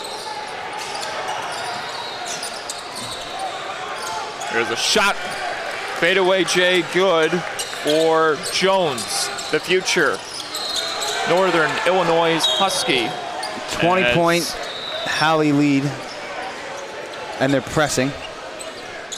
And unfortunately, the trend of falling behind to that margin continues here after it seemed like there was a glimmer of hope in the first half.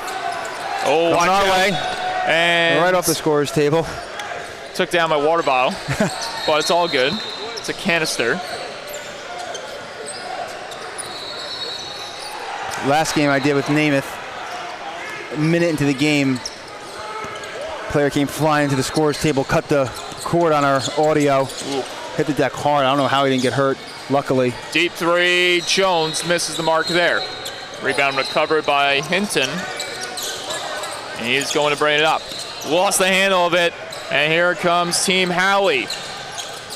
What a feed in front. Bullock delivers it back. Jones for three, no good.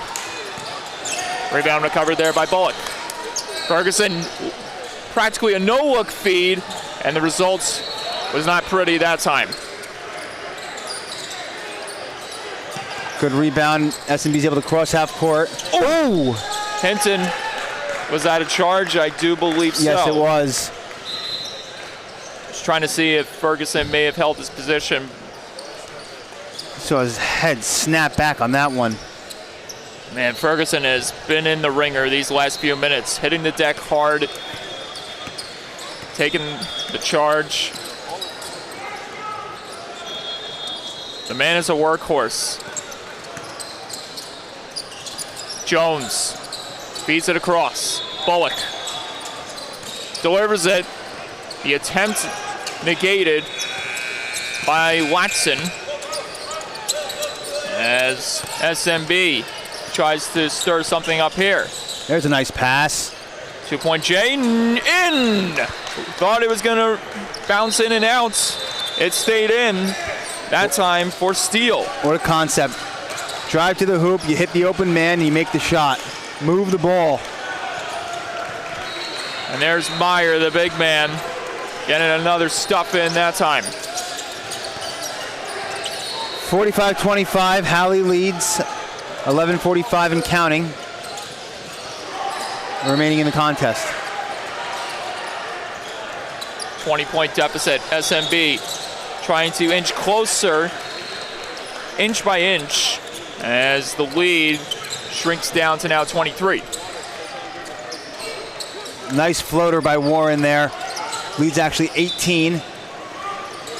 And there's a big-time bucket from the right corner by Jones that quickly simmers down the hype for SMB. That's a foul, yes. Good call by the ref. Contact on the body that time.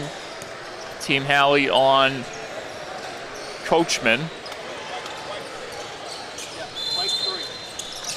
Looks like we'll get a timeout for SMB.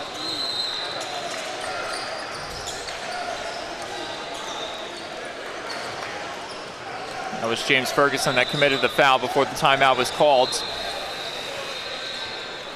And so far, John, it seems like it's been a continuation of that late first half barrage from Team Halley. SMB has gotten a few chances, but they are just getting bowled over left and right here. Yes. SMB's had a few bright moments early in the game, but calling it how I see it, just seems that Team Halley is the better team. And I want to go back to your point, because it is an interesting point, looking at it from the perspective of we talked about Christian Ladson being a state champion, playing on a team like this, and you talked about how for him being from there, that's a huge deal. And then you come here, and it's almost like a lot of these teams, a lot of these players that are on SMB, the accolades, the hype, everything. They are the talk of their town. But when it comes to NXTPRO, and once you meet up with all these other squads from all around, it's like you're playing. It's like you're totally different ball game, and you're absolutely right, Mike. Exactly. Instead of swimming in a pond, you're swimming in an ocean with sharks. Oh! Wow, he got it to finish. Couldn't lay the dunk home, but got the 2 points anyway. Nice feedback. Little jab step pivot. Oh, what a feed there. Latson, nice little hook in that time. SMB getting some points back. Nice play, nice cut, and nice find. Williams, step back J, no good. There's got to still be a good amount of time left as Coachman hits the three. There you go. 50-32 now, 10:05 remaining and counting. His first since the first half. They work around the arc here as Team Halley tries to counteract. It's Williams denied. Meyer can't finish strong. He's denied again. The relentless defense coming to effect. Coachman looks like he had the hot hand and the angle that time. Couldn't connect with the shot. Stalls on momentum is a shot like that. And that shot missing the mark for Peters, unfortunately. And here's a chance. SMB for three! Colin Warren that time for SMB. Says, John, I'll show you, pal. Drills the deep 3 early in the shot clock. Puts my foot in my mouth for now. Williams, jab step pivot. Driving, trying to drive through everyone, and he gets it to go. That puts a halt to this momentum that SMB has found once again. 17-point game.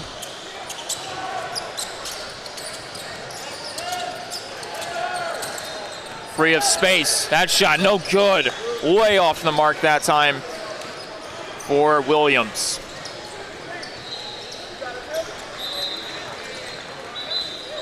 They were asking for a tip. Not going to get it, though. Yeah, it did not look like there was any hand in sights for Team Halley. I didn't think it got tipped either. Where did the score stand at this point, John? Team Halley leads 52-35. So still a lot of work to be made here for SMB, and with how much time remaining? Just over 8 minutes and 20 seconds remaining as that ball bounces high off the rim and hits the stanchion above the hoop.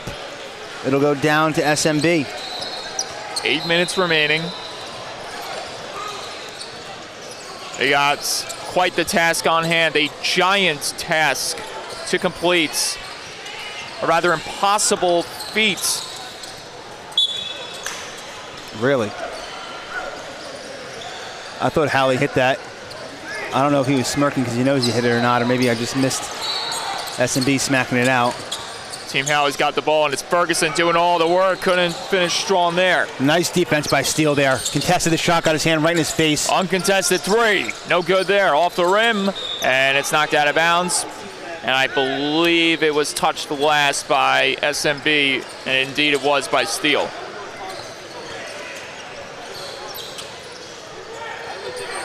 Coach talking to someone on the bench. Couldn't tell if he was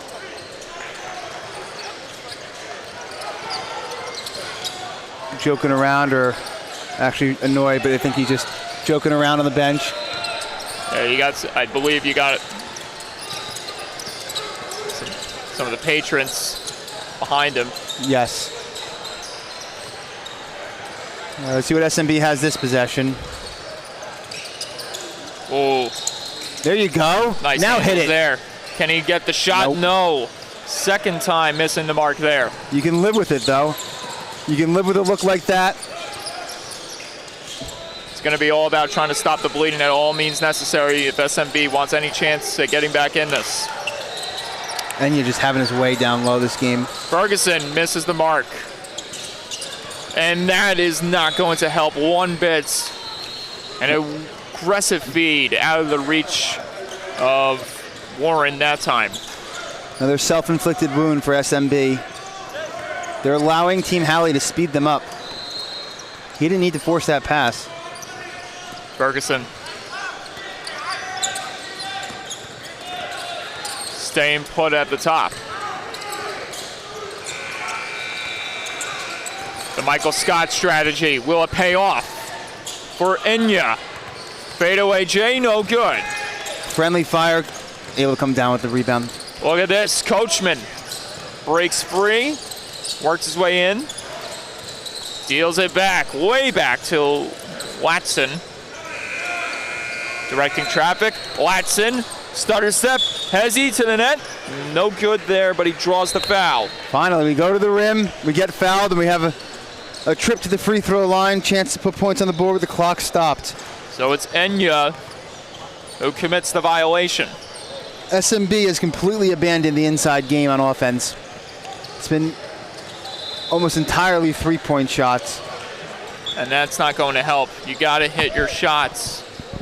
Unfortunately, Watson not able to connect on the first attempt. 52-35, 6:11 remaining.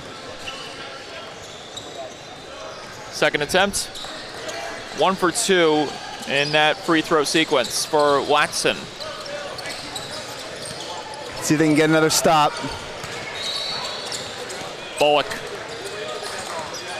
They work their way around the arc ever so smoothly. A big lead intact. Williams to the basket, no good. And it's recovered there by SMB. Can they capitalize? Yes, they can. There you go. Watson eludes the defender and squeaks it home off the window. Williams almost wasn't expecting that pass. Williams, nice dish. Oh! No, come.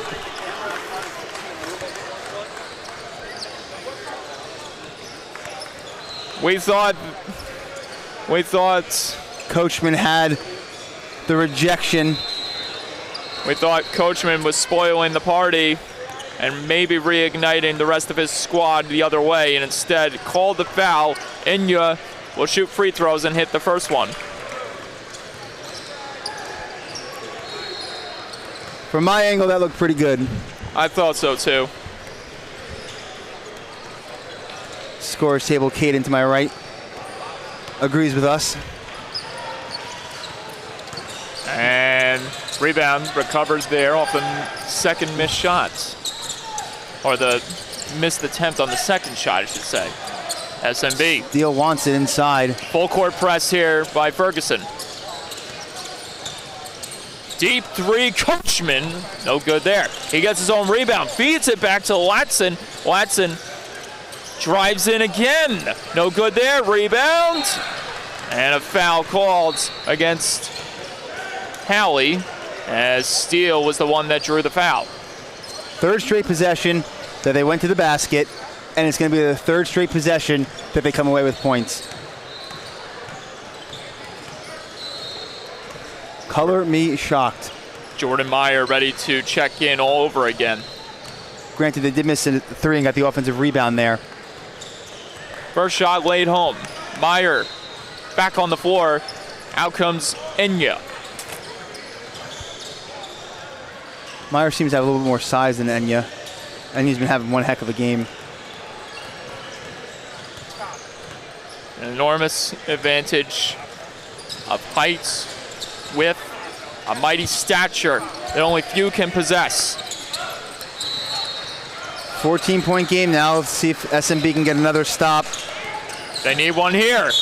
They do not get it. They take the foul, as that was Williams hitting the hardwood.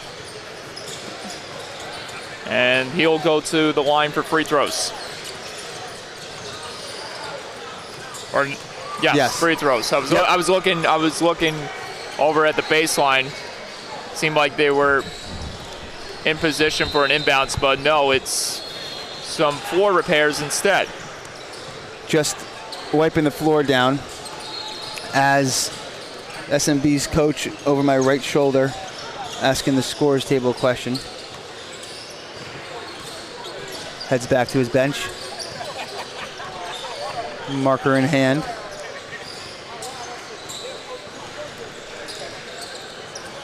You said they had a marker in hand? SMB's coach came over. Did it happen to be a highlighter? Because I could really use one for my notes. First shot doesn't hit for Williams. But 14-point game. I mean, SMB's hanging around, 4:46 remaining. And that's the luck they're going to need on their side. Now they need to hit their shots. This is an opportunity they need to take advantage of. It is imperative if they want to fight their way back in this one. Watson controlling. Almost slammed it home. He drew the foul. Again, to the hoop, results in a trip to the free throw line. And if he can hit these two shots, it would cut the deficit down to 13. And as we know, John, that is an unlucky number, especially if you are out in front. Very true. It's a 14-point game, so, now if it makes the second, it'll be a 13-point game. If SMB goes and watches this game back, I want them to look at what their offense looks like when they cross half court, take 3 steps to shoot a 3, and what the results were when they actually drive to the basket and move the ball around. I'm not sure if these teams do watch film. I'm going to assume they probably do. With the level that they are playing at, I'd be surprised that they didn't. I would agree with you. Nice. I just know it's hard to get the teams together. I was about to say a nice stutter step by Williams, but it seemed like he walked out of bounds at the baseline area. Ball back in the hands of SMB. So another turnover for Team Halley.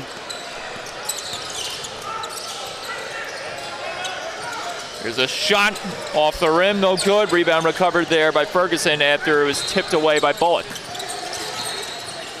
And Ferguson drives hard to the basket, draws the foul. No, they're going to say off his leg, out of bounds, going down. Unlucky break for Ferguson that time. After he seemingly looked like he had the advantage. Here's a chance. There you go. Again. Yet again, great pass that time, flying down the court. Hits Steele on the block, under the hoop. He goes up strong, gets fouled, and SMB finds themselves yet again at the free throw line after going to the basket. And this, if they nail these two shots, will put them down 11. They're down 13 right now. Can't get the first to fall. Got to make your free throws. And how much time do we have remaining? 3:37 left. As our clock on the live stream catches up. And that shot goes down. Our camera operator behind me does not seem to be toggling the camera. Now we're back. 12-point deficit. A much-needed stop has to be made, but the shot drained in by Team Halley, and the lead is strengthened once again. Yeah, that's probably the dagger there. Lead out to 15 now with 3:10 left. But if you're SMP, just keep playing. Finish on a positive note. I think this ball went out last on Team Halley. Might have been Ferguson. Yes, should stay with SMB. Here's Warren for the inbounds. The Sipsey Valley High School product, known as an elite scorer, deep range shooter, playmaker, with a 6'4" height, standing at 6'4". A lot of agility in his arsenal. Shot clock violation, or did the shot clock go off? Yes, it did go off. Shot clock violation for SMB. It happens in these tournaments. The shot clock's at half court. It's behind you. The ref didn't even initially know it was a shot clock violation. It's tough. Normally, obviously, you'd be above the basket. And I believe they're actually implementing a 35-second shot clock at the high school level this year. Another foul drawn, this time by Team Halley on SMB. And as you talked about, it seems like that shot, that three-pointer that was put home recently by Team Halley was indeed the dagger, because SMB just cannot figure out a way to get some buckets in. They've missed numerous free throws when they needed it to count. Yeah, tall task for SMB. But they fought. Give them credit. They certainly fought. Played a lot better these last couple of minutes, even though they don't get the rebound there. Put back Off the for window Williams. and in by Williams. But they didn't quit. They've been battling. I think that's one thing these representatives from all these colleges are going to love, is that none of these guys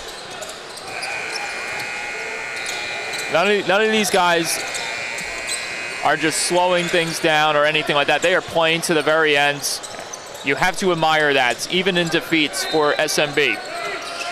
Watson, deep three, no good. And Team Halley works their way up the floor again. There's the dagger. That's the finish for good that time by Zeke Jones. If it wasn't over a couple minutes ago, it absolutely is now. Stutter step. No good there on the jab step shot. But give SMB credit. They came out strong. They lost their way a little bit. Jones again. A man that's on fire and has solidified Team Halley's victory over SMB, seemingly. Yes, absolutely. 64-41 with a minute remaining now. Chance in front, reverse layup, no good. And it's Ferguson, dishes it up ahead. Here's Williams. Can they make it another three? Yes, they can. Just an absolute barrage here by Team Halley. I think that's a 13-0 run in the last 2 to 3 minutes. And we get a foul called. And thus far in this game, we've seen 2 very lengthy scoring runs from Team Halley after SMB had some energy going their way. 21-1 run, or the 21-0 run to cap off the first half. Looks like our camera operator could use some energy as well as our loyal viewers at home. There we go, beautiful. Now we're back in action over here. And so, and then the second half, you have the 13-0 run that we'll see if that continues here. 24 seconds left now. 3 ball, no good.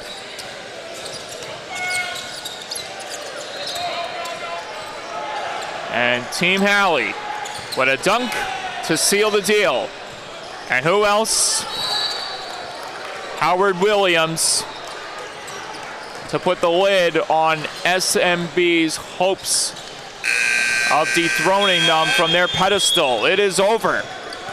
Team Halley rebounds from this morning's defeat to Coos Elite as they take down the self-made Ballers in a dominating performance. Yeah, 69-41. Team Halley, just the better team, came out a little slow after the first 6 to 8 minutes. It was all Team Halley. Howard Williams, AJ Enya, James Ferguson, Chase Rupert, just too much for SMB to handle. Coming to you next is Tyler Jones and Hayden Coker.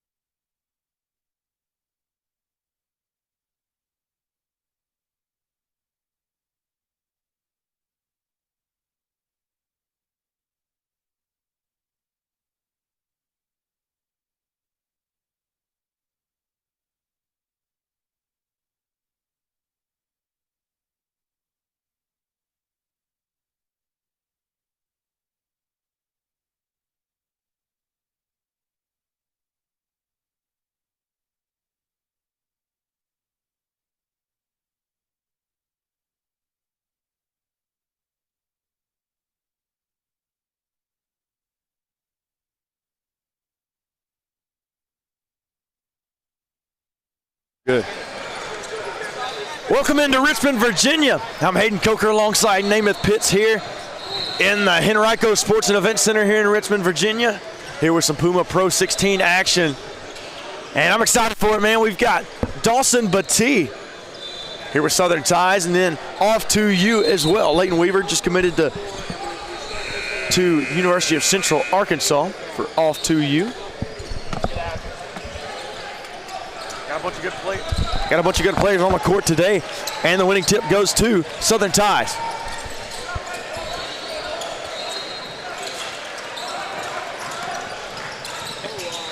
Baseline, nothing doing. Dawson Batee for three. And a foul called. Foul called on the floor. It'll be Southern Ties ball into the basket. Didn't take long for a foul to be called already in this one. Whistles have been a frequent occurrence today. And yet another one. That was good timing. Here we go. So yet another foul. That's now two fouls called on off to you.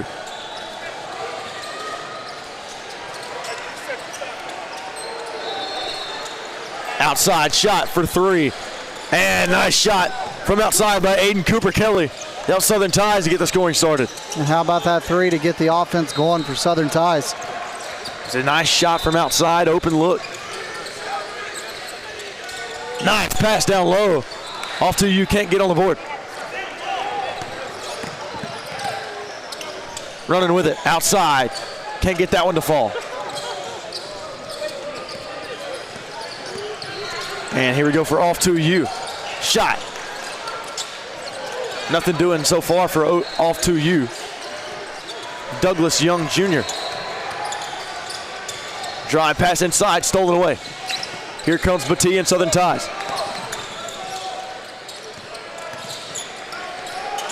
Long distance three-pointer. No good, can't connect, rebound Batee. Down low, Batee puts it up and in. Nice job by Dawson Batee down low. He showed great patience and then fighting through traffic for the finish. That is one of the reasons why he's in the running for the most valuable player of the year finalist. He's a five-star for a reason, Namath. Absolutely. Inside. And travel. Travel called on number two, Corbin Littlejohn. Yeah, awesome. We talk about Dawson. I mean, most valuable player of the year finalist, offensive player of the year finalist for the Pro 16. He's had one heck of a season. A heck of a season indeed. And now Hopkins wants to drive. Hopkins goes up. Hopkins, no good. And he missed that one, but he's another player, breakout player of the year finalist in Pro 16. Those two guys really lead the way for Southern Ties. Hopkins, one of the most slept on players in this circuit. Who's really caught on this year. Young Jr. now back out. Littlejohn, shot. Can't get it to fall as the shot clock expires, but hits the rim. No shot clock violation.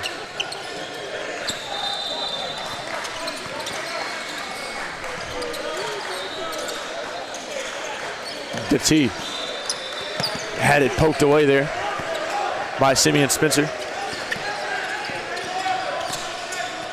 Batee wants it. Can Batee get going? Nice shot from mid-range by Dawson Batee. Can I do it for a two-pointer? Bang! How about that? I like it. I like it. I like the energy. I needed this late. I'm not going to lie. I'm getting tired. You thought about some coffee? The big lunch didn't help, probably. Probably not. And an offensive foul called on number 13, Simeon Spencer. 7-0 run here early for Southern Ties. Pro 16 over off to you. 13:08 to go here in the first half. Southern Ties has been phenomenal this weekend. Win over Real Phenom, along with a win over Rice Basketball Academy and a win over Grand Park Premier earlier as we go into the timeout. 3-0 is Southern Ties, looking for their fourth win of the week. And you know what's crazy is I think they get overlooked. I think Southern Ties gets overlooked. I think people have a tendency to talk about BTI. Obviously, Prominent has came on strong here in Richmond this weekend. They have. Another team, but people, you know, when you talk about Hopkins and Beatty, they're both really talented. Everybody knows that, but people don't talk about Southern Ties. You're right, and Southern Ties has the talent to do so. And I'm really hoping that Southern Ties, I'll say hoping, I'm in the crowd that Southern Ties can compete with all of them. 100%. But for some folks, that may not be the case. We will find out next week. And Brian. I down will. low. You will. We will. Well, either way, we'll find out. That's right.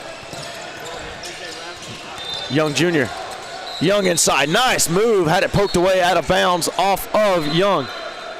That's going to go the other way. And Douglas Young, he put a nice move there on Cooper Kelly and was able to split the defense, get down low, but lost a handle. Yeah, I just couldn't hold on to it. Here comes Hopkins, and a foul called. Foul called on Douglas Young. And that's another one. Another one. There you go. That's, Off to you, currently 0-3 on the weekend. Losses to Real Phenom, which Southern Ties knocked off. Losses to Colorado Collective and Grand Park Premier, who Southern Ties also knocked off. Batee, Hopkins couldn't hold on to it. Now Dawson Young. Nice ball movement here so far from off to you this possession. Little John. they got to get on the board. Shot clock winding down. Shot for three. No good. Rebound, Batee. And Southern Ties now with it. They just don't have the build inside to win the rebound war. And Dawson Batee easily at least a head taller than everybody out there. Shot missed from outside by Batee. Did you hear what happened in my last game? What happened in your last game? We had a player come flying into us. How'd that go? It disconnected everything. Really? Yeah. Wow. Go back and watch it a little bit. Did the stream go down? No, the stream didn't go down, but we lost all of our volume and everything. Wow. Inside, poked away. Hopkins with the steal. Hopkins wants to go quick. Hopkins tipped in by Dawson Batee. And it's a 9-0 run to start this one. Now I think Coach Dennis Madison wanted to call for a possible goaltend. And now he got substitutions.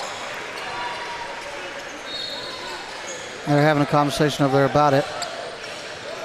I know you're not a World Cup guy. He's a...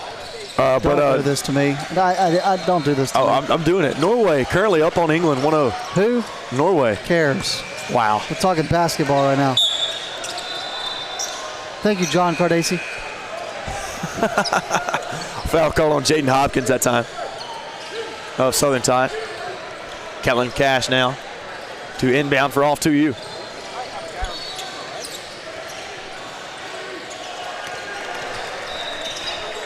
We don't even have anybody running camera right now, Hayden.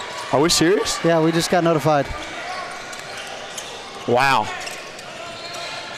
Let's see if we can get that figured out. We got volume, so we'll just keep going. Drive. Leighton Weaver. Nothing doing. Nice pass. Can't get that one to fall. But Kellen Cash will go to the free throw line. First opportunity for off to you.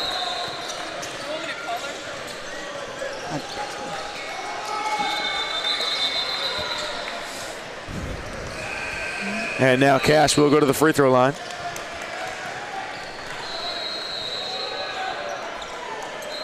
And they finally get on the board. They hit the first one. Nice job at the free throw line from Kellen Cash.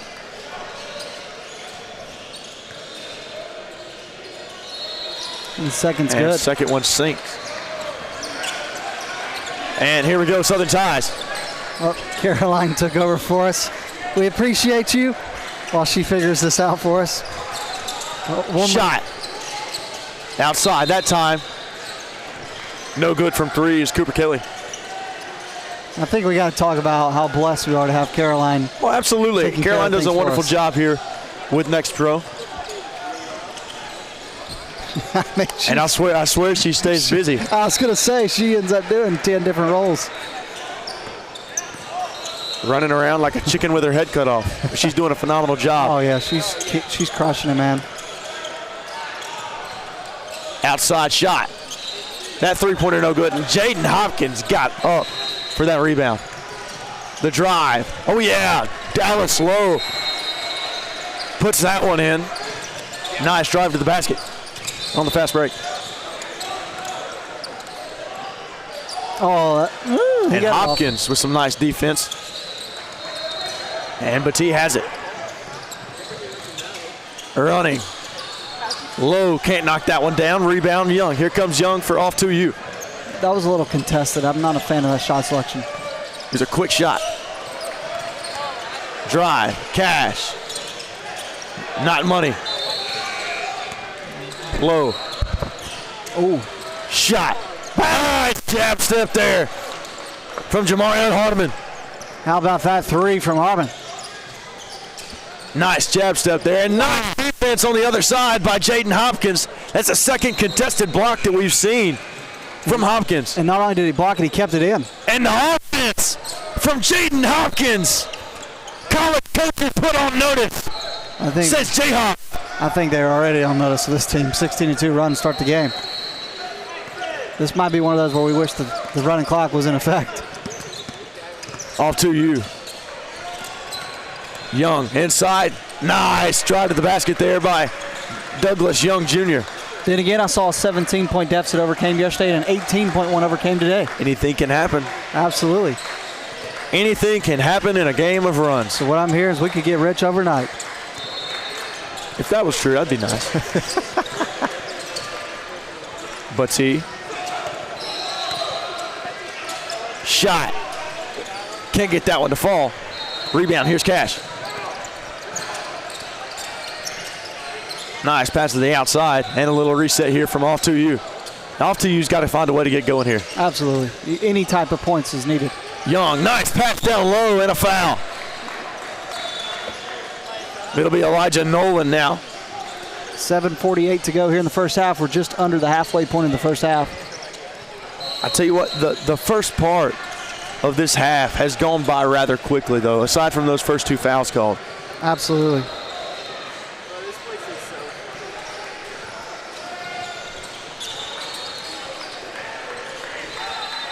Matt Reynolds sitting courtside for this one, watching. Two top guys are playing right here. I actually, Team Southern Ties.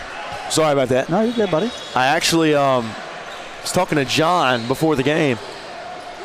Dawson Batee is mic'd up. Oh, really? Yes, of course. He's got a little vest-looking thing on under his jersey. Let's see if he'll give us a shout out. I'd hate to clean that. He's listening. J-Hop outside. Can't get that one to fall. Rebound. Going the other way. Hester Hensley. If you look at John, he's got the headphones on. That means he's listening to him. He's locked in. Little John outside. Shot. No good. Rebound by Giovanni Watt. And now Southern Ties wants to run. Lob, and Hopkins can't get it to fall. My goodness, Hopkins can get up. He wasn't quite tall enough, though. Just a little too short. That time, phenomenal defense by Hopkins, and he throws it down. He redeemed himself. And a soft dunk to put the cherry on top of that one. He just needs a couple more hops, and he's there. Hops. I like it. Just a couple more hops. How about full court press or half court press right here? Oh, my Shot goodness. blocked. And yet another block from Jaden Hopkins. 6:39 to go in the first half. 18-4 lead for Southern Ties. PRO16 over off to you. Southern Ties trying to jump out with a massive lead. And down low, nice court vision there as Kellen Cash puts it up and in.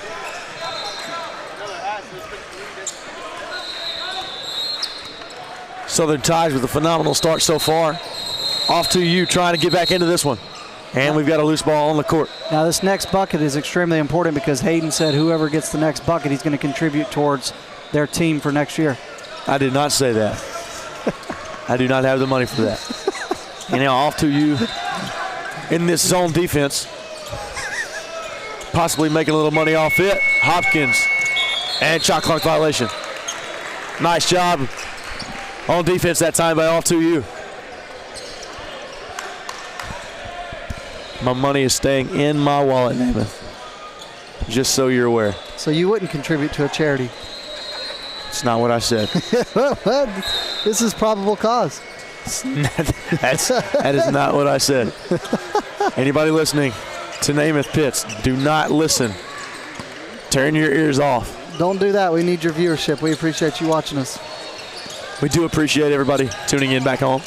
And we appreciate Hayden contributing to next year's team. Young with a nasty shot from mid-range. Write the check for off to you. I'm not writing the check. Outside shot. 3-ball, no good. Rebound. Watt down low, stolen away. Here comes Young. Young wants to push the pace. And that time, looked like he got blocked away. And a 3-ball, no good. 18-8. 5 minutes, 16 seconds to go here in the first half. Now only a 10-point lead. It is. Off to you, going on a little bit of a run here. Your math is pretty good, I must say. Try my best. It'll be Cooper Kelly to bring it down the court. Outside shot again for 3, no good that time. And whistles.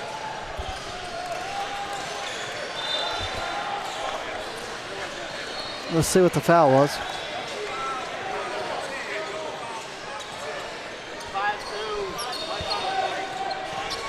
We're going to get some confirmation from the referee here.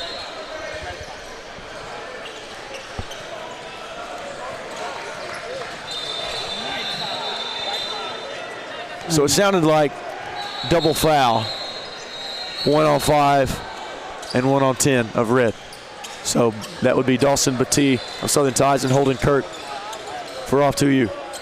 I wonder what Batee got fouled up for. I think they just got tangled up down there. Shot no good, air ball. It'll be Southern Ties ball. That's a tough shot to make when you have Dawson Batee's hand in your face, especially the size differential of Douglas Young Jr.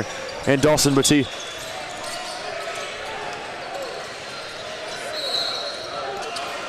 Hopkins down to bring it across the court for Southern Ties. It is off to you back in that zone defense. Cooper Kelly. Fade away. Mid-range, kicking it to go. Nice tip in by Jaden Hopkins. Hopkins having himself a game so far. Yeah, that was a really good job. Second chance opportunity. He put it back. He gets up, man. He's got hops. Nice finish at the rim there. From up through you, Corbin Littlejohn.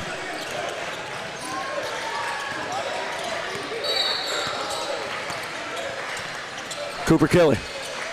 Mid-range. No, sir. And now Giovanni Watt and Holden Kurt tangled up a little bit.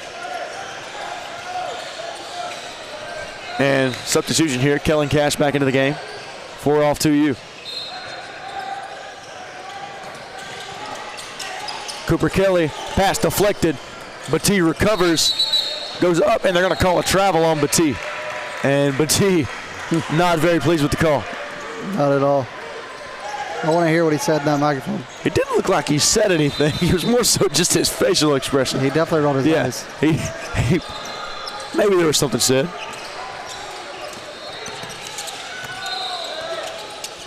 Here we go, Young. Drives. Nothing doing. Littlejohn out to Cash. Cash for 3. Cash had it tipped. Air ball. Rebound Southern Ties. Here we go. Hopkins for 3. Hopkins can't get that one to fall. Rebound, Watt. Poked away. Cooper Kelly with the forward and the cleanup duty. Lead extended to 12. 12-point lead here for Southern Ties. We're looking at about 3 minutes and 5 seconds left here in the first half. Let's see if off to you can get something going. Outside. Littlejohn. Shot clock running down. Kurt. And air ball. Now Cooper Kelly wants to run the floor. Hopkins. Lob. No good on the connection. Save, though. Stolen away by Cash. Kellen Cash wants to run, and it's poked away. It'll be out of bounds on Cooper Kelly. Off to you ball. You're from Asheville, Alabama. Correct. You ever had a friend with the last name Littlejohn? I know a Little John. Me too. It's a common name in the South. Her name is, I won't say her name, Yeah, you don't have to put but that. her last name is Little John. Right. She's from around my area. Right. What did you say your social security number was?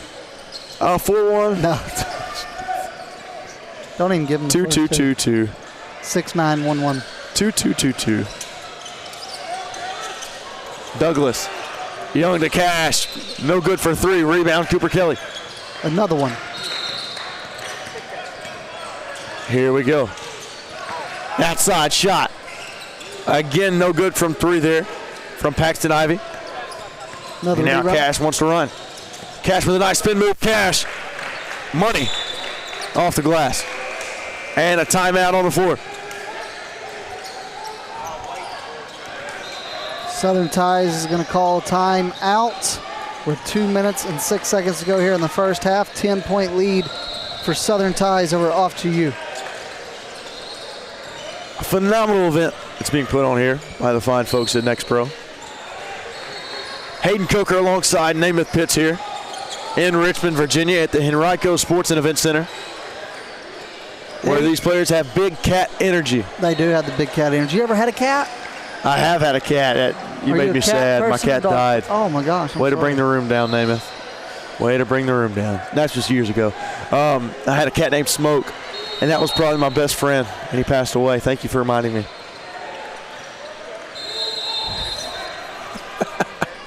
And with that, folks, that'll do it for me. I'll see you guys at 8 o'clock. Signing off, Namath Pitts and Christian Cobb of Colorado Collective getting ready to take the court You know, after this game. You didn't ask me if I had a cat. Do you have a cat? We used to as well, Died? unfortunately. Us poor souls. His I know name- you have a dog, though, named Zoe. The cat's name was Snake Snake. because he was an evil sucker. Really? He'd bite you. Yeah, I do. I love my dog, Zozo. I miss her. Nice little brown doodle. Pretty girl. Is that what you'd call it? Lab doodle? Mm-hmm. She Labradoodle? gets her looks from her mama.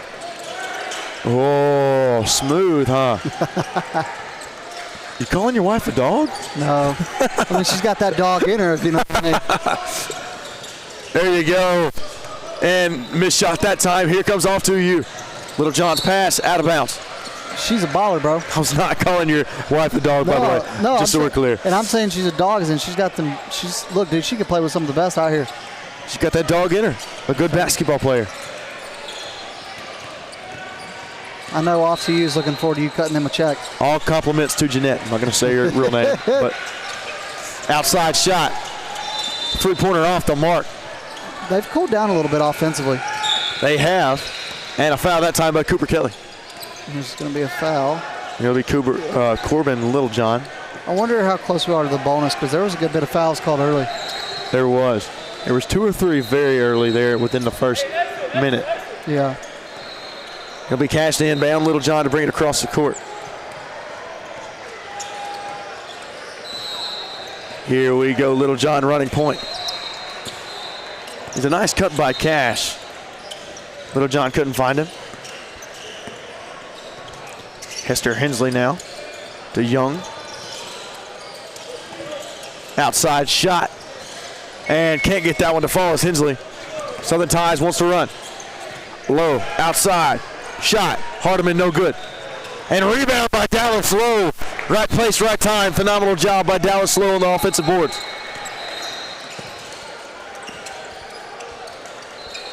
Hensley. Here we go, Littlejohn. Young, nothing doing. Nice defense so far. Turnaround shot at the elbow, in and out. Nice defense there by Dallas Lowe. And Lowe wants to run and kick ball called on Elijah Nolan. Shot clock's going to be turned off. Massive shout out to Jamie Shaw of Rivals at On 3. He's over there doing some really good work. Here we go, back to play. Let's see if they hold for the last shot. Low. Waving guys off. Now calls for the screen from Ivy. Low. Shot. Low. Can't get it to go. Now here we go, off through you. Buzzer beater, no. And now we go to the end of the first half. Southern ties with a monumental lead over off through you. And look, that game really, started out on, a 16-4 run to start the game. And then they were able to kind of cool them down just enough. Talk about 16-4 run. It was 8-8 the rest of the way. Well, they did a really nice job. They controlled the ball. They were able to get to the basket at an efficient rate. Dawson Batiste scored at a pretty good level. You had Jaden Hopkins with some nice work early on as well. So I'm really looking forward to seeing what they can do here in the second half, whether they possibly grow that lead, whether it stays the same. Not entirely sure. But when it comes to off to you, how do you get back into this game, Namath? Hope that Southern Ties decides not to play the second half. Understood. Not really. I just think they got to slow down. Obviously, some of the offensive, I think sometimes they've went a little too quick, a little sloppy offensively. They need to slow down, try to set up an offense, try to create some space. Because, Southern Ties did not really play that well offensively in the first half. But Correct. They're still up, 12. So you need to be able to play better. 24-12 right now is the score at halftime. Just a few more seconds left before we start. Shout out to him. What's your name? Micah? Mike? Micah.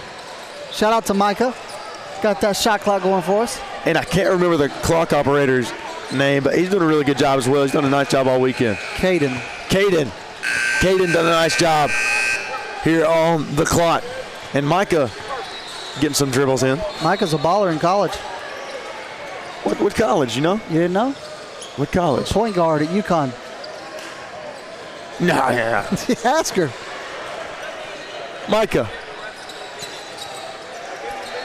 Micah was a point guard at UConn from what we know. I'm told you were a point guard at UConn. You're supposed to roll with it. There you go. Micah, let me make a confession. Micah was not at UConn. Maryland. She tried to make it, she said, let's make it believable. Maryland Technical Community College. Yeah, I can't diss her like that. No, she's probably really, really good. No, she is a baller. Batiste outside. Gonna get this one started. A missed three. Rebound off to you. Here they go. That was a quick first half. Very quick first half. It's 5:58 Eastern time. Weather currently 69 degrees outside. Nice. Overcast. Shot from outside. That one tipped, air ball. And here we go. Dallas Lowe wants to run it. Hardiman, three. Oh, Jamarion Hardiman with a nice looking three from range. Shot that one from Fairfax, Virginia. You ever been to Fairfax? I have. Nice. Have you? That's where your wife's from, no? No. Not even remotely close. No, she's from Tennessee. Nice shot there by Layden Weaver, the University of Central Arkansas commit. Which means we get to see him play very often. Correct, Amundo. Why do we get to see him play very often, Hayden? Because we have ESPN Plus and we can watch the University of Central Arkansas play. Well, that's one reason, yes, but why else? You don't know, do you? Tell me. What conference is Central Arkansas in? I'm testing you here. This isn't even Richmond. This isn't even Richmond trivia. Well, Richmond's in the A-10. You're stumping me. I can't remember the name of the conference. They're in the A-Sun. A-Sun, yes, you're right. A-Sun. Why are you saying that? I don't watch the A-Sun. Why do you not? I'm not an A-Sun guy. There's a lot of local teams around your area that are in the A-Sun. Of course there are. You clearly don't know. North Alabama. There you go. There you one. Yeah. How many if you can name 5, I'll buy you dinner tonight. No, you won't. Outside shot. Hardiman. Hardiman with another one from distance. If you don't want to try. Oh, I'm going to try. No, you got to name 8. You want me to name all of them? Do you know all of them? I'd be impressed. If I stay here for a minute. That shot off the mark. Here we go. Dallas Lowe running the court. Shot up. Hardiman. 8 straight points for Jamarion Hardiman. I think this is going to be fun. Don't look it up. I'm not looking it up. Nearly stolen away there. Ooh, is that not And half court? backcourt violation. I said half court. I meant back court. Yeah. But we get the gist though. Right. I see you over there trying to look it up. What am I looking up? Richmond, Virginia zip code? Why are you looking that up? Well, I was looking for one of the places we wanted to eat last night. Oh. Yeah. All right. North Alabama. Hopkins. What? Tuba T. Oh, you don't know, do you? Outside Hardiman. Oh my! Jamarian Hardiman, how about it? That was just a regular 3, but good job. 11 straight points for Jamarian Hardiman. And he's feeling it. I like how cool, calm, and collected he is, though. Not very much emotion after the third 3 of the game from Hardiman. Florida Gulf Coast. Oh, I thought you meant like around Alabama. That one's off the mark. No, I meant just the teams in the conference. Okay. Austin P. No, well, I know who the teams are. We'll talk about it at the next stop. How about it, Dallas Lowe, and a nice shot there, and off to you. Struggling right now. How about Southern Ties though?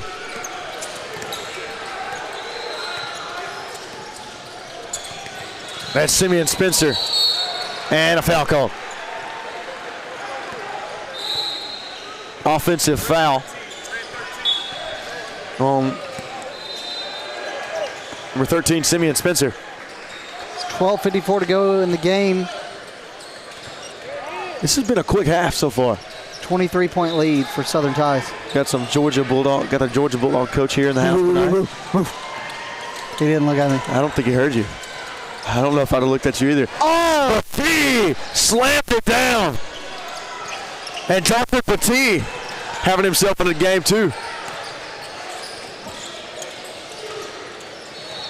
Little John trying to drive. Nice defense by Hopkins. Nothing getting by Hopkins. Shot. And can't get that one to fall is Leighton Weaver. That's unfortunate. It was a nice turnaround jump shot too. Open Hopkins with the alley-oop and a timeout on the floor. Nope, that's the court behind us. No. Oh my goodness. That's the one thing about grassroots basketball. There's multiple courts inside of one building. So if there's a whistle blown, there's a possibility that it might not be on your court. Very high possibility. I played upward basketball when I was little. And I remember... Congratulations, I'll get you a cookie. Thank you. We were playing and there was a court right beside us and a whistle was blown and I stopped playing. Little did I know that was not our court. Off the glass, nice job there. Corbin Littlejohn. It was that day Hayden realized basketball was not for him. Oh, I was good when I was little. Trust me, I promise. I played soccer 1 year and led the league in goals. Hopkins with a nice 3. And Hester Hensley hits the deck. Basket's good. Appreciate you, ref. He's letting us know. We appreciate that, sir. Gave him a little head nod. Little nod back, nod back. That's the little way of saying I appreciate you, brother. He gave it back to me. Drive. I wonder if he knows every team in the A-Sun. I told you I do. Just give me a second whenever we stop. He doesn't even know one. I do know him. I promise you. North Florida. There you go. Oh, there's one. Yep. I'm telling you, I know him. I think the viewers find joy in this. I'm sure they do. Rebound, Petit. Here we go. Cooper Kelly for 3. Cooper Kelly in 3s raining from Southern Ties. That's 31-point lead. Who's to say there's no love in Oklahoma? Southern Ties putting on right now. Is that where Southern Ties is from? Correct, Amundo. Shot. Kellen Cash with a nice shot from outside from off to you. Comeback pending. Watch out. 28-point lead now. Hopkins. Oh my! And Hopkins with another 3. I take back everything I just said. And Southern Tide now heating up from outside. What do you mean now heating up? They've been hitting threes the whole game. I'm telling you, in this, no, not in the first half as much. They were hitting threes. No. You said it yourself. They played sloppy. They played sloppy. In the second half, they really picked it up. Nice job by Jaden Hopkins. Jamarion Hardeman, too. They've scored more in 6 minutes than they scored in the whole first half. That shot, nice fade away that time by Kellen Cash. And Cash starting to put some numbers up on the scoreboard. Hopkins. Nice handles. Step back. Can't get that one to fall. Rebound by Little John. Nice spin move there by Little John.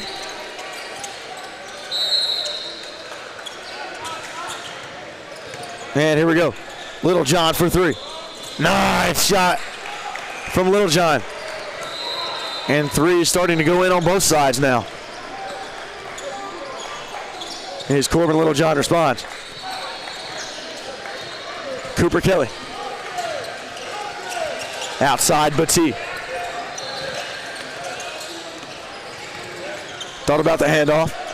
Backing his man down. Nice pass down low. Giovanni Watt. They could have called a foul there, too. They could have. Nice finish by Watt. Nice court vision there by Batee. Good basketball all around here for Southern Ties. Cash going to work. Step back, nothing doing. Now we got a loose ball, but he goes up and he's fouled. And Little John will go to the free throw line.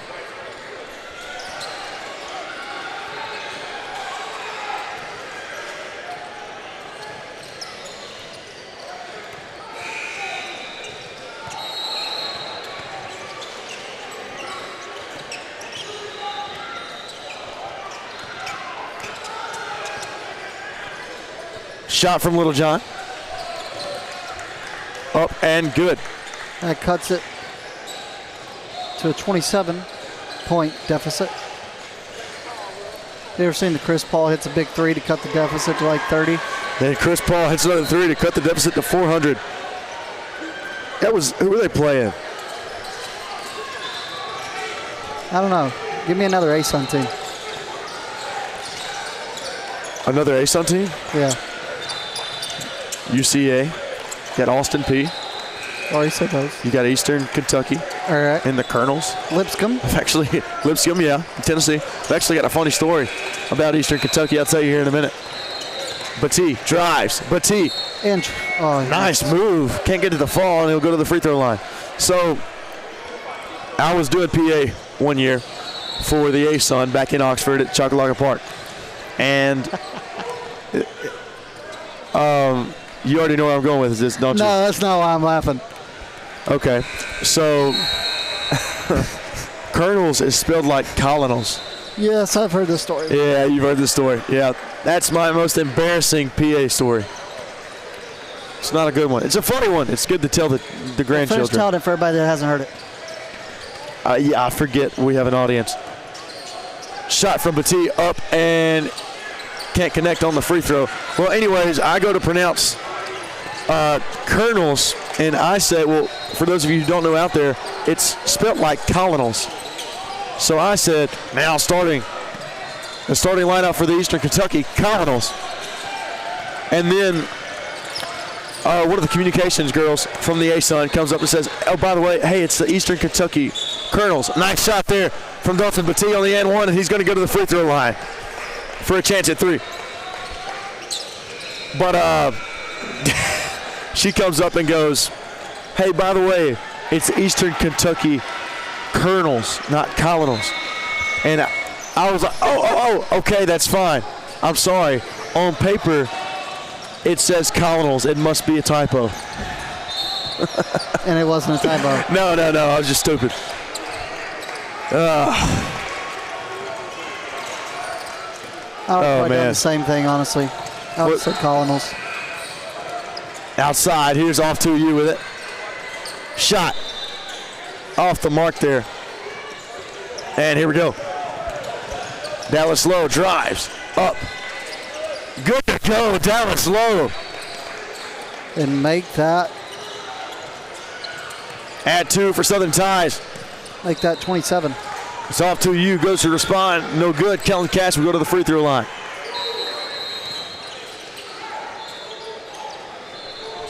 .6:56 to go in this game. 58-25 lead for the Southern Ties, Pro 16. Shot from Cash up and good. Don't miss our post-game show where Hayden Coker is going to cut a check to Off to You for that bucket they hit earlier in the game. Correct, Amundo.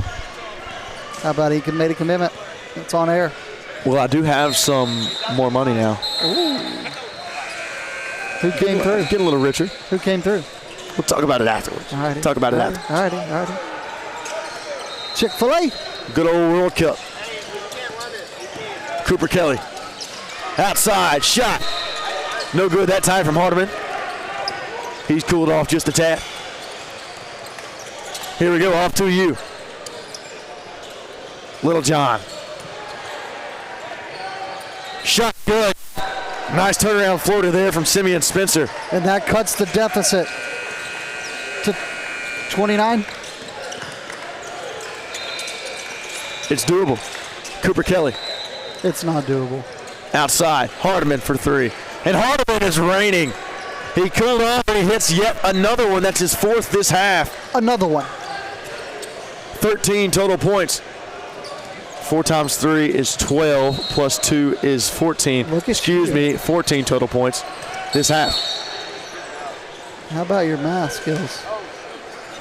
Whistle and a foul called on Giovanni Watt of Southern Ties. Massive shout out to everybody here working this event here with Puma and NXTPRO. They done a phenomenal job putting this event on. Some great Puma Pro 16 action, along with some great NXTPRO teams as well. Is there anybody back home you'd like to say hello to? Hello, Mom. Hello, Sam. I know they're listening right now. All right. Hello to everyone out there that's watching. I don't think any of my family's watching right now, although they may be. If so, hey, Mom. Hello to Asheville, Alabama. Hey, Dad. To my grandparents, I love you, miss you. You know this guy. Hello, Tommy Wood. Tommy Wood, that's my Good guy. old Tommy. You think he's watching? Probably not. Off to you. Little John making some moves. Little John drives. Little John. Oof. As he went crashing into the cameraman there. Hope he's okay. I hope he's good. Hope the cameraman's all right as well. And Little John will go to the free throw line. Shout out to Mark Sanders. Asheville High School, heck yeah. Kevin Moore. They had I believe it was an OTA. It was, well, okay, that's kind of pointless. Nobody's going to know where these two schools are.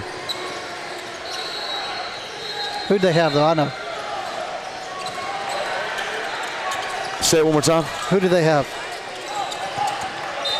Wait, who does who have? Sorry. The OTA, who was it? Oh, OTA was, that time missed. Hardeman now in pursuit. Missed that one, and it's knocked out of bounds. What did I ask? I'm sorry. Asheville had an OTA with somebody. Raglan, Coosa, and Etowah. Gotcha. MLB draft was today. See where the kid from Oxford, Alabama went? Yep. Where'd he go? St. Louis Cardinals. St. Louis Cardinals. I believe J.J. Weatherholt plays shortstop right now, though, unfortunately. He just signed an 8-year contract. Rocco Maniscalco. Nope. Am I getting that wrong? Yes. Say it. Rocco Maniscalco. It's close enough. Nice shot there at the free throw line for Simeon Spencer. It's fun to watch all the kids getting opportunities here this weekend. I know your answer to this question, but I'm going to ask you anyway. You can't choose Dawson or Jaden, but you got to pick a person on the court to start a team with. Who are you picking? I'm going to go with Leighton Weaver. Oh, I thought you were going to say Hardeman. Of off to you. Yeah, I'm going to go Weaver with off to you. The Central Arkansas commit. Outside shot, Hardeman. Can't get that one to fall. I'm going to go Jamarian Hardeman. Hardeman, he's been good today. He's been very good today. I think we should do a little interview with Leighton Weaver after this and see if he can name the ASUN teams. We've discussed it. I can. No, him. Okay, maybe he can get all. How many is it? 8 of them.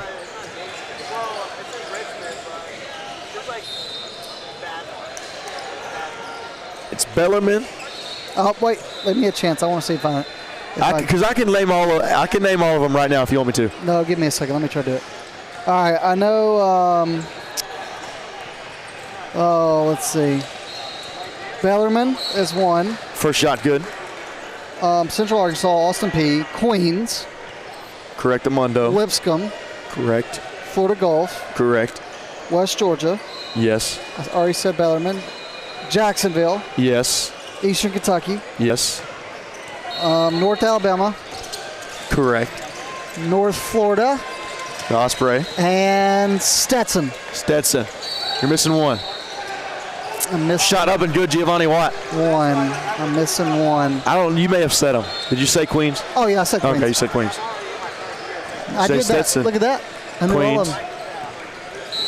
them. North Florida, Lipscomb, yes. Jacksonville, Gulf Coast, Bellarmine. Yep, I said all of them. Good job. I wonder. Drive inside. Young with a nice drive to the basket. 4 up to you. Do you know every Ivy League school? Not a shot. Low. Ivy. Speaking of Ivy League. That's why I asked you. Low outside. In and out and back in for Dallas Low. And that increases the lead to 34. Inside, stole away there by Ivy. Running the floor, Dallas Low. In and out that time, he didn't get the lucky roll. And stolen away now, Dallas Low. Up and in. And Dallas Low with 7 straight points.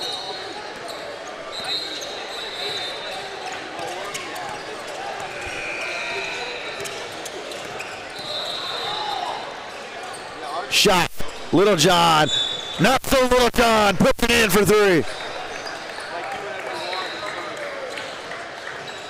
And looks like there's going to be Substitutions.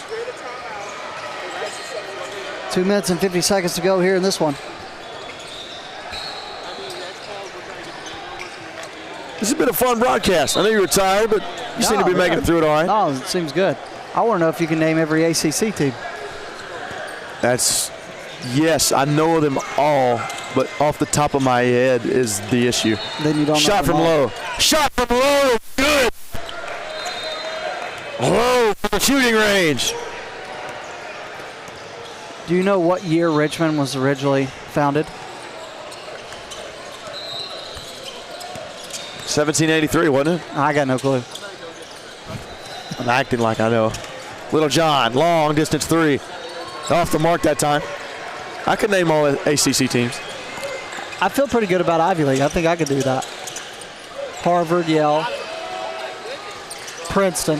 Off the mark that time. Is that all you know? Penn. I hate to tell you, buddy, but there's more than 3. Penn. Penn. Brown.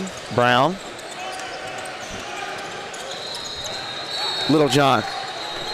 Guarded by Hardiman. That's Cooper Kelly, excuse me. He's fouled. Shot. Fouled. Little John to go to the free throw line. All right. ACC. Remember, they added a few more. They did. You're going for it? Stanford. Yep. California. SMU. Yes. They only added 3, I believe. Yes. Boston College. Yes. Syracuse. Yes. Shot up and good there from Little John. Clemson. Yes. Why did I blank? I know these. Georgia Tech is 1. Correct. Miami. Yes. Second shot up and good from Little John. You have Miami, Yes. and then you have. Why am I blanking? Leads back at 34. Minute 30 to go. Here we go. You got a Low inside. Low drives. Low off the mark. Rebound by Ivy, and a foul called. All right.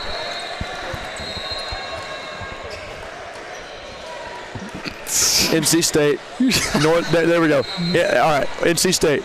North Carolina. Wake Forest. Duke. Let's see, that's 12. And there's how many? It's not 19, is it? No. Hold on. Shot up and good from Ivy. Nice approach to the free throw line there by Ivy. What was you asking me? How many are there? ACC schools? Yes, 18, isn't there? 18, I think. So I have 13 right now. Pitt, 14. Drive, Little John outside, kick. Nice three ball there from Holden Kirk.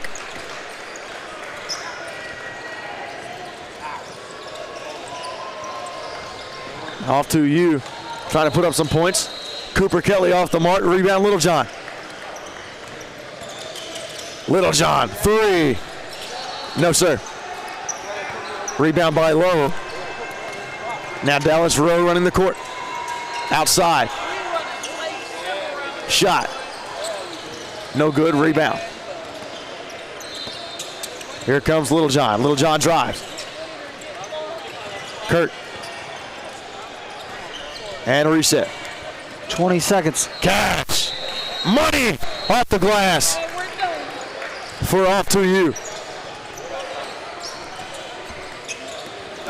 And that, ladies and 10, gentlemen, will do it 9, for us here. 8, 7, 6, 5, 4, 3, 2, 1. And that is your ball game, ladies and gentlemen.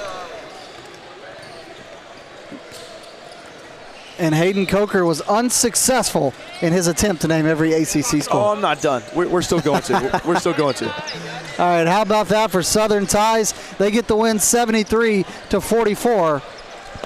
Over off to you. Phenomenal outing by Southern Ties. They improved to 4-0 on the weekend. Off to you. Takes another loss in the column. And we've got more action coming to you. We've got Colorado Collective and Grand Park Premier coming up. I'm Hayden Coker alongside Namath Pitts. We'll see you here in just a moment for more Puma Pro 16 action.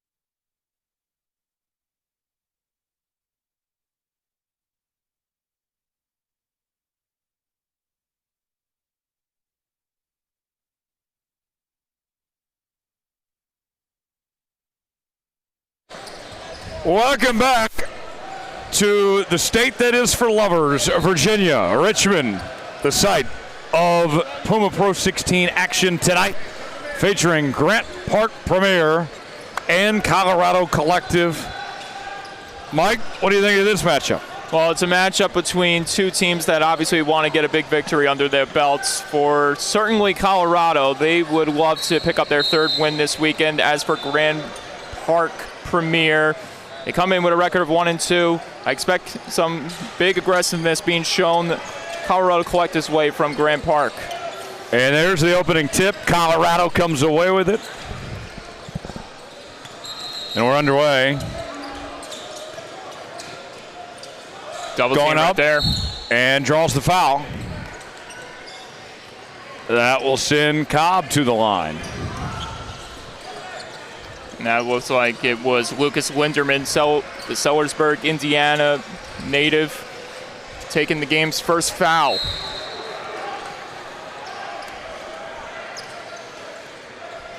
Cobb makes the first. Good poise shown there by Christian Cobb.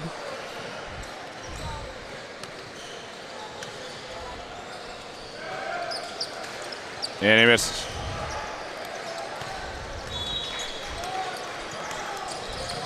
Try to see what Grand Park Premier can bring to Colorado Collective here to make something happen early on. That one knocked out of bounds. A little too much aggression on that feed that time by Linderman.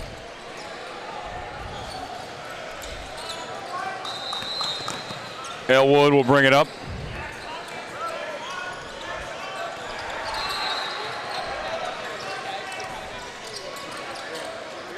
Three-pointer. Miss from David. And a rebound going the other way. Here comes Martin now. Puts it up. Basket off the mark. Kept alive. Oh, how did Martin get his way through there? Ooh. And there's a foul called. And that's the second foul of the contest for Smith already. Cuban Smith already, yeah. Or Christian Cobb, I should say. I'm looking at the Grand Park Premier. Three-point basket, no good. Oh, and a costly turnover there. Martin on the pass. There's a steal by Cobb. Great job by Cobb right there. Going up with it and draws the foul. McKenna will go to line and shoot two. Big body presence right there by McKenna, getting to the basket. Doesn't get the initial 2 points that would have made it a three-point play, but he will get some free throws in. Misses the first.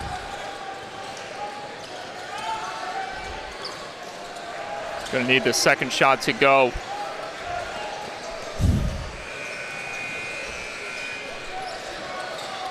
And he missed the second. 0 for 2 from the line. Now Grant Park on the move.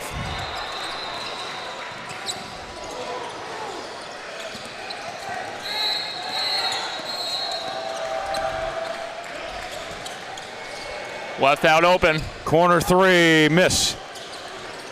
Offensive rebound by Linderman. Basket does not count. A traveling violation on Vise.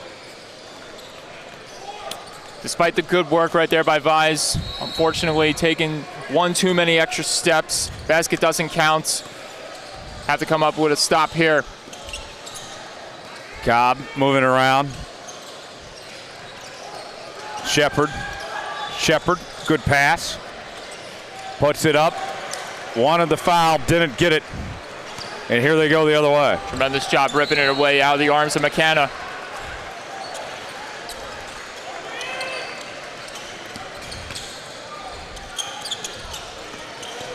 Watch out, Martin. Basket up, and that's good for two from Linderman.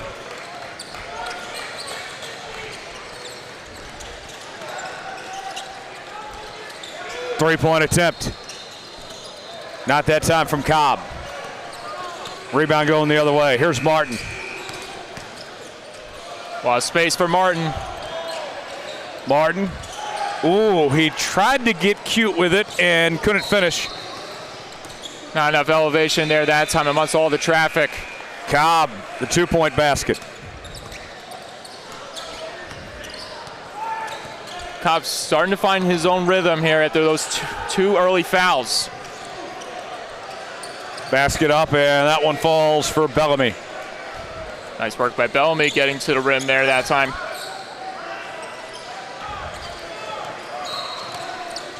Here's Elwood. Kicks it out, three-pointer, missed. Got the offensive rebound. Puts it up, and that falls for two. Tremendous work right there in the interior from Cobb. He's been relentless ever since those two fouls. We get a foul called. And that will send Martin to the line to shoot two.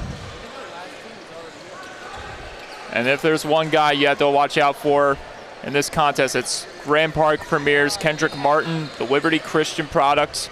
He was named the 2026 THB Sports Boys Basketball Athletes of the Year. That's a mouthful there. Absolutely.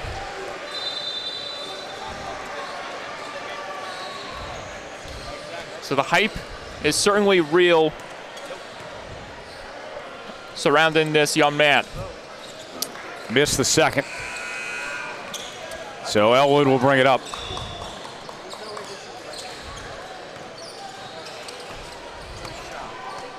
See if he can make a big impact play potentially here. Three. Nice. A big-time shot there from Jacob David. David left with a little too much space there. Easy bucket for Agent Zero of Colorado Collective. Basket no good. Fight for the loose ball. Knocked out of bounds.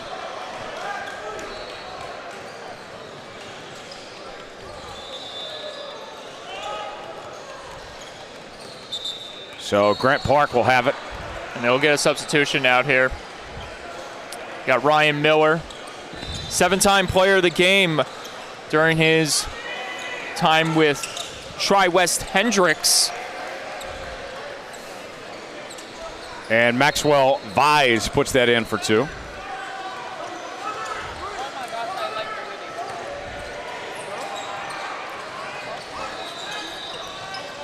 McKenna, top of the key, feeds it inside. And Cobb lost the handle on it. So Grant Park will take over. You have to admire the confidence early on by Cobb, his willingness to want to bounce back from those two fouls early on, trying to make the situation right, keep his team away from that situation.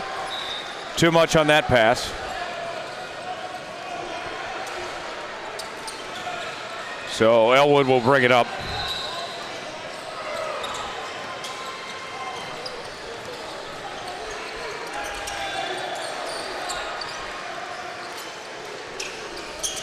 David. A little loose ball here, watch out. And there's a backcourt violation. Unfortunate miscue right there for David that time. Not what you want if you're Colorado Collective.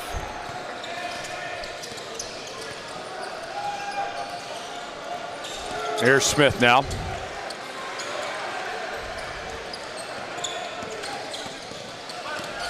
Miller passes it inside. Goes up there. Not that time. McKenna comes down with it. I thought he was going to give it back to Smith there. He was calling for the feed.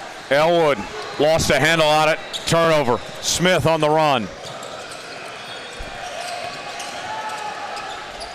Basket up there, no good. Fight for the loose ball. And there's Brody Shepard. Despite the contact, play continues. Going up there for the slam. Not that one from Cobb. Missed.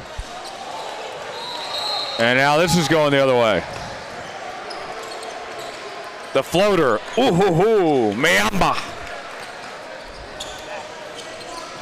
May I have another one?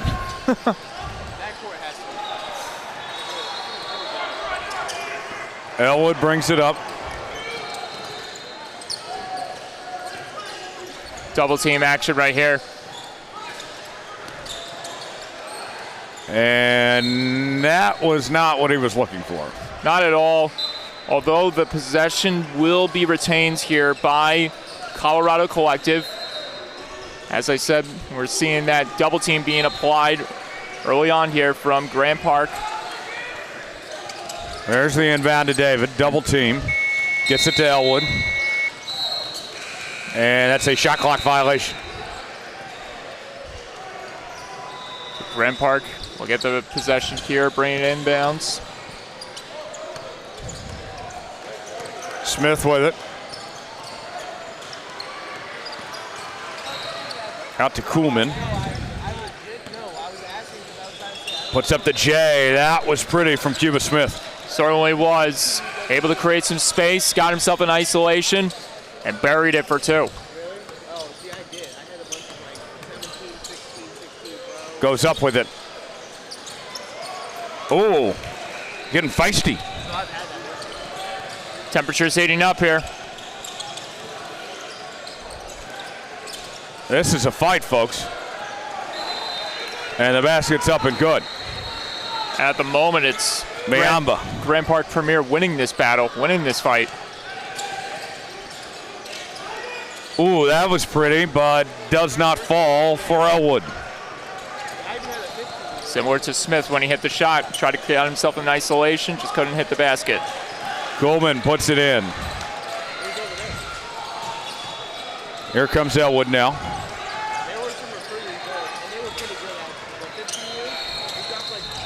Can you tell these guys are motivated for a victory? They want to even up and get a 500 average here. Oh, how about that from Hudgens? Oh, that was gorgeous.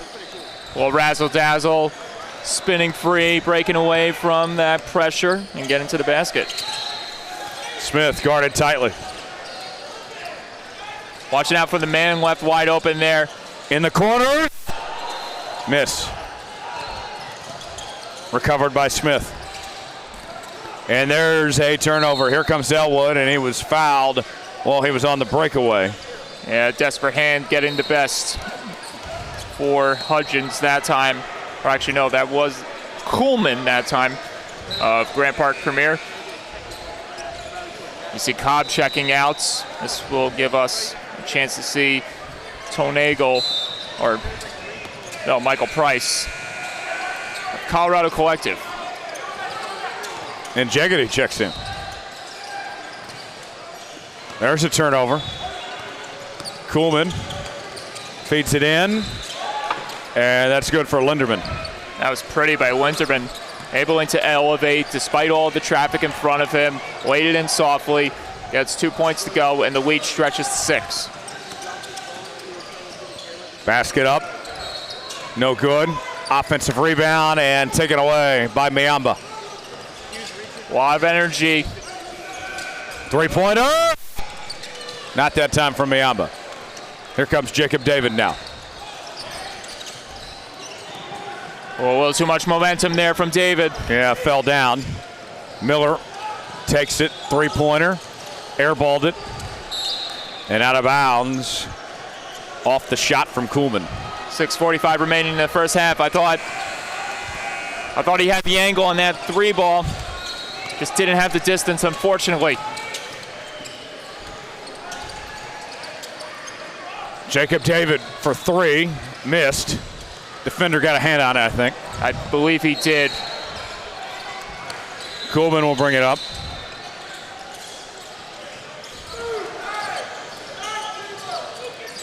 Spinning.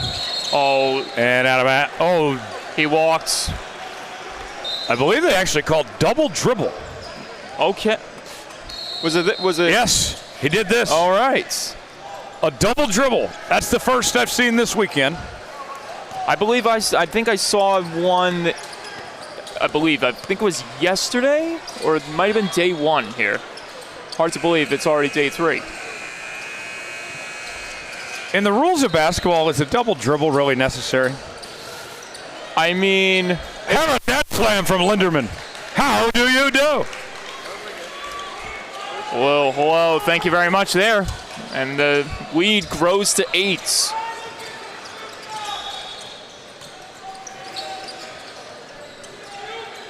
Moving around now. Trying to find an open look. Price. Deep shot by Shepard, missed. Shout out Morgan Shepard. Haven't heard that name in a long, long time. If you know, you know.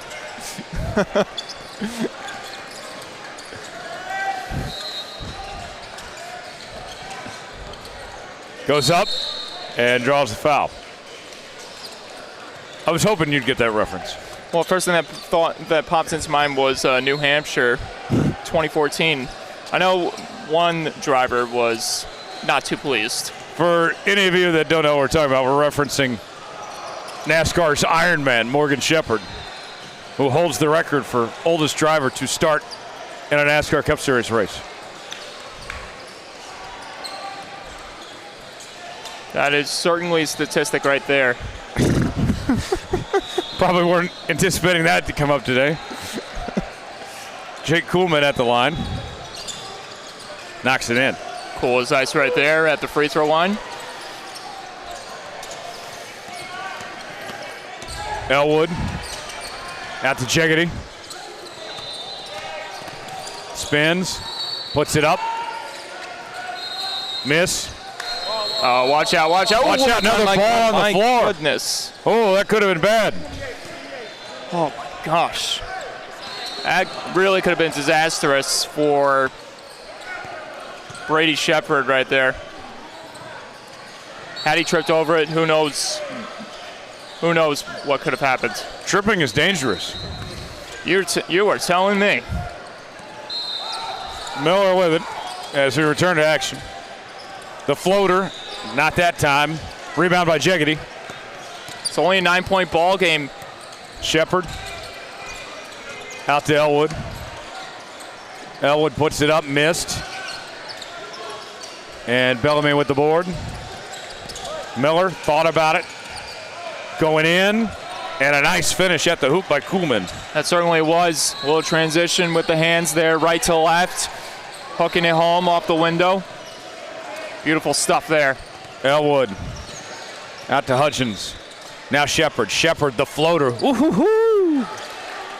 And that ends a very lengthy drought of unsuccessful scoring for Colorado Collective. Goes up. Got it for 2. Martin. There's the player I was talking about. Martin dazzling right there. Elwood goes up. Oh, I love Denied. A travel. And that will go the other way. I didn't see the extra step taken. I thought maybe he was going to set up and assist nicely there. Fortunately, not the case. Grand Park getting the ball here once again. Price brings it up.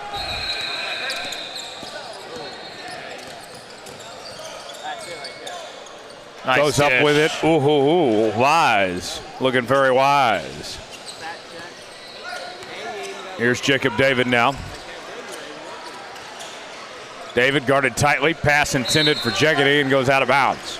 And the thing I take notice of, there's 4 substitutions for Grand Park and there's 3 for Colorado Collective. It's not like Colorado is facing a huge disadvantage with only 1 player left on the bench here.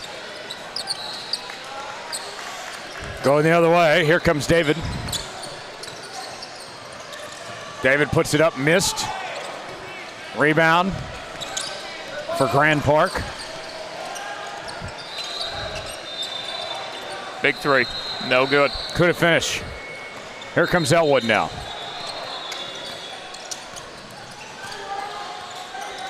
Elwood for 3.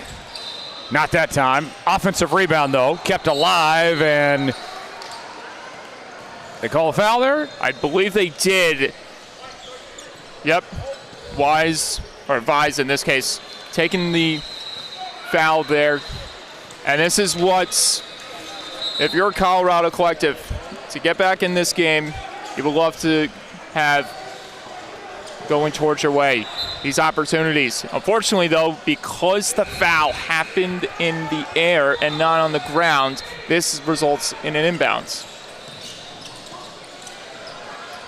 Here's the inbound play. Oh! Nearly hit him in the face. Yeah, you saw David covering up his face a bit. Not sure to check maybe if got an open cut or some sorts. Doesn't seem to be the case. Going for the steal. He's got it. Puts it up, and that's good for two from Maxwell Vise. Power move by Vise right there to keep the stranglehold intact for this team of Grand Park. That was a nice finish there by McKenna. Puts it up, missed.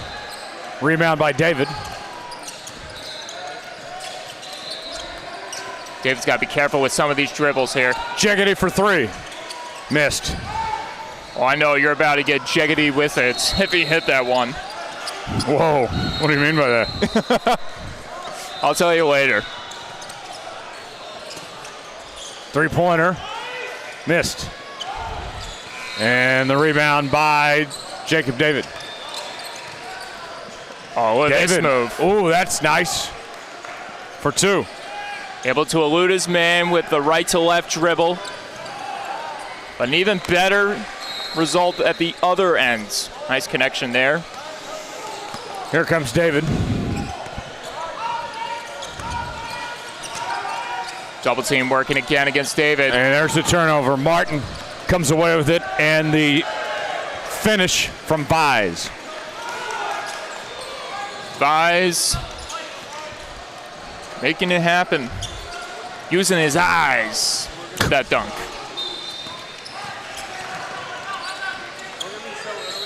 Guarded tightly. Here's Jeggedy for three. Missed. The putback, couldn't finish. Bellamy with the board. That was a much-needed putback right there for McKenna. Unfortunately, couldn't get it to drop down. A lot of pressure under the basket that time. 10 seconds remaining on the clock here. Goes up with it and draws the foul. Is Vise. Vise heading to the line with 2 seconds left on the clock. Actually, no, they're going to call this. They're actually going to give it to Colorado Collective. Okay. Yes. Last chance before the half. And no good there. So we will head to the break. Thoughts on that first half? Total domination by Grand Park Premier, and I think it's a combination, too, of Colorado Collective.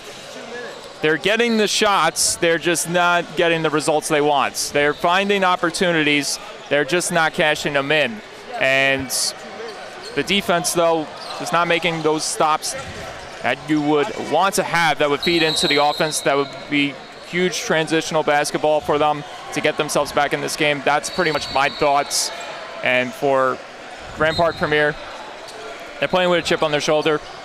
They wanted a bit. They are 1-2 in this weekend.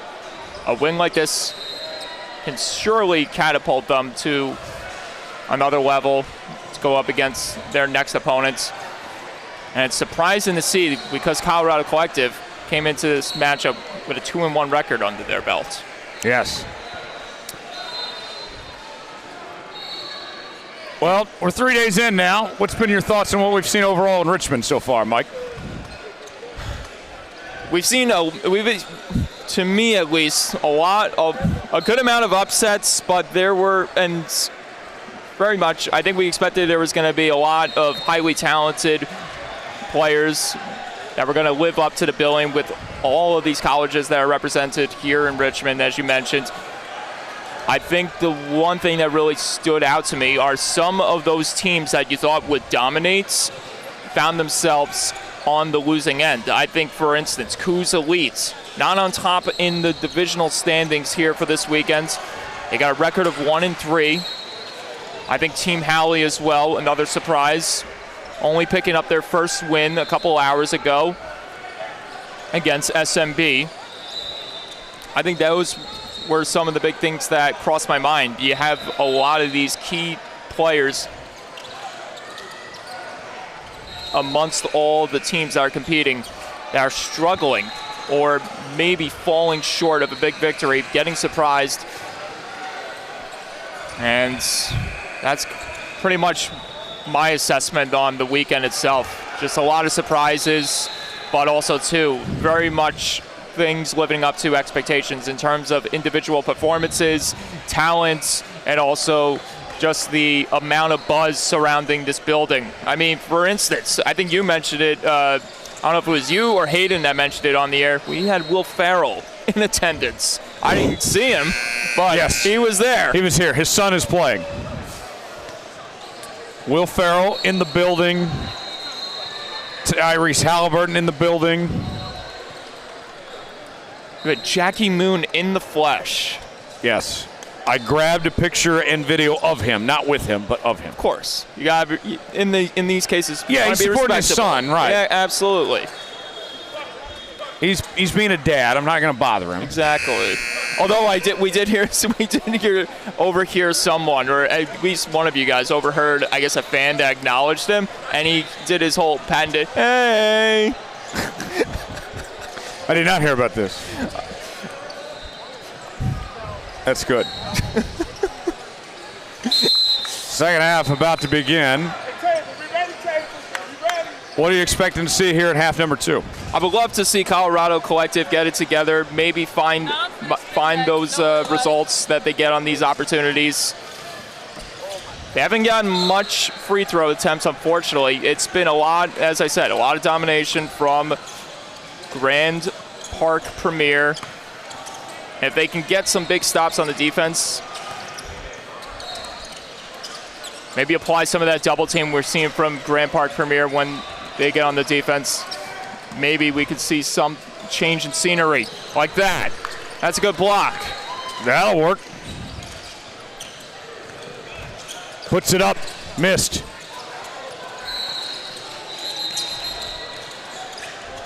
Oh, watch knocked out of bounds. Head on a swivel there. And that is fortunate for Colorado Collective because the ball deflected last off of Grand Park Premier. Way too an aggressive feed in tight space.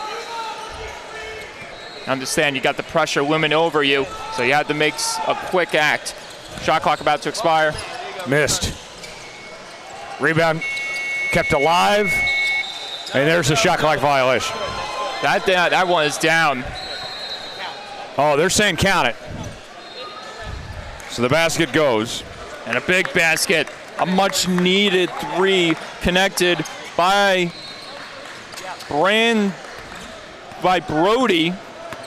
Shepard.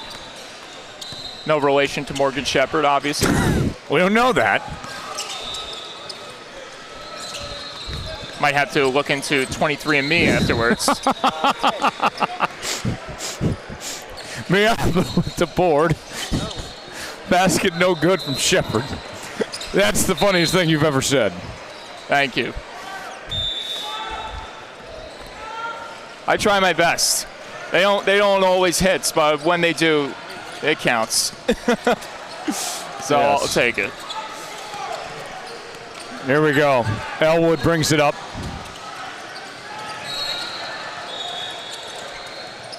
Speaking of counts, Colorado Collective will surely want one of these opportunities to count for them. They got a big 3 ball the last time around. Floater, got it. Oh, Brody Shepard. Created some space, a little twist, a little turn. Beautiful finish done.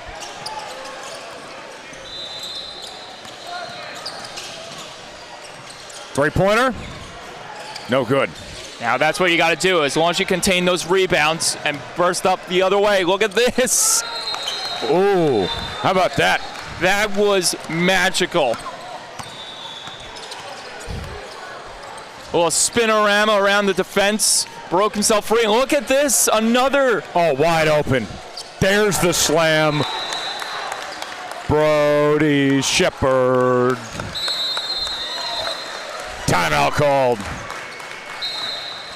And just like that, Colorado Collective on a wave of momentum, getting back into this one after trailing by more than 12 minutes in this contest. They've gone through a lot, and it was a surprise to see, but it seems like they've gotten it all together at this point. Really, really good job. And a lot of that in that last minute or two can be thanks to Brody Shepard. Doing it in all areas, nailing the big three. Jumper inside the paint. Gets a big steal on the defense. That's what you need out of a guy like Shepard. Want to make those special teams plays that the rest of your starting five can feed around, can feed into.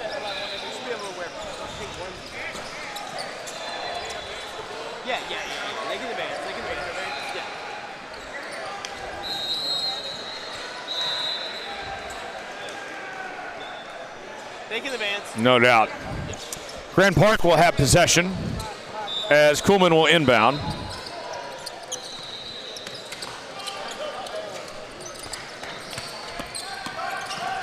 Seen a little more urgency on Grand Park now that Colorado Collective is all of a sudden in it. Up and good. Let's see how they respond. Gonna need a big bucket here.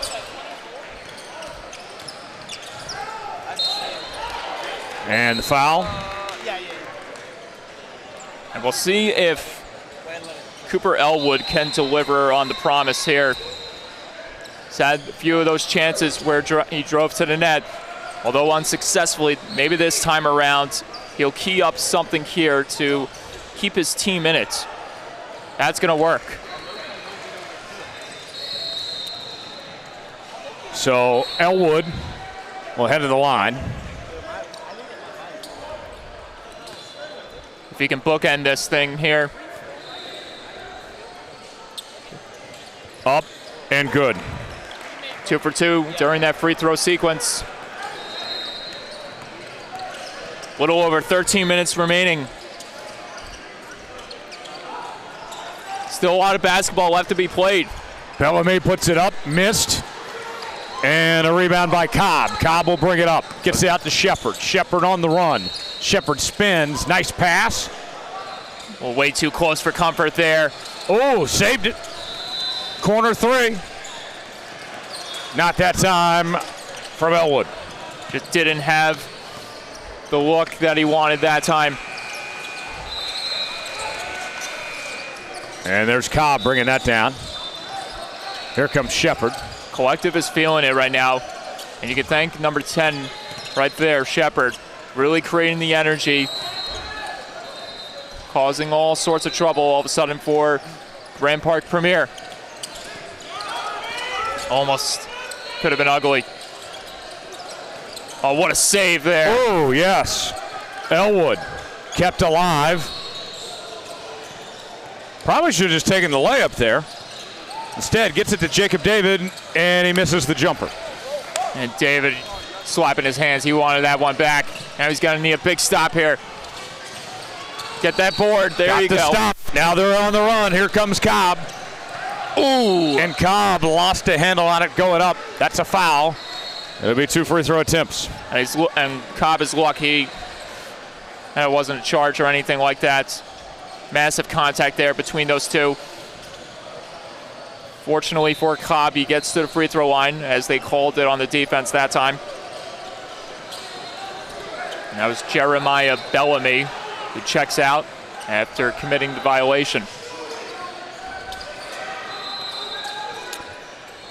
And they say it's before the shot, so no free throw attempts. Okay. Cobb catches the inbound. Still a lot of time on that shot clock. No need to hurry one. Missed. And we got a foul called. And they're saying this is on Colorado Collective based on the reaction from David. Yeah, going the other way. It was a push right there on 0.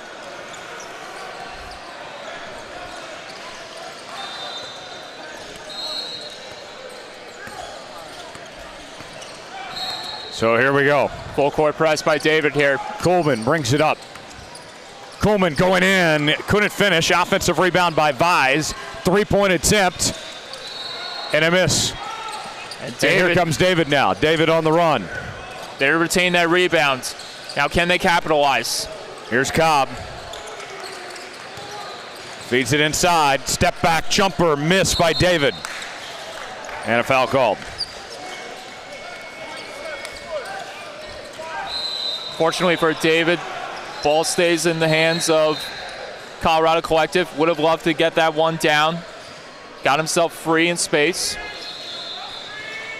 Colorado Collective really making Grand Park Premier work for it now. Yes. Oh, looks like David was going to chuck up a 3. Thought otherwise. Good look there. Puts it up. Missed. Second chance, and that's good for Brody Shepard. Can I say the Iron Man? Sure. The Iron Man getting it done there.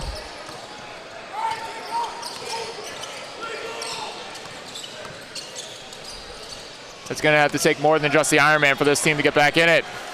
Missed, and the putback by Vise. Vise there, right place, right time. Using that big body to his full advantage, knocking it off the window. Oh! How about that? Snuck in. Somehow squeezed his way through the defense. Got it off the board and in.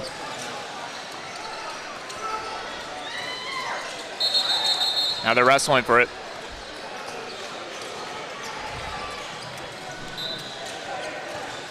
Okay. So I have my official All Juice team nominees. All Juice teams, lay it on me. So let's explain the All Juice team for those that don't know. I've been working on this the last couple of days. The All Juice team is a combination of name, pizzazz, aura, on-court performance. It all comes together. And here are your All Juice team nominees. From this game, we have Olusopo Jegedy. Very sharp shooter, three-point shooter. We haven't seen a ton of him today. He's on the court right now. Maybe he can get something going here. From Team Inland, we have Devin Mitchell. From BTI, we have the star Evan Willis. From Select, we have Edison, the con man.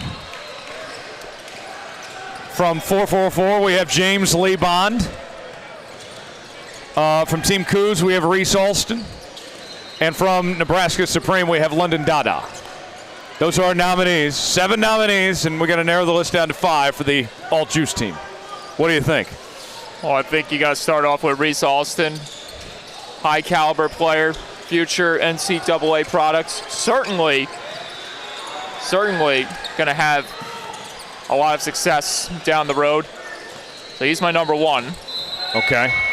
And remember, it's not just about how you play, it's your aura and how you carry yourself. Well, I think and your name power. Well, Coos Elite's aura can be thanks to that last name right there, Alston. You got Rafer as the head coach. You got Reese dominating the paint.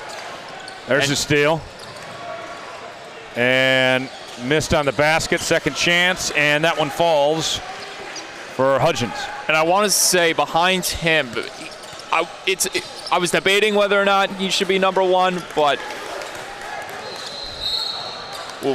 things getting a little rough there. I was debating on this, whether he would be number 1, but because I didn't see a lot of crowds generated around him, like, Alston's got the aura. That's just my opinion. But I will say, in terms of performance-wise, though, this is strictly performance-wise. I forgot the name. I literally had the name lined up in my head, and it was... Here are the nominees. Here's the list. Thank you, sir. Thank you, good sir. Devin Mitchell, Team England. Okay. Him on all areas of the floor. Having him in your lineup it does wonders, and it did do that because you had guys that weren't contributing or you thought they wouldn't contribute. All of a sudden, they're making big impact plays. And I was doing the game with Hayden, and it really took me by surprise of some of these names that kind of came out of the shadows and really helped their team, get that big victory. And that could be thanks to Mitchell. Although I will say it was a little questionable because the game was starting to get a little rough late since the matchup was already out of reach. I don't know why they kept him in there even when it was pretty much garbage time. I don't know why. Why would you risk that? Yeah. So that's number 2. Number 3. Nice finish there. I want to say number 3 just because for the entertainment value, but you need to say it along with me. All right, ready? 1, 2, 3. James Lee Bond. That's my number 3. Okay. We love James Lee Bond around here. 2 players I didn't get a chance to cover yet. Sure, they're going to be on my schedule. Woo, look at that. Nice footwork there that time by Martin.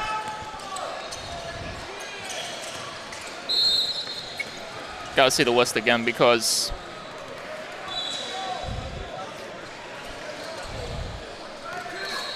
there's the list for you. So go over it again. We have Jay Jeggedy, Colorado Collective. Jay Jeggedy from Colorado Collective. He's on the floor right now. Haven't said his name too much today, but maybe that can change here soon. He's had a few looks at 3. Hasn't hit yet. He's still held scoreless. David almost did. So we got Devin Mitchell from Team Inland.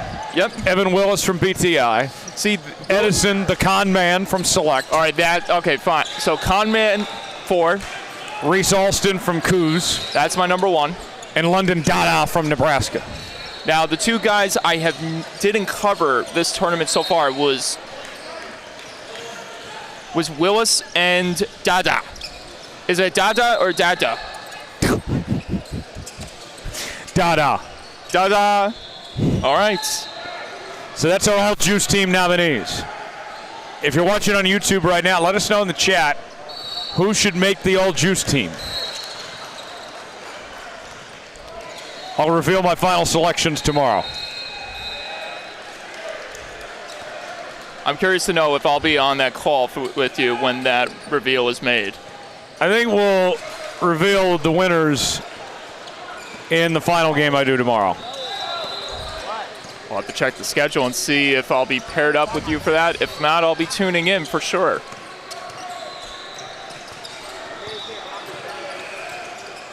Six and a half, or over 6.5 remaining. Deep 3. And a miss. Fight for the loose ball. Linderman came away with it. And Linderman with the finish. Although it's close, Grand Park Premier still playing like they have a stranglehold over these guys. Well, they haven't. There it is. Oh, come on, Jeggedy. Come on. Feed the ball to Jeggedy. That's all I'm asking. That's why they're behind. They haven't been feeding into Jeggedy. You sound like John right now when his prop bets don't hit. Sorry, John. Okay, Jeggedy. Come on, man. Come on, man. Come on, Jeggedy. Come on. Jeggedy, Jeggedy, Jeggedy. For 3. That's what I'm talking about. Jeggedy, Jeggedy, Jeggedy. All right, this is going to sound great. I was calling for it, and it finally happened. Once I begged. Jiggity, jiggity, jiggity. Jiggity, jiggity, jiggity. I tried the old Quagmire. I tried to put a twist on it with Quagmire. That's the idea. All right, I got you. It didn't sound like that when you executed it, though. I was expecting the jiggity, jiggity. Well, with that shot by Jeggedy, he's made this game very close now. See? I told y'all you need to get Jeggedy more involved. 4-point ball game. And I want to say I'm a little surprised. If I'm in that huddle right now, I'm saying get the ball to Jeggedy. Do exactly what we just saw. Applying the old kicking and screaming method with Will Ferrell. Pass the ball to the Italians. Get the ball to Jeggedy. Very good reference, Will Ferrell here today. Thank you. I know ball. Football. All right. They took Jeggedy out. He just hit a three. They took him out of the game. Basket up and good. I don't like that decision, Coach. Well, there's still... All my guy does is hit threes, and he gets benched. There's still 5 minutes remaining, so they could still bring him in. Three-pointer. Missed by Shepard. If they can hit their marks and keep this game close, there's no doubt in my mind they'll bring back Jeggedy to the floor. Maybe you need a little rest. Oh, certainly. He's drinking some water right now. Absolutely. Basket up and good by Bellamy. It's 2 straight buckets for Bellamy. Surgical scoring from number 12 of Grand Park Premier. Now can he come up with a big stop? Jacob David with it. Feeds it inside. Three-pointer. Ooh. Miss. Thought that was going to go down, hit off the glass for a moment there.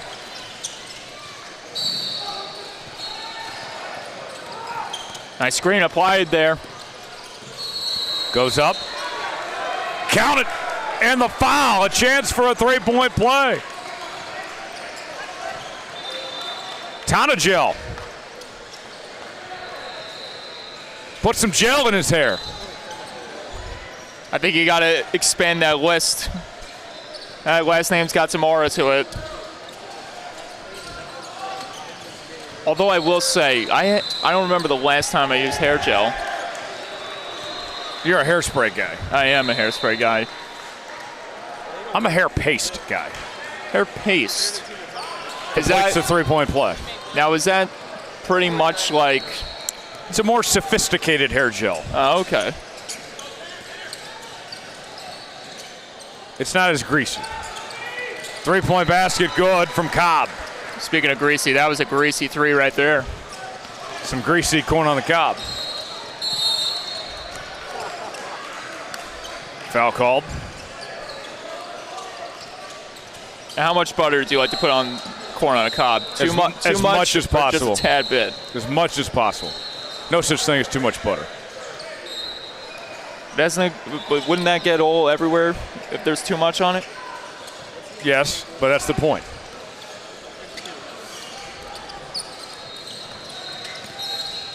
Hey, you do you. And there's the slam from Linderman. Here comes Elwood.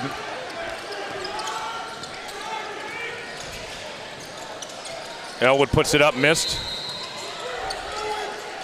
And a rebound going the other way, courtesy of Vise. You gotta love the aggressiveness shown by Elwood. He's had a lot of chances throughout this game, just hasn't hit his marks, unfortunately. A couple with a big steal. Oof. There's a nice slam from Vise.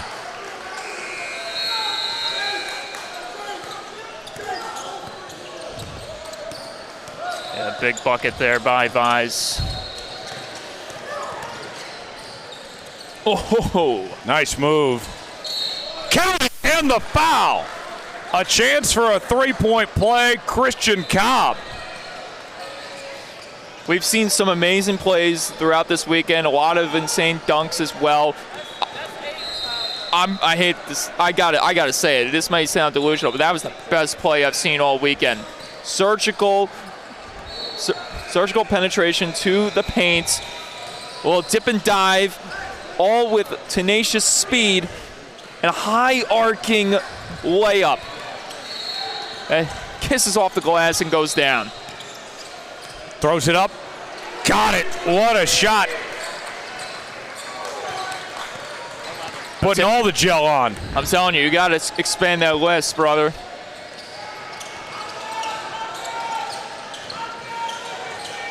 Guarded tightly. It's Double Cobb. team. Major double team here. Ooh. Gets out of it. Finds Hudgens. Hudgens throws it up. No good. Put back. And the finish from Shepard. Timeout called. Back to a 10-point ball game. And I think you got minutes left. You got to put in. Minutes. You got to put in Jaggedy. You need some three-point shooting right now. I'd say you definitely bring Jaggedy.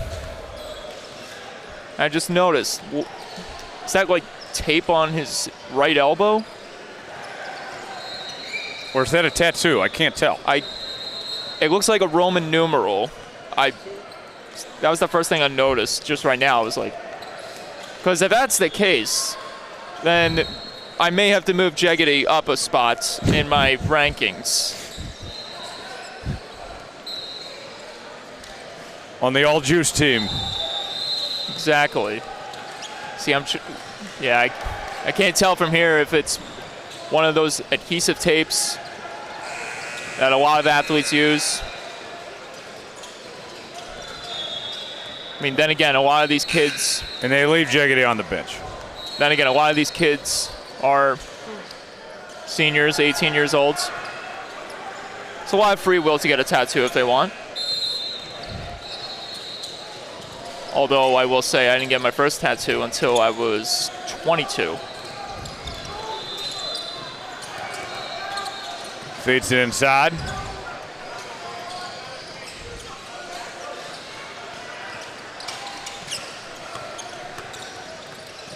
Going in, basket up and good by Vise. Vise putting a stop to the momentum for now. And a foul called as David will head to the line. A blocking foul. Yeah, I think Vise got him.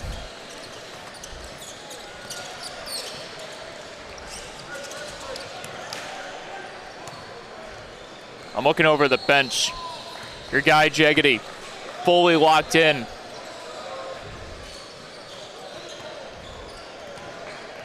Free Jaggedy. Start the hashtag. Get that trending on Twitter. Do you call it? Do you refer to it as Twitter or do you refer to it as X? I call it X. Okay. Oh, we do have people in the chat spamming Jaggedy, Jaggedy, Jaggedy. 10 made the 2, and then 24 made the 1. It's an 8-point ball game. Up and good. Still a lot of fun to be had here. 7 made the white one. 60 to 50. Minute and a half to go. Hudgens for 3. No. And a rebound by Miamba. Fortunately, couldn't get the bounce on it they wanted. Basket up and good by Miamba. Elwood. Deep 3. A miss by David. Rebound by Vise. Just hasn't been hitting his marks like he did prior. Fortunately, seems like time is just all but running out here. Traveling. Travel. Okay. The travel day's not till tomorrow. That is true, and you got yourself quite the travel. That's for sure. But I can't fly out till Monday morning. Oh. I couldn't get a flight out tomorrow night. Hey, you said it best at the top of the broadcast. We are in the heart of love, aren't we? Not quite what I said. I said that Virginia is for lovers. Is for lovers. That's what it's known as. Yes. Yes. So I just misspoke. Just like the band Guster is for lovers. Now, what genre is Guster? You got to put me on that. I'm going to have to add it to my Spotify playlist.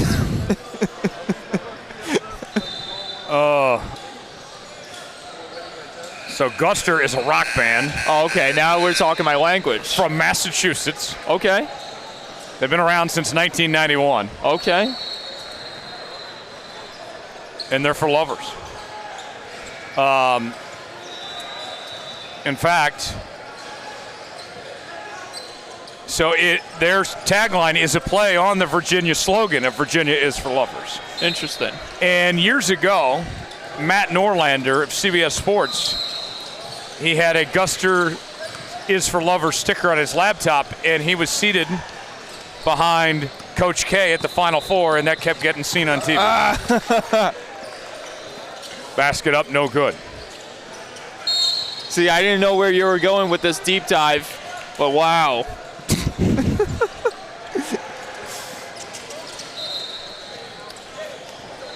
I'll give it to you. I didn't know where it was going, but you got me reeled in. What's your overall takeaways from what we've seen tonight in this one?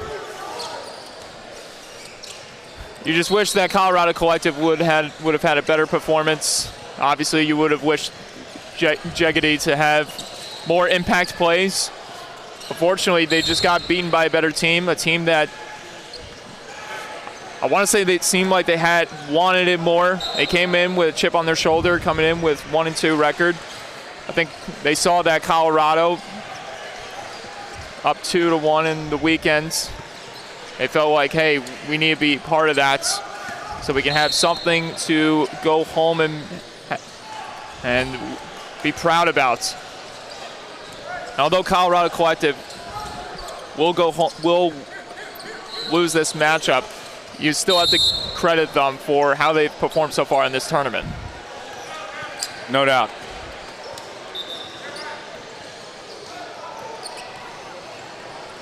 Tomorrow will be the last day of pool play for the season. And then we get ready for the tournament beginning next week in Bryan.